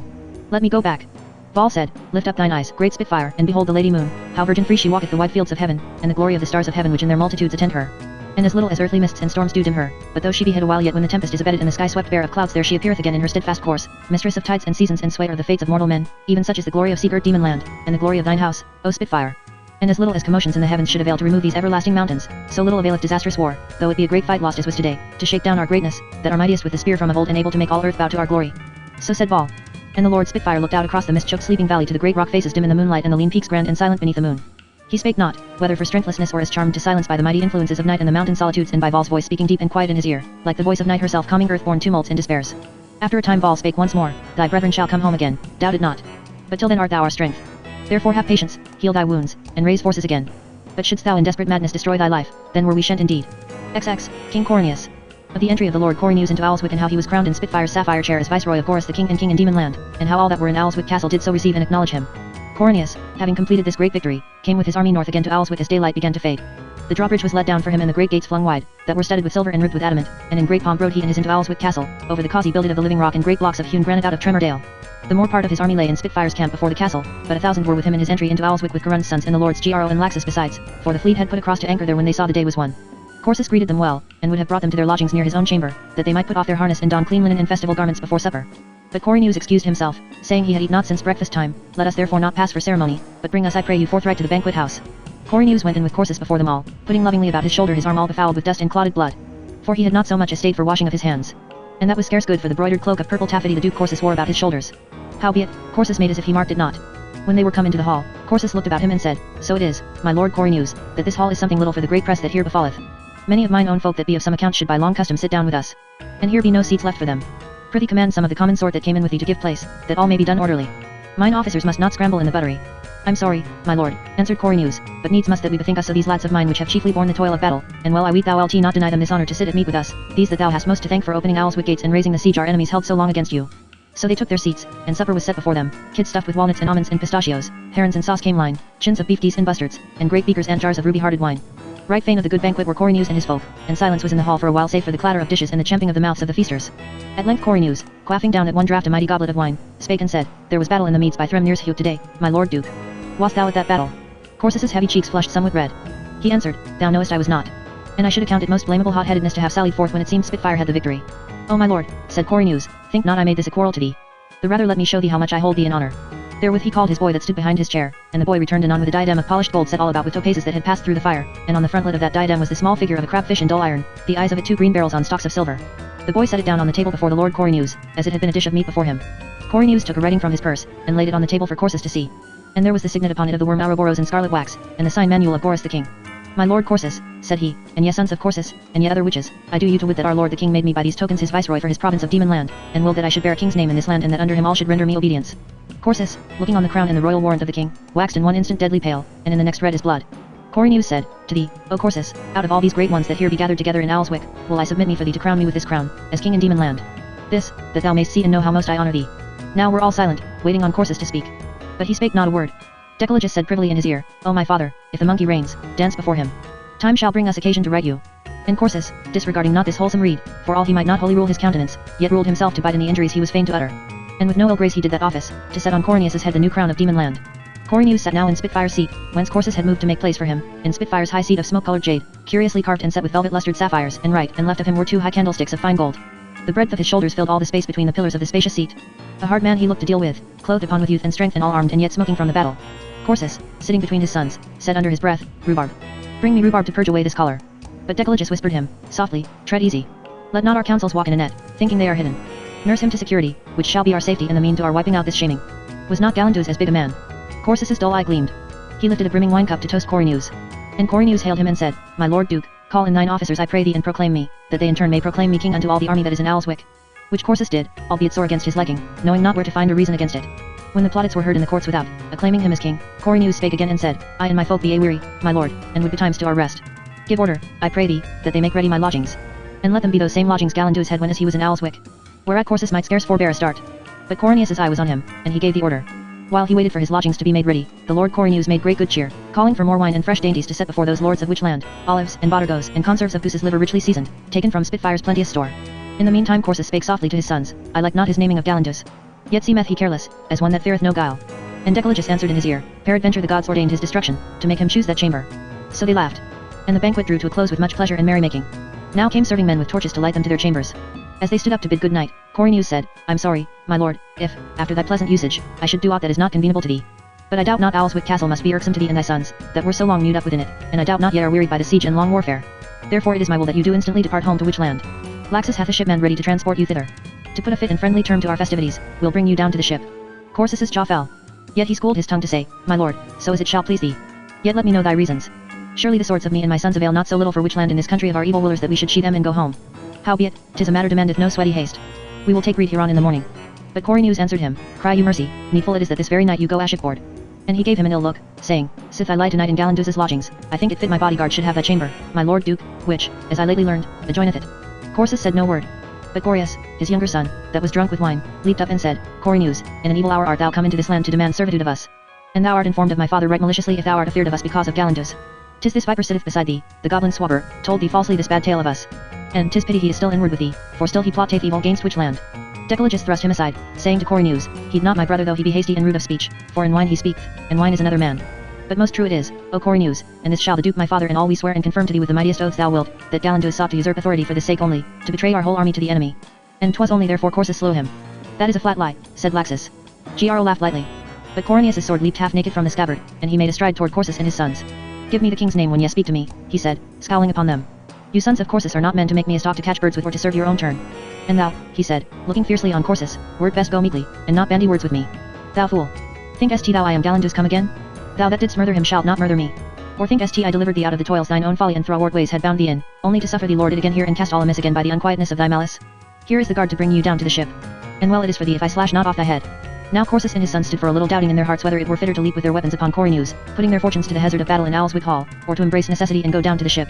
And this seemed to them the better choice, to go quietly a shipboard, for there stood Corynus and Laxus and their men, and but few to face them of Corsus's own people, that should be sure for his party if it came to fighting, and withal they were not eager to have to do with Corynus, not though it had been on more even terms.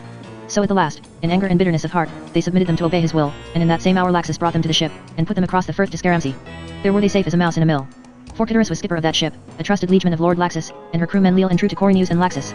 She lay at anchor as for that night in the lee of the island, and with the first streak of dawn sailed down the Firth, bearing Corsus and his sons homeward from Demon Land. XXI, the parley before Crothering. Wherein is shown how warlike policy in a picture painted drew the war westward, and how the Lord Gro went on an embassage to Crothering Gates, and of the answer he gat there. Now it is to be said of Zig that he failed not to fulfill Spitfire's behest, but gathered hastily an army of more than 1,500 horse and foot out of the northern dales and the habitations about Shilgreth Heath and the pasture lands of Kellyalland and Switchwater Way in the region of Ramerick, and came in haste over the stile.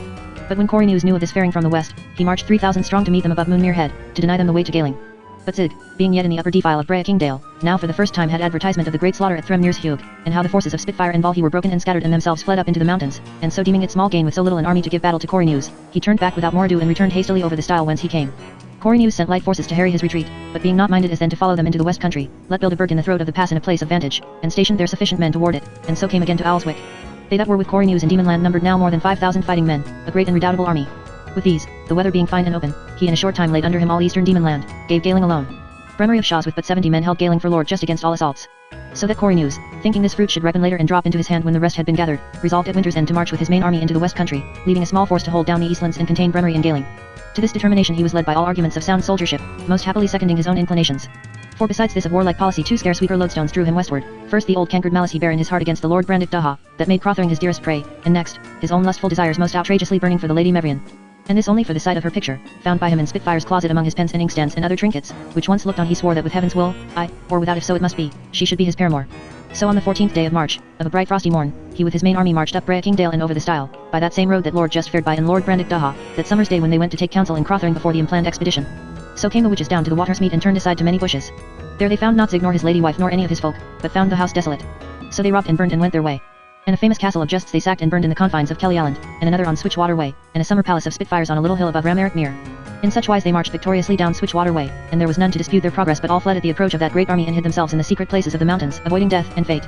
When he was come through the straits of Gashderndal up onto Crothering side, Corynus let pitch his camp under Erngate End, at the foot of the scree-strewn slopes that rise steeply to the high western face of the mountain, where the lean embattled crags far aloft stand like a wall against high heaven. Corynus came to Lord Gro and said to him, To thee will I entrust mine embassage to this Mevrian. Thou shalt go with a flag of truce to gain the entry to the castle, or if they will not admit thee, then bid her parley with thee without the wall. Then shalt thou use what fantastic courtier's jargon nature and thine invention shall lightliest counsel thee, and say, Corynus, by the grace of the great king and the might of his own hand king of Demon Land, sitteth as thou well mayst see in power invincible before this castle. But he willed me let thee know that he is not come for to make war against ladies and damosels, and be thou of this sure, that neither to thee nor to none of thy fortress he will not say nor hurt. Only this honour he proffereth thee, to wed thee in sweet marriage and make thee his queen in Demon Land. Whereto if she say yet, well and good, and we will go up peaceably into Crothering and possess it and the woman. But if she deny me this, then shalt thou say unto her right fiercely that I will set on against the castle like a lion, and neither rest nor give over until I have beaten it all to a ruin about her ears and slain the folk with the edge of the sword. And that which she refused me to have in peaceful love and kindness I will have of my own violent deed, that she and her stiff-necked demons may know that I am their king, and master of all that is theirs, and their own bodies but chattels to serve my pleasure. Gro said, My lord Corynus, choose I pray thee another who shall be fitter than I to do this errand for thee, and so for a long time most earnestly besought him. But Corynus, the more he perceived the duty hateful to Gro, the firmer became his resolution that none but Gro should undertake it. So that in the end Gro perforce consented, and in the same hour went with 11 up to the gates of Crothering, and a white flag of truce was borne before him. He sent his herald up to the gate to desire speech of the Lady Mevrian. And in a while the gates were opened, and she came down attended to meet Lord Gro in the open garden before the bridge gate. It was by then late afternoon, and the burning sun swam low amid streak-level clouds in Carnadine, setting aflame the waters of Thunder Firth with the reflection of his beams. From the horizon, high beyond the pine-clad hills of Westmark, a range of clouds reared themselves, solid and of an iron hue, so hard-edged against the vapory sky of sunset, that they seemed substantial mountains, not clouds, unearthly mountains, a man might fancy, divinely raised up for demon land, for whom not all her ancient hills gave any longer refuge against her enemies. Here, in Crothering Gates, winter sweet, and the little purple daphne bush that blooms before the leaf breathed fragrance abroad. Yet was it not this sweetness in the air that troubled the Lord Gro, nor that western glory burning that dazzled his eyes, but to look upon that lady standing in the gate, white-skinned and dark, like the divine huntress, tall and proud and lovely. Mevrian, seeing him speechless, said at last, My lord, I heard thou hadst some errand to declare unto me. And seeing a great camp of war gathered under an gate end, and having heard of robbers and evildoers rife about the land these many moons, I look not for soft speech. Take heart, therefore, and declare plainly what ill thou meanest. Gro answered and said, Tell me first if thou that speakest art in truth the Lady Mevrian, that I may know whether to humankind I speak or to some goddess come down from the shining floor of heaven. She answered, Of thy compliments I have not to do. I am she thou namest. Madam, said Lord Gro, I would not have brought your highness this message nor delivered it, but that I know full well that did I refuse it another should bear it thee full speedily, and with less compliment and less sorrow than I. She nodded gravely, as who should say, Proceed. So, with what countenance he might, he rehearsed his message, saying when it was ended, Thus, Madam, saith Corynus the king, and thus he charged me deliver it unto your highness. Mevrian heard him attentively with head erect. When he had done she was silent a little, still studying him. Then she spake, Methinks I know thee now. Thou art Lord Gro of Goblin land that bearest me this message. Gro answered, Madam, he thou namest went years ago from this earth. I am Lord Gro of which land? So it seemeth, from thy talk, said she, and was silent again. The steady contemplation from that lady's eyes was like a knife scraping his tender skin, so that he was ill at ease well nigh past bearing. After a little she said, I remember thee, my lord. Let me stir thy memory. 11 years ago, my brother went to war in Goblin land against the witches, and overcame them on Lormorren field. There slew he the great king of Witchland in single combat, Gorus X, that until that day was held for the mightiest man-at-arms in all the world. My brother was as then but 18 winters old, and that was the first blazing up of his great fame and glory. So King Gaslark made great feasting and great rejoicing in sage Zaculo because of the ridding of his land of the oppressors. I was at those revels. I saw thee there, my lord, and being but a little maid of 11 summers, sat on thy knee in Gaslark's halls. Thou didst show me books, with pictures and strange colors of gold and green and scarlet, of birds and beasts in distant countries and wonders of the world. And I, being a little harmless maid, thought thee good and kind of heart, and loved thee. She ceased, and Gro, like a man hath taken some drowsy drug, stood looking on her confounded. Tell me, said she, of this Corynus. Is he such a fighter as men say? He is, said Gro, one of the most famousest captains that ever was. That might not his worst enemies gainsay. Mevrian said, a likely consort, thinkest thou, for a lady of demon land? Remember, I have said nay to crowned kings. I would know thy mind, for doubtless he is thy very familiar friend, since he made thee his go-between. Gro saw that she mocked, and he was troubled at heart. Madam, said he, and his voice shook somewhat, take not in too great scorn this vile pardon me. Verily this I brought thee is the most shamefullest message, and flatly against my will did I deliver it unto thee. Yet with such constraint upon me, how could I choose but strike my forehead into dauntless marble and word by word deliver my charge? Thy tongue, said Mevrian, hath struck hot irons in my face. Go back to thy master. If he look for an answer, tell him he may read it in letters of gold above the gates. Thy noble brother, madam, said Gro, is not here to make good that answer. And he came near to her, saying in a low voice so that only they two should hear it, Be not deceived. This Corynus is a naughty, wicked, and luxurious youth, that will use thee without any respect if once he break in by force into Crothering Castle. It were wiselier carried to make some open show to receive him, so by fair words and putting of him off thou mayst yet escape. But Mevrian said, Thou hast mine answer. I have no ears to his request. Say too that my cousin the Lord Spitfire hath healed his wounds, and hath an army afoot shall whip these witches from my gates ere many days be passed by. So saying she returned in great scorn within the castle. But the Lord Gro returned again to the camp and to Corynus, who asked him how he had sped. He answered, she did utterly refuse it. So, said Corynus, doth the puss thump me off? Then pause my hot desires an instant, only the more thunderingly to clap it on. For I will have her. And this coyness and pert rejection hath the more fixedly confirmed me. XXII, Orwat and Switchwater. How the Lady Mevrian beheld from Crothering walls the Witchland army and the captains thereof, and of the tidings brought her there of the war in the west country, of Orwat field and the great slaughter on Switchwater way. The 4th day after these doings aforewrit, the Lady Mevrian walked on the battlements of Crothering keep. A blustering wind blew from the northwest. The sky was cloudless, clear blue overhead, all else pearl grey, and the air a little misty. Her old steward, stalwart and soldier-like, greaved and helmed and clad in a plated jerkin of bull's hide, walked with her. The hour should be about striking, said she. 'Tis today or tomorrow my lord Zig named to me when they were here a-guesting. If but Goblin land keep tryst it were the prettiest feat, to take them so pat. As your ladyship might clap a gnat twixt the palms of your 2 hands, said the old man, and he gazed again southward over the sea. Mevrian set her gaze in the same quarter. Nothing but mist and spray, she said after a few minutes searching. I'm glad I sent Lord Spitfire those 200 horse. He must have every man can be scraped up, for such a day. How thinkest thou, Ravner, if King Gaslark come not, hath Lord Spitfire force enow to cope them alone? Ravner chuckled in his beard. I think and my lord your brother were here he should tell your highness I to that. Since first I bowled a hoop, they taught me a demon was undermatched against 5 witches. She looked at him a little wistfully. Ah, she said, were he at home? And we're just at home. Then on a sudden she faced round northward, pointing to the camp. Were they at home? She cried, thou shouldst not see outlanders insulting in arms on Crothering side, sending me shameful offers, caging me like a bird in this castle. Have such things been in demon land, until now? Now came a boy running along the battlements from the far side of the tower, crying that ships were hove in sight sailing from the south and east, and they make for the firth. Of what land? Said Mevrian, while they hastened back to look. What but goblin land? Said Ravner. Oh say not so too hastily. Cried she. They came round the turret wall, and the sea and Stropparden firth opened wide and void before them. I see not, she said, or is yon flight of seamews the fleet thou sawest? He meaneth Thunder Firth, said Ravner, who had gone on ahead, pointing to the west. They shape their course toward Orwat. 'Tis King Gaslark for sure. Mark but the blue and gold of his sails. Mevrian watched them, her gloved hand drumming nervously on the marble battlement. Very stately she seemed, muffled in a flowing cloak of white-watered silk collared and lined with ermine. 18 ships. She said. I dreamed not Goblin land might make so great a force. Your ladyship may see, said Ravner, walking back along the wall, whether the Witchlanders have slept while these ships sailed to port. She followed and looked. Great stir there was in the Witchland army, marshalling before the camp, there was coming and going and leaping on horseback, and faintly on the wind their trumpets' blare was borne to Mevrian's ears as she beheld them from her high watch-tower. The host moved forth down the meadows, all orderly, a-glitter with bronze and steel. Southward they came, passing at length through the home meads of Crothering, so near that each man was plainly seen from the battlements, as they rode beneath. Mevrian leaned forward in an embrasure, one hand on either battlement at her left and right. I would know their names, said she. Thou, that hast oft fared to the wars, mayst teach me. Gro I know, with a long beard, and hard heaviness it is to see a lord of Goblin land in such a fellowship. What's he beside him, yon bearded gallant, with a winged helm and a diadem about it, like a king's, and beareth a glaive crimson hafted? He Luke the proud one. The old man answered, Laxus of which land, the same that was admiral of their fleet against the ghouls. 'Tis a brave man to look on, and worthy a better cause. What's he rideth now below us, heading their horse, ruddy and swarthy and light of build, hath a brow like the thunder cloud, and weareth armor from neck to toe. Ravner answered, Highness, I know him not certainly, the sons of Karun so favor one another. But methinks 'tis the young Prince Hemming. Mevrian laughed. Prince quotha. So moveth the world, your highness. Since Gorus set Karun in kingdom and implanned. Said Mevrian, name him prithee Hemming Faz, I warrant they trap them now with barbarous additions. Hemming Faz, good lack. Lording it now in demon land. The prime huff cap of all, said she after a little, holdeth aback at sea meth. Oh here he comes. Sweet heaven, what furious horsemanship. Troth, and he can sit a horse, Ravner, and hath the great figure of an athlete. Look where he gallopeth bareheaded down the line. I ween he'll need more than golden curls to keep his head whole ere he have done with Gaslark, I, and our own folk gathering from the north. I see he beareth his helm at the saddle bow. To ape us so. She cried as he drew nearer. All silks and silver. Thou dst have sworn none but a demon went to battle so costly apparelled. Oh, for a scissors to cut his comb withal. So speaking she leaned forward all she might, to watch him. And he, galloping by below, looked up, and marking her so watching, reined mightily his great chestnut horse, throwing him with the check well nigh on his haunches. And while the horse plunged and reared, Corynus hailed her in a great voice, crying, Mistress, good morrow. Crying, wish me victory, and swift to thine arms. So near below was he riding, she might scan the very lineaments of his face and read it as he looked up and shouted to her that greeting. He saluted with his sword, and spurred onward to overtake Gro and Laxus in the van. As if sickened on a sudden, or as if she had been ready to tread on a deadly stinging adder, the Lady Mevrian leaned against the marble of the battlements. Ravner stepped towards her. Is your ladyship ill? Why, what's the matter? A silly qualm, said Mevrian faintly. If thou dst medicine it, show me the sheen of Spitfire's spears to the northward. The blank land dazzles me. So wore the afternoon. Twice and thrice Mevrian went upon the walls, but could see not save the sea and the firths and the mountain bosom plain fair and peaceful in the springtime, no sign of men or of war's alarums, save only the masts of Gaslark's ships seen over the land's brow 3 miles or more to the southwest. Yet she knew surely that near those ships beside Orwat harbor must be desperate fighting toward Gaslark the king engaged at heavy odds against Laxus and Corynus and the spears of Witchland. And the sun wheeled low over the dark pines of Westmark, and still no sign from the north. Thou didst send one forth for tidings. She said to Ravner, the third time she went on the wall. He answered, betimes this morning, your highness. But 'tis slow faring until it be a mile or twain clear of the castle, for must elude their small bands that go up and down guarding the countryside. Bring him to me the instant of his return, said she. With a foot on the stair, she turned back. Ravner, she said. He came to her. Thou, she said, hast been years enow my brother's steward in Crothering, and our fathers before him, to know what mind and spirit dwelleth in them of our line. Tell me, truly and sadly, what thou makest of this. Lord Spitfire is too late, other else, Goblin land too sudden early, and that was his fault from of old. What seest thou in it? Speak to me as thou shouldst to my Lord Brandick Daha were it he that asked thee. Highness, said the old man Ravner, I will answer you my very thought, and it is, woe to Goblin land. Since my Lord Spitfire cometh not yet from the north, only the deathless gods descending out of heaven can save the king. The witches number at an humble reckoning twice his strength, and man to man you were as well pit a hound against a bear, as against witches goblins.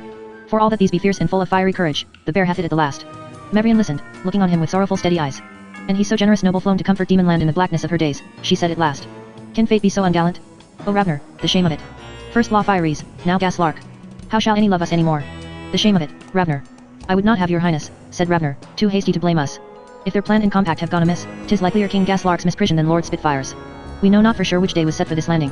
While he so spake, he was looking past her seaward, a little south of the reddest part of the sunset. His eyes widened. He touched her arm and pointed. Sails were hoisted among the masts at Orwat. Smoke, as of burning, reeked up against the sky. As they watched, the most part of the ships moved out to sea. From those that remained, some 5 or 6, fire leaped in black clouds of smoke. The rest as they came out of the lee of the land, made southward for the open sea under oar and sail. Neither spake, and the Lady Mevrian leaning her elbows on the parapet of the wall hid her face in her hands. Now came Ravner's messenger at length back from his faring, and the old man brought him into Mevrian in her bower in the south part of Crothering. The messenger said, Highness, I bring no writing, since that were too perilous had I fallen in my way among witches. But I had audience of my lord Spitfire and my lord Zig in the gates of Gashterndal. And thus their lordships commanded me deliver it unto you, that your highness should be at ease and secure, seeing that they do in such sort hold all the ways to Crothering, that the witchland army cannot escape out of this countryside that is betwixt Thunderfirth and Stroppardenfirth and the sea, but in if they will give battle unto their lordships. But if they choose rather to abide here by Crothering, then may our armies close on them and oppress them, since our forces do exceed theirs by near 1,000 spears. Which tomorrow will be done whatever betide, since that is the day appointed for Gaslark the king to land with a force at Orwat. Mevrian said, they know not then of this direful miscarriage, and Gaslark here already before his time and thrown back into the sea. And she said, we must apprise them on tea, and that hastily and tonight. When the man understood this, he answered, 10 minutes for a bite and a stirrup cup, and I am at your ladyship's service. And in a short while, that man went forth again secretly out of Crothering in the dusk of night to bring word to Lord Spitfire of what was befallen. And the watchman watching in the night from Crothering walls beheld northward under Erngate and the campfires of the witches like the stars. Night passed and day dawned, and the camp of the witches showed empty as an empty shell. Mevrian said, they have moved in the night. Then shall your highness hear great tidings ere long, said Ravner. 'Tis like we may have guests in Crothering tonight, said Mevrian. And she gave order for all to be made ready against their coming, and the choicest bed chambers for Spitfire and Zig to welcome them. So, with busy preparations, the day went by. But as evening came, and still no writing from the north, some shadows of impatience and anxious doubt crept with night's shades creeping across heaven across their eager expectancy in Crothering. For Mevrian's messenger returned not. Late to rest went the Lady Mevrian, and with the first peeping light she was abroad, muffled in her great mantle of velvet and swan's down against the eager winds of morning. Up to the battlements she went, and with old Ravner searched the blank prospect. For pale morning rose on an empty landscape, and so all day until the evening, watching and waiting and questioning in their hearts. So went they at length to supper on this third night after Orwat field. And ere supper was half done was a stir in the outer courts, and the rattle of the bridge let down, and a clatter of horse hoofs on the bridge and the jasper pavements. Mevrian sat erect and expectant. She nodded to Ravner who wanting no further sign went hastily out, and returned in an instant hastily and with heavy brow. He spake in her ear, news, my lady. It were well you bade him to private audience. Drink this cup first, pouring out some wine for her. She rose up, saying to the steward, come thou, and bring him with thee. As they went he whispered her, Asta of Retray, sent by the Lord Zig with matter of urgent import for your highness's ear. The Lady Mevrian sat in her ivory chair cushioned with rich stuffed silks of Bistria, with little golden birds and strawberry leaves with the flowers and rich red fruits all figured thereon in gorgeous colors of needlework.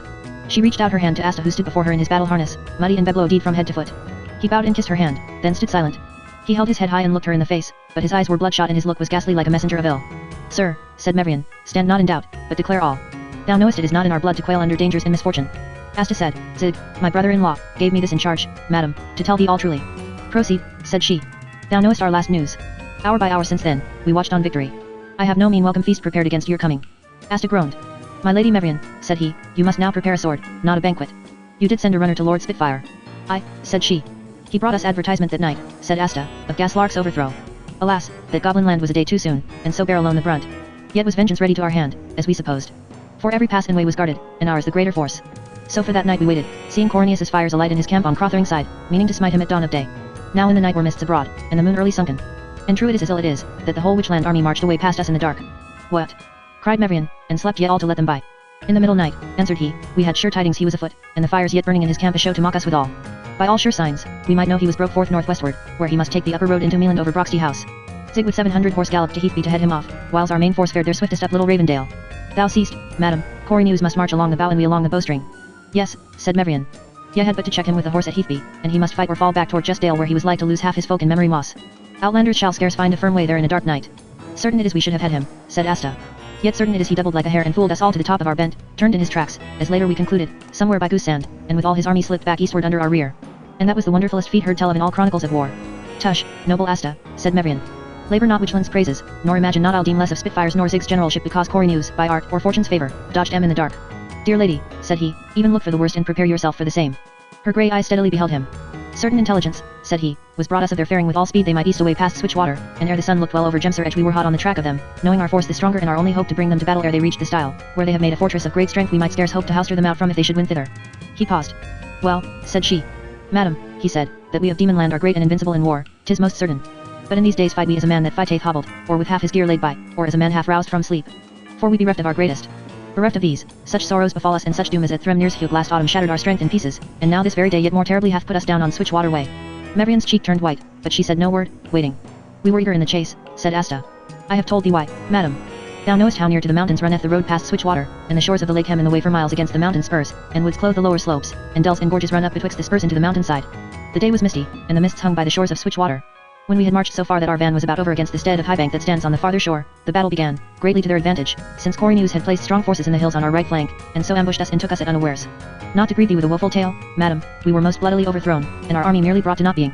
And in the mid-rout, Zig stole an instant to charge me by my love for him ride to Crothering as if my life lay on it and the will of all of us, and bid you fly hence to Westmark or the Isles or whither you will, ere the witches come again and here entrap you.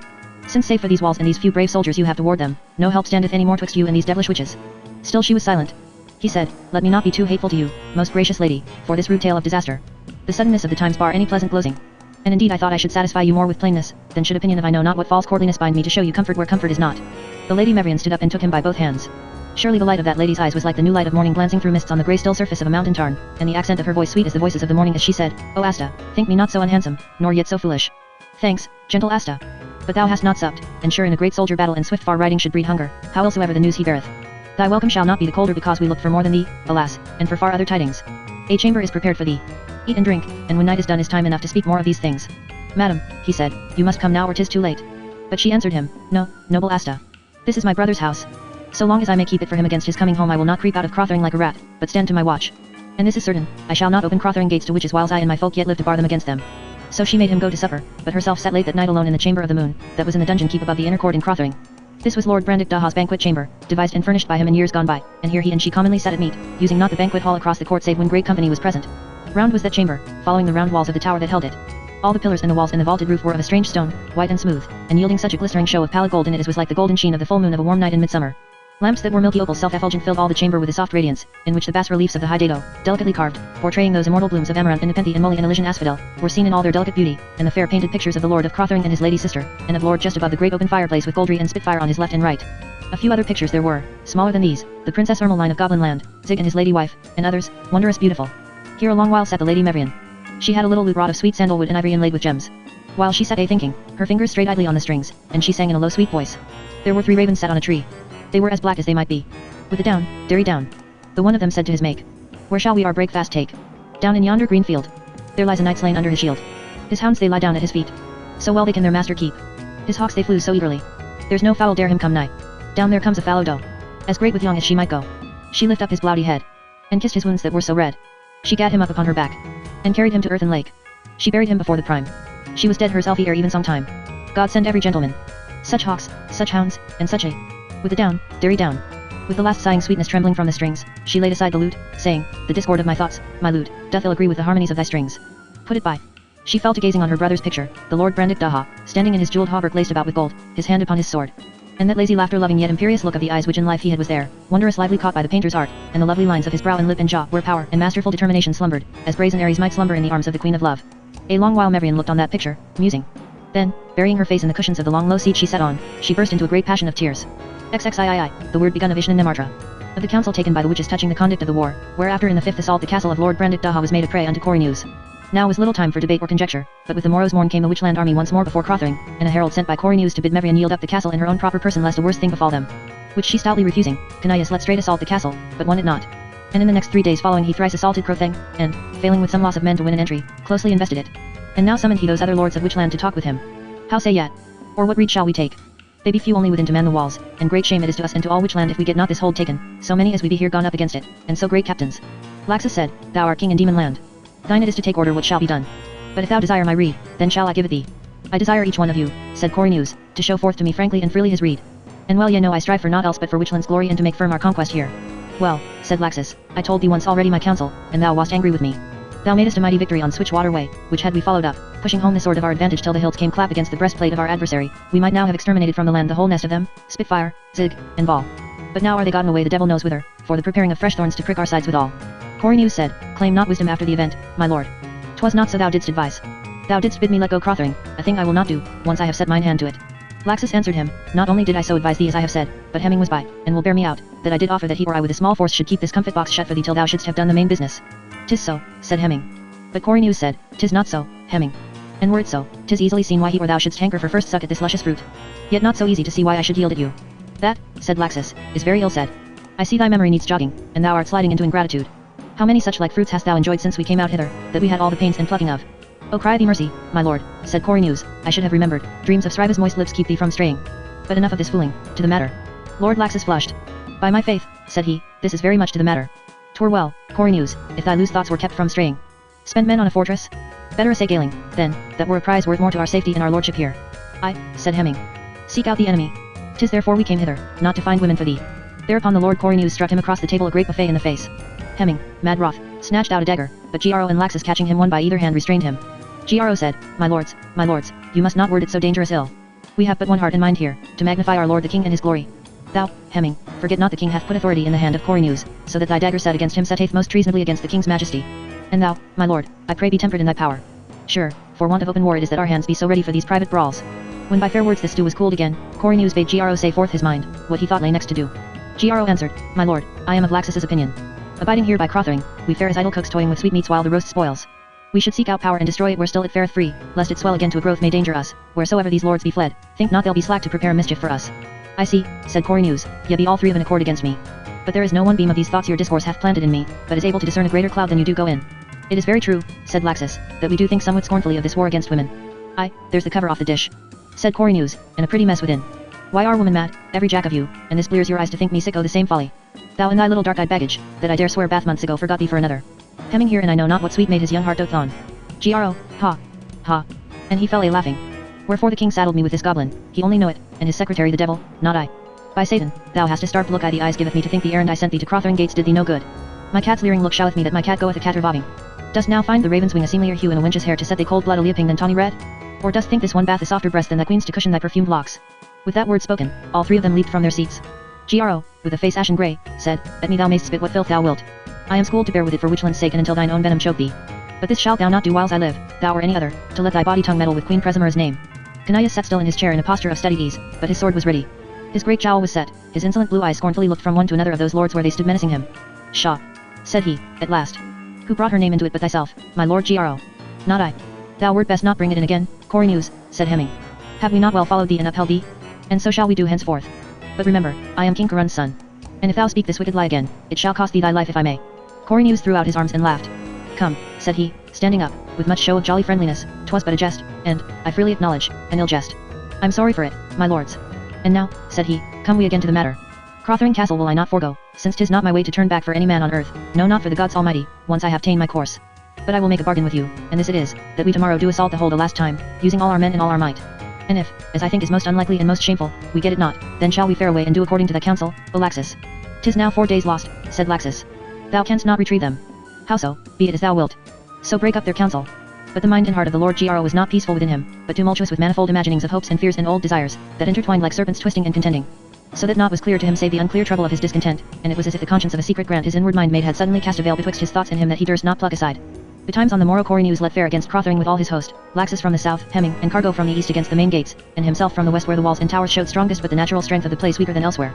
Now they within were few, because of Mevrian's sending of those 200 horse to follow Zig and those came not back after Switchwater, and as the day wore, and still the battle went forward, and still were wounds given and taken, the odds swung yet heavier against them of Demon Land, and more must the castle hold of its own strength only, for there were not whole men left enow to man the walls.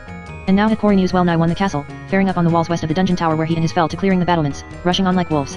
But Asta of Retray stayed him there with so great a sword stroke on the helm that he overthrew him all astonied down without the wall and into the ditch, but his men drew him forth and saved him. So was the Lord Corey News put out of the fight, but greatly still he egged on his men. And about the 5th hour afternoon the sons of Karun gat the main gate. Lady Mevrian bare in that hour with her own hand a stoup of wine to Asta in a lull of the battle.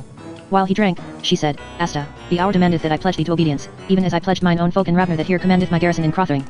My Lady Mevrian, answered he, under your safety, I shall obey you. She said, no conditions, sir. Hearken and know. First I will thank thee and these valiant men that so mightily warded us in golden Crothering against our enemies. This was my mind, to ward it unto the last, because it is my dear brother's house, and I count it unworthy Corey News should stable his horses in our chambers, and carousing amid his drunkards do hurt to our fair banquet hall. But now, by hard necessity of disastrous war, hath this thing come to pass, and all fallen into his hands save only this keep alone. Alas, madam, said he, to our shame I may not deny it. Oh trample out any thought of shame, said she. A score of them against every one of us, the glory of our defence shall be forever. But not 'tis for me mainly he still beareth against Crothering so great and pison strokes as thick as rain falleth from the sky. And now must ye obey me and do my commandment, else must we perish, for even this tower we are not enough to hold against him many days. Divine lady, said Asta, but once shall one pass the cruel pass of death. I and your folk will defend you unto that end. Sir, said she, standing like a queen before him, I shall now defend myself and our precious things in Crothering more certainly than ye men of war may do. And she showed him shortly that this was her design, to yield up the keep unto Corey News under promise of a safe conduct for Asta and Ravner and all her men. And submit thee to this Corey News. Said Asta. But she answered, thy sword hath likely cut his claws for a while. I fear him not. Of all this would Asta at first have not to do, and the old steward withal was well nigh mutinous. But so firm of purpose was she, and withal showed them so plainly that this was the only hope to save herself in Crothering, and the witches must all sack the house of Crothering and in a few days win the keep, and then, snaky despair, and the fault on tea not in fortune but in ourselves, that could not frame ourselves to our fortune, that at last with heavy hearts they consented to do her bidding. Without more ado, was a parley called, Mevrian speaking for herself from a high window opening on the court and GRO for Cory News. In which parley it was articled that she should render up the tower, and that the fighting men which were within should have peace and safe passage whither they would, and that there should be no scathe nor outrage done to Crothering neither to the lands thereof, and that all this should be writ down and sealed under the hands of Cory News, GRO, and Laxus, and the gates opened to the witches and all keys delivered up within an half hour of the giving of the sealed writing into Mevrian's hand. Now was all this performed accordingly, and Crothering keep rendered to the Lord Cory News. Asta and Ravner and their men would have abided as prisoners for Mevrian's sake, but Cory News would not suffer it, vowing with bloody imprecations that he would let slay out of hand any man of them he should take after an hour's space within 3 miles of Crothering. So, under Mevrian's straight commands, they departed. XXIV, a king in Crothering. How the Lord Cory News would take unto himself a queen in Demon Land, and made him a bridal feast thereto, wherein is a notable instance how unto them which the gods do love helpers are raised up and comforters even in the midst of their enemies. That same evening Cory News let dight a banquet in the chamber of the moon for some 20 of his chiefest men, a very pompous and kingly entertainment, and conceiving that he might now very well avail to accomplish his pleasure touching the Lady Mevrian, he sent her word by one of his gentlemen that she should attend him there. And she sending answer to tell him gently all else in the castle was at his service, but for herself she was quite fordone and greatly desired rest and sleep that night, he fell a laughing immoderately and saying, a most unseasonable desire, and one that SMA seeketh besides of mockery, since well she knoweth what this night I do intend. Wish her to repair to us, and that right swiftly, lest I fetch her. To that message sent her came she in a short while herself to answer, dressed all in funereal black, her gown and close-fitting bodice of black sendal slashed with black sarcenet, and about her throat a chain of sapphires darkly lustrous. Very nobly she carried her head, framed with the piled and braided masses of her night dark hair, her face showed pale indeed, but unruffled and undismayed. All at her coming in stood up to greet her, and Cory News said, Lady, thou didst change thy mind quickly since thou didst first affirm thou never wouldst yield up Crothering unto me. As quickly as I might, my lord, said she, for I saw I was wrong. He abode silent a minute, his eyes like amorous surfeiters overrunning her fair form. Then said he, thou didst wish to purchase safety for thy friends. She answered, yes. For thine own self, said Cory News, it had made no jot of difference. Be witness unto me the omnisciency of the gods, whereunto is nothing concealable, I mean the only good. My lord, said she, I embrace the comfort of that word. And know that good to me is mine own freedom, not conditions of any man's choosing. Whereto he, being well tippled with wine, framing the most lovely countenance he might, made answer, I doubt not but tonight, madam, thou shalt be well advised to choose that highest condition, until today unknown, which I shall proffer thee, to be queen of Demon Land. She thanked him in her best manner, but said she was minded to forego that supposedly pleasing eminence. How? Said he. Is it too little a thing for thee? Or is it as I think, that thou laughest? She said, my lord, it should little beseem me that am of the seed of men of war since long generations to trap my mind with the false shows of a greatness that is gone. Yet I pray you forget not this, the dominion of the demons hath used to soar a pitch above common royalty, and like the eye of day regarded kings from above. And for this style of queen thou offerest me, I say unto thee it is an addition I desire not, who am sister unto him that writ that writing above the gate that all ye had tasted the truth thereof had he been here to meet with you. Cory News said, true it is, some have outbragged the world, yet I ere this have used them like knaves. My jackboot hath known things in Cars, madam, I'll not gall thy heart to tell thee of. But perceiving a great glow of disdainful anger blaze in Mevrian's eye, cry you mercy, said he, incomparable lady, this was beside the mark. I would not sully our new friendship with memories of ho there. A chair beside me for the queen. But Mevrian made them set it on the far side of the board, and there set her down, saying, I pray thee, my lord Cory News, unsay that word. Thou knowest it dislikes me. He looked on her in silence for a minute, leaned forward across the board, his lips parted a little and between them his breath coming and going thick and swift. Well, he said, sit there, and it like thee, madam, and manage my delights by stages. Last year the wide world betwixt us, this year the mountains, yestereve Crothering walls, tonight a table's breadth, and ere night be done, not so much as. GRO saw the wild dear look in Lady Mevrian's eyes. She said, this is talk I have not learned to understand, my lord. I shall learn it thee, said Cory News, his face aflame. Lovers live by love as larks by leaks. By Satan, I do love thee as thou wert the heart out of my body. My lord Cory News, said she, we ladies of the north have little stomach for these fashions, how they commend them in waterish witch land. If thou wilt have my friendship, bring me service therefore, and that in season. This is no fit table talk. Why there, said he, we're in fast agreement. I'll blithely show thee all this, and acquaint her thing beside, in thine own chamber. But 'twas beyond my hopes thou dst grant me that so suddenly. Are we so happy? In great shame and anger the Lady Mevrian stood up from the table. Cory News, something unsteadily, leaped to his feet. For all his bigness, so tall she was she looked him level in the eye. And he, as when in the face of a night-ranging beast suddenly a man brandishes a bright light, stood stupid under that gaze, the springs of action strangely frozen in him on a sudden, and said sullenly, Madam, I am a soldier. Truly mine affection standeth not upon compliment. That I am impatient, put the white on thy beauty not on me. Pray you, be seated. But Mevrian answered, thy language, my lord, is too bold and vicious. Come to me tomorrow if thou wilt, but I'll have thee know, patience only and courtesy shall get good of me. She turned to the door. He, as if with the turning away of that lady's eyes the spell was broke, cried loudly upon his folk to stay her. But there was none stirred. Therewith he, as one that cannot command his own indecent appetites, o'er setting bench and board in eager haste to lay hands on her, it so betided that he tripped up with one of these and fell a sprawling. And ere he was gotten again on his feet, the Lady Mevrian was gone from the hall. He rose up painfully, proffering from his lips a mudspring of barbarous and filthy imprecations, so that Laxus who helped raise him up was fain to chide him, saying, My lord, unman not thyself by such a bestial transformation. Are not we yet with harness on our backs in a kingdom newly gained, the old lords thereof discomfited indeed but not yet ta'en nor slain, studying belike to raise new powers against us? And above such and so many affairs wilt thou make place for the allurements of love? Ay, answered he. Nor shall such a sapless ninny as thou avail to cross me therein. Ask thy little gamesome Sriva, when thou comest home to wed her, if I be not better able than thou to please a woman. She'll tell thee. I the main season meddle not in matters that be too high for such as thou. Both Giaro and the sons of Karund were by and heard those words. The Lord Laxus schooled himself to laugh. He turned toward Giaro, saying, the general is far gone in wine. Giaro, marking Laxus's face flushed red to the ears for all his studied carelessness, answered him softly, 'Tis so, my lord. And in wine is truth. Now Cory news, bethinking him that it was yet early and the feast barely well begun, let set a guard on all the passages which led to Mevrian's lodgings, to the end that she might not issue therefrom but their wait on his pleasure. That done, he bade renew their feasting. No stint of luscious meats and wines was there, and the lords of Witchand sat them down again right eagerly to the good banquet. Laxus spoke secretly to Giaro, I wot well thou takest in very ill part these doings. Let it stand firm in thy mind that if thou shouldst deem it fitting to play him a trick and steal the lady from him, I'll not stand either way on tea. In a bunch of cards, said Giaro, knaves wait upon the kings. It were not so ill done and we made it so here. I heard a bird sing lately thou hadst a quarrel to him. Thou must not think so, answered Laxus. I'll give thee still a Roland for thine Oliver, and tell thee 'tis most apparent thyself dost love this lady. Giaro said, thou chargest me with a sweet folly is foreign to my nature, being a grave scholar that if ever I did frequent such toys have long eschewed them. Only me seems 'tis an ill thing if she must be given over unto him against her will. Thou knowest him of a rough and mere soldierly mind, besides his dissolute company with other women. Tush, said Laxus, he may go his gait for me, and be as close as a butterfly with the lady. But out of policy, 'twere best rid her hence. I'd not be seen in tea. That provided, I'll second thee always. If he lie here the summer long in amorous dalliance, justly might the king upbraid us that midst o' the day's sport we gave his good hawk a gorge, and so lost him the game. I see, said Giaro, smiling in himself, thou art a man of sober government and understanding, and thinkest first of which land. And that is both just and right. Now went the feast forward with great surfeiting and swigging of wine. Mevrian's women that were there, much against their own good will, to serve the banquet, set ever fresh dishes before the feasters and poured forth fresh wines, golden and tawny and rhubarb, in the goblets of jade and crystal and hammered gold. The air in the fair chamber was thick with the steam of baked meats and the vinon's breath of the feasters, so that the luster of the opal lamps burned coppery, and about each lamp was a bush of coppery beams like the beams about a torch that burns in a fog. Great was the clatter of cups, and great the clinking of glasses in their drunkenness the witches cast down the priceless beakers on the floor, smashing them in shivers. And huge din there was of laughter and song, and amidst of it, women's voices singing, albeit near drowned in the hurly-burly. For they constrained Mevrian's damosels in Crothering to sing and dance before them, howsoever woeful at heart. And to other entertainment than this of dance and song was many a black-bearded reveller willing to constrain them, and sought occasion thereto, but this by stealth only, and out of eye-shot of their general. For heavily enow was his wrath fallen on some who rashly flaunted in his face their light disports, presuming to hunt in such fields while their lord went still fasting. After a while Hemming, who sat next to Giaro, began to say to him in a whisper, this is an ill banquet. Meseems rather 'tis a very good banquet, said Giaro. Would I saw some other issue thereof, said Hemming, than that he purposeth. Or how thinkest thou? I scarce can blame him, answered Giaro. 'Tis a most lovesome lady. Is not the man a most horrible open swine? And is it to be endured that he should work his lewd purpose on so sweet a lady? What have I to do with it? Said Giaro. What less than I? Said Hemming. It dislikes thee. Said Giaro. Art thou a man? Said Hemming. And she that hath him besides as bloody Atropos. Giaro looked him a swift searching look in the eye. Then he whispered, his head bowed over some raisins he was a-picking, if this is thy mind, 'tis well. And speaking softly, with here and there some snatch of louder discourse or jest between whiles lest he should seem too earnestly engaged in secret talk, he taught Hemming orderly and clearly what he had to do, discovering to him that Laxus also, being bit with jealousy, was of their accord. Thy brother Cargo is aptest for this. He standeth about her height, and by reason of his youth is yet beardless. Go find him out. Rehearse unto him word by word all this talking that hath been between me and thee. Cory News holdeth me too deep suspect to suffer me out of his eye tonight. Unto you sons of Karun therefore is the task, and I biding at his elbow may avail to hold him here I the hall till it be performed. Go, and wise counsel and good speed wait on your attempts. The Lady Mevrian, being escaped to her own chamber in the south tower, sat by an eastern window that looked across the gardens and the lake, past the sea locks of Stroughton and the dark hills of Eastmark, to the stately ranges afar which overhang in mid-air Mosedale and Mirkdale and Swart Riverdale and the inland sea of Through Water. The last lights of day still lingered on their loftier summits, on Iron Beak, on the gaunt wall of Skirta, and on the distant twin towers of Dina seen beyond the lower Mosedale range and the depression of Neverdale House.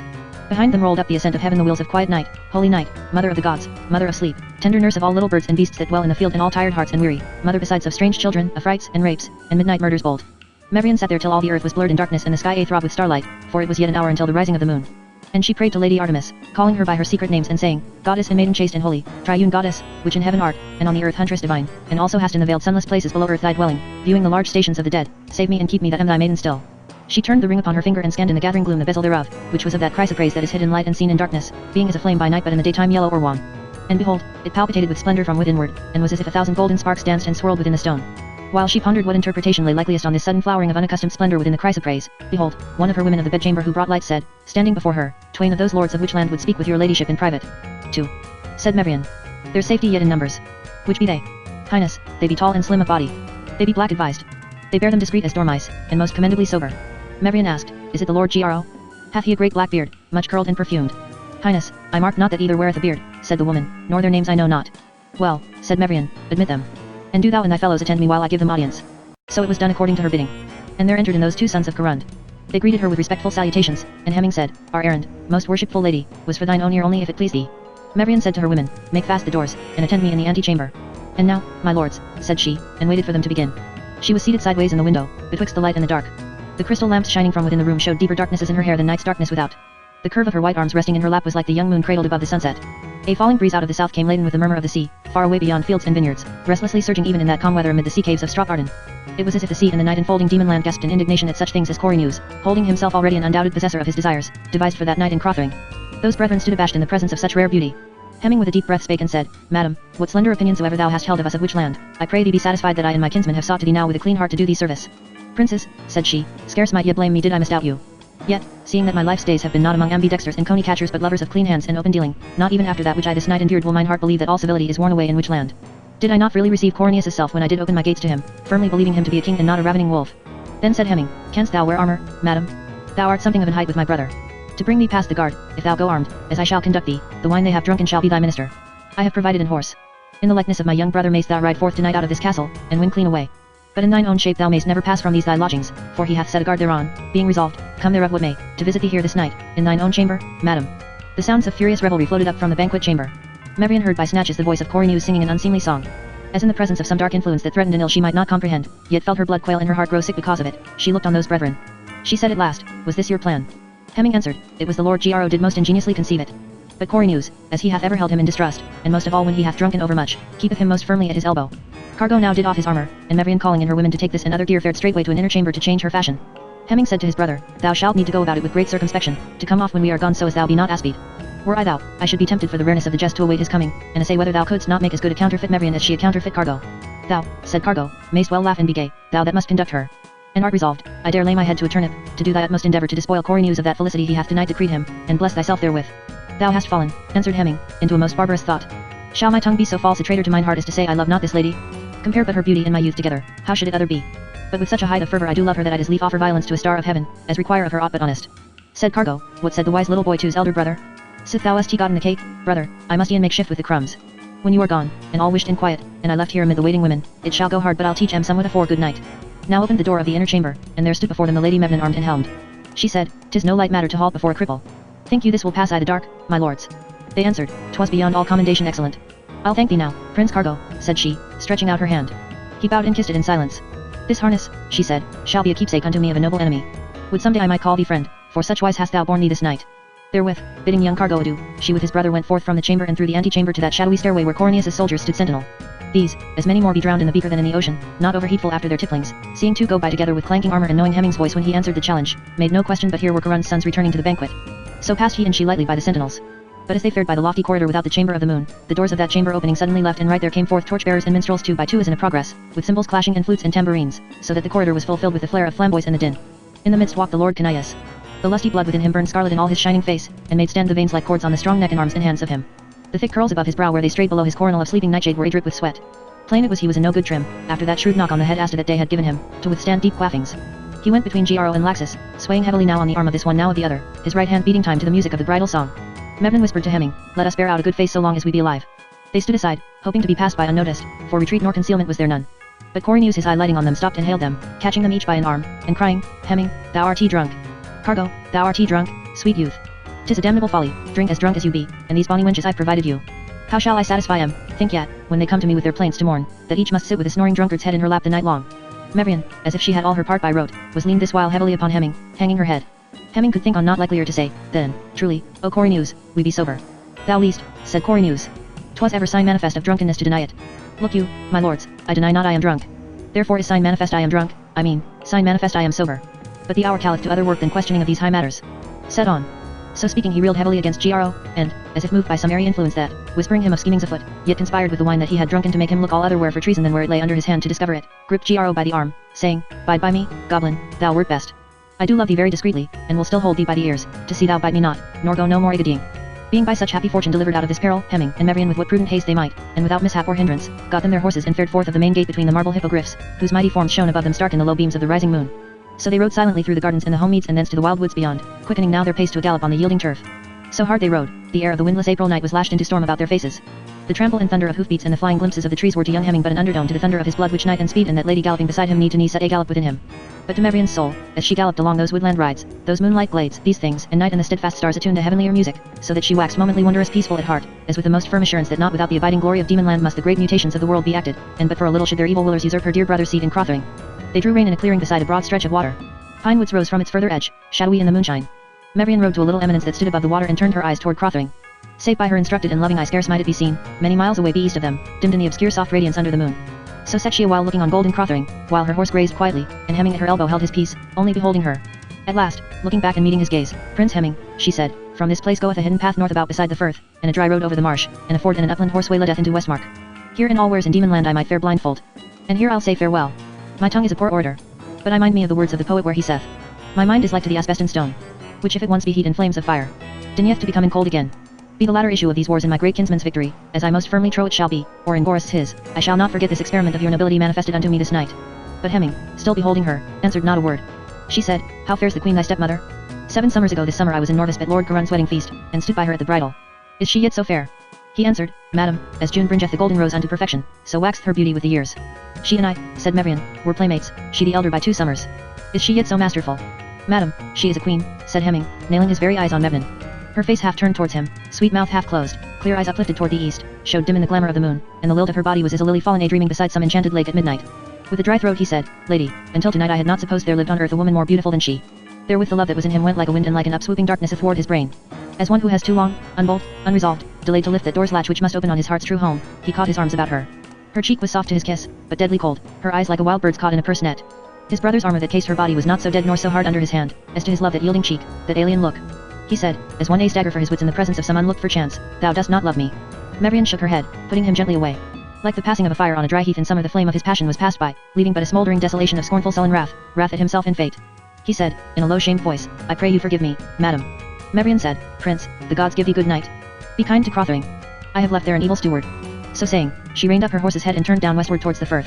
Hemming watched her an instant, his brain a-reel. Then, striking spurs to his horse's flanks so that the horse reared and plunged, he rode away at a great pace east again through the woods to Crothering. XXV, Lord Gro and the Lady Mevrian. How the Lord Gro, conducted by a strange enamorment with lost causes, fared with none save this to be his guide into the regions of Neverdale, and there beheld wonders, and tasted again for a season the goodness of those things he did most desire. 90 days and a day after these doings aforesaid, in the last hour before the dawn, was the Lord Gro riding toward the paling east down from the hills of Eastmark to the fords of Mardardale. At a walking pace his horse came down to the waterside, and halted with fetlocks awash, his flanks were wet and his wind gone, as from swift faring on the open fell since midnight. He stretched down his neck, sniffed the fresh river water, and drank. Gro turned in the saddle, listening, his left hand thrown forward to slack the reins, his right flat planted on the crupper. But naught there was to hear save the babble of waters in the shallows, the sucking noise of the horse drinking, and the plash and crunch of his hoofs when he shifted feet among the pebbles. Before and behind and on either hand the woods and strath encircling hills showed dim in the obscure grey betwixt darkness and twilight. A light mist hid the stars. Not stirred save an owl that flitted like a phantom out from a holly bush in a craggy bluff a bow shot or more downstream, crossing Gro's path and lighting on a branch of a dead tree above him on the left, where she sat as if to observe the goings of this man and horse that trespassed in this valley of quiet night. Gro leaned forward to pat his horse's neck. Come, gossip, we must on, he said, and marvel not if thou find no rest, going with me which could never find any steadfast stay under the moon's glow. So they forded that river, and fared through low rough grasslands beyond, and by the skirts of a wood up to an open heath, and so a mile or two, still eastward, till they turned to the right down a broad valley and crossed a river above a watersmeet, and so east again up the bed of a stony stream and over this to a rough mountain track that crossed some boggy ground and then climbed higher and higher above the floor of the narrowing valley to a pass between the hills. At length the slope slackened, and they passing, as through a gateway, between 2 high mountains which impended sheer and stark on either hand, came forth upon a moor of ling and bog myrtle, strewn with lakelets and abounding in streams and mosshags and outcrops of the living rock, and the mountain peaks afar stood round that moorland waste like warrior kings. Now was color waking in the eastern heavens, the bright shining morning beginning to clear the earth. Conies skirred to cover before the horse's feet, small birds flew up from the heather, some red deer stood at gaze in the fern, then tripped away southward, a moorcock called. Gro said in himself, how shall not common opinion account me mad, so rash and presumptuous dangerously to put my life in hazard? Nay, against all sound judgment, and this folly I enact in that very season when by patience and courage and my politic wisdom I had won that in despite of fortune's teeth which obstinately hitherto she had denied me, when after the brunts of divers tragical fortunes I had marvellously gained the favour and grace of the king, who very honourably placed me in his court, and tendereth me, I well think, so dearly as he doth the balls of his 2 eyes. He put off his helm, baring his white forehead and smooth black curling locks to the airs of morning, flinging back his head to drink deep through his nostrils the sweet strong air and its peaty smell. Yet is common opinion the fool, not I, he said. He that imagineth after his labours to attain unto lasting joy, as well may he beat water in a mortar. Is there not in the wild benefit of nature instances enow to laugh this folly out of fashion? A fable of great men that arise and conquer the nations, day goeth up against the tyrant night. How delicate a spirit is she, how like a fawn she flooteth upon the mountains, pale pitiful light matched with the primeval dark. But every sweet hovers in her battalions, and every heavenly influence, cold of the wayward little winds of morning, flowers awakening, birds a carol, dews a sparkle on the fine drawn webs the tiny spinners hang from fern frond to thorn, from thorn to wet dainty leaf of the silver birch, the young day laughing in her strength, wild with her own beauty, fire and life and every scent and colour born anew to triumph over chaos and slow darkness and the kinless night. But because day at her dawning hours hath so bewitched me, must I yet love her when glutted with triumph she settles to garish noon? Rather turn as now I turn to demon land, in the sad sunset of her pride. And who dares call me turncoat, who do but follow now as I have followed this rare wisdom all my days, to love the sunrise and the sundown and the morning and the evening star? Since there only abides the soul of nobility, true love and wonder, and the glory of hope and fear. So brooding he rode at an easy pace bearing east and a little north across the moor, falling because of the strange harmony that was between outward things and the inward thoughts of his heart into a deep study. So came he to the moor's end, and entered among the skirts of the mountains beyond, crossing low passes, threading a way among woods and water courses, up and down, about and about. The horse led him which way that he would, for no heed nor advice had he of aught about him, for cause of the deep contemplation that he had within himself. It was now high noon.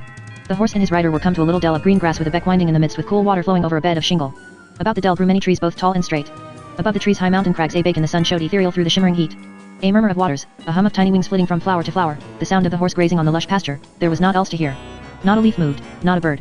The hush of the summer noonday, breathless, burnt through with the sun, more awful than any shape of night, paused above that lonely dell. Gro, as if waked by the very silence, looked quickly about him. The horse felt the leck in his bones his rider's unease, he gave over his feeding and stood alert with wild eye and quivering flanks. Gro patted and made much of him, then, guided by some inward prompting the reason whereof he knew not, turned west by a small tributary beck and rode softly toward the wood. Here he was stopped with a number of trees so thickly placed together that he was afraid he should with riding through be swept from the saddle. So he lighted down, tied his horse to an oak, and climbed the bed of the little stream till he was come whence he might look north over the treetops to a green terrace about at a level with him and some 50 paces distant along the hillside, shielded from the north by 3 or 4 great rowan trees on the far side of it, and on the terrace a little tarn or rock cistern of fair water very cool and deep. He paused, steadying himself with his left hand by a jutting rock overgrown with rose campion. Surely no children of men were these, putting it on that secret lawn beside that fountain's brink, nor no creatures of mortal kind. Such it may be were the goats and kids and soft-eyed does that on their hind legs merrily danced among them, but never such those others of manly shape and with pointed hairy ears, shaggy legs, and cloven hooves, nor those maidens white of limb beneath the tread of whose feet the blue gentian and the little golden cinquefoil bent not their blossoms, so airy light was their dancing. To make them music, little goat-footed children with long pointed ears sat on a hummock of turf-clad rock piping on panpipes, their bodies burnt to the hue of red earth by the wind and the sun. But, whether because their music was too fine for mortal ears, or for some other reason, Gro might hear no sound of that piping. The heavy silence of the waste white noon was lord of the scene, while the mountain nymphs and the simple genii of sedge and stream and crag and moorland solitude threaded the mazes of the dance. The Lord Gro stood still in great admiration, saying in himself, "What means my drowsy head to dream such fancies? Spirits of ill have I heretofore beheld in their manifestations, I have seen fantasticos framed and presented by art magic, I have dreamed strange dreams o' nights. But till this hour I did account it an idle tale of poets faming, that amid woods, forests, fertile fields, sea coasts, shores of great rivers and fountain brinks, and also upon the tops of huge and high mountains, do still appear unto certain favoured eyes the sundry sordid nymphs and fieldish demigods.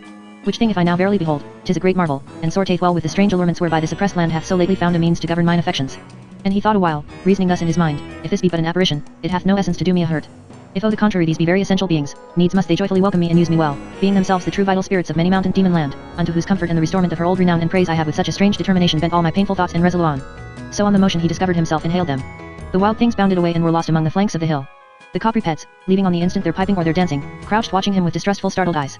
Only the oreads still in a dazzling drift pursued their round, quiet maiden mouths, beautiful breasts, slender lithe limbs, hand joined to delicate hand, parting and closing and parting again, in rhythms of unstaled variety, here one that, with white arms clasped behind her head where her braided hair was as burnished gold, circled and swayed with a languorous motion, here another, that leaped and paused hovering a tiptoe, like an arrow of the sun shot through the leafy roof of an old pine forest when the warm hill wind stirs the treetops and opens a tiny window to the sky.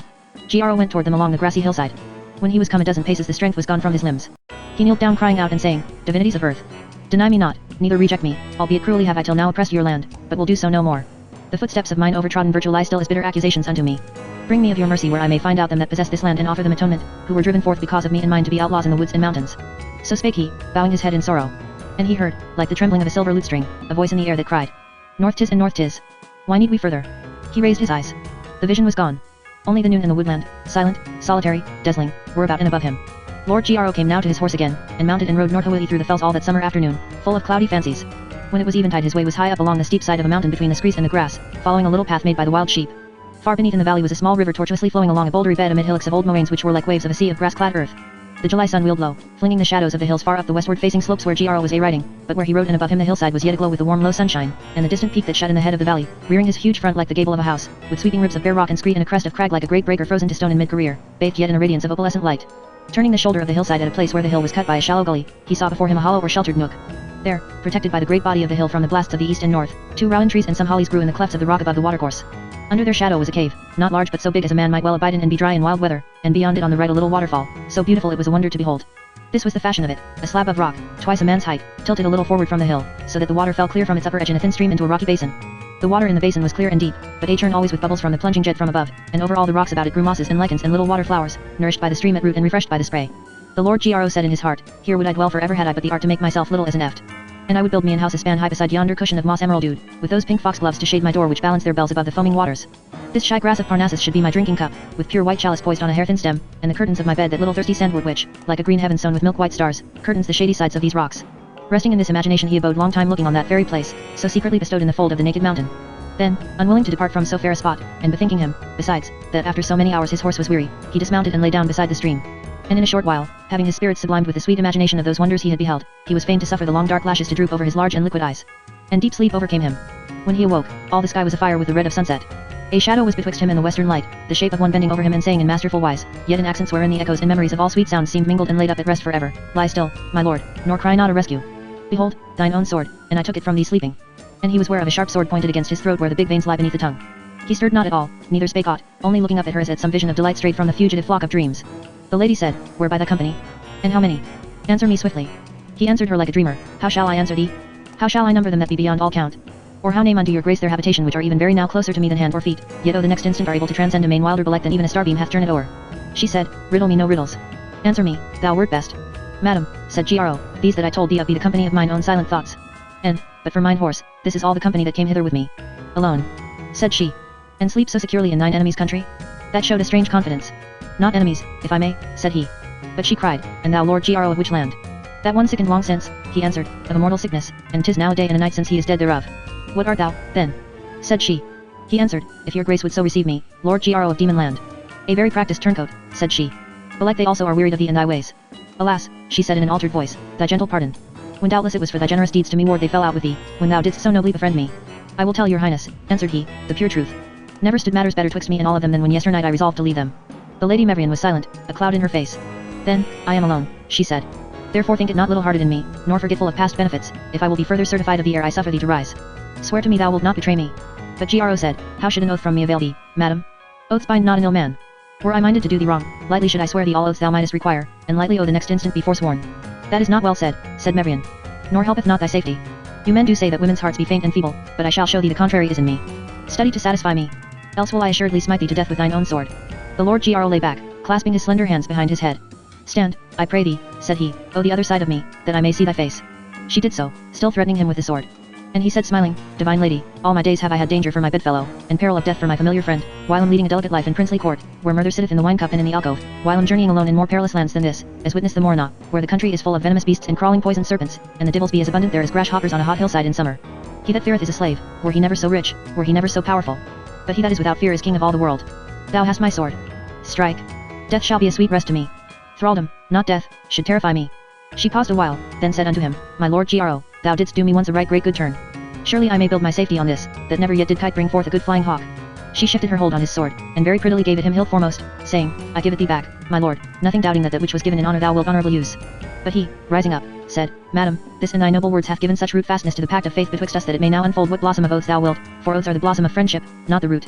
And thou shalt find me a true holder of my vowed amity unto thee without spot or wrinkle. For sundry nights and days abode Gro and Mevrian in that place, hunting at whiles to get their sustenance, drinking of the sweet spring water, sleeping a nights, she in her cave beneath the holly bushes and the rowans beside the waterfall, he in a cleft of the rocks a little below in the gully, where the moss made cushions soft and resilient as the great stuffed beds in Kars. In those days she told him of her faring since that night of April when she escaped out of Crothering, how first she found harbourage at By in Westmark, but hearing in a day or two of a hue and cry fled east again, and sojourning a while beside through water came at length about a month ago upon this cave beside the little fountain, and here abode.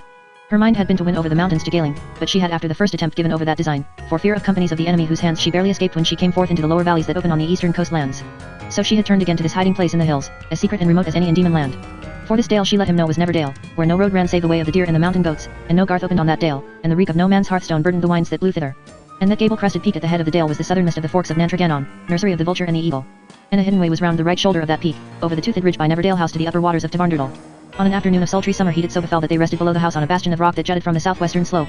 Beneath their feet precipices fell suddenly away from a giddy verge, sweeping round in a grand cirque above which the mountain rose like some Tartarian fortress, ponderous, cruel as the sea and sad, scarred and gashed with great lines of cleavage as though the face of the mountain had been slashed away by the axe stroke of a giant. In the depths the waters of Doltarn slept placid and fathomless. Gro was stretched on the brink of the cliff, face downward, propped on his two elbows, studying those dark waters. Surely, he said, the great mountains of the world are a present remedy if men did but know it against our modern discontent and ambitions. In the hills is wisdom's fount. They are deep in time. They know the ways of the sun and the wind, the lightning's fiery feet, the frost that shattereth, the rain that shroudeth, the snow that putteth about their nakedness a softer coverlet than fine lawn, which if their large philosophy question not if it be a bridal sheet or a shroud, hath not this unpolished calm his justification ever in the returning year, and is it not an instance to laugh our carefulness out of fashion? Of us, little children of the dust, children of a day, who with so many burdens do burden us with taking thought and with fears and desires and devious schemings of the mind, so that we wax old before our time and fall weary ere the brief day be spent and one reaping hook gather us home at last for all our pains. He looked up and she met the gaze of his great eyes, deep pools of night they seemed, where strange matters might move unseen, disturbing to look on, yet filled with a soft slumbrous charm that lulled and soothed. Thou hast he fallen a dreaming, my lord, said Mevrian. And for me 'tis a hard thing to walk with thee in thy dreams, who am awake in the broad daylight and would be a doing. Certes it is an ill thing, said Lord Gro, that thou, who hast not been nourished in mendicity or poverty but in superfluity of honour and largesse, shouldst be made fugitive in thine own dominions, to lodge with foxes and beasts of the wild mountain. Said she, it is yet a sweeter lodging than is today in Crothering. It is therefore I chafe to do somewhat. To win through to Galing, that were something. What profit is in Galing, said Gro, without Lord Just. She answered, thou wilt tell me it is even as Crothering without my brother. Looking sidelong up at her, where she sat armed beside him, he beheld a tear tremble on her eyelid. He said gently, who shall foreknow the ways of fate? Your highness is better here belike. Lady Mevrian stood up. She pointed to a print in the living rock before her feet. The hippogriff's hoof mark. She cried, stricken in the rock ages ago by that high bird which presided from of old over the predestined glory of our line, to point us on to a fame advanced above the region of the glittering stars. True is the word that land which is in the governance of a woman only is not surely kept. I will abide idly here no more. Gro, beholding her so stand all armed on that high brink of crag, setting with so much perfection in womanly beauty manlike valor, bethought him that here was that true embodiment of morn and eve, that charm which called him from Crothering, and for which the prophetic spirits of mountain and wood and field had pointed his path with a heavenly benison, meaning to bid him go northward to his heart's true home.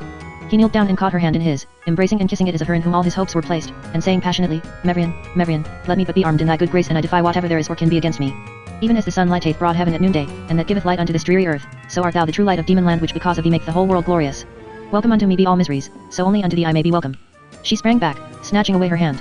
Her sword leapt singing from the scabbard. But Gro, that was so ravished and abused that he remembered of nothing worldly but only that he beheld his lady's face, abode motionless. She cried, back to back. Swift, or 'tis too late. He leaped up, barely in time.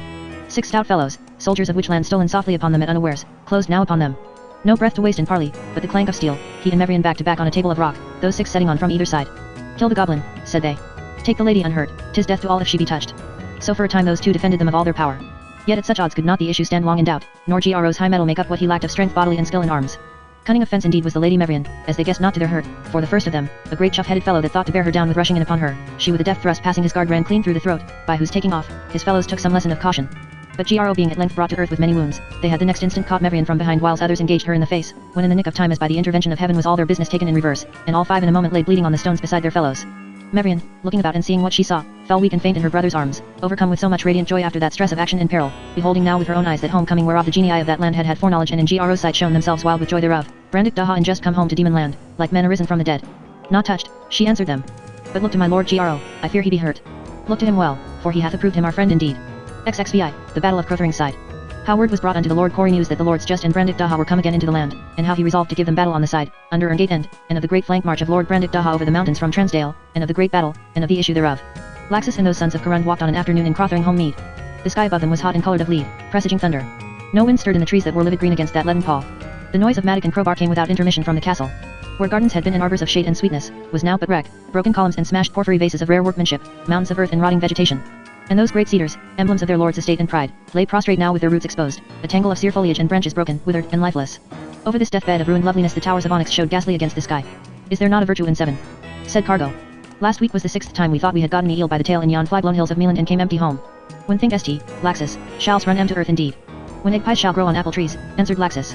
Nay, the general setteth greater store by his proclamations concerning the young woman, who likely never heareth of them, and assuredly will not be by them ticed home again, and by these toys of revenge, than by sound soldiership.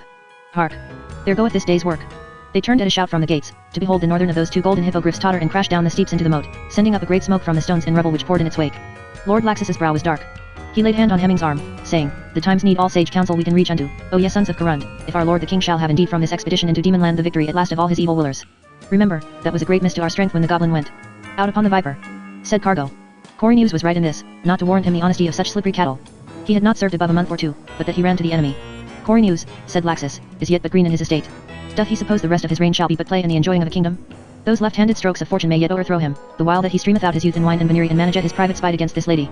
Slippery youth must be underpropped with elder counsel, lest all go amiss. A most reverend old counsellor art thou. Said Cargo, of 36 years of age. Said Hemming, we be 3. Take command thyself. I and my brother will back thee. I will that thou swallow back those words, said Laxus, as though they had never been spoke.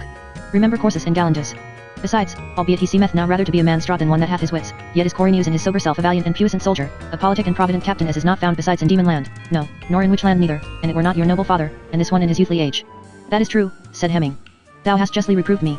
Now while they were talking, came one from the castle and made obeisance unto Laxus saying, you are inquired for, O king, so please you to walk into the north chamber. Said Laxus, is it he that was newly ridden from the east country? So it is, so please you, with a low leg he made answer. Hath he not had audience with King Corey News? He hath sought audience, said the man, but was denied. The matter presseth, and he urged me therefore seek unto your lordship. As they walked toward the castle Hemming said in Laxus's ear, knowest thou not this brave new piece of court ceremony? Oh these days, when he hath stroyed an hostage to spite the Lady Mevrian, as today was stroyed the horse-headed eagle, he giveth not audience till sundown. For, the deed of vengeance done, retireth himself to his own chamber and a wench with him, the daintiest and gamesomest he may procure, and so, for 2 hours or 3 drowned in the main sea of his own pleasures, he abateth some little deal for a season the pang of love. Now when Laxus was come forth from talking with the messenger from the east, he fared without delay to Corneus's chamber. There, thrusting aside the guards, he flung wide the shining doors, and found the Lord Corneus merrily disposed. He was reclined on a couch deep cushioned with dark green three-pile velvet. An ivory table inlaid with silver and ebony stood at his elbow bearing a crystal flagon already 2 parts emptied of the foaming wine, and a fair gold goblet beside it. He wore a long loose sleeveless gown of white silk edged with a gold fringe. This, fallen open at the neck, left naked his chest and one strong arm that in that moment when Laxus entered reached out to grasp the wine cup. Upon his knee he held a damosel of some 17 years, fair and fresh as a rose, with whom he was plainly on the point to pass from friendly converse to amorous privacy. He looked angrily upon Laxus, who without ceremony spoke and said, "The whole east is in a tumult. The burg is forced which we built astride the stile. Spitfire hath passed into Brea Kingdale to victual Galing, and hath overthrown our army that sat in siege thereof." Corneus drank a draught and spat. "Fruit," said he. "Much brute, little fruit. I would know by what warrant thou troublest me with this tittle-tattle, and I pleasantly disposing myself to mirth and recreation. Could it not wait till supper time?" Ere Laxus might say more, was a great clatter heard without on the stairs, and in came those sons of Corund. "Am I a king?" said Corneus, gathering his robe about him, "and shall I be forced? Avoid the chamber." Then marking them stand silent with disordered looks, "What's the matter?" he said. "Are ye ta'en with the swindle or the turn sickness? Or are ye out of your wits?" Hemming answered and said, "Not mad, my lord. Here's Diderus that held the Stileburg for us, ridden from the east as fast as his horse might wallop, and gotten here hard o' the heels of the former messenger with fresh and more certain advertisement, fresher by 4 days than that one's. I pray you hear him." "I'll hear him," said Corneus, "at supper time. Not sooner, if the roof were afire. The land beneath thy feet's afire," cried Hemming. "Just and Brandick Daha home again, and half the country lost thee ere thou heard st on tea. These devils are home again. Shall we hear that and still be swillbowls?" Corneus listened with folded arms. His great jaw was lifted up. His nostrils widened.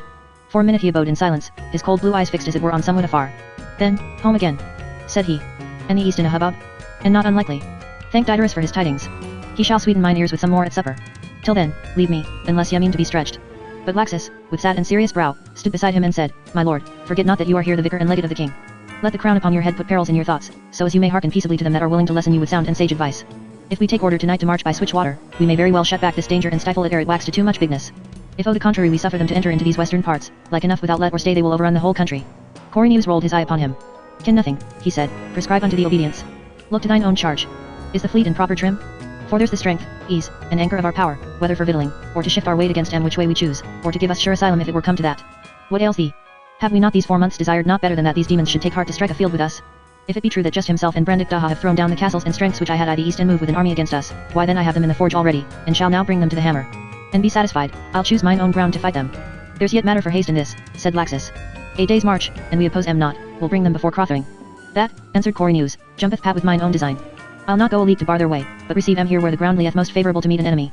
Which advantage I'll employ to the greatest stretch of service, standing on Crothering side, resting my flank against the mountain. The fleet shall ride in or what haven." Laxus stroked his beard and was silent a minute, considering this. Then he looked up and said, "This is sound generalship, I may not gainsay it." "It is a purpose, my lord," said Corneus, "I have long had in myself, stored by for the event. Let me alone, therefore, to do that my right is. There's this good in it, too, as it befalleth, 'twill suffer that dive dapper to behold his home again afore I kill him. A shall find it a sight for sore eyes, I think, after my tending on tea." The 3rd day after these doings, the farmer at Holt stood in his porch that opened westward onto Varndoodle. An old man was he, crooked like a mountain thorn. But a bright black eye he had, and the hair curled crisp yet above his brow.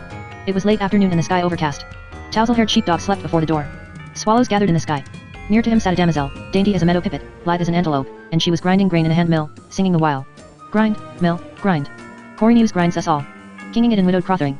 The old man was furbishing a shield and morion cap, and other tackle of war lay at his feet. "I wonder thou wilt still be busy with thy tackle, oh my father," said she, looking up from her singing and grinding. "If ill tide ill again what should an old man do but grieve and be silent? There shall be time for that hereafter," said the old man. "But a little while is hand fain of blow. They'll be for firing the roof tree, likely, if they come back," said she, still grinding. "Thou art a disobedient lass. If thou dst but flit as I bade thee to the shield house up the dale, I'd force not a bean for their burnings. Let it burn," said she, "if he be taken. What avail then for thee or for me to be a tarrying? Thou that art an old man and full of good days, and I that will not be left so." A great dog awoke beside her and shook himself, then drew near and laid his nose in her lap, looking up at her with kind solemn eyes. The old man said, "Thou art a disobedient lass, and but for thee, come sword, come fire, not a straw care I, knowing it shall be but a passing storm, now that my lord is home again." "They took the land from Lord Spitfire," said she. "Aye, hinny," said the old man, "and thou shalt see my lord shall take it back again." "Aye," said she. And still she ground and still she sang. "Grind, mill, grind. Corneus grinds us all." After a time, "Hist," said the old man, "was not that a horse tread I the lane? Get thee within doors till I know if all be friendly." And he stooped painfully to take up his weapon. Woefully it shook in his feeble hand. But she, as one that knew the step, heeding naught else, leapt up with face first red then pale then flushed again, and ran to the gate of the garth. And the sheepdogs bounded before her. There in the gate she was met with a young man riding a weary horse. He was garbed like a soldier, and horse and man were so bedraggled with mire and dust and all manner of defilement they were a sorry sight to see, and so jaded both that scarce it seemed they had might to journey another furlong. They halted within the gate, and all those dogs jumped up upon them, whining and barking for joy. Ere the soldier was well down from the saddle he had a sweet armful. Softly, my heart, said he, my shoulders somewhat raw. Nay, 'tis not to speak on. I brought thee all my limbs home. Was there a battle? Said the old man. Was there a battle, father? Cried he. I'll tell thee, Crothering side is thicker with dead men slain than our garth with sheep by the shearing time. Alack and alack, 'tis a most horrid wound, dear, said the girl. Go in, and I'll wash it and lay to it milfoil pounded with honey, 'tis most sovereign against pain and loss of blood, and drieth up the lips of the wound and maketh whole thou dst no credit how soon. Thou hast bled overmuch, thou foolish one. And how couldst thou thrive without thy wife to tend thee? The farmer put an arm about him, saying, was the field ours, lad? I'll tell you all orderly, old man, answered he, but I must stable him first, and the horse nuzzled his breast. And ye must ballast me first. God shield us, 'tis not a tale for an empty man to tell. Loss, father, said the damosel, have we not one sweet sip at the mouth, that we hold him here once more? And, sweet or sour, let him take his time to fetch us the next. So they washed his hurt and laid kindly herbs thereto, and bound it with clean linen, and put fresh raiment upon him, and made him sit on the bench without the porch and gave him to eat and drink, cakes of barley meal and dark heather honey, and rough white wine of Tavanderdal. The dogs lay close about him as if there was warmth there and safety whereas he was. His young wife held his hand in hers, as if that were enough if it should last for aye. And that old man, eating down his impatience like a schoolboy chafing for the bell, fingered his partisan with trembling hand. Thou hadst the word I sent thee, father, after the fight below Galing. Aye. 'Twas good. There was a council held that night, said the soldier. All the great men together in the high hall in Galing, so as it was a heaven to see. I was one of their cupbearers, cause I'd killed the standard bearer of the witches, in that same battle below Galing. Methought 'twas no great thing I did, till after the battle, look you, my lord's self standing beside me, and saith he, Arned, I, by my name, father, Arned, saith, thou hast he done down the pen in O which land that gainst our freedom streamed so proud. 'Tis thy leg shall best stead demon land I these dog days, saith he. Bear my cup tonight, for thine honor. I would, lass, thou dst seen his eyes that tide. 'Tis a lord to put marrow in the sword arm, our lord. They had forth the great map o' the world, of this demon land, to study their business. I was by, pouring the wine, and I heard their disputations. 'Tis a wondrous map wrought in crystal and bronze, most artificial, with waters a glistering and mountains standing substantial to the touch. My lord points with sword. Here, saith, standeth Corey News, by all sure tellings, and budgeth not from Crothering. And, by the gods, saith, 'tis a wise disposition. For, mark, if we go by Gashderndal, as go we must to come at him, he streaketh down on us his hammer on anvil. And if we will pass by toward the head of Thunderfirth, and here appointeth it out with sword, down it cometh on our flank, and every gate the land slope serveth his turn and fighteth against us. I mind me o' those words, said the young man, cause my lord Brandick Daha laughed and said, are we grown so strange by our travels, our own land fighteth o' the opposite party? Let me study it again. I filled his cup. Dear gods, but I'd fill him a bowl of mine own heart's blood if he required it of me, after our times together, father. But more o' that anon. The stoutest gentleman and captain without peer. But Lord Spitfire, that was this while vaunting up and down the chamber, cried out and said, 'Twere folly to travel his road prepared us. Take him o' that side he looked least to see us, south through the mountains, and upon him in his rear up from Mardardale. Ah, saith my lord, and be pressed back into Mirkdale hags if we miss of our first spring. 'Tis too perilous. 'Tis worse than Gashderndal. So went it, a nay for every yet, and not to please him. Till I the end my lord Brandick Daha, that had been long time busy with the map, said, now that I have threshed the whole stack and found not the needle, I will show you my rede, cause ye shall not say I counselled you rashly. So they bade him say his rede. And he said unto my lord, thou in our main power shall go by Switchwater way. And let the whole land's face blaze your coming before you. Ye shall lie tomorrow night in some good fighting stead whither it shall not be to his vantage to move against you, haply in the old Sheelings above Renthwaite, or at any likely spot afore the road dippeth south into Gashderndal. But at point of day strike camp and go by Gashderndal and so up onto the side to do battle with him. So shall all fall out even as his own hopes and expectations do desire it. But I, saith my lord Brandick Daha, with 700 chosen horse, will have fared by then clean along the mountain ridge from Transdale even to Erngate end, so as when he turneth all his battle northward down the side to Wellmew, there shall hang above the security of his flank and rear that which he ne'er dreamed on. If he support my charging of his flank at unawares, with you in front to cope him, and he with so small an advantage upon us in strength of men, if he stand that, why then, good night. The witches are our masters in arms, and we may off cap to em and strive no more to right us. So said my lord Brandick Daha. But all called him daft to think on t. Carry an army a horseback in so small time cross such cursed ground? It might not be. Well, quoth he, sith you count it not possible, so much the more shall he. Cautious counsels never will serve us this tide. Give me but my pick of man and horse to the number of 700, and I'll so set this mask you shall not desire a better master of the revels. So at the end he had his way. And past midnight they were at it, IWIS, planning and studying. At dawn was the whole army marshalled in the meadows below Moonmere, and my lord spake among them and told us he was minded to march into the west country and exterminate the witches out of demon land, and he bade any man that deemed he had now his fill of furious war and deemed it a sweeter thing to go home to his own place, say forth his mind without fear, and he would let him go, yet, and give him good gifts thereto, seeing that all had done manful service, but he would have no man in this enterprise who went not to it with his whole heart and mind. The damosel said, IWIS there was not a man would take that offer. There went up, said the soldier, such a shout, with such a stamping, and such a clashing together of weapons, the land shook with tea, and the echoes rolled in the high quarries of the scarf like thunder, of them shouting Crothering. Just. Brandick Daha. Lead us to Crothering. Without more ado was the stuff packed up, and ere noon was the whole army gotten over the stile. While we halted for day meal hard by Blackwood in Amaderdal, came my lord Brandick Daha riding among the ranks for to take his pick of 700 of our ablest horse. Nor would not commit this to his officer, but himself called on each lad by name when so he saw a likely one, and speared would a ride with him. I trow he gat never a nay to that spearing. My heart was a cold lest he'd o'erlook me, watching him ride by as jaunty as a king. But arraigned in's horse and saith, Arned, 'tis a bonny horse thou ridest. Could he carry thee to a swine hunt down from Erngate end I the morning? I saluted him and said, not so far only, lord, but to burning hell so thou but lead us. Come on, saith he. 'Tis a better gate I shall lead thee, to Crothering Hall ere eventide. So now was our strength sundered, and the main army made ready to march westward down Switchwater Way, with the Lord Zig to lead the horse, and the Lord Ball and my lord's self and his brother the Lord Spitfire faring in the midst amongst them all. And with them yonder outland traitor, Lord Gro, but I do think him more a stick of sugar paste than a man of war. And many gentlemen of worth went with them, Gismore Gleam of Just Dale, Asta of Retray, and Bremery of Shaws, and many more men of mark. But there abode with my lord Brandick Daha, Arnand of Bai, and Narmrod of Carnarvon, Camara of Stropparden, Emeron Galt, Hesper Goldthring of Elmerstead, Stirkmere of Blackwood, Melcher of Sturfey, Quas 3 sons from Downey, and Stitmer of Fales, fierce and choleric young gentlemen, after his own heart, methinks, great horsemen, not very forecasting of future things afar off but entertainers of fortune by the day, too rash to govern an army, but best of all to obey and follow him in so glorious an enterprise. Ere we parted, came my lord to speak with my lord Brandick Daha. And my lord looked into the lift that was all dark cloud and wind, and quoth he, fail not at the tryst, cousin. 'Tis thy word, that thou and I be finger and thumb, and never more surely than tomorrow shall this be seen. O friend of my heart, content thee, answereth my lord Brandick Daha. Didst ever know me neglect my guests? And have I not bidden you to breakfast with me tomorrow morn in Crothering Meads? Now we of the 700 turned leftward at the waters meet up Transdale into the mountains. And now came ill weather upon us, the worst that ever I knew. 'Tis soft enow and little road enow in Transdale, as thou knowest, father, and weary work it was with every deer track turned to water course and underfoot all slush and mire, and not for a man to see save white mist and rain above and about him, and soppy bent and water under's horse hooves. Little there was to tell us we were won at last to the top of the pass, and 'twere not the cloud blew thicker and the wind wilder about us. Every man was wet to the breech, and bare a pint o' water in's 2 shoes. Whiles we were halted on the saddle my lord Brandick Daha rested not at all, but gave his horse to his man to hold and himself fared back and forth among us. And for every man he had a jest or a merry look, so as 'twas meat and drink but to hear or to behold him. But a little while only would he suffer us to halt, then right we turned, up along the ridge, where the way was yet worse than in the dale had been, with rocks and pits hidden in the heather, and slivery slabs of granite.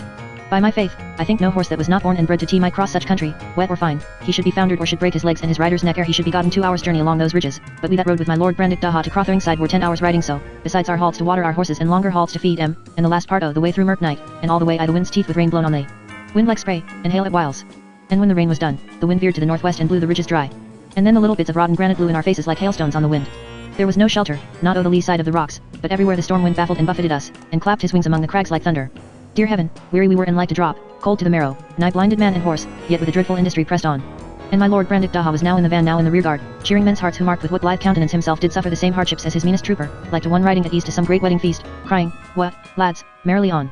These fentoads of the Druima shall learn too late what way our mountain ponies do go like stags upon the mountain. When it began to be morning we came to our last halt, and there was our 700 horse hid in the quarry under the tall cliffs of Erngate End. I warrant you we went carefully about it, so as no prying swine of Witchland looking up from below should ask be a glimpse of man or horse of the skyline. His Highness first set his sentinels and let call the muster, and saw that every man had his morning meal and every horse his feed. Then he took his stand behind a crag of rock whence he could overlook the land below. He had me by him to do his errands. In the first light we looked down westward over the mountain's edge and saw Crothering in the arms of the sea, not so dark but we might behold their fleet at anchor in Orwat roads, and their camp like a batch of beehives so as a man might think to cast a stone into tea below us. That was the first time I'd e'er gone to the wars with him. Faith, he's a pretty man to see, leaned forward there on the heather with chin on his folded arms, his helm laid aside so they should not see it glint from below, quiet like a cat, half asleep you'd say, but his eyes were awake, looking down on Crothering. 'Twas well seen even from so far away how vilely they had used it. The great red sun leaped out o' the eastern cloud banks. A stir began in their camp below, standards set up, men gathering there too, ranks forming, bugles sounding, then a score of horse galloping up the road from Gashturndal into the camp.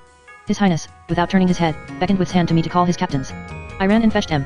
He gave em swift commands, pointing down where the Witchland swine rolled out their battle, thieves and pirates who robbed his Highness subjects within his streams, with standard and pennons and glistering naked spears, moving northward from the tents. Then in the quiet came a sound made a man's heart leap within him, faint out of the far hollows of Gashturndal, the trumpet of my Lord Just's battle call. My Lord Brandick Daha paused a minute, looking down. Then it turned him about with face that shone like the morning, fair lords, a Seth, now lightly on horseback, for just fighteth against his enemies. I think he was well content. I think he was sure he would that day get his heart's syth of every one that had wronged him. That was a long ride down from Erngate End. With all our heart's blood drumming us to haste, we must yet go warily, picking our way I that tricky ground, steep as a roof slope, uneven, and with no sure foothold, with sykes and wet moss and rocks outcropping and shifting screes. There was naught but leave it to the horses, and bravely they brought us down the steeps. We were not halfway down ere we heard and saw how battle was joined. So intent were the Witchlanders on my lord's main army, I think we were off the steep ground and forming for the charge ere they were ware of us. Our trumpeter sounded his battle challenge, who medals W.I. Brandick Daha. And we came down onto Crothering side like a rock fall. I scarce know what way the battle went, father. 'Twas like a meeting of streams and spate. I think they opened to us right and left to ease the shock. They that were before us went down like standing corn under a hailstorm. We wheeled both ways, some gainst their right that was thrown back toward the camp, the more part with my lord Brandick Daha to our own right. I was with these in the main battle. His Highness rode a hot stirring horse very fierce and dogged, knee to knee with him went Stirkmere of Blackwood o' the one side and Narmrod o' the other. Neither man nor horse might stand up before him, and they faring as in a maze now this way now that, amid the thrumbling and thrasting of the footmen, heads and arms smitten off, men hewn in sunder from crown to belly, aye, to the saddle, riderless horses maddened, blood splashed up from the ground like the slush from a marsh. So for a time, till we had spent the vantage of our onset and felt for the first time the weight of their strength. For Corey News, as it appeareth, was now himself ridden from the vanward where he had beat back for a time our main army, and set on against my lord Brandick Daha with horsemen and spearmen, and commanded his sling casters besides to let freely at us and drive us toward the camp. And now in the great swing of the battle were we carried back to the camp again, and there was a sweet devil's holiday, horses and men tripping over tent ropes, tents torn down, crashes of broken crockery, and King Laxus come thither with sailors from the fleet, hamstringing our horses while Corynus charged us from the north and east. That Corynus beareth him in battle more like a devil from hell than a mortal man. The first 2 strokes of sword he overthrew 2 of our best captains, Romnard of Dalny and Emeron Galt. Styrkmere, that stood in's way to stop him, flung down with spear, horse, and man. They say he met twice with my lord Brandick Daha that day, but each time were they parted in the press ere they might rightly square together. I have stood in some goodly battles, father, as well thou knowest, first following my lord and my lord Goldry Bluzzico in foreign parts, and last year in the great rout at Cross by Outsikes, and again with my lord Spitfire when he smote the witches on Brumarapes, and in the murdering great battle under Thremnir's Hugh. But never was I in fight like to this of yesterday. Never saw I such feats of arms. As witness Chimera of Stropparden, who with a great 2-handed sword hewed off his enemy's leg close to the hip, so huge a blow the blade sheared through leg and saddle and horse and all. And Styrkmere of Blackwood, rising like a devil out of a heap of slain men, and those helm was Lawson and was bleeding from 3 or 4 great wounds held off a dozen o' the witches with deadly thrusts and sword strokes, till they had enough and gave back before him, 12 before 1, and he given over for dead a while before. But all great deeds seemed trash beside the deeds of my lord Brandick Daha. In one short while had he 3 times a horse slain stark dead under him, yet gat never a wound himself, which was a marvel. For without care he rode through and about, smiting down their champions. I mind me of him once, with his horse ripped and killed under him, and one of those witch landlords that tilted at him on the ground as he leaped to his feet again, how caught the spear with 2 hands and by main strength yerked his enemy out o' the saddle. Prince Cargo it was, youngest of Carun's sons. Long may the witchland ladies strain their dear eyes, they'll ne'er see yon handy lad come sailing home again. His highness swapped him such a swipe o' the neckbone as he pitched to earth, the head of him flew the air like a tennis ball. And the twinkling of an eye was my lord Brandick Daha horsed again on's enemy's horse, and turned to charge Amanu. You'd say his arm must fail at last for weariness, of a man so lithe and jim to look on. Yet I think his last stroke that battle was not lighter than the first. And stones and spears and sword strokes seemed to come upon him with no more impression than blows with a straw would give to an adamant. I know not how long was that fight among the tents. Only 'twas the best fight I ever was at, and the bloodiest. And by all tellings 'twas his great work o' the other part, where my lord and his folk fought their way up onto the side. But of that we knew nothing. Yet certain it is we had all been dead men had my lord not there prevailed, as certain 'tis he had never so prevailed but for our charging of their flank when they first advanced against him. But in that last hour all we that fought among the tents thought each man only of this, how he might slay yet one more witch, and yet again one more, afore he should die. For Corynus in that hour put forth his might to crush us, and for every enemy there fell to earth 2 more seemed to be raised up against us. And our own folk fell fast, and the tents that were so white were one gore of blood. When I was a little tiny boy, father, we had a sport, swimming in the deep pools of Tavarndare water, that one boy would catch Tother and hold him under till he could no more for want of breath. Methinks there's no longing the world so sore as the longing for air when he that is stronger than thou grippeth thee still under the water, nor no gladness the world like the bonny sweet air thy lungs again when a letteth thee shoot up to the free daylight. 'Twas right so with us, who had now said adieu to hope and saw all lost save life itself, and that not like to tarry long, when we heard suddenly the thunder of my lord's trumpet sounding to the charge. And ere our startled wits might rightly think what that portended, was the whole surging battle whipped and scattered like the water of a lake caught up in a white squall, and that massed strength of the enemy which had invested us round with so great a stream of shot and steel reeled first forward then forward again upon us, confounded in a vast confusion. I trow new strength came to our arms, I trow our swords opened their mouths. For northward we beheld the ensign of Galing streaming like a blazing star, and my lord's self in a moment, high advanced above the rout, and Zig, and Asta, and hundreds of our horse, hewing their way toward us whiles we hewed towards them.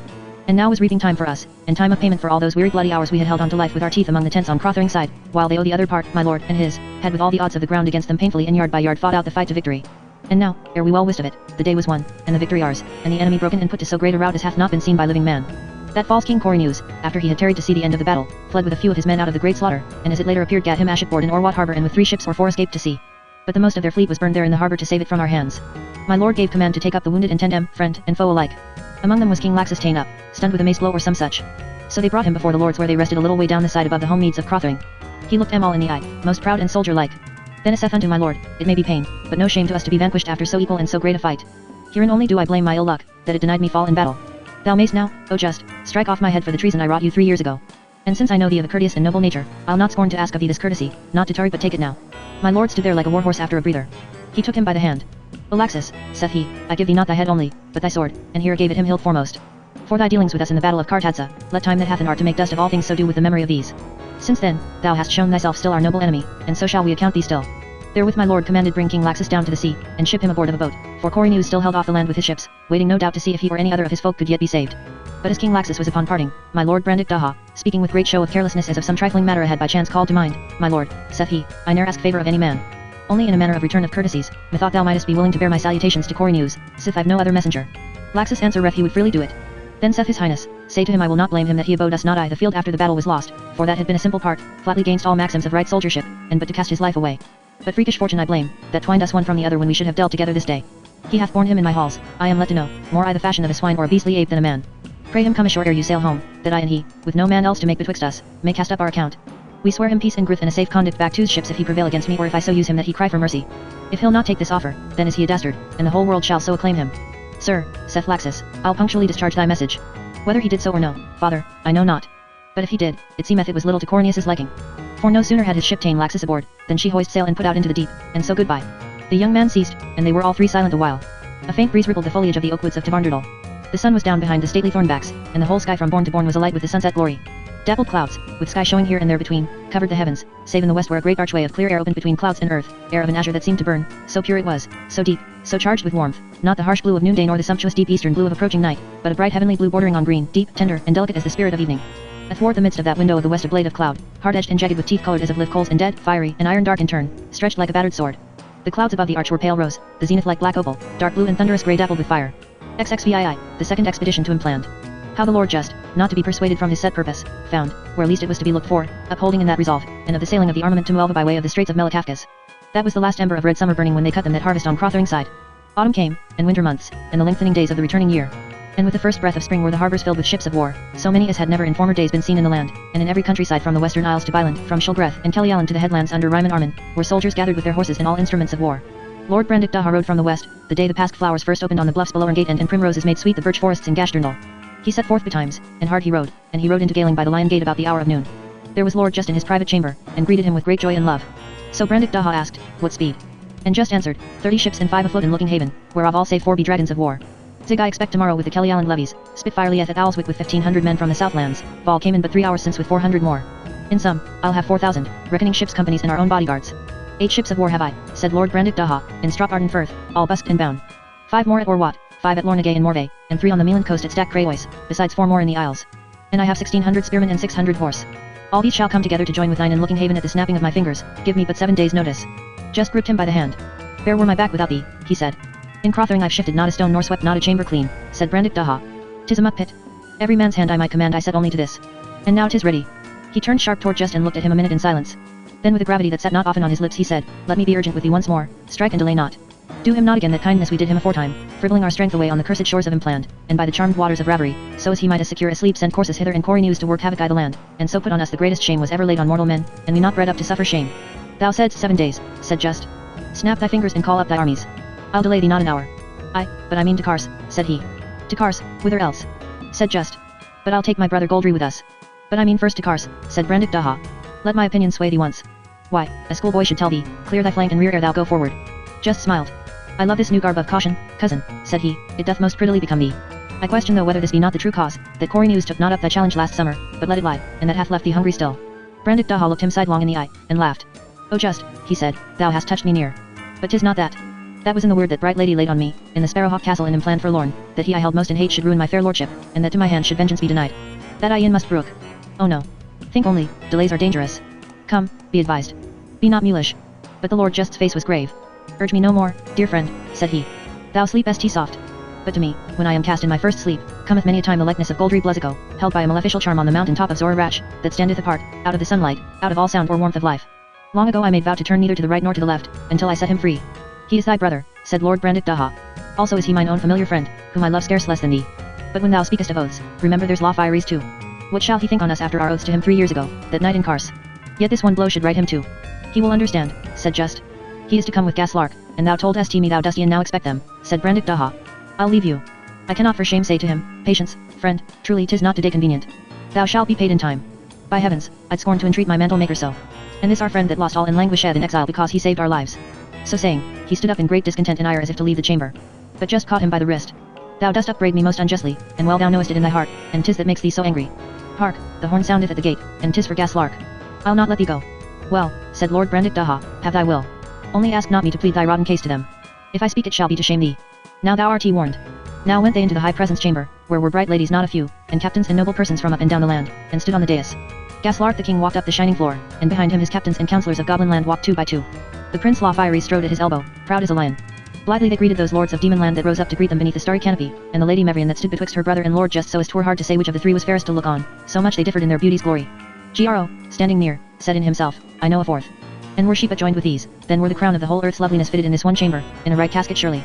And the gods in heaven, if there be gods indeed, should go pale for envy, having in their starry gallery no fair to match with these, not Phoebus Apollo, not the chaste huntress, nor the foam-born queen herself.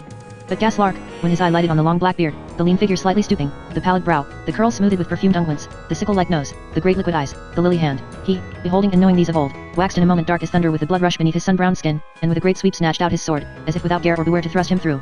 Gro stepped hastily back. But the Lord Just came between them. Let alone, Just, cried Gaslark. No st not this fellow, what a vile enemy and viper we have here. A pretty perfumed villain. Who for so many years did spin me a thread of many seditions and troubles, while his smooth tongue gat money from me still. Blessed occasion. Now will I let his soul out. But the Lord just laid his hand on Gaslark's sword arm. Gaslark, said he, leave off thy rages, and put up thy sword. A year ago thou dst done me no wrong. But today thou dst have slain me a man of mine own men, and a lord of demon land. Now when they had done their greetings, they washed their hands and sate at dinner and were nobly served and feasted. And the Lord just made peace betwixt Gro and Gaslark, albeit 'twas no light task to prevail upon Gaslark to forgive him. Thereafter they retired them with Gaslark and La Fieries into a chamber apart. Gaslark the king spake and said, none can gainsay it, O just, that this fight ye won last harvest tide was the greatest seen on land these many years, and of greatest consequence. But I have heard a bird sing there shall be yet greater deeds done ere many moons be past. Therefore it is we came hither to thee, I and La Fieries that be your friends from of old, to pray thee let us go with thee on thy quest across the world after thy brother, for sorrow of whose loss the whole world languisheth, and thereafter let us go with you on your going up to Kars. O just, said the prince, we would not in after days that men should say, on such a time fared the demons into perilous lands enchanted and by their strength and valorousness set free the Lord Goldry Blesico, or haply, there ended their life's days in that glorious quest, but Gaslark and La Fieries were not in it, they bade their friends farewell, hung up their swords, and lived a quiet and merry life in sage Zaculo. So let their memory be forgot. Lord just sat silent a minute, as one much moved. O Gaslark, he said at length, I'll take thine offer without another word. But unto thee, dear prince, I must bear mine heart somewhat. For thou here art come not stressed in our quarrel to spend thy blood, only to put us yet deeper in thy debt.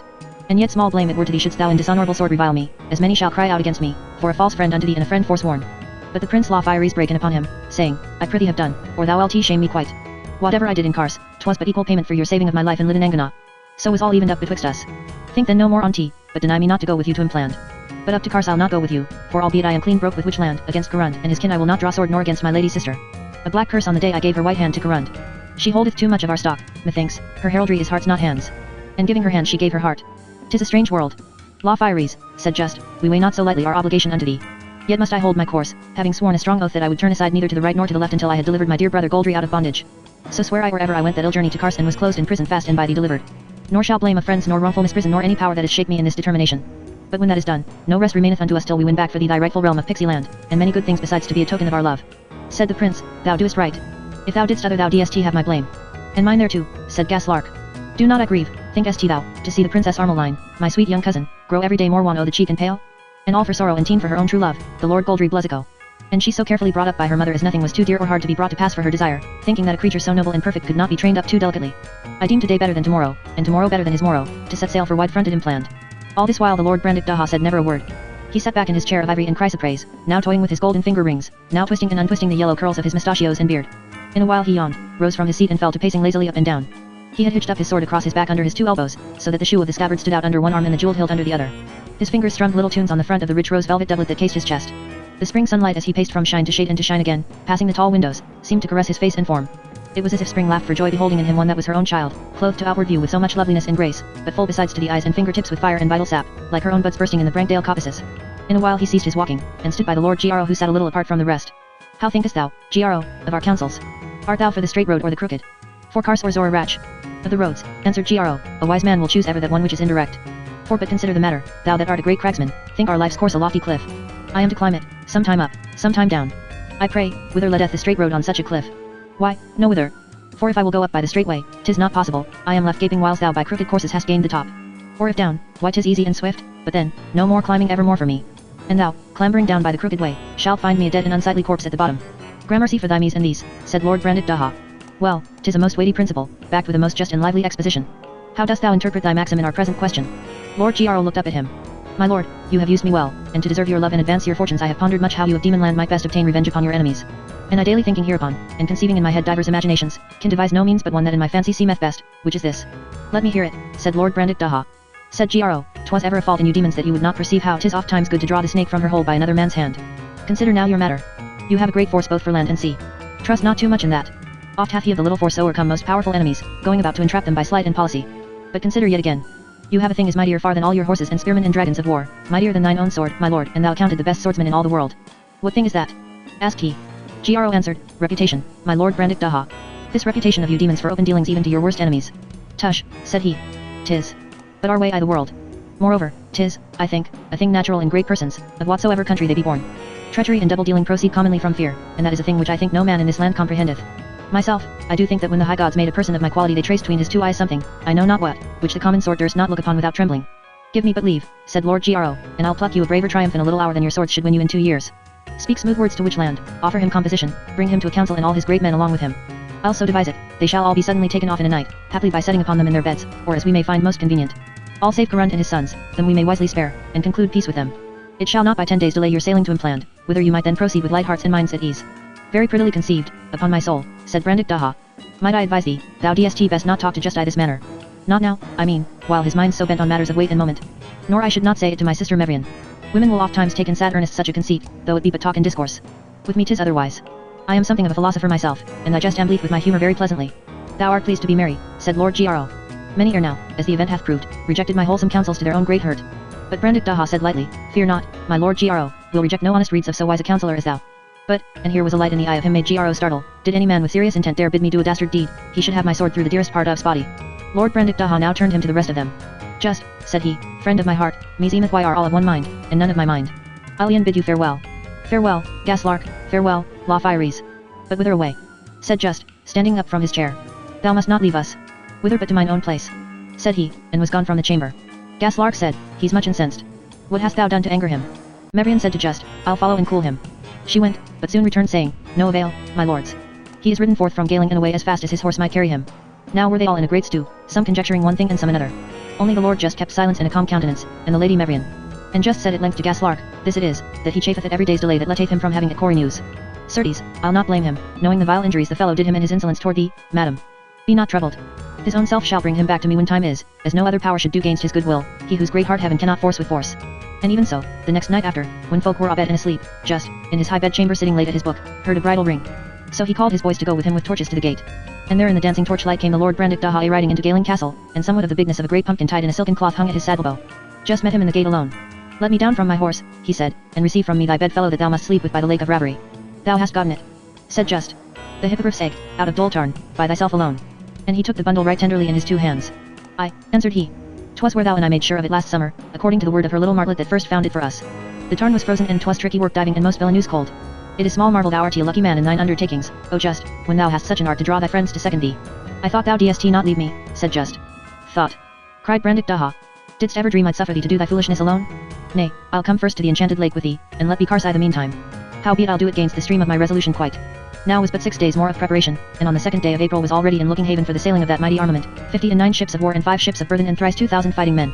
Lady Mevrian sat on her milk-white mare overlooking the harbour where the ships all orderly rode at anchor, shadowy grey against the sun-bright shimmer of the sea, with here and there a splash of colour, crimson or blue or grass green, from their painted hulls or a beam of the sun glancing from their golden masts or figureheads. Gro stood at her bridle rein. The Galing road, winding down from Haver Shawtung, ran close below them and so along the seashore to the quays at Looking Haven. Along that road the hard earth rang with the tramp of armed men and the tramp of horses, and the light west wind wafted to Gro and Mevrian on their grassy hill snatches of deep-voiced battle chants or the galloping notes of trumpet and pipe and the drum that sets men's hearts a-throb. In the van rode the Lord Zig, 4 trumpeters walking before him in gold and purple. His armor from chin to toe shone with silver, and 12s blazed on his gorget and bidrick and the hilt of his long straight sword. He rode a black stallion savage-eyed with ears laid back and a tail that swept the earth. A great company of horse followed him, and half as many tall spearmen, in russet leather jerkins plated with brass and silver. These, said Mevrian, be of Kelly Island and the shoresteads of Arrowfirth, and his own vassalage from Ramarrick and Amaderdal. That is Hesper Goldring rides a little behind him on his right hand, he loveth 2 things in this world, a good horse and a swift ship. He on the left, he o the helm of dull silver set with raven's wings, so long of the leg thou dst say if he rode a little horse he might straddle and walk it, Stirkmere of Blackwood. He is of our kin, not yet 20 years old, yet since Crotheringside accounted one of our ablest. So she showed him all as they rode by, Peridor of Sewell, captain of the Mealanders, and his nephew Stibmer. Fender of Shulgreth with Emerongald his young brother that was newly healed from the great wound Cory News gave him at Crotheringside, these leading the shepherds and herdsmen from the great heaths north of Switchwater, who will hold by the stirrup and so with their light bucklers and little brown swords go into battle with the horsemen full gallop against the enemy. Bremery in his ram's horn helm of gold embroidered surcoat of scarlet velvet, leading the dalesmen from onward Lythe into Varndurdal. Trent Mar of Scoradle with the northeastern levies from Byland and the Strands and Brea Kingdale. Asta of Rattray, lean and lithe bony-faced, gallant-eyed, white of skin, with bright red hair and beard, riding his lovely roan at the head of 2 companies of spearmen with huge iron-studded shields, men from about Drupabby and the southeastern dales, landed men and home men of Lord Goldry Blesico. Then the island dwellers from the west, with old Quaz of Dalney riding in the place of honour, noble to look on with his snowy beard and shining armour, but younger men their true leaders in war, Melcher of Sturfey, grey-chested, fierce-eyed, with thick brown curling hair, horsed on a plunging chestnut, his byrnie bright with gold, a rich mantle of creamy silk brocade flung about his ample shoulders, and Narmrod on his little black mare with silver byrnie and bat's-winged helm, he that held. Carnarvon and fee for Lord Brandik Daha, keen and ready like an arrow drawn to the barbs. And after them the Westmark men, with Arnund by their captain. And after them, 400 horse, not to be surpassed for beauty or ordered array by any in that great army, and young Camara riding at their head, burly as a giant, straight as a lance, apparelled like a king, bearing on his mighty spear the pennon of the Lord of Crothering. Look well on these, said Mevrian as they passed by. Our own men of the side and Thunderfirth and Strock-Arden. Thou mayst search the wide world and not find their like for speed and fire and all warlike goodliness and readiness to the word of command. Thou lookest sad, my lord. Madam, said Lord Gro, to the ear of one that useth, as I use, to consider the vanity of all high earthly pomps, the music of these powers and glories hath a deep undertone of sadness. Kings and governors that do exult in strength and beauty and lustihood and rich apparel, showing themselves for a while upon the stage of the world and open dominion of high heaven, what are they but the gilded summer fly that decayeth with the dying day? My brother and the rest must not stay for us, said the lady. They meant to go aboard as soon as the army should be come down to the harbour, for their ships be to sail out first down the Firth. Is it determined indeed that thou goest with them on this journey? I had so determined, madam, answered he. She was beginning to move down towards the road in the harbour, but Gro put a hand on the rein and stopped her. Dear lady, he said, these 3 nights together I have dreamed a dream, a strange dream, and all the particulars thereof betokening heavy anxiety, increase of peril, and savage mischief, promising some terrible issue. Methinks if I go on this journey thou shalt see my face no more. Oh fie, my lord, cried she, reaching him her hand, give never a thought to such fond imaginings. 'Twas the moon but glancing in thine eye. Or if not, stay with us here and cheat fate. Gro kissed her hand, and kept it in his. My lady Mevrian, he said, fate will not be cheated, cog me never so wisely. I do think there be not many extant that in a noble way fear the face of death less than myself. I'll go o' this journey. There is but one thing should turn me back. And 'tis, said she, for he fell silent on a sudden. He paused, looking down at her gloved hand resting in his. A man becometh hoarse and dumb, said he, if a wolf hath the advantage first to eye him. Didst thou procure thee a wolf to dumb me when I would tell thee? But I did once, enough to let thee know. O Mevrian, dost thou remember Neverdale? He looked up at her. But Mevrian sat with head erect, like her patroness divine, with sweet cool lips set firm and steady eyes fixed on the haven and the riding ships. Gently she drew her hand from Gro's, and he strove not to retain it. She eased forward the reins. Gro mounted and followed her. They rode quietly down to the road and so southward side by side to the harbour. Ere they came within earshot of the quay, Mevrian spake and said, Thou wilt not think me graceless nor forgetful, my lord. All that is mine, oh ask it, and I'll give it thee with both hands. But ask me not that I have not to give, or if I gave should give but false gold. For that's a thing not good for thee nor me, nor I would not do it to an enemy, far less to thee my friend. Now was the army all gotten a shipboard, and farewell said to Val and those who should abide at home with him. The ships rode out into the Firth all orderly, their silken sails unfurled, and that great armament sailed southward into the open seas under a clear sky. All the way the wind favoured them, and they made a swift passage, so that on the 30th morning from their sailing out of Looking Haven they sighted the long grey cliff line of Impland the more dim in the low-blown spray of the sea, and sailed through the straits of Melicaftas in column ahead, for scarce might 2 ships pass abreast through that narrow way. Black precipices shut in the straits on either hand, and the seabirds in their thousands widened every little ledge of those cliffs like snow. Great flights of them rose and circled overhead as the ships sped by, and the air was full of their plaints. And right and left, as of young whales blowing, columns of white spray shot up continually from the surface of the sea. For these were the stately winged gannets fishing that sea strait. By 3s and 4s they flew, each following other in ordered line, many mast heights high, and ever and anon one checked in her flight as if a bolt had smitten her, and swooped head foremost with wings half spread, like a broad barbed dart of dazzling whiteness, till at a few feet above the surface she clapped close her wings and cleft the water with a noise as of a great stone cast into the sea. Then in a moment up she bobbed, white and spruce with her prey in her gullet, rode the waves a minute to rest and consider, then with great sweeping wing strokes up again to resume her flight. After a mile or 2 the narrows opened and the cliffs grew lower, and the fleet sped past the red reefs of Uamnas and the lofty stacks of Pashni-Martha white with seagulls onto the blue solitude of the Diddernean Sea. All day they sailed southeast with a failing wind. The coastline of Melicaftas fell away astern, paled in the mists of distance, and was lost to sight, until only the square cloven outline of the Pashni-Marthran Islands broke the level horizon of the sea.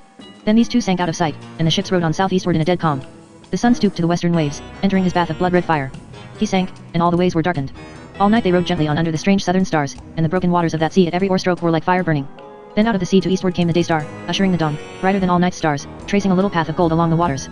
Then dawn, filling the low eastern skies with a fleet of tiny cockle shells of bright gold fire, then the great face of the sun ablaze.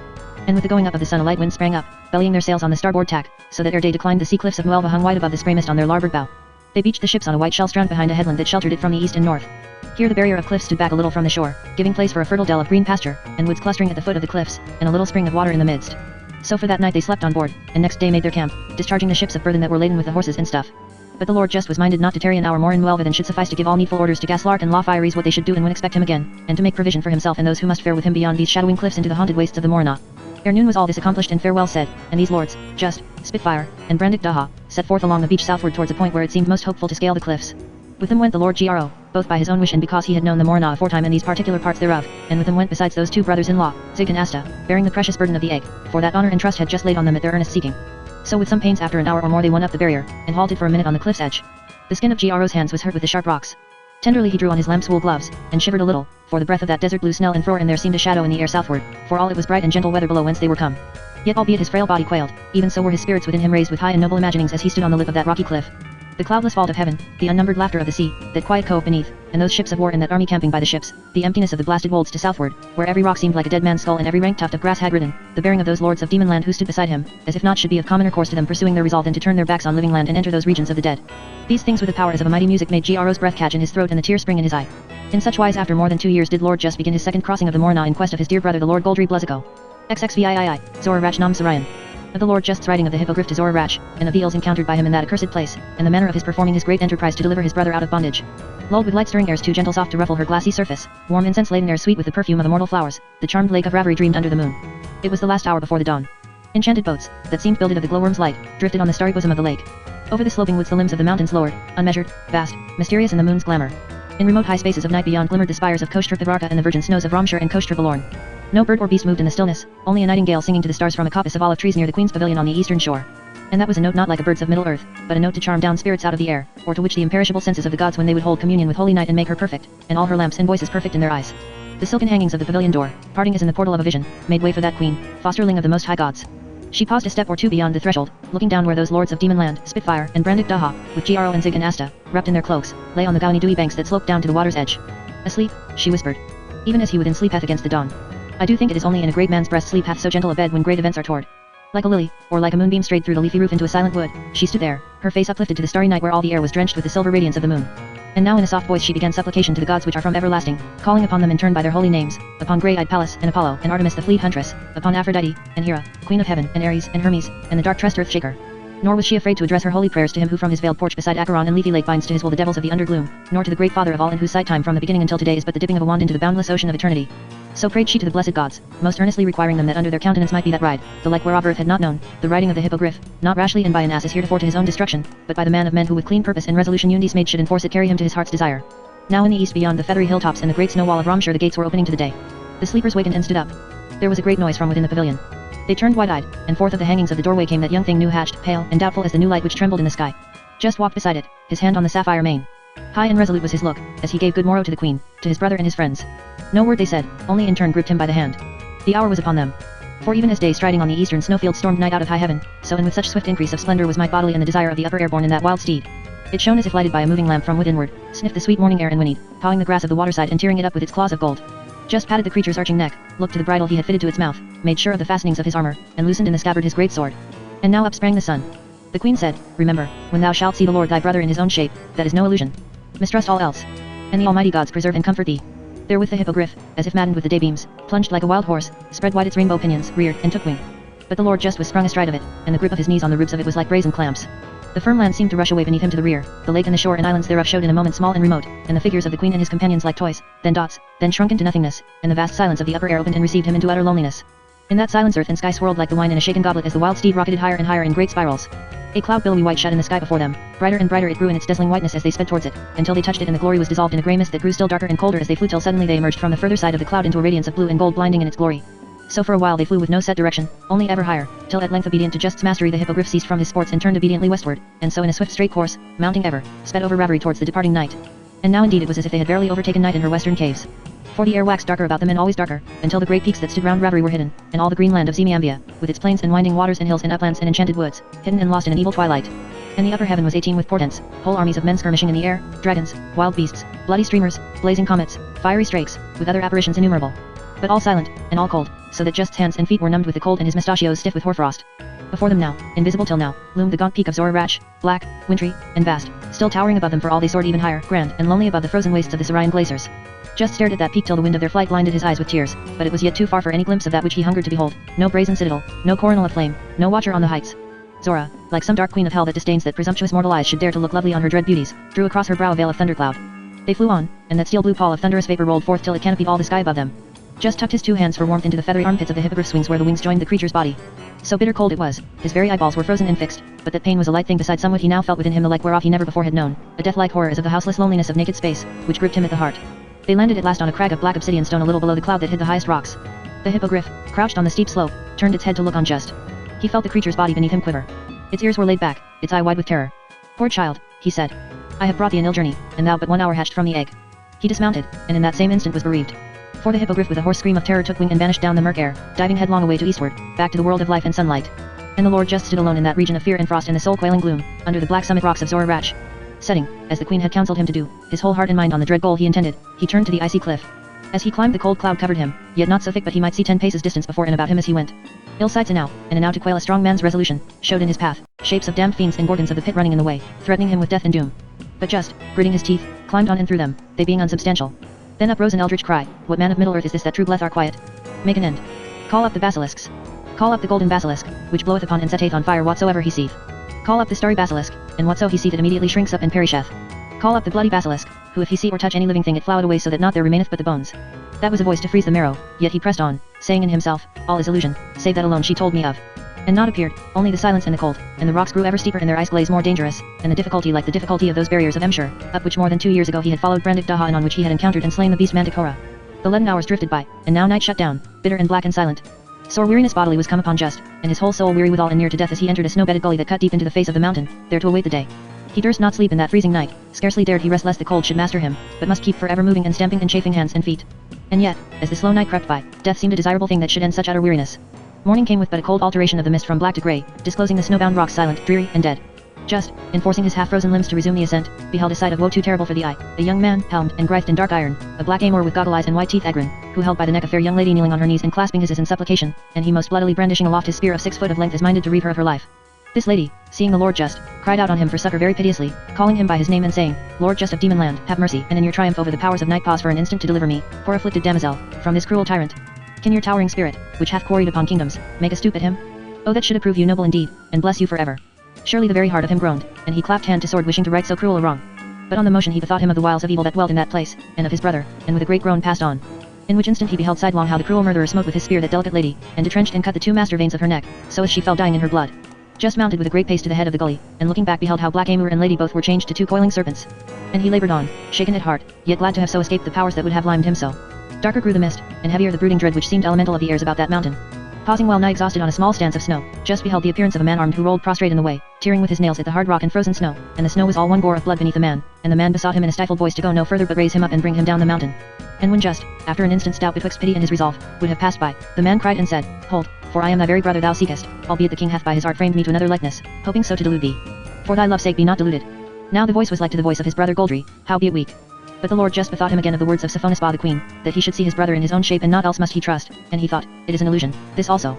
So he said, if that thou be truly my dear brother, take thy shape. But the man cried as with the voice of the Lord Goldry Bluzzico, I may not, till that I be brought down from the mountain. Bring me down, or my curse be upon thee forever. The Lord Just was torn with pity and doubt and wonder, to hear that voice again of his dear brother so beseeching him. Yet he answered and said, Brother, if that it be thou indeed, then bide till I have won to this mountain top and the citadel of brass which in a dream I saw, that I may know truly thou art not there, but here. Then will I turn again and succor thee.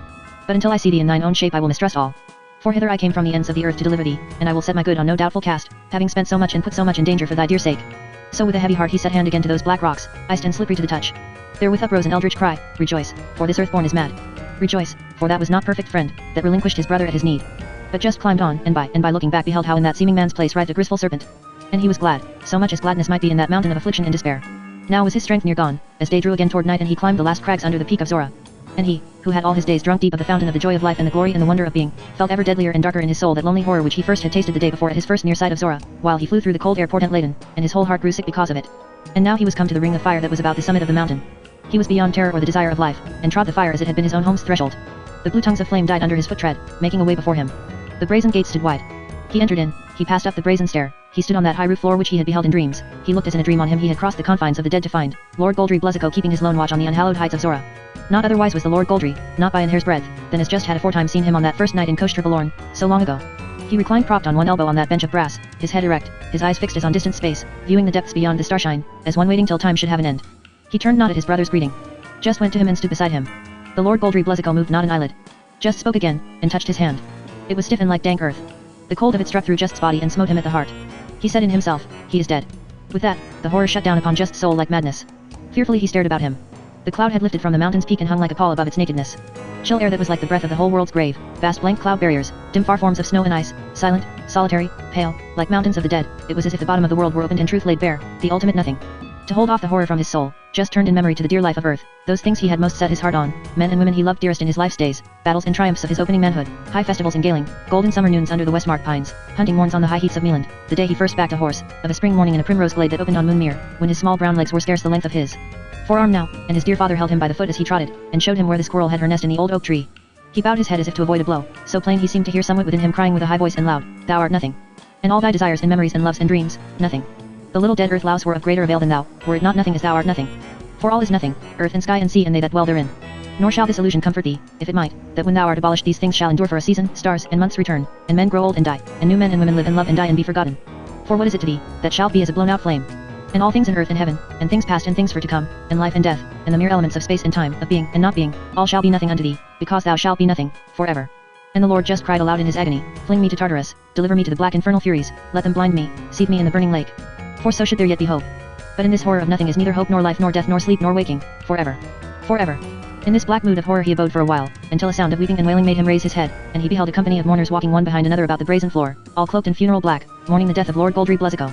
And they rehearsed his glorious deeds and praised his beauty and prowess and goodliness and strength, soft women's voices lamenting, so that the Lord Just's soul seemed as he listened to arise again out of annihilation's waste, and his heart grew soft again, even unto tears. He felt a touch on his arm and looking up met the gaze of two eyes gentle as a dove's, suffused with tears, looking into his from under the darkness of that hood of mourning, and a woman's voice spake and said, This is the observable day of the death of the Lord Goldry Bluzzico, which hath been dead now a year, and we his fellows in bondage do bewail him, as thou mayst see, and shall so bewail him again year by year whiles we are on life. And for thee, great Lord, must we yet more sorrowfully lament, since of all thy great works done this is the empty guerdon, and this the period of thine ambition. But come, take comfort for a season, since unto all dominions fate hath set their end, and there is no king on the road of death. So the Lord Just, his heart dead within him for grief and despair, suffered her take him by the hand and conduct him down a winding stairway that led from that brazen floor to an inner chamber fragrant and delicious, lighted with flickering lamps. Surely life in its turmoil seemed faded to a distant and futile murmur, and the horror of the void seemed there but a vain imagination, under the heavy sweetness of that chamber. His senses swooned, he turned towards his veiled conductress. She with a sudden motion cast off her mourning cloak, and stood there, her whole fair body bared to his gaze, open-armed, a sight to ravish the soul with love and all delight. Well nigh had he clasped to his bosom that vision of dazzling loveliness. But fortune, or the high gods, or his own soul's might, woke yet again in his drugged brain remembrance of his purpose, so that he turned violently from that bait prepared for his destruction, and strode from the chamber up to that roof where his dear brother sat as in death. Just caught him by the hand. Speak to me, kinsman. It is I, Just. It is Just, thy brother. But Goldry moved not, neither answered any word. Just looked at the hand resting in his, so like his own to the very shape of the fingernails and the growth of the hairs on the back of the hand and fingers. He let it go, and the arm dropped lifeless. It is very certain, said he, thou art in a manner frozen, and thy spirits and understanding frozen and congealed within thee.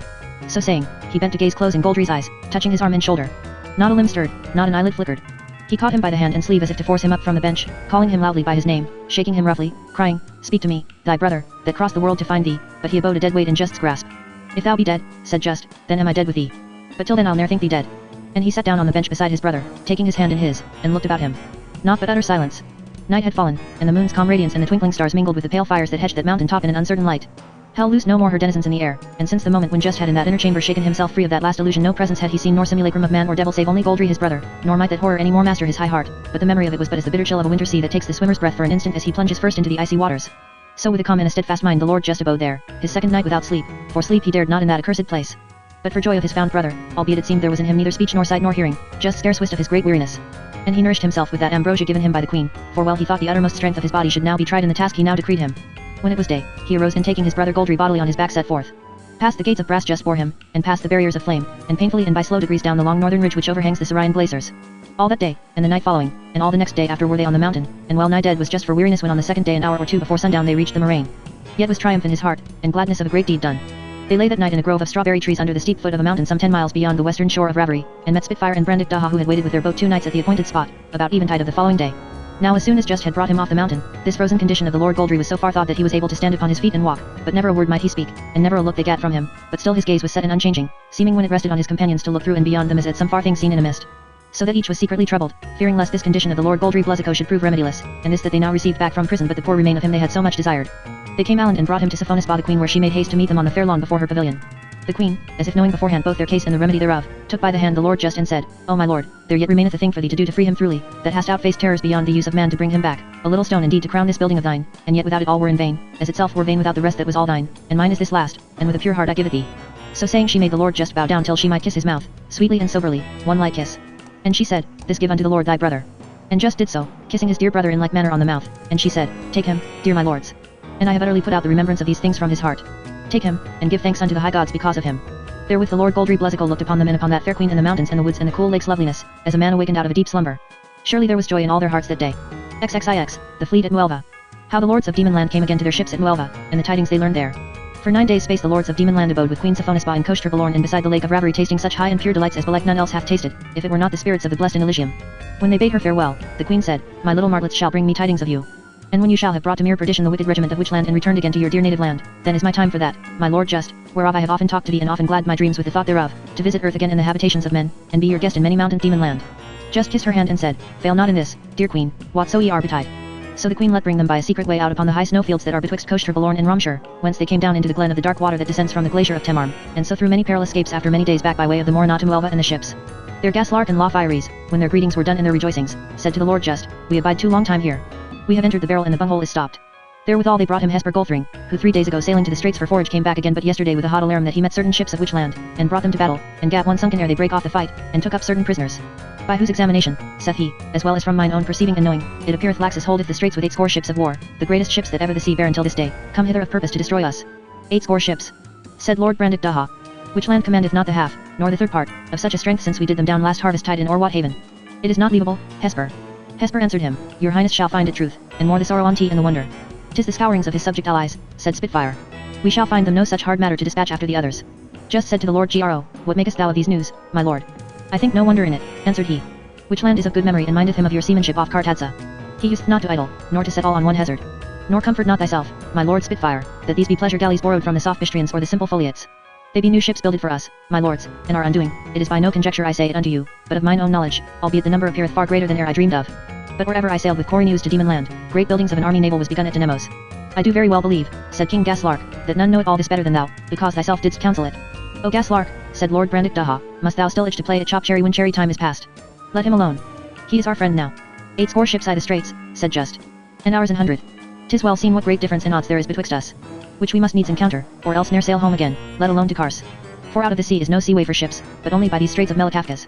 We shall do of Laxus, said Lord Brandick Daha, that he trow it to do of us. But Just was fallen silent, his chin in his hand. Goldry Bluzzico said, I would allow him odds and beat him. It is a great shame in thee, O Just, said Brandick Daha, if thou wilt be abashed at this. If that they be in number more than we, what then? They are in hope, quarrel, and strength far inferior.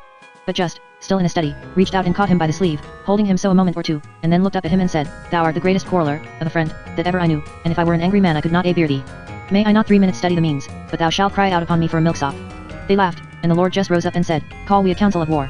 And let Hesper Goldring be at it, and his skippers that were with him o' that voyage. And pack up the stuff, for we will away o' the morn. If we like not these lettuce, we may pull back our lips. But no choice remaineth. If Laxus will deny us searoom through Melikafkas straits, I trow there shall go up thence a crash which when the king heareth it he shall know it for our first banging on the gates of Kars. X, tidings of Melikafkas. Of news brought unto Gorus the king in Kars out of the south, where the Lord Laxus lying in the straits with his armada held the fleet of Demon Land prisoned in the Midland Sea. On a night of late summer leaning towards autumn, 8 weeks after the sailing of the demons out of Muelva as is aforewrit, the Lady Presmyra sate before her mirror in Karun's lofty bedchamber in Kars. The night without was mild and full of stars. Within, yellow flames of candles burning steadily on either side of the mirror rayed forth tresses of tinselling brightness in twin glories or luminous spheres of warmth. In that soft radiance grains as of golden fire swam encircled, losing themselves on the confines of the gloom where the massy furniture in the arras and the figured hangings of the bed were but cloudier divisions and congestions of the general dark. Presmyra's hair caught the beams and imprisoned them in a tawny tangle of splendor that swept about her head and shoulders down to the emerald clasps of her girdle. Her eyes resting idly on her own fair image in the shining mirror, she talked light nothings with her woman of the bedchamber who, plying the comb, stood behind her chair of gold and tortoise shell. Reach me yonder book, nurse, that I may read again the words of that serenade the Lord Gro made for me the night when first we had tidings from my lord out of him planned of his conquest of that land, and the king did make him king thereof.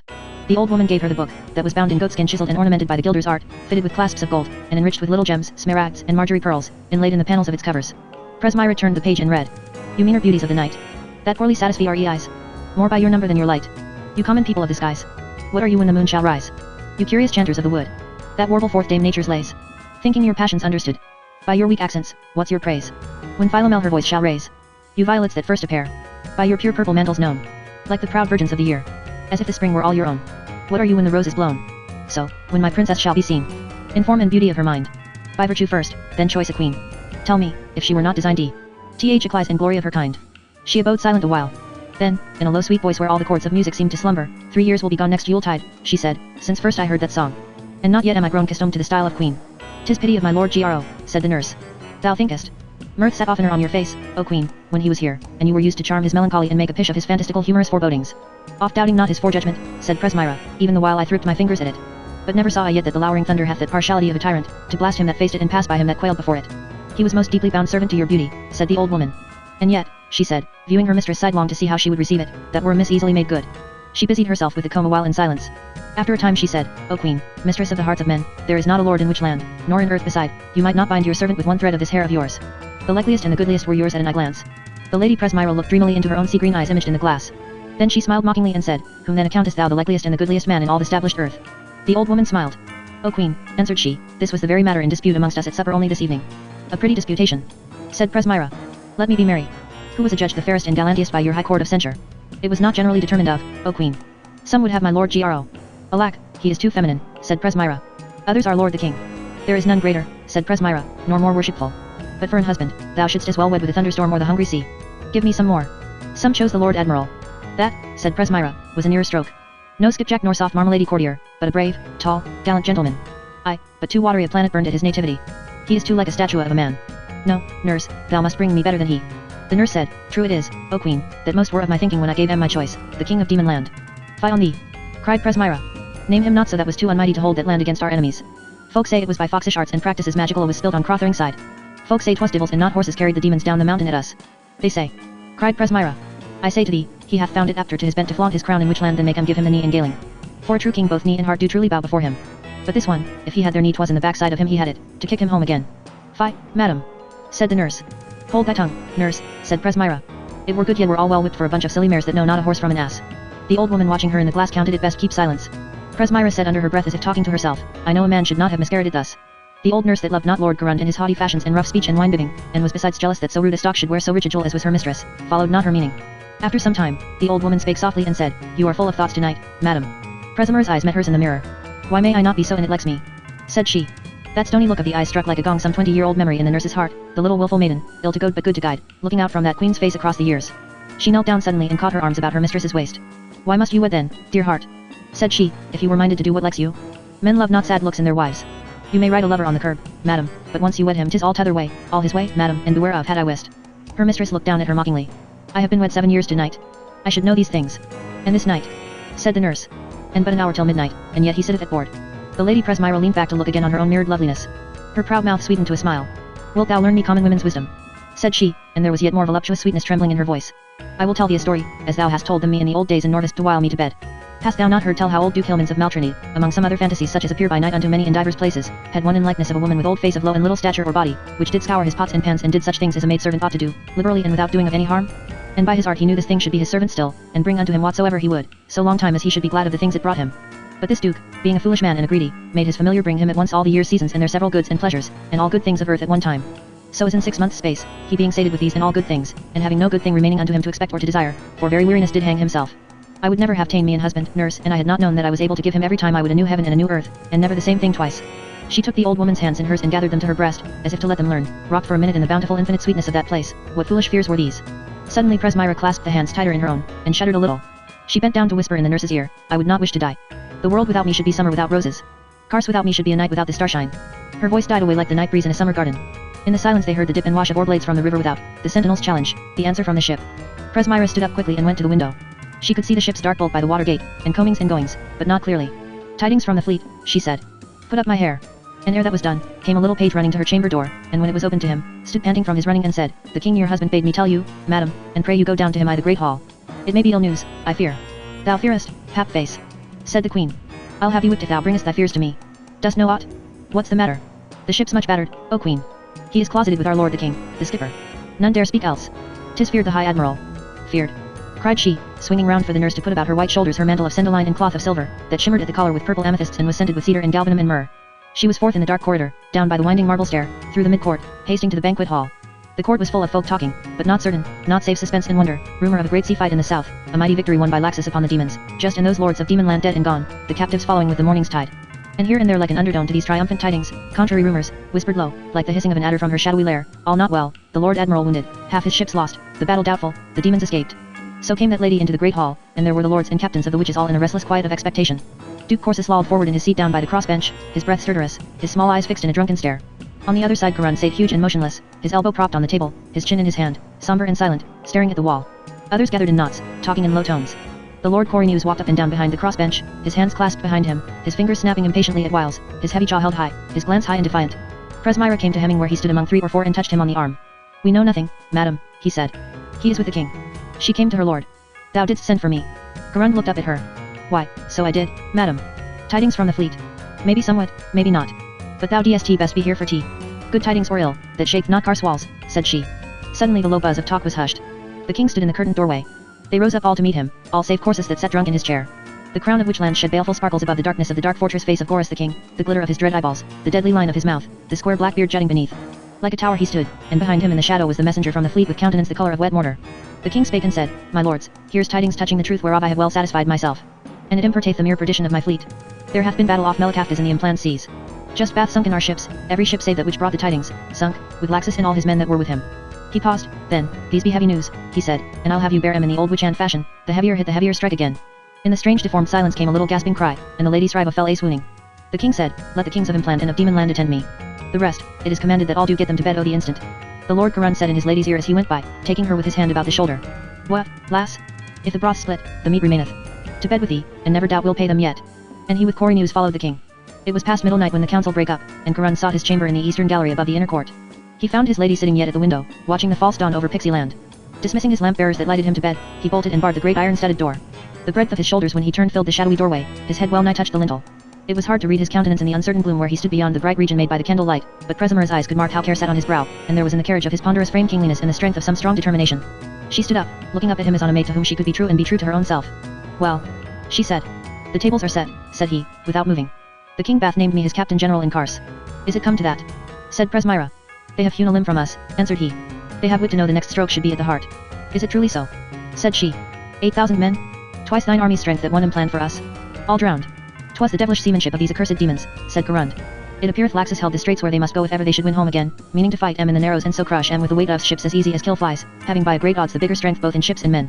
They their part kept the sea without, trying their best to entice him forth so they might do their sailor tricks i' the open.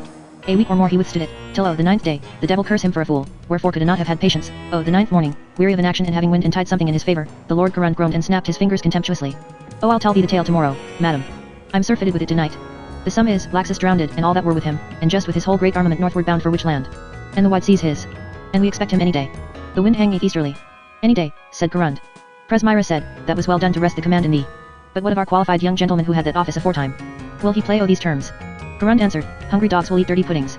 I think he'll play, albeit he showed his teeth the first while. Let him keep his teeth for the demons, said she. This very ship was ta'en, said Garund, and sent home by them in a bravado to tell us what we did, a stupid insolent part, shall cost dear, for it hath forewarned us. The skipper had this letter for thee, gave it me monstrous secretly. Presmira took away the wax and opened the letter, and knew the writer of it. She held it out to Garund. Read it to me, my lord. I am tired with watching, I read ill by this flickering candle light. But he said, I am too poor a scholar, madam. I prithee read it. And in the light of the guttering candles, vexed with an east wind that blew before the dawn, she read this letter, that was conceived in manner following. Unto the right high mighty and doubted Prince the Quen of Implanda, one that was your servant but now being both a traitor and a manifold parjured traitor, which heaven above doth abhor, the earth below detest, the sun moon and stars be ashamed of, and all creatures do curse and adjudge unworthy of breath and life, do wish one alike to die your penitent. In he by sorrow do send you these advisos which I require your majest in humblest manner to ponder wel, see and your manifest overthrow in rwinatt hand. And albeit in Kars you rest in sec urity, it is certain you are there as safe as he that hingeth by the leaves of a tree in the end of autumn when as the leaves begin to fall.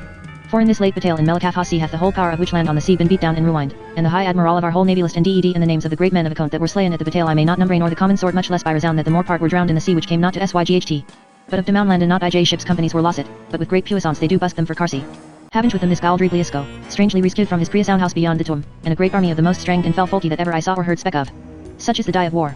Most noble princess I will spec unto you not by riddle or dark figure but plainly that you let not slip this occasion.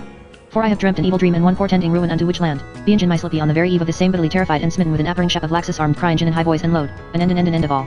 Therefore most earnestly I do beseech your majesty and your noble lord that was my friend before that by my vene mouse trezon I list both you and him and all that, take order for your proper safetai, and the thin requires haste of your majesties.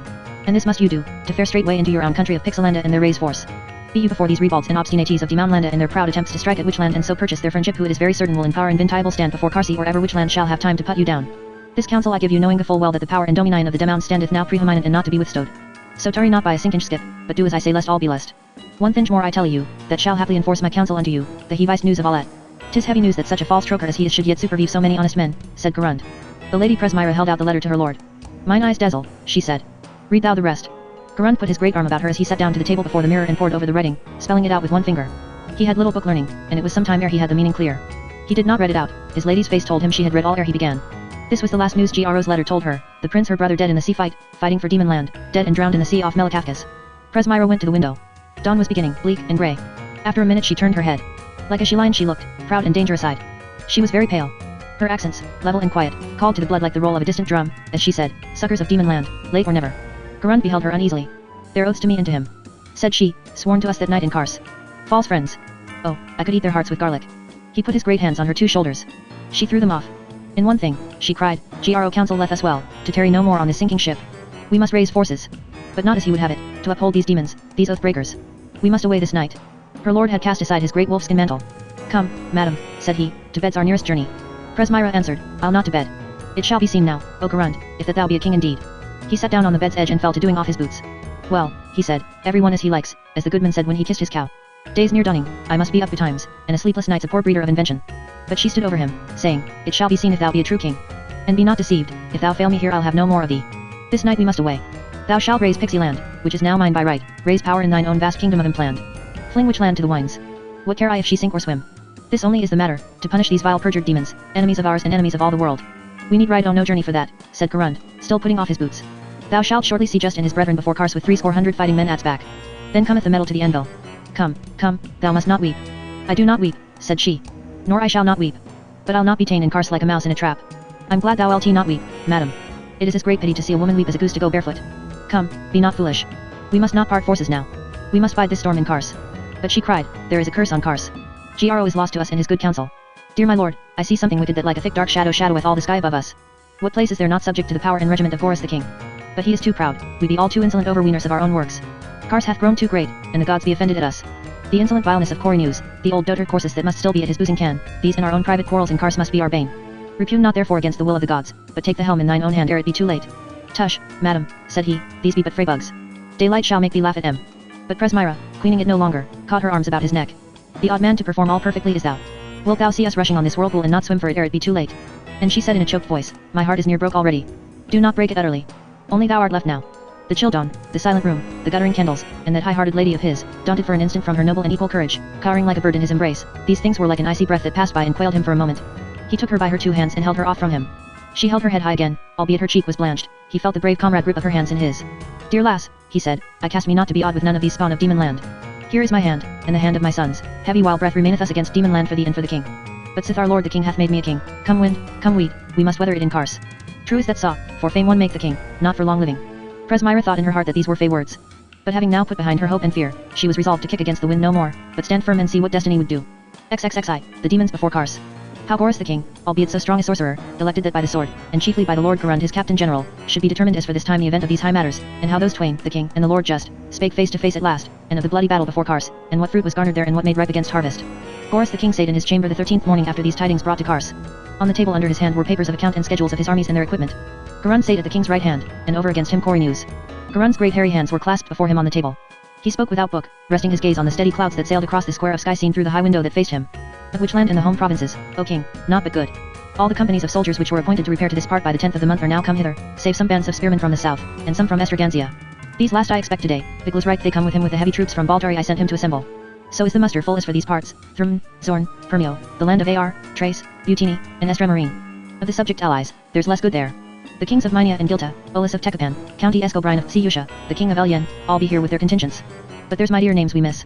Duke Maxlin of Azamul hath flung off allegiance and cut off your envoy's ears, O king, 'tis thought for some supposed light part of the sons of Corsus done to his sister. That docketh us 30 score stout fighters. The lord of Yushlan sendeth no answer, and now are we advertised by Minia and Gilta of his open malice and treason, who did stubbornly let them away hither through his country while they hastened to do your majesty's commands. Then there's the Ogedian levies, should be nigh 1,000 spears, 10 days overdue. Hemming, that raiseth Pixie land in Presmyra's name, will bring them in if he may. Who also hath order, being on his way, to rouse Maltrinit to action, from whom no word is yet, and I do fear treachery in em. Maltrini and Ogedia both, they have been so long of coming. King Barsht of Torobia sendeth flat refusal. It is known to you besides, O king, said Cory News, that the king of Nevria came in last night, many days past the day appointed, and but half his just compliment. The king drew back his lips.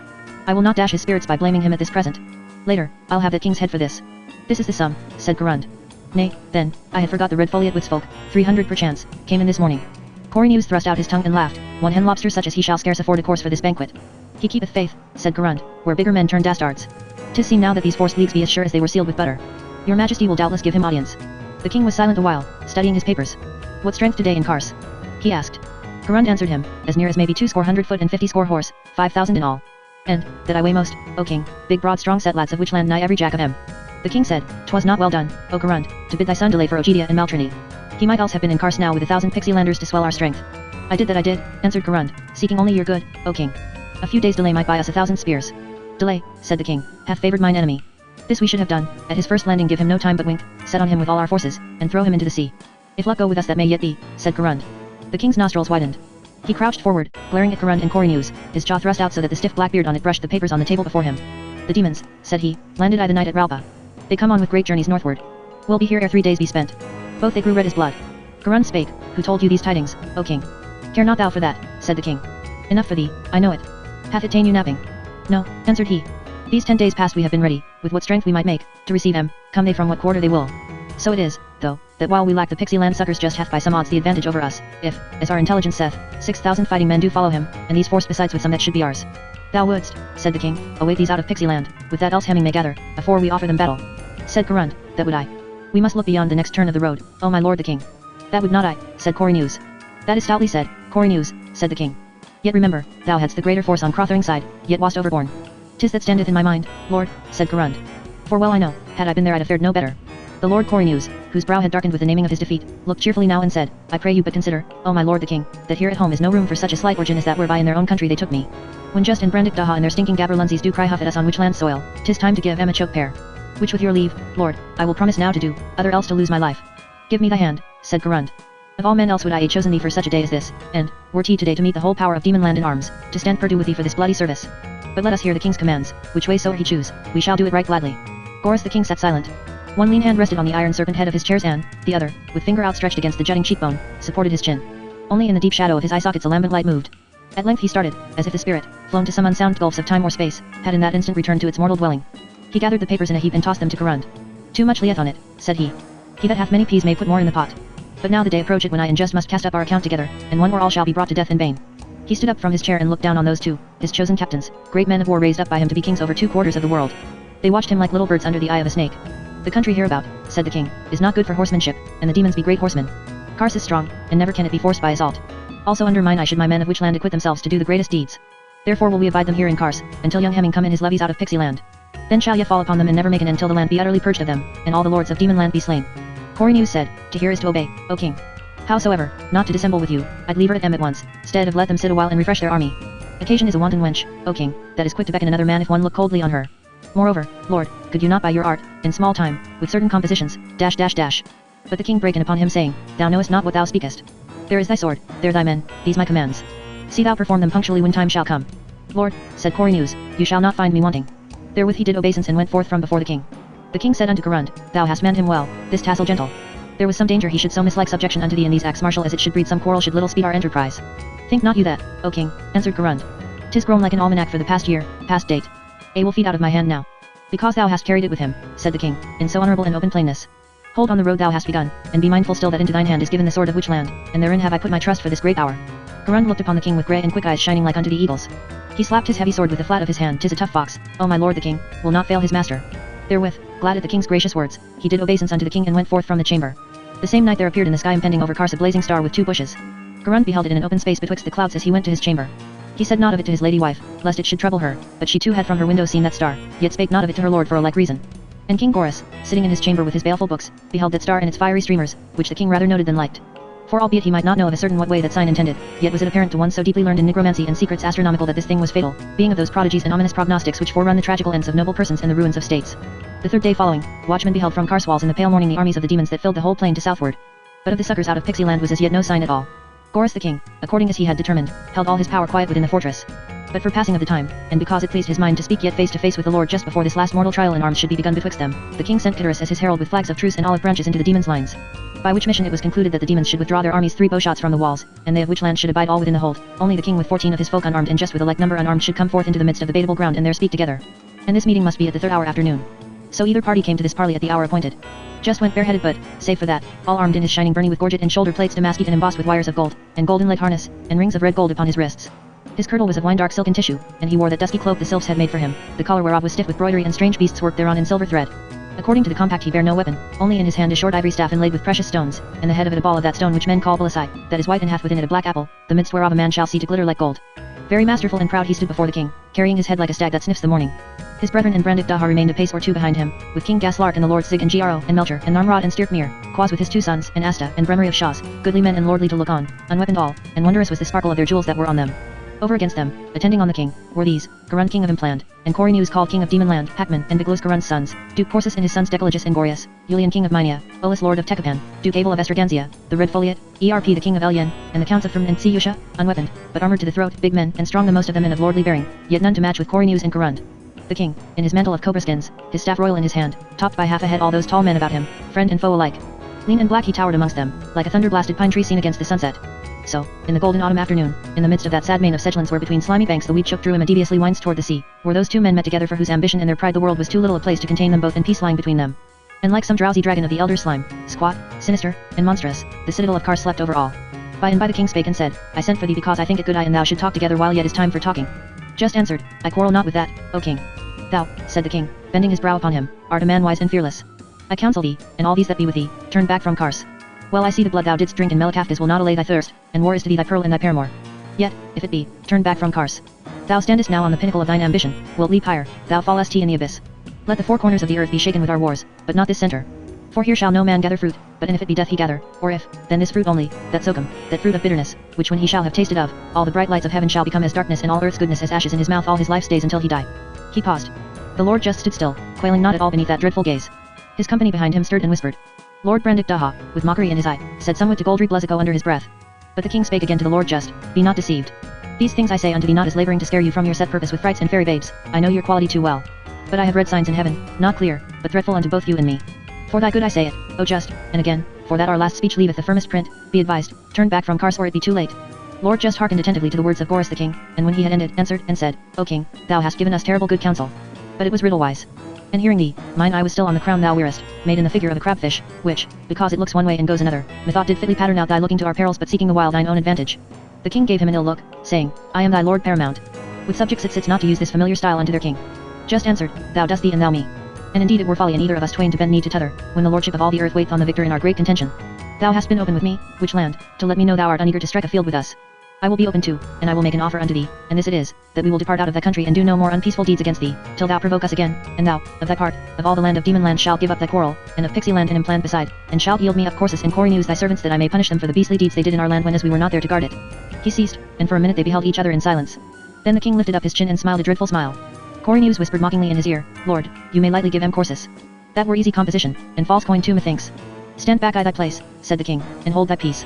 And unto Lord Just he said, of all ensuing harm the cause is in thee, for I am now resolved never to put up my sword until of thy bleeding head I may make a football.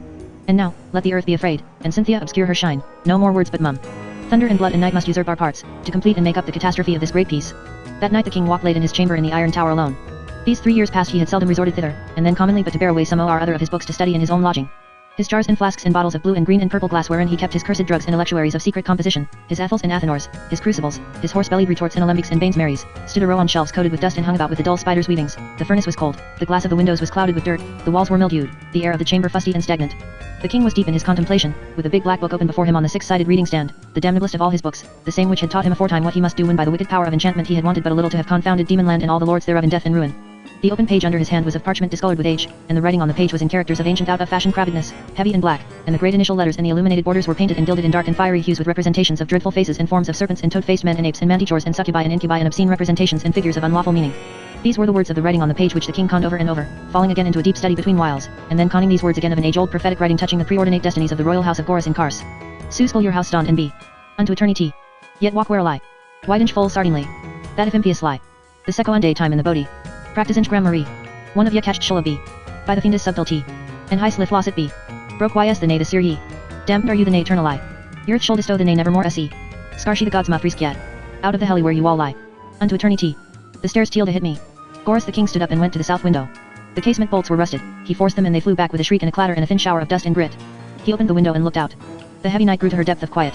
There were lights far out in the marshes, the lights of Lord Just's campfires of his armies gathered against Kars.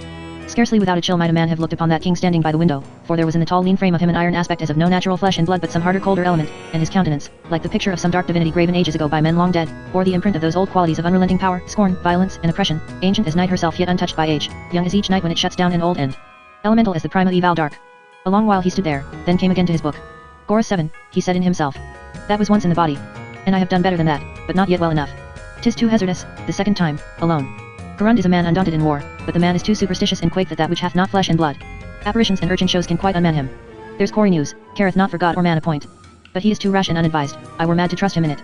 Were the goblin here, it might be carried. Damnable both sides villain, he's cast off from me. He scanned the page as if his piercing eyes would thrust beyond the barriers of time and death and discover some new meaning in the words which should agree better with the thing his mind desired while his judgment forbade it.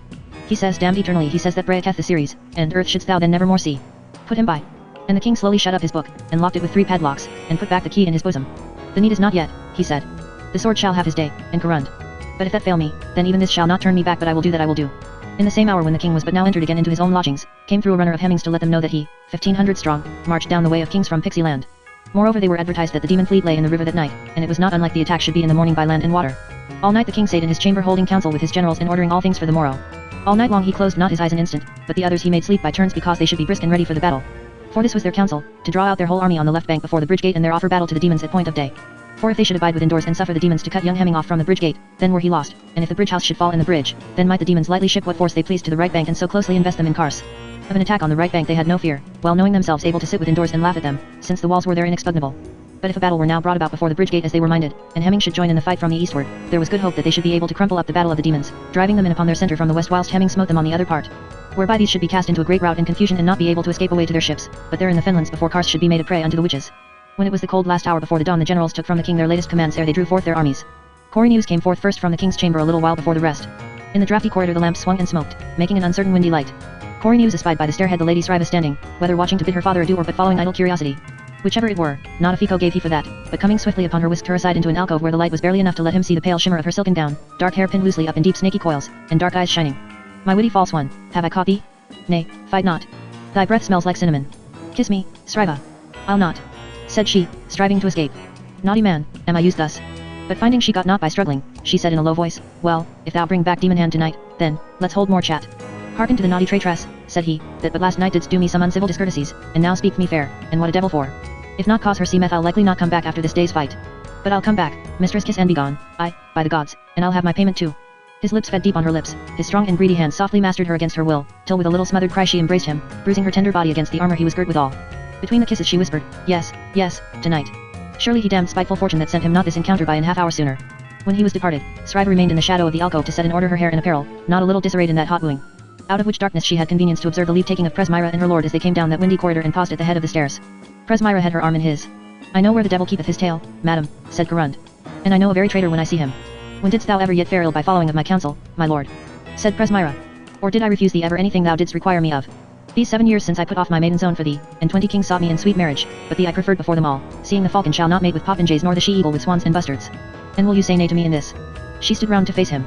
The pupils of her great eyes were large in the doubtful lamplight, swallowing their green fires in deep pools of mystery and darkness. The rich and gorgeous ornaments of her crown and girdle seemed but a poor casket for that matchless beauty which was hers, her face, where every noble and sweet quality and everything desirable of earth or heaven had framed each feature to itself, the glory of her hair, like the red sun's glory, her whole body's poise and posture, like a stately bird's new light after flight. Though it be very rhubarb to me, said Corund, shall I say nay to thee this tide? Not this tide, my queen. Thanks, dear my lord. Disarm him and bring him in if you may. The king shall not refuse us this to pardon his folly, when thou shalt have obtained this victory for him upon our enemies. The lady Sriva might hear no more, hearkened she never so curiously. But when they were now come to the stairfoot, Corund paused a minute to try the buckles of his harness. His brow was clouded. At length he spake. This shall be a battle mortal fierce and doubt too for both parties. Gainst such mighty opposites as here we have, 'tis possible, no more, but kiss me, dear lass. And if, tush, tea will not be, and yet, I'd not leave it unsaid, if ill-tide ill, I'd not have thee waste all thy days a-grieving. Thou knowest I am not one of your sour envious jacks, bear so poor a conceit o' themselves they begrudge their wives should wed again lest the next husband should prove the better man. But Presmyra came near to him with good and merry countenance, let me stop thy mouth, my lord. These be foolish thoughts for a great king going into battle. Come back in triumph, and I the mean season think on me that wait for thee, as a star waits, dear my lord. And never doubt the issue. The issue, answered he, I'll tell thee when 'tis done. I'm no astronomer. I'll hew with my sword, love, spoil some of their guesses if I may. Good fortune and my love go with thee, she said. Sriva coming forth from her hiding hastened to her mother's lodging, and there found her that had just bid adieu to her 2 sons, her face all blubbered with tears. In the same instant came the duke her husband to change his sword, and the lady Zenambria caught him about the neck and would have kissed him.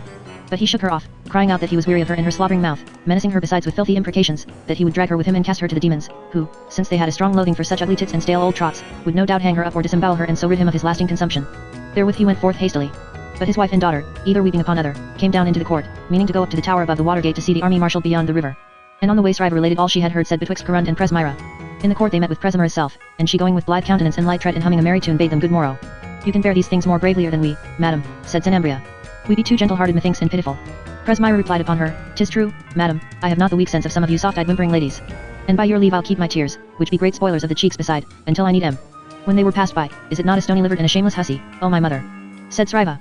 And is it not scandalous her laughing and jestings, as I have told it thee, when she did bid him adieu, devising only how best she might coax him to save the life of yonder chambering traitorous hound? With whom, said Zenambria, she won't to do the thing I'd think shame to speak on. Truly this foreign madam with her loose and wanton ways doth scandal the whole land for us. But Presmyra went her way, glad that she had not by an eyelid's flicker let her lord guess what a dread possessed her mind, who had in all the bitter night seen strange and cruel visions portending loss and ruin of all she held dear. Now, when dawn appeared, was the king's whole army drawn out in battle array before the bridge house. Coriolanus held command on the left. There followed him 1,500 chosen troops of which land, with the dukes of Trace and Estraganzia, besides these kings and princes with their outlandish levies, the king of Minia, Count Escobrine of Siusha, and the Red Foliot. Corsus led the center, and with him went King Erp of Elyon and his green-coated sling-casters, the king of Nevria, Axtacus lord of Permio, the king of Gilta, Olus of Tecapan, and other captains, 1,700 men in all. The right the Lord Garund had chosen for himself. 2,000 Witchland troops, the likeliest and best, hardened to war in Implant and Demonland and the southeastern borders, followed his standard, beside the heavy spearmen of Baltari and swordsmen of Butini and Ar. Biglus his son was there, and the Count of Thrun, Cadarus, Didarus of Largos, and the Lord of Estramarine. But when the demons were aware of that great army standing before the bridge gate, they put themselves in array for battle. And their ships made ready to move up the river under Kars, if by any means they might attack the bridge by water and so cut off for the witches their way of retreat. It was bright low sunshine, and the splendor of the jeweled armor of the demons and their many-colored kirtles and the plumes that were in their helms was a wonder to behold. This was the order of their battle. On their left nearest the river was a great company of horse, and the Lord Brandic Daha to lead them on a great golden dun with fiery eyes. His island men, Melcher and Narmrod, with Chimera of Stroparden and Strickmere and Stipmer, were the chief captains that rode with him to that battle. Next to these came the heavy troops from the east, and the Lord just himself their leader on a tall fierce big-boned chestnut. About him was his picked bodyguard of horse, with Bremery of Shaws their captain, and in his battle were these chiefs besides, Asta of Retray and Gismore Gleam of Justdale and Peridor of Sewell. Lord Spitfire led the center, and with him Fender of Shulgreth and Emeron and the men of Dalny, great spearmen, also the Duke of Azumel, sometime allied with Witchland. There went also with him the Lord Gro, that scanned still those ancient walls with a heavy heart, thinking on the great king within, and with what mastery of intellect and will he ruled those dark turbulent and bloody men who bear sway under him, thinking on Queen Presmyra. To his sick imagining, the blackness of Kars which no bright morning light might lighten seemed not as of old the image and emblem of the royal house of Witchland and their high magnificency and power on earth, but rather the shadow thrown before of destiny and death ready to put down that power forever. Which whether it should so befall or no he did not greatly care, being aweary of life and life's fevers, wild longings, and exorbitant affects, whereof he thought he had now learned much, that to him, who as it seemed must still adhere to his own foes abandoning the other's service, fortune through whatever chop could bring no peace at last. On the demon right the Lord Goldry Bluzzico streamed his standard, leading to battle the South Firthers and the heavy spearmen of Mardardale and through water. With him was King Gaslark and his army of Goblinland, and levies from Ogedia and Ushland, lately revolted from their allegiance to King Gorus. The Lord Zig, with his light horse of Ramerick and Kellyalland and the northern dales, covered their flank to the eastward. Gorus the king beheld these dispositions from his tower above the water gate. He beheld, besides, a thing the demons might not see from below, for a little swelling of the ground that cut off their view, the marching of men far away along the way of kings from the eastward, young Hemming with the vassalry of Pixieland and Maltrini. He sent a trusty man to apprise Garund of it. Now Lord just let blow up the battle call, and with the loud braying of the trumpets the hosts of the demons swung forth to battle. And the clash of those armies when they met before Kars was like the bursting of a thundercloud. But like a great sea cliff patient for ages under the storm wind's furies, that not one night's loud wind and charging breakers can wear away, nor yet 1,000,000 nights, the embattled strength of Witchland met their onset, mixed with them, flung them back, and stood unremoved. Garund's iron battalions bear in this first brunt the heaviest load, and bear it through. For the ships, with young Hesper Golthring in command most fiercely urging them, ran up the river to force the bridge, and Garund whiles he met on his front the onset of the flower of Demonland must still be shot at by these behind. Hackman and Biglus, those young princes his sons, were charged with the warding of the bridge and walls to burn and break up their ships. And they of all hands bestirring them twice and thrice threw back the demons when they had gotten a footing on the bridge, until in fine, both sides for a long space fighting very cruelly, it fell out very fatally against Hesper in his power, his ships all lighted in a low and the more part of his folk burned or drowned or slain with the sword, and himself after many and grievous wounds in his last attempt left alone on the bridge, and crawling to have got away was stabbed in with a dagger, and died. After this the ships fell back down the river, so many as might avail thereto, and those sons of Garund, their task manfully fulfilled, came forth with their folk to join in the main battle. And the smoke of the burning ships was like incense in the nostrils of the king watching these things from his tower above the water gate. Little pause was there betwixt this first brunt and the next, for Hemming now bare down from the east, drave and Zig's horsemen that were hampered in the heavy ground, and pressed his onset home on the demon right. Along the whole line from Garund's post beside the river to the eastern flank where Hemming joined Corynew's the witches now set on most fiercely, and now were the odds of numbers, which were at first against them, swung mightily in their favor, and under this great side blow on his flank not all the Lord Goldry Bluzzico's soldiership nor all the terror of his might in arms could uphold the demon's battle line. Yard by yard they fell back before the witches, most gloriously maintaining their array unbroken, though the outland allies broke and fled. Meantime on the demon left just and Brandic Daha most stubbornly withstood that onslaught, albeit they had to do with the first and chosen troops of Witchland. In which struggle befell the most bloody fighting that was yet seen that day, and the store of battle so asper and so mortal that it was hard to see how any man should come out from it with life, since not a man of either side would budge an inch but die there in his steps if he might not rather slay the foe before him. So the armies swayed for an hour like wrestlers locked, but in the end the Lord Garund had his way and held his ground before the bridge gate. Romnard of Downey, galloping to Lord just where he paused a while panting from violence of the battle brought him by Spitfire's command tidings from the right, telling him Goldry's self could hold no longer against such odds, that the centre yet held, but at the next onset was like to break, or the right wing else be driven in upon their rear and all overwhelmed, if your highness cannot throw back Garund, all is lost. In these short minutes lull, if lull it were when all the time the battle like a sounding sea rolled on with a ceaseless noise of riding and slaying and the clang of arms, just chose. Demonland and the whole world's destinies hung on his choice. He had no counselor. He had no time for slow deliberation. In such a moment imagination, resolution, swift decision, all high gifts of nature, are not, swift horses gulfed and lost in the pit which fate the enemy digged in the way before them, except painful knowledge, stored up patiently through years of practice, shall have prepared a road sure and clean for their flying hoofs to bear them in the great hour of destiny. So it was from the beginning with all great captains, so with the Lord just in that hour when ruin swooped upon his armies. For 2 minutes space he stood silent, then sent Bremery of Shaws galloping westward like one minded to break his neck with his orders to Lord Brandic Daha, and Romnard eastward again to Spitfire. And just himself riding forward among his soldiers shouted among them in a voice that was like a trumpet thundering, that they should now make ready for the fiercest trial of all. Is my cousin mad? Said Lord Brandic Daha, when he saw and understood the whole substance and matter of it. Or hath he found Garund so tame to deal with he can make shift without me and well nigh half his strength, and yet withstand him? He lists this hold, answered Bremery, to snatch at safety. 'Tis desperate, but all other ways we but wait on destruction. Our right is clean driven in, the left holdeth but hardly. He chargeth your highness break their centre if you may. They have somewhat dangerously advanced their left, and therein is their momentary peril if we be swift enough. But remember that here, oh this side, is their greatest power before us, and if we be whelmed ere you can compass it. No more but yes, said Lord Brandick Daha. Time Golopeth, so must we. Even so in that hour when Goldry and Zig, giving way step by step before superior odds, were bent back well nigh with their backs to the river, and Karund on the demon's left had after a bitter battle checked and held them and threatened now to complete in one more great blow the ruin of them all, just, choosing a desperate expedient to meet a danger that else must destroy him, weakened his hard-pressed left to throw Brandick Daha and well nigh 800 horse into Spitfire's battle to drive a wedge betwixt Corsus and Corey News. It was now long past noon. The tempest of battle that had quietened a while for utter weariness roared forth anew from wing to wing as Brandick Daha hurled his horsemen upon Corsus and the subject allies, while all along the battle line the demons rallied to fling back the enemy. For a breathless while, the issue hung in suspense, then the men of Gilta and Nevria broke and fled. Brandick Daha and his cavalry swept through the gap, wheeled right and left and took Corsus and Corey News in flank and rear. There fell in this onset Axtacus lord of Permio, the kings of Elian and Gilta, Gorius the son of Corsus, the count of Psiusha, and many other noblemen and men of mark. Of the demons many were hurt and many slain, but none of great note save Chimera of Stropardon, whose head Corey News swapped off clean with a blow of his battle-axe, and Trentmar whom Corsus smote full in the stomach with a javelin so that he fell down from his horse and was dead at once. Now was all the left and center of the witches' battle thrown into great confusion, and the allies most of all fallen into disorder and feigned to yield themselves and pray for mercy. The king, seeing the extent of this disaster, sent a galloper to Karund, who straightway sent to Corsus and Corey News commanding them get them at their speediest with all their folk back into Kars while time yet served. Himself in the meantime, showing now, like the sun, his greatest countenance in his lowest estate, set on with his weary army to stem the advance of Just, who now momently gathered fresh force against him, and to keep open for the rest of the king's forces their way by the bridge gate into Kars. Corey News, when he understood it, galloped thither with a band of men to aid Karund, and this did likewise Hemming and Decalagus and other captains of the witches. But Corsus himself, counting the day lost and considering that he was an old man and had fought now long enough, gat him privily back into Kars as quickly as he was able. And truly he was bleeding from many wounds. By this great stand of Karund and his men was time won for a great part of the residue of the army to escape into Kars. And ever the witches were put aback and lost much ground, yet ever the Lord Karund by his great valiance and noble heart recomforted his folk, so that they gave back very slowly, most bloodily disputing the ground foot by foot to the bridge gate, that they also might win in again, so many as might. Just said, this is the greatest deed of arms that ever I in the days of my life did see, and I have so great an admiration and wonder in my heart for Karund that almost I would give him peace. But I have sworn now to have no peace with Witchland. Lord Gro was in that battle with the demons. He ran Diderus through the neck with his sword, so that he fell down and was dead. Karund, when he saw it, heaved up his axe, but changed his intention in the manage, saying, O landskip of iniquity, shalt thou kill beside me the men of mine household? But my friendship sitteth not on a weather vane. Live, and be a traitor. But Gro, being mightily moved with these words, and staring at great Karund wide-eyed like a man roused from a dream, answered, Have I done amiss? 'Tis easy remedied. Therewith he turned about and slew a man of demon land. Which Spitfire seeing, he cried out upon Gro in a great rage for a most filthy traitor, and bloodily rushing and thrust him through the buckler into the brain. In such wise and by such a sudden vengeance did the Lord Gro most miserably end his life days. Who, being a philosopher and a man of peace, careless of particular things of earth, had followed and observed all his days steadfastly one heavenly star, yet now in the bloody battle before Kars died in the common opinion of men a manifold perjured traitor, that had at length gotten the guerdon of his guile. Now came the Lord just with a great rout of men armed on his great horse with his sword dripping with blood, and the battle sprang up into yet more noise and fury, and great men slaying befell, and many able men of Witchland fell in that store and the demons had almost put them from the bridge gate. But the Lord Karund, rallying his folk, swung back yet again the battle tide, albeit he was by a great odds outnumbered. And he sought none but just himself in that deadly melee, who when he saw him coming he refused him not but made against him most fiercely, and with great clanging blows they swapped together a while, until Karund hewed Just's shield asunder and struck him from his horse. Just, leaping up again, thrust up at Karund with his sword and with the violence of the blow brake through the rings of his byrnie about his middle and drave the sword into his breast. And Karund felled him to earth with a great downstroke on the helm, so that he lay senseless. Still the battle raged before the bridge gate, and great wounds were given and taken of either side. But now the sons of Karund saw that their father had lost much of his blood and waxed feeble, and the residue of his folk seeing it too, and seeing themselves so few against so many, began to be abashed.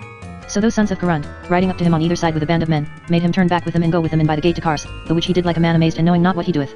And indeed it was a great marvel how so great a lord, wounded to the death, might sit on horseback. In the great court he was gotten down from his horse. The lady Presmira, when she perceived that his harness was all red with blood, and saw his wound, fell not down in a swoon as another might, but took his arm about her shoulder and so supported, with her stepsons to help her, that great frame which could no more support itself yet had till that hour borne up against the whole world's strength in arms. Leeches came that she had called for, and a litter, and they brought him to the banquet hall. But after no long while those learned men confessed his hurt was deadly, and all their cunning not. Whereupon, much disdaining to die in bed, not in the field fighting with his enemies, the Lord Karund caused himself, completely armed and weaponed, with the stains and dust of the battle yet upon him, to be set in his chair, there to await death. Hemming, when this was done, came to tell it to the king, where from the tower above the water gate he beheld the end of this battle. The demons held the bridge house. The fight was done. The king sat in his chair looking down to the battlefield. His dark mantle was about his shoulders. He leaned forward resting his chin in his hand. They of his bodyguard, 9 or 10, stood huddled together some yards away as if afraid to approach him. As Hemming came near, the king turned his head slowly to look at him. The low sun, swinging blood-red over to Nemos, shone full on the king's face. And as Hemming looked in the face of the king fear gat hold upon him, so that he durst not speak a word to the king, but made obeisance and departed again, trembling like one who has seen a sight beyond the veil. XXXII, the latter end of all the lords of Witchland. Of the council of war, and how the Lord Corsus, being rejected of the king, turned his thoughts to other things, and of the last conjuring that was in Kars and the last wine bibbing, and how yet once again the lady Presmira spake with the lords of Demonland in Kars.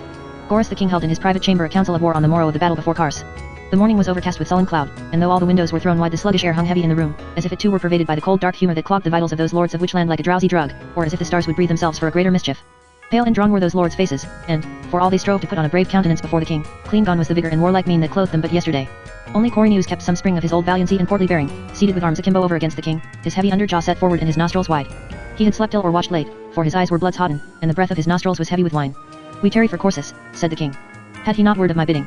Decollagus said, Lord, I will summon him again. These misfortunes I fear me hang heavy on his mind, and, by your majesty's leave, he is scarce his own man since yesterday. Do it straight, said the king. Give me thy papers, Corynus. Thou art my general since Corund gat his death. I will see what yesterday hath cost us and what power yet remaineth to crush me these snakes by force of arms. These be the numbers, O king, said Corynus. But 3,500 fighting men, and well nigh half of these overmuch crippled with wounds to do aught save behind closed walls. It were but to give the demons easy victory to adventure against them, that stand before Cars 4,000 sound men in arms. The king blew scornfully through his nostrils. Who told thee their strength? Said he. It were dangerous to write them down a man fewer, answered Corynus. And Hackman said, My lord the king, I would adventure my head they have more. And your majesty will not forget they be all flown with eagerness and pride after yesterday's field, whereas our men were ye sons of Corund, said the king, breaking in quietly on his speech and looking dangerously upon him, but twigs of your father's tree, that he being cut down ye have no manhood left nor vital sap, but straight wither in idiotish dotage? I will not have these womanish counsels spoke in Cars, no, nor thought in Cars. Corynus said, We had sure intelligence, O king, when as they landed that their main army was 6,000 fighting men, and last night myself spake with full a score of our officers, and had a true tale of some few of the demons captured by us before they were slain with the sword. When I say to you just standeth before Cars 4,000 strong, I swell not the truth. His losses yesterday were but a flea biting gainst ours. The king nodded a curt assent.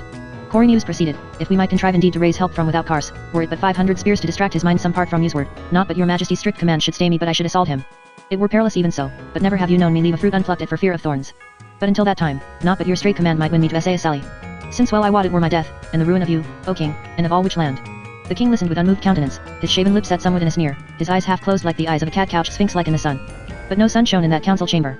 The leaden pall hung darker without, even as morning grew toward noon. My lord the king, said Hemming, send me to overslip their guards I the night, 'tis not a thing beyond invention. That done, I'd gather you some small head of men, enough to serve this turn, if I must rake the 7 kingdoms to find em. While Hemming spoke, the door opened and the Duke Corsus entered the chamber. An ill sight was he, flabbier of cheek and duller of eye than was his wont. His face was bloodless, his great paunch seemed shrunken, and his shoulders yet more hunched since yesterday. His gait was uncertain, and his hand shook as he moved the chair from the board and took his seat before the king. The king looked on him a while in silence, and under that gaze beads of sweat stood on Corsus's brow and his under lip twitched. We need thy counsel, O Corsus, said the king. Thus it is, since our ill-faced stars gave victory to the demon rebels in yesterday's battle, just and his brethren front us with 4,000 men, whiles I have not 2,000 soldiers unheard in Cars. Corynus accounteth us too weak to risk a sally but and if we might contrive some diversion from without. And that, after yesterday, is not to be thought on. Hither into Melicaftus did we draw all our powers, and the subject allies not for our love but for fear sake and for lust of gain flock to our standard. These caterpillars drop off now. Yet if we fight not, then is our strength in arms clean spent, and our enemies need but to sit before Cars till we be starved. 'Tis a point of great difficulty and knotty to solve. Difficult indeed, O my lord the king, said Corsus. His glance shifted round the board, avoiding the steady gaze bent on him from beneath the eaves of King Boris' brow, and resting at last on the jeweled splendor of the crown of which land on the king's head. O king, he said, you demand my rede, and I shall not say nor counsel you nothing but that good and well shall come thereof, as much as yet may be in this pass we stand in. For now is our greatness turned in woe, dolour, and heaviness. And easy it is to be after-witted. He paused, and his under jaw wobbled and twitched. Speak on, said the king. Thou stutterest forth nothings by fits and girds, as an ague take the goose. Let me know thy rede. Corsus said, you will not take it, I know, O king. For we of which land have ever been ruled by the rock rather than by the rudder. I had liever be silent. Silence was never written down. Thou wouldst, and thou wouldst not, said the king. Whence gottest thou this look of a dish of whey with blood spit in it? Speak, or thou wilt anger me. Then blame me not, O king, said Corsus. Thus it seemeth to me, that the hour hath struck when as we of which land must needs look calamity in the eye and acknowledge we have thrown our last, and lost all. The demons, as we have seen to our undoing, be unconquerable in war. Yet are their minds pranked with many silly fantasies of honor and courtesy which may preserve us the poor dregs yet unspilled from the cup of our fortune, if we but leave unseasonable pride and see where our advantage lieth. Chat, chat, chat, said the king. Perdition catch me if I can find a meaning in it. What dost thou bid me do? Corsus met the king's eye at last. He braced himself as if to meet a blow. Throw not your cloak in the fire because your house is burning, O king. Surrender all to just at his discretion. And trust me the foolish softness of these demons will leave us freedom and the wherewithal to live at ease. The king was leaned a little forward as Corsus, somewhat dry-throated but gathering heart as he spake, blurted forth his counsel of defeat. No man among them looked on Corsus, but all on the king, and for a minute's space was no sound save the sound of breathing in that chamber. Then a puff of hot air blew a window to with a thud, and the king without moving his head rolled his awful glance forth and back over his counsel slowly, fixing each in his turn. And the king said, Unto which of you is this counsel acceptable? Let him speak and instruct us. All did sit mum like beasts. The king spake again, saying, It is well. Were there of my counsel such another vermin, so sottish, so louse-hearted, as this one hath proclaimed himself, I had been persuaded which land was a sleepy pair, corrupted in her inward parts. And that were so, I had given order straightway for the sally, and, for his chastening and your dishonour, this Corsus should have led you. And so an end, ere the impost hume of our shame break forth too foul before earth and heaven. I admire not, Lord, that you do strike at me, said Corsus. Yet I pray you think how many kings in Cars have heaped with injurious indignities them that were so hardy as give them wholesome counsel afore their fall. Though your majesty were a half-god or a fury out of the pit, you could not by further resisting deliver us out of this net wherein the demons have gotten us caught and tied. You can keep peace no longer, O king. Will you rend me because I bid you be content to keep goslings? Corynus smote the table with his fist. O monstrous vermin! He cried, because thou wast scalded, must all we be afeared of cold water. But the king stood up in his majesty, and Corsus shrank beneath the flame of his royal anger. And the king spake and said, The council is up, my lords. For thee, Corsus, I dismiss thee from my council. Thou art to thank my clemency that I take not thy head for this. It were for thy better safety, which well I know thou prizest dearer than mine honor, that thou show not in my path till these perilous days be overpast. And unto Corynus he said, On thy head it lieth that the demons storm not the hold, as haply their hot pride may incense them to attempt. Expect me not at supper. I lie in the iron tower tonight, and let none disturb me there at peril of his head. You of my council must attend me here 4 hours ere tomorrow's noon. Look to it well, Corynus, that not shalt thou do nor in any wise adventure our forces against the demons till thou receive my further bidding, save only to hold Kars against any assault if need be. For this thy life shall answer. For the demons, they were wisest praise a fair day at night. If mine enemy uproot a boulder above my dwelling, so I be mighty now of mine hands I may, even in the nick of time that it taught Erith to leap and crush mine house, or sit it on him and pash him to a mummy. So speaking, the king moved resolute with a great strong step toward the door. There paused he, his hand upon the silver latch, and looking tigerishly on Corsus, Be advised, he said, Thou cross not my path again. Nor, while I think on tea, send me not thy daughter again, as last year thou didst.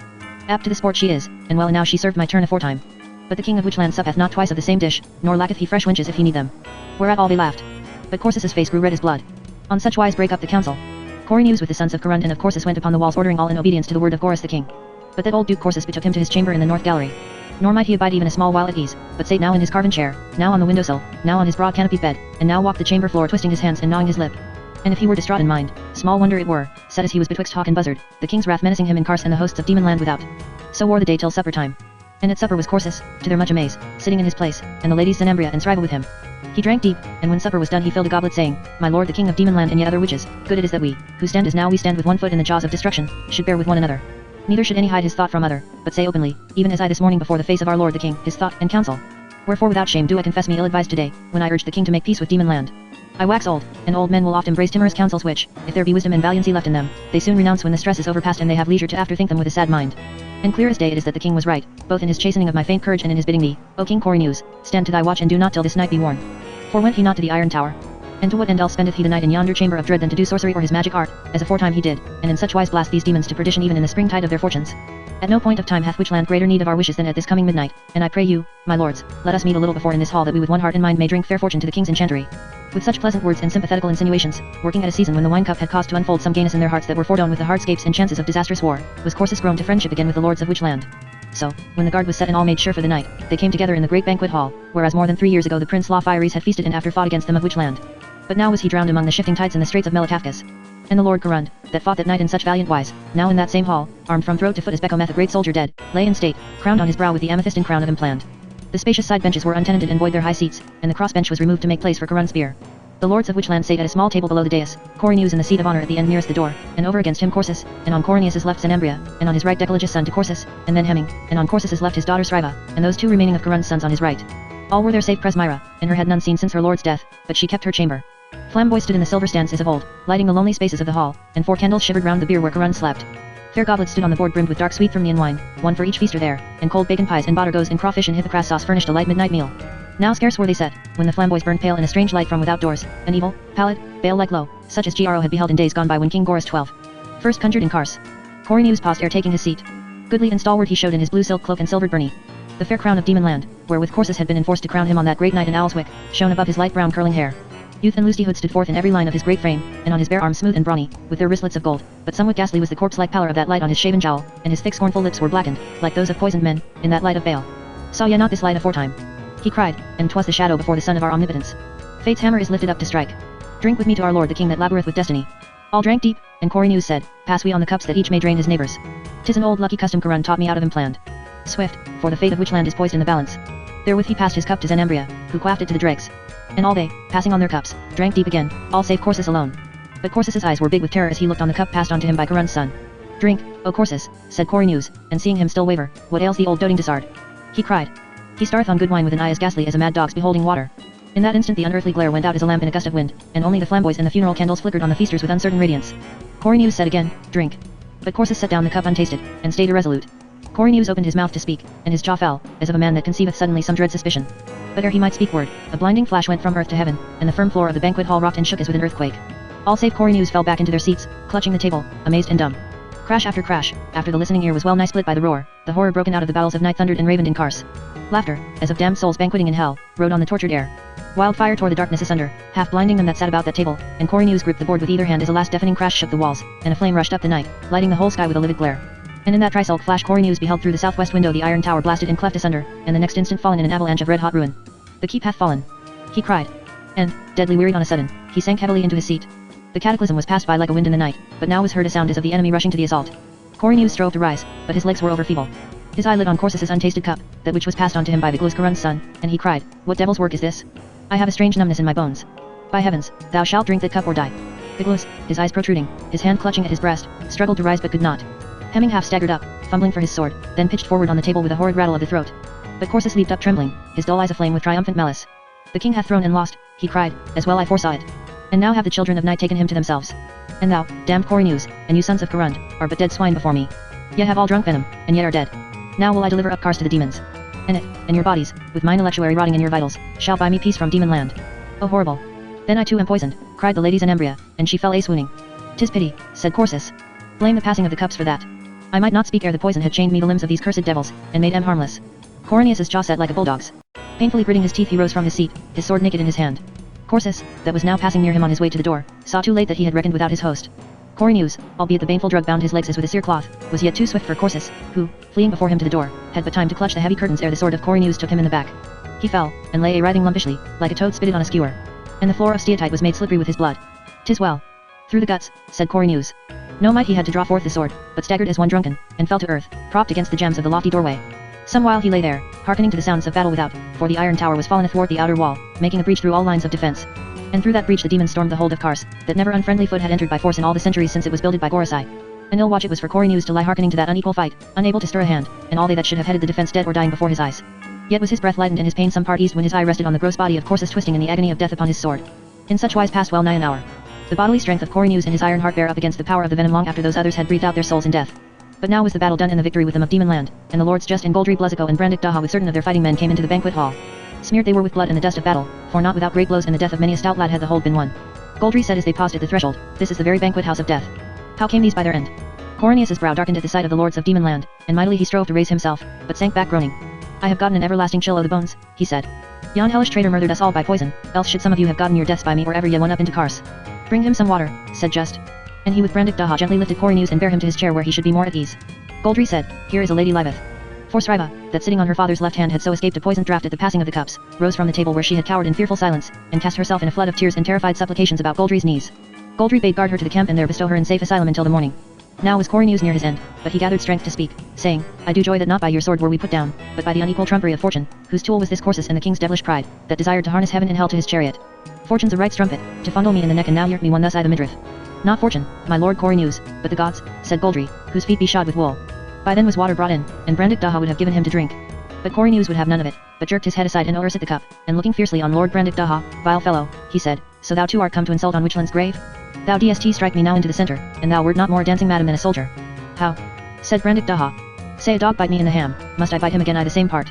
Coriolanus's eyelids closed, and he said weakly, "How look thy womanish tugas in crothering since I toused em?" And therewith the creeping poison reached his strong heartstrings, and he died. Now was silence for a space in that banquet hale, and in the silence a step was heard, and the lords of Demon Land turned toward the lofty doorway, that yawned as an arched cavern mouth of darkness, for Corsus had torn down the arras curtains in his death throes, and they lay heaped athwart the threshold with his dead body across them, Coriolanus's sword hilts jammed against his ribs and the blade standing a foot's length forth from his breast. And while they gazed, there walked into the shifting light of the flamboys over that threshold the lady Presmyra, crowned and arrayed in her rich robes and ornaments of state. Her countenance was bleak as the winter moon flying high amid light clouds on a windy midnight settling towards rain, and those lords, under the spell of her sad cold beauty, stood without speech. In a while Just, speaking as one who needeth to command his voice, and making grave obeisance to her, said, "O Queen, we give you peace. Command our service in all things whatsoever. And first in this, which shall be our earliest task ere we sail homeward, to establish you in your rightful realm of Pixie Land. But this hour is overcharged with fate and desperate deeds to suffer counsel. Counsel is for the morning. The night calleth to rest. I pray you give us leave." Presmyra looked upon Just, and there was eyebite in her eyes, that glinted with green metallic luster like those of a she-lion brought to battle. "Thou dost offer me Pixie Land, my lord Just," said she, "that am queen of Impland. And this night, thou thinkest, can bring me rest. These that were dear to me have rest indeed, my lord and lover Carund, the prince my brother, Gro, that was my friend. Deadly and now they found you, whether as friends or foes." Just said, "O Queen Presmyra, the nest flieth with the tree. These things hath fate brought to pass, and we be but fate's whipping top spandied what way she will. Against thee we war not, and I swear to thee that all our care is to make thee amends." "Oh, thine oaths," said Presmyra. "What amends canst thou make? Youth I have and some poor beauty. Wilt thou conjure those 3 dead men alive again that ye have slain? For all thy vaunted art, I think this were too hard a task." All they were silent, eyeing her as she walked delicately past the table. She looked with a distant end, to outward seeming, uncomprehending eye on the dead feasters and their empty cups. Empty all, save that one passed on by the glows, whereof Corsus would not drink, and it stood half drained. Of curious workmanship it was, of pale green glass, its stand formed of 3 serpents intertwined, the one of gold, another of silver, the third of iron. Fingering it carelessly she raised her glittering eyes once more on the demons, and said, "It was ever the wont of you of Demonland to eat the egg and give away the shell in alms." And pointing at the lords of Witchland dead at the feast, she asked, "Were these also your victims in this day's hunting, my lords?" "Thou dost us wrong, madam," cried Goldry. Never hath Demoniond used such like arts against her enemies. Lord Brandick Daha looked swiftly at him, and stepped idly forward, saying, "I know not what art hath wrought yon goblet, but 'tis strangely like to one I saw in him planned. Yet fairer is this, and of more just proportions." But Presmyra forestalled his outstretched hand, and quietly drew the cup towards her out of reach. As sword crosses sword, the glance of her green eyes crossed his, and she said, "Think not that you have a worse enemy left on earth than me. It was that sent Corsus and Corynus to trample Demonland in the mire. Had I but some spark of masculine virtue, some soul at least of you should yet be loosed squealing to the shades to attend my dear ones ere I set sail. But I have none. Kill me then, and let me go." Just, whose sword was bare in his hand, smote it home in the scabbard and stepped towards her. But the table was betwixt them, and she drew back to the days where Corund lay in state. There, like some triumphant goddess, she stood above them, the cup of venom in her hand. "Come not beyond the table, my lords," she said, "or I drain this cup to your damnation." Brandick Daha said, "The dice are thrown, O Just. And the queen hath won the hazard." "Madam," said Just, "I swear to you there shall no force nor restraint be put upon you, but honor only and worship shown you, and friendship if you will. That surely mightest thou take of us for thy brother's sake." Thereat she looked terribly upon him, and he said, "Only on this wild night lay not hands upon yourself. For their sake, that even now haply behold us out of the undiscovered barren lands, beyond the dismal lake, do not this." Still facing them, the cup still aloft in her right hand, Presmyra laid her left hand lightly on the brazen plates of Corund's byrnie that cased the mighty muscles of his breast. Her hand touched his beard, and drew back suddenly, but in an instant she laid it gently again on his breast. Somewhat her orient loveliness seemed to soften for a passing minute in the altering light, and she said, "I was given to Corund young. This night I will sleep with him, or reign with him, among the mighty nations of the dead." Just moved as one about to speak, but she stayed him with a look, and the lines of her body hardened again and the lioness looked forth anew in her peerless eyes. "Hath your greatness," she said, "so much outgrown your wit, that you think I will abide to be your pensioner, that have been a princess in Pixie land, a queen of far-fronted implant, and wife to the greatest soldier in this hold of Kars, which till this day hath been the only scourge and terror of the world? O my lords of Demonland, good comfortable fools, speak to me no more, for your speech is folly. Go, doff your hats to the silly hind that runneth on the mountain, pray her gently dwell with you amid your stalled cattle, when you have slain her mate. Shall the blackening frost, when it hath blasted and starved all the sweet garden flowers, say to the rose, abide with us, and shall she hearken to such a wolfish suit?" So speaking she drank the cup, and turning from those lords of Demonland as a queen turneth her from the unregarded multitude, kneeled gently down by Corund's bier, her white arms clasped about his head, her face pillowed on his breast. When Just spake, his voice was choked with tears. He commanded Bremery that they should take up the bodies of Corsus and Zenembria and those sons of Corund and of Corsus that lay poisoned and dead in that hall, and on the morrow give them reverent burial. "And for the Lord Corynus I will that ye make a bed of state, that he may lie in this hall tonight, and tomorrow will we lay him in how before Kars, as is fitting for so renowned a captain. But great Corund and his lady shall none depart one from the other, but in one grave shall they rest, side by side, for their love's sake. Ere we be gone I will rear them such a monument as beseemeth great kings and princes when they die. For royal and lordly was Corund, and a mighty man at arms, and a fighter clean of hand, albeit our bitter enemy. Wondrous it is with what cords of love he bound to him this unparagoned queen of his, who bath known her like among women for trueness and highness of heart. And sure none was ever more unfortunate. Now went they forth into the outer ward of Kars. The night bore still some signs of that commotion of the skies that had so lately burst forth and passed away, and some torn palls of thundercloud yet hung athwart the face of heaven. Betwixt them in the swept places of the sky a few stars shivered, and the moon, more than half waxen towards her full, was sinking over to Nemos. Some faint breath of autumn was abroad, and the demons shuddered a little, fresh from the heavy air of the great banquet hall. The ruins of the iron tower smoking to the sky, and the torn and tumbled masses of masonry about it, showed monstrous in the gloom as fragments of old chaos, and from them and from the riven earth beneath steamed up pungent fumes as of brimstone burning. Ever busily, back and forth through those sulphurous vapors, obscene birds of the night flitted a weary round, and bats on leathern wing, fitfully and dimly seen in the uncertain murk, save when their passage brought them dark against the moon. And from the solitudes of the mournful fen afar voices of lamentation floated on the night, wild wailing cries and sobbing noises and long moans rising and falling and quivering down to silence. Just laid his hand on Goldry's arm, saying, "There is not earthly in these laments, nor be those that thou seest circling in the reek very bats or owls. These be his masterless familiars wailing for their lord. Many such served him, simple earthy divils and divils of the air and of the water, held by him and thralled by sorcerous and artificial practices, coming and going and doing his will. These availed him not," said Goldry, "nor the sword of Witchland against our might and main, that break it asunder in his hand and slow his mighty men of valor. Yet true it is," said Lord Just, "that none greater hath lived on earth than King Gorys XII. When after these long wars we held him as a stag at bay, he feared not to essay a second time, and this time unaided and alone, what no man else hath so much as once performed and lived. And well he knew that that which was summoned by him out of the deep must spill and blast him utterly if he should slip one whit, as slip he did in former days, but his disciple succored him.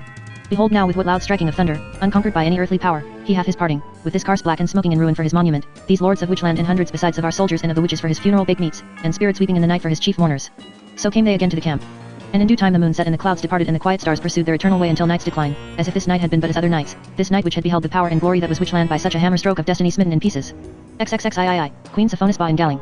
Of the entertainment given by Lord Just in Demonland to Queen Sophonisba, fosterling of the gods, and of that circumstance which, beyond all the wonders fair and lovely to behold shown her in that country, made her most to marvel, wherein is a rare example how in a fortunate world, out of all expectation, in the spring of the year, cometh a new birth. Now the returning months brought the season of the year when Queen Sophonisba should come according to her promise to guest with Lord Just in Galling. And so it was that in the hush of a windless April dawn the Zemiambian caravel that bare the queen to Demon Land rode up the firth to looking haven. All the east was a bower for the golden dawn.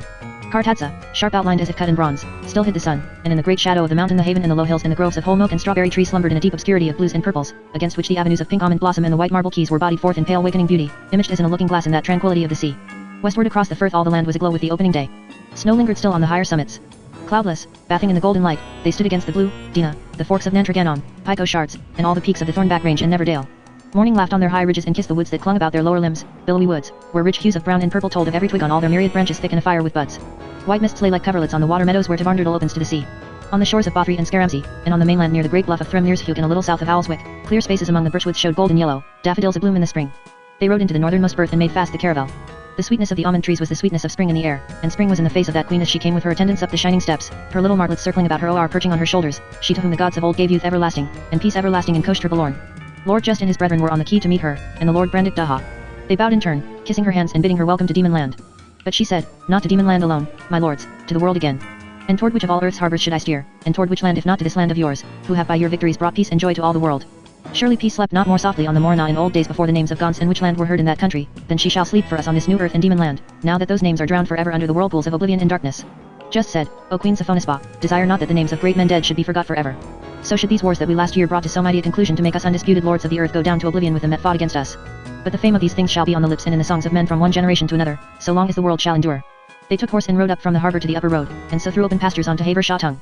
Lambs frisked on the dewy meadows beside the road, blackbirds flew from bush to bush, larks trilled in the sightless sky, and as they came down through the woods to Beckfoot wood pigeons cooed in the trees, and squirrels peeped with beady eyes. The queen spoke little. These and all shy things of the woods and field held her in thrall, charming her to a silence that was broken only now and then by a little exclamation of joy. The Lord Just, who himself also loved these things, watched her delight. Now they wound up the steep ascent from Beckfoot, and rode into Galing by the Lion Gate.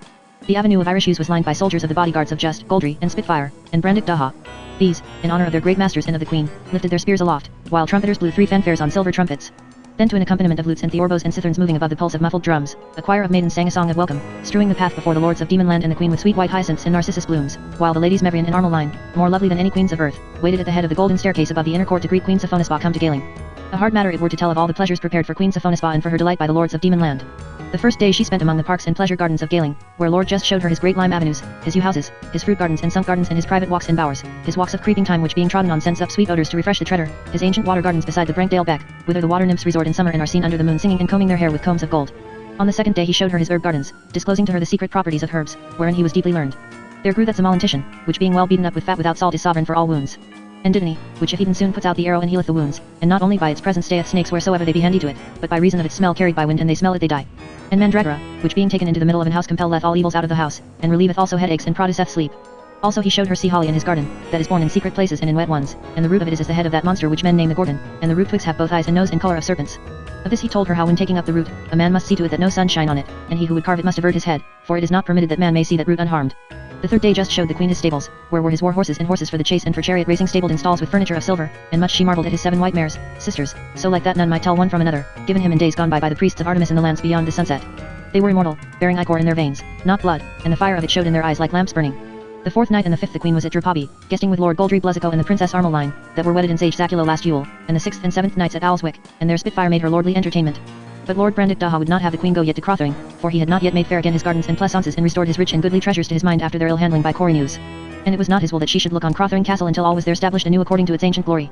The 8th day she came again to Galing, and now Lord Just showed her his study, with his astrolabes of Orichalk, figured with all the signs of the zodiac and the mansions of the moon, standing a tall man's height above the floor, and his perspectives and gloves and crystals and hollow-looking glasses, and great crystal globes where he kept homunculi whom he had made by secret processes of nature, both men and women, less than a span long, as beautiful as one could wish to see in their little coats, eating and drinking and going their ways in those mighty globes of crystal where his art had given them being. Every night, whether at Galing, Owlswick, or Drapabi Mire, was feasting held in her honor, with music, and dancing and merrymaking and all delight, and poetical recitations and feats of arms and horsemanship, and masques, and interludes the like whereof hath not been seen on earth for beauty and wit and all magnificence. Now was the 9th day come of the queen's guesting in Demon Land, and it was the eve of Lord Just's birthday, when all the great ones in the land were come together, as 4 years ago they came, to do honor on the morrow unto him and unto his brethren as was their wont aforetime. It was fine bright weather, with every little while a shower to bring fresh sweetness to the air, colour, and refreshment to the earth, and gladness to the sunshine. Just walked with the queen in the morning in the woods of Moongarth Bottom, now bursting into leaf, and after their midday meal showed her his treasuries cut in the live rock under Galing Castle, where she beheld bars of gold and silver piled like trunks of trees, unhewn crystals of ruby, chrysoprase, or hyacinth, so heavy a strong man might not lift them, stacks of ivory in the tusk, piled to the ceiling, chests and jars filled with perfumes and costly spices, ambergris, frankincense, sweet Scented sandalwood and myrrh and spikenard, cups and beakers and eared wine jars and lamps and caskets made of pure gold, worked and chased with the forms of men and women and birds and beasts and creeping things, and ornamented with jewels beyond price, margarites and pink and yellow sapphires, smaragds and chrysoberyls and yellow diamonds. When the queen had had her fill of gazing on these, he carried her to his great library where statues stood of the 9 muses about Apollo, and all the walls were hidden with books, histories and songs of old days, books of philosophy, alchemy and astronomy and art magic, romances and music and lives of great men dead and great treatises of all the arts of peace and war, with pictures and illuminated characters.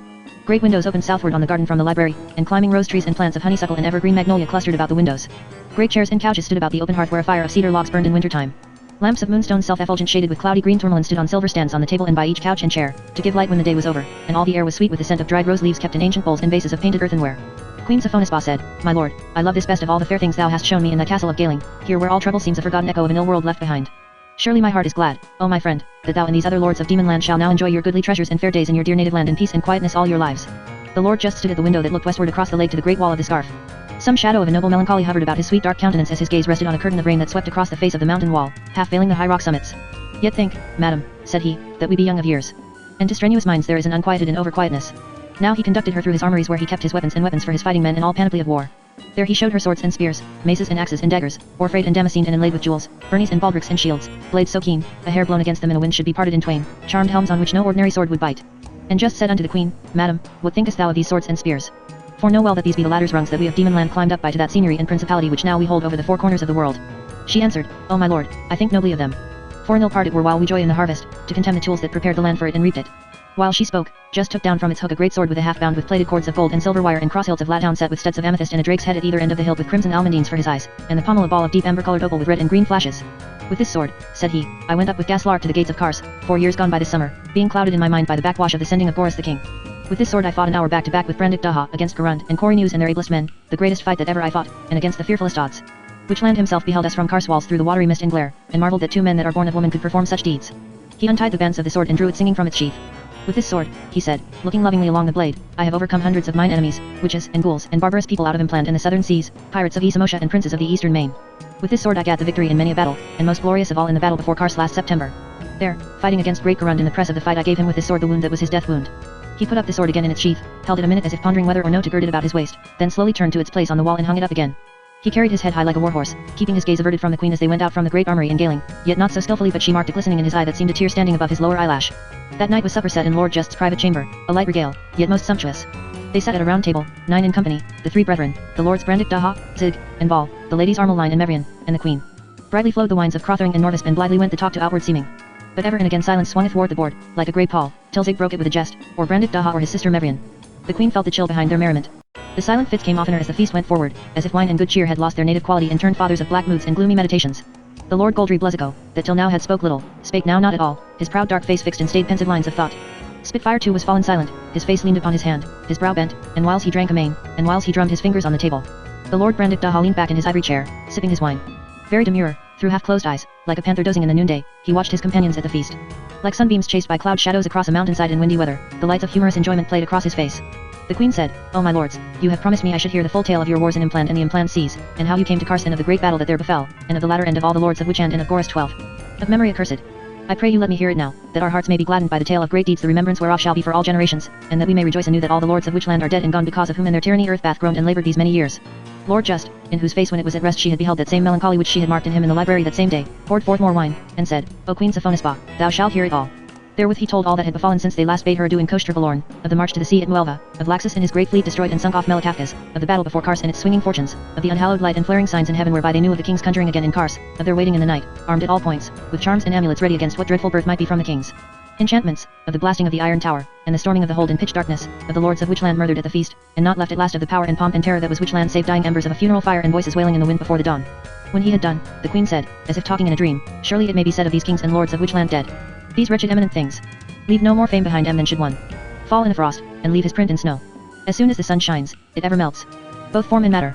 With those words spoken dropped silence again like a pall athwart that banquet table, more tristful than before and full of heaviness. On a sudden Lord Brandik Daha stood up, unbuckling from his shoulder his golden baldric set with apricot-colored sapphires and diamonds and fire opals that imaged thunderbolts. He threw it before him on the table, with his sword, clattering among the cups. "O Queen Sophonisba," said he, "thou hast spoken a fit funeral dirge for our glory as for Witchlands. This sword Seldurnius gave me. I bear it at Crothering side against Corynus, when I threw him out of Demonland. I bear it at Melikafkas. I bear it in the last great fight in Witchland. Thou wilt say it brought me good luck and victory in battle.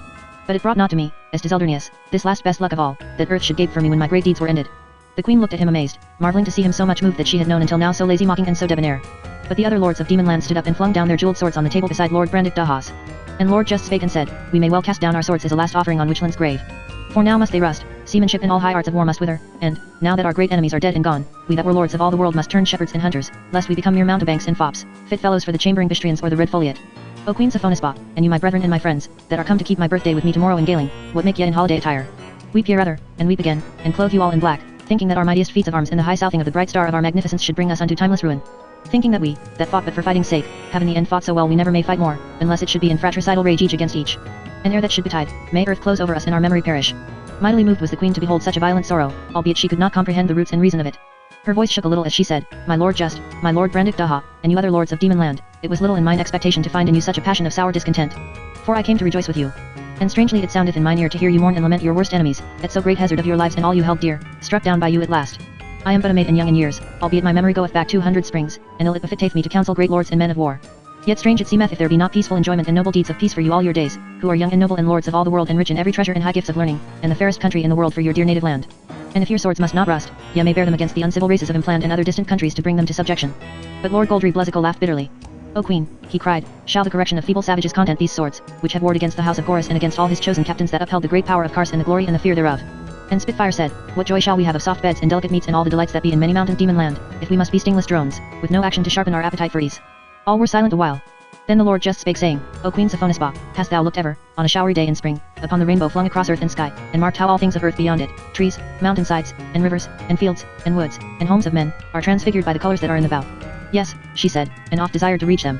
"We," said Just, "have flown beyond the rainbow. And there we found no fabled land of heart's desire, but wet rain and wind only and the cold mountainside. And our hearts are a-cold because of it." The queen said, "How old art thou, my lord Just, that thou speakest as an old man might speak?" He answered, "I shall be 33 years old tomorrow, and that is young by the reckoning of men. None of us be old, and my brethren and Lord Brandick Daha younger than I. Yet as old men may we now look forth on our lives, since the goodness thereof is gone by for us." And he said, "Thou, O queen, canst scarcely know our grief, for to thee the blessed gods gave thy heart's desire, youth forever, and peace. Would they might give us our good gift, that should be youth forever, and war, and unwaning strength and skill in arms. Would they might but give us our great enemies alive and whole again. For better it were we should run hazard again of utter destruction, than thus live out our lives like cattle fattening for the slaughter, or like silly garden plants." The queen's eyes were large with wonder. "Thou couldst wish it," she said. Just answered and said, "A true saying it is that a grave is a rotten foundation. If thou shouldst proclaim to me at this instant the great king alive again and sitting again in Kars, bidding us to the dread arbitrament of war, thou shouldst quickly see I told thee truth." While Just spake, the queen turned her gaze from one to another round the board. In every eye, when he spake of Kars, she saw the lightning of the joy of battle as of life returning to men held in a deadly trance. And when he had done, she saw in every eye the light go out. Like gods they seemed, in the glory of their youth and pride, seated about that table, but sad and tragical, like gods exiled from wide heaven.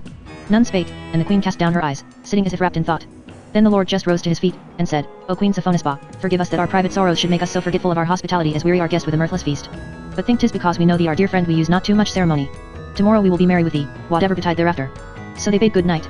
But as they went out into the garden under the stars, the queen took Just aside privately and said to him, "My lord, since thou and my lord Brandick Daha came first of mortal men into Koshtra Valorn, and fulfilled the word according to preordainment, this only hath been my desire, to further you and to enhance you and to obtain for you what you would, so far as in me lieth. Though I be but a weak maid, yet hath it seemed good to the blessed gods to show kindness unto me. One holy prayer may work things we scarce dream of. Wilt thou that I pray to them tonight?" "Alas, dear queen," said he, "shall those estranged and divided ashes unite again? Who shall turn back the fled teed of unalterable necessity?" But she said, "Thou hast crystals and perspectives can show thee things afar off. I pray bring them, and row me and thy boat up to Moonmere Head that we may land there about midnight. And let my lord Brandick Daha come with us and thy brothers. But let none else know of it. For that were but to mock them with a false dawn, if it should prove at last to be according to thy wisdom, O my lord, and not according to my prayers." So the Lord just did according to the word of that fair queen, and they rowed her up the lake by moonlight. None spake, and the queen sate apart in the bows of the boat, in earnest supplication to the blessed gods. When they were come to the head of the lake they went ashore on a little spit of silver sand. The April night was above them, mild with moonlight. The shadows of the fells rose inky black and beyond imagination huge against the sky. The queen kneeled a while in silence on the cold ground, and those lords of Demonland stood together in silence watching her.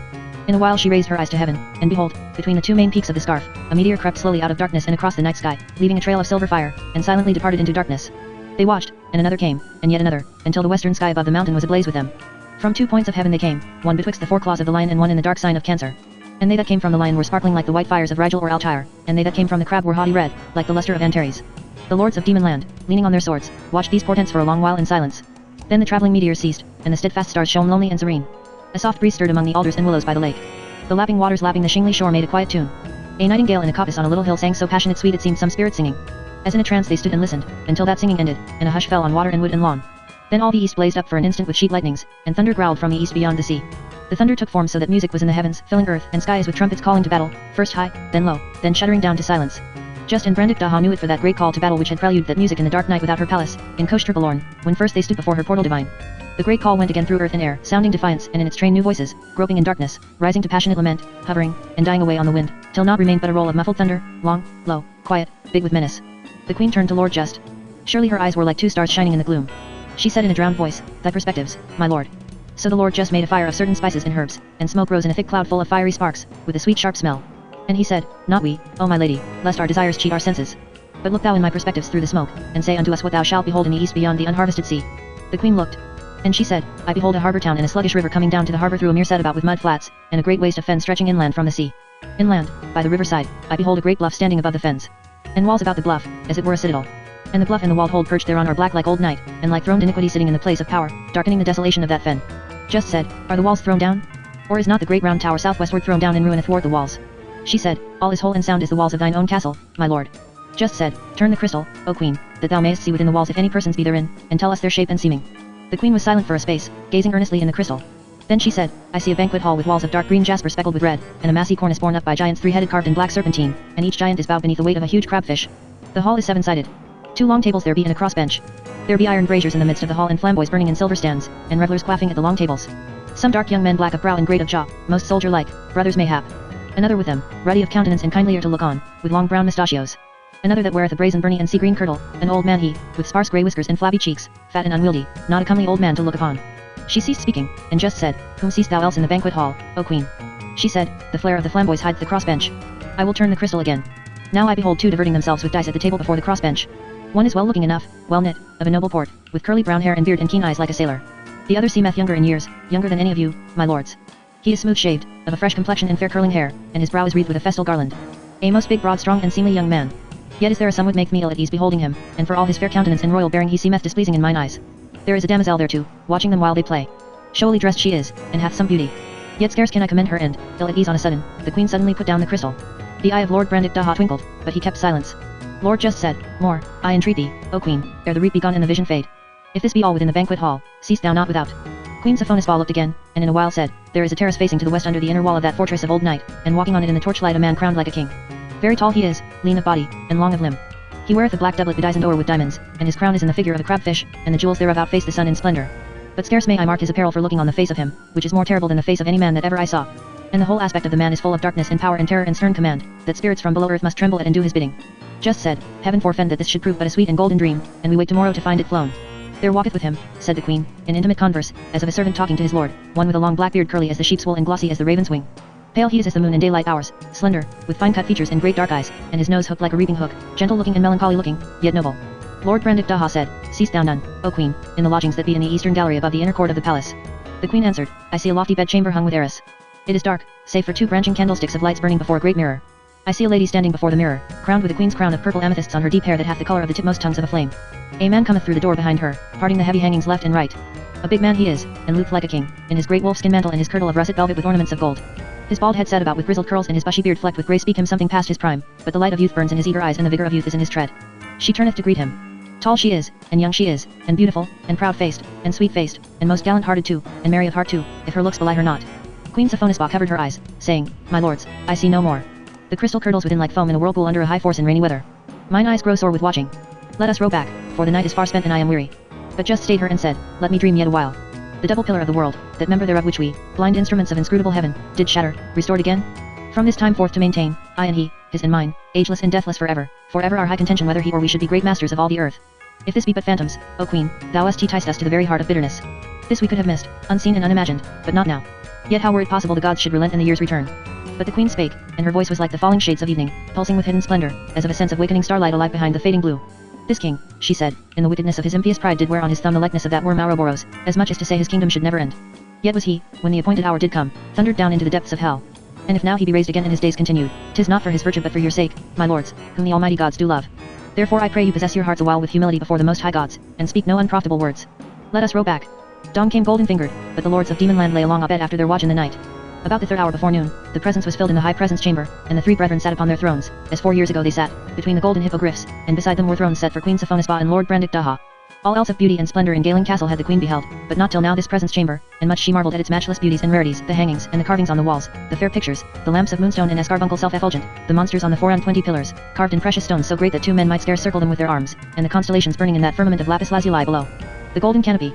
And when they drank unto Lord just the cup of glory to be, wishing him long years and joy and greatness for evermore, the queen took a little cithern saying, O my lord, I will sing a sonnet to thee and to you my lords and to secret demon land. So saying, she smote the strings, and sang in that crystal voice of hers, so true and delicate that all that were in that hail were ravished by its beauty. Shall I compare thee to a summer's day? Thou art more lovely and more temperate. Rough winds do shake the darling buds of May, and summer's lease hath all too short a date. Sometime too hot the eye of heaven shines, and often is his gold complexion dim d, and every fair from fair sometime declines, by chance or nature's changing course untrimmed d. But thy eternal summer shall not fade, nor lose possession of that fair thou owest, nor shall death brag thou wanderest in his shade. When in eternal lines to time thou growest, so long as men can breath, or eyes can see, so long lives this, and this gives life to thee. When she had done, Lord Just rose up very nobly and kissed her hand, saying, O Queen Sophonisba, fostering of the gods, shame us not with praises that be too high for mortal men. For well thou knowest what thing alone might bring us content. And 'tis not to be thought that that which was seen at Moonmere Head last night was very truth indeed, but rather the dream of a night vision.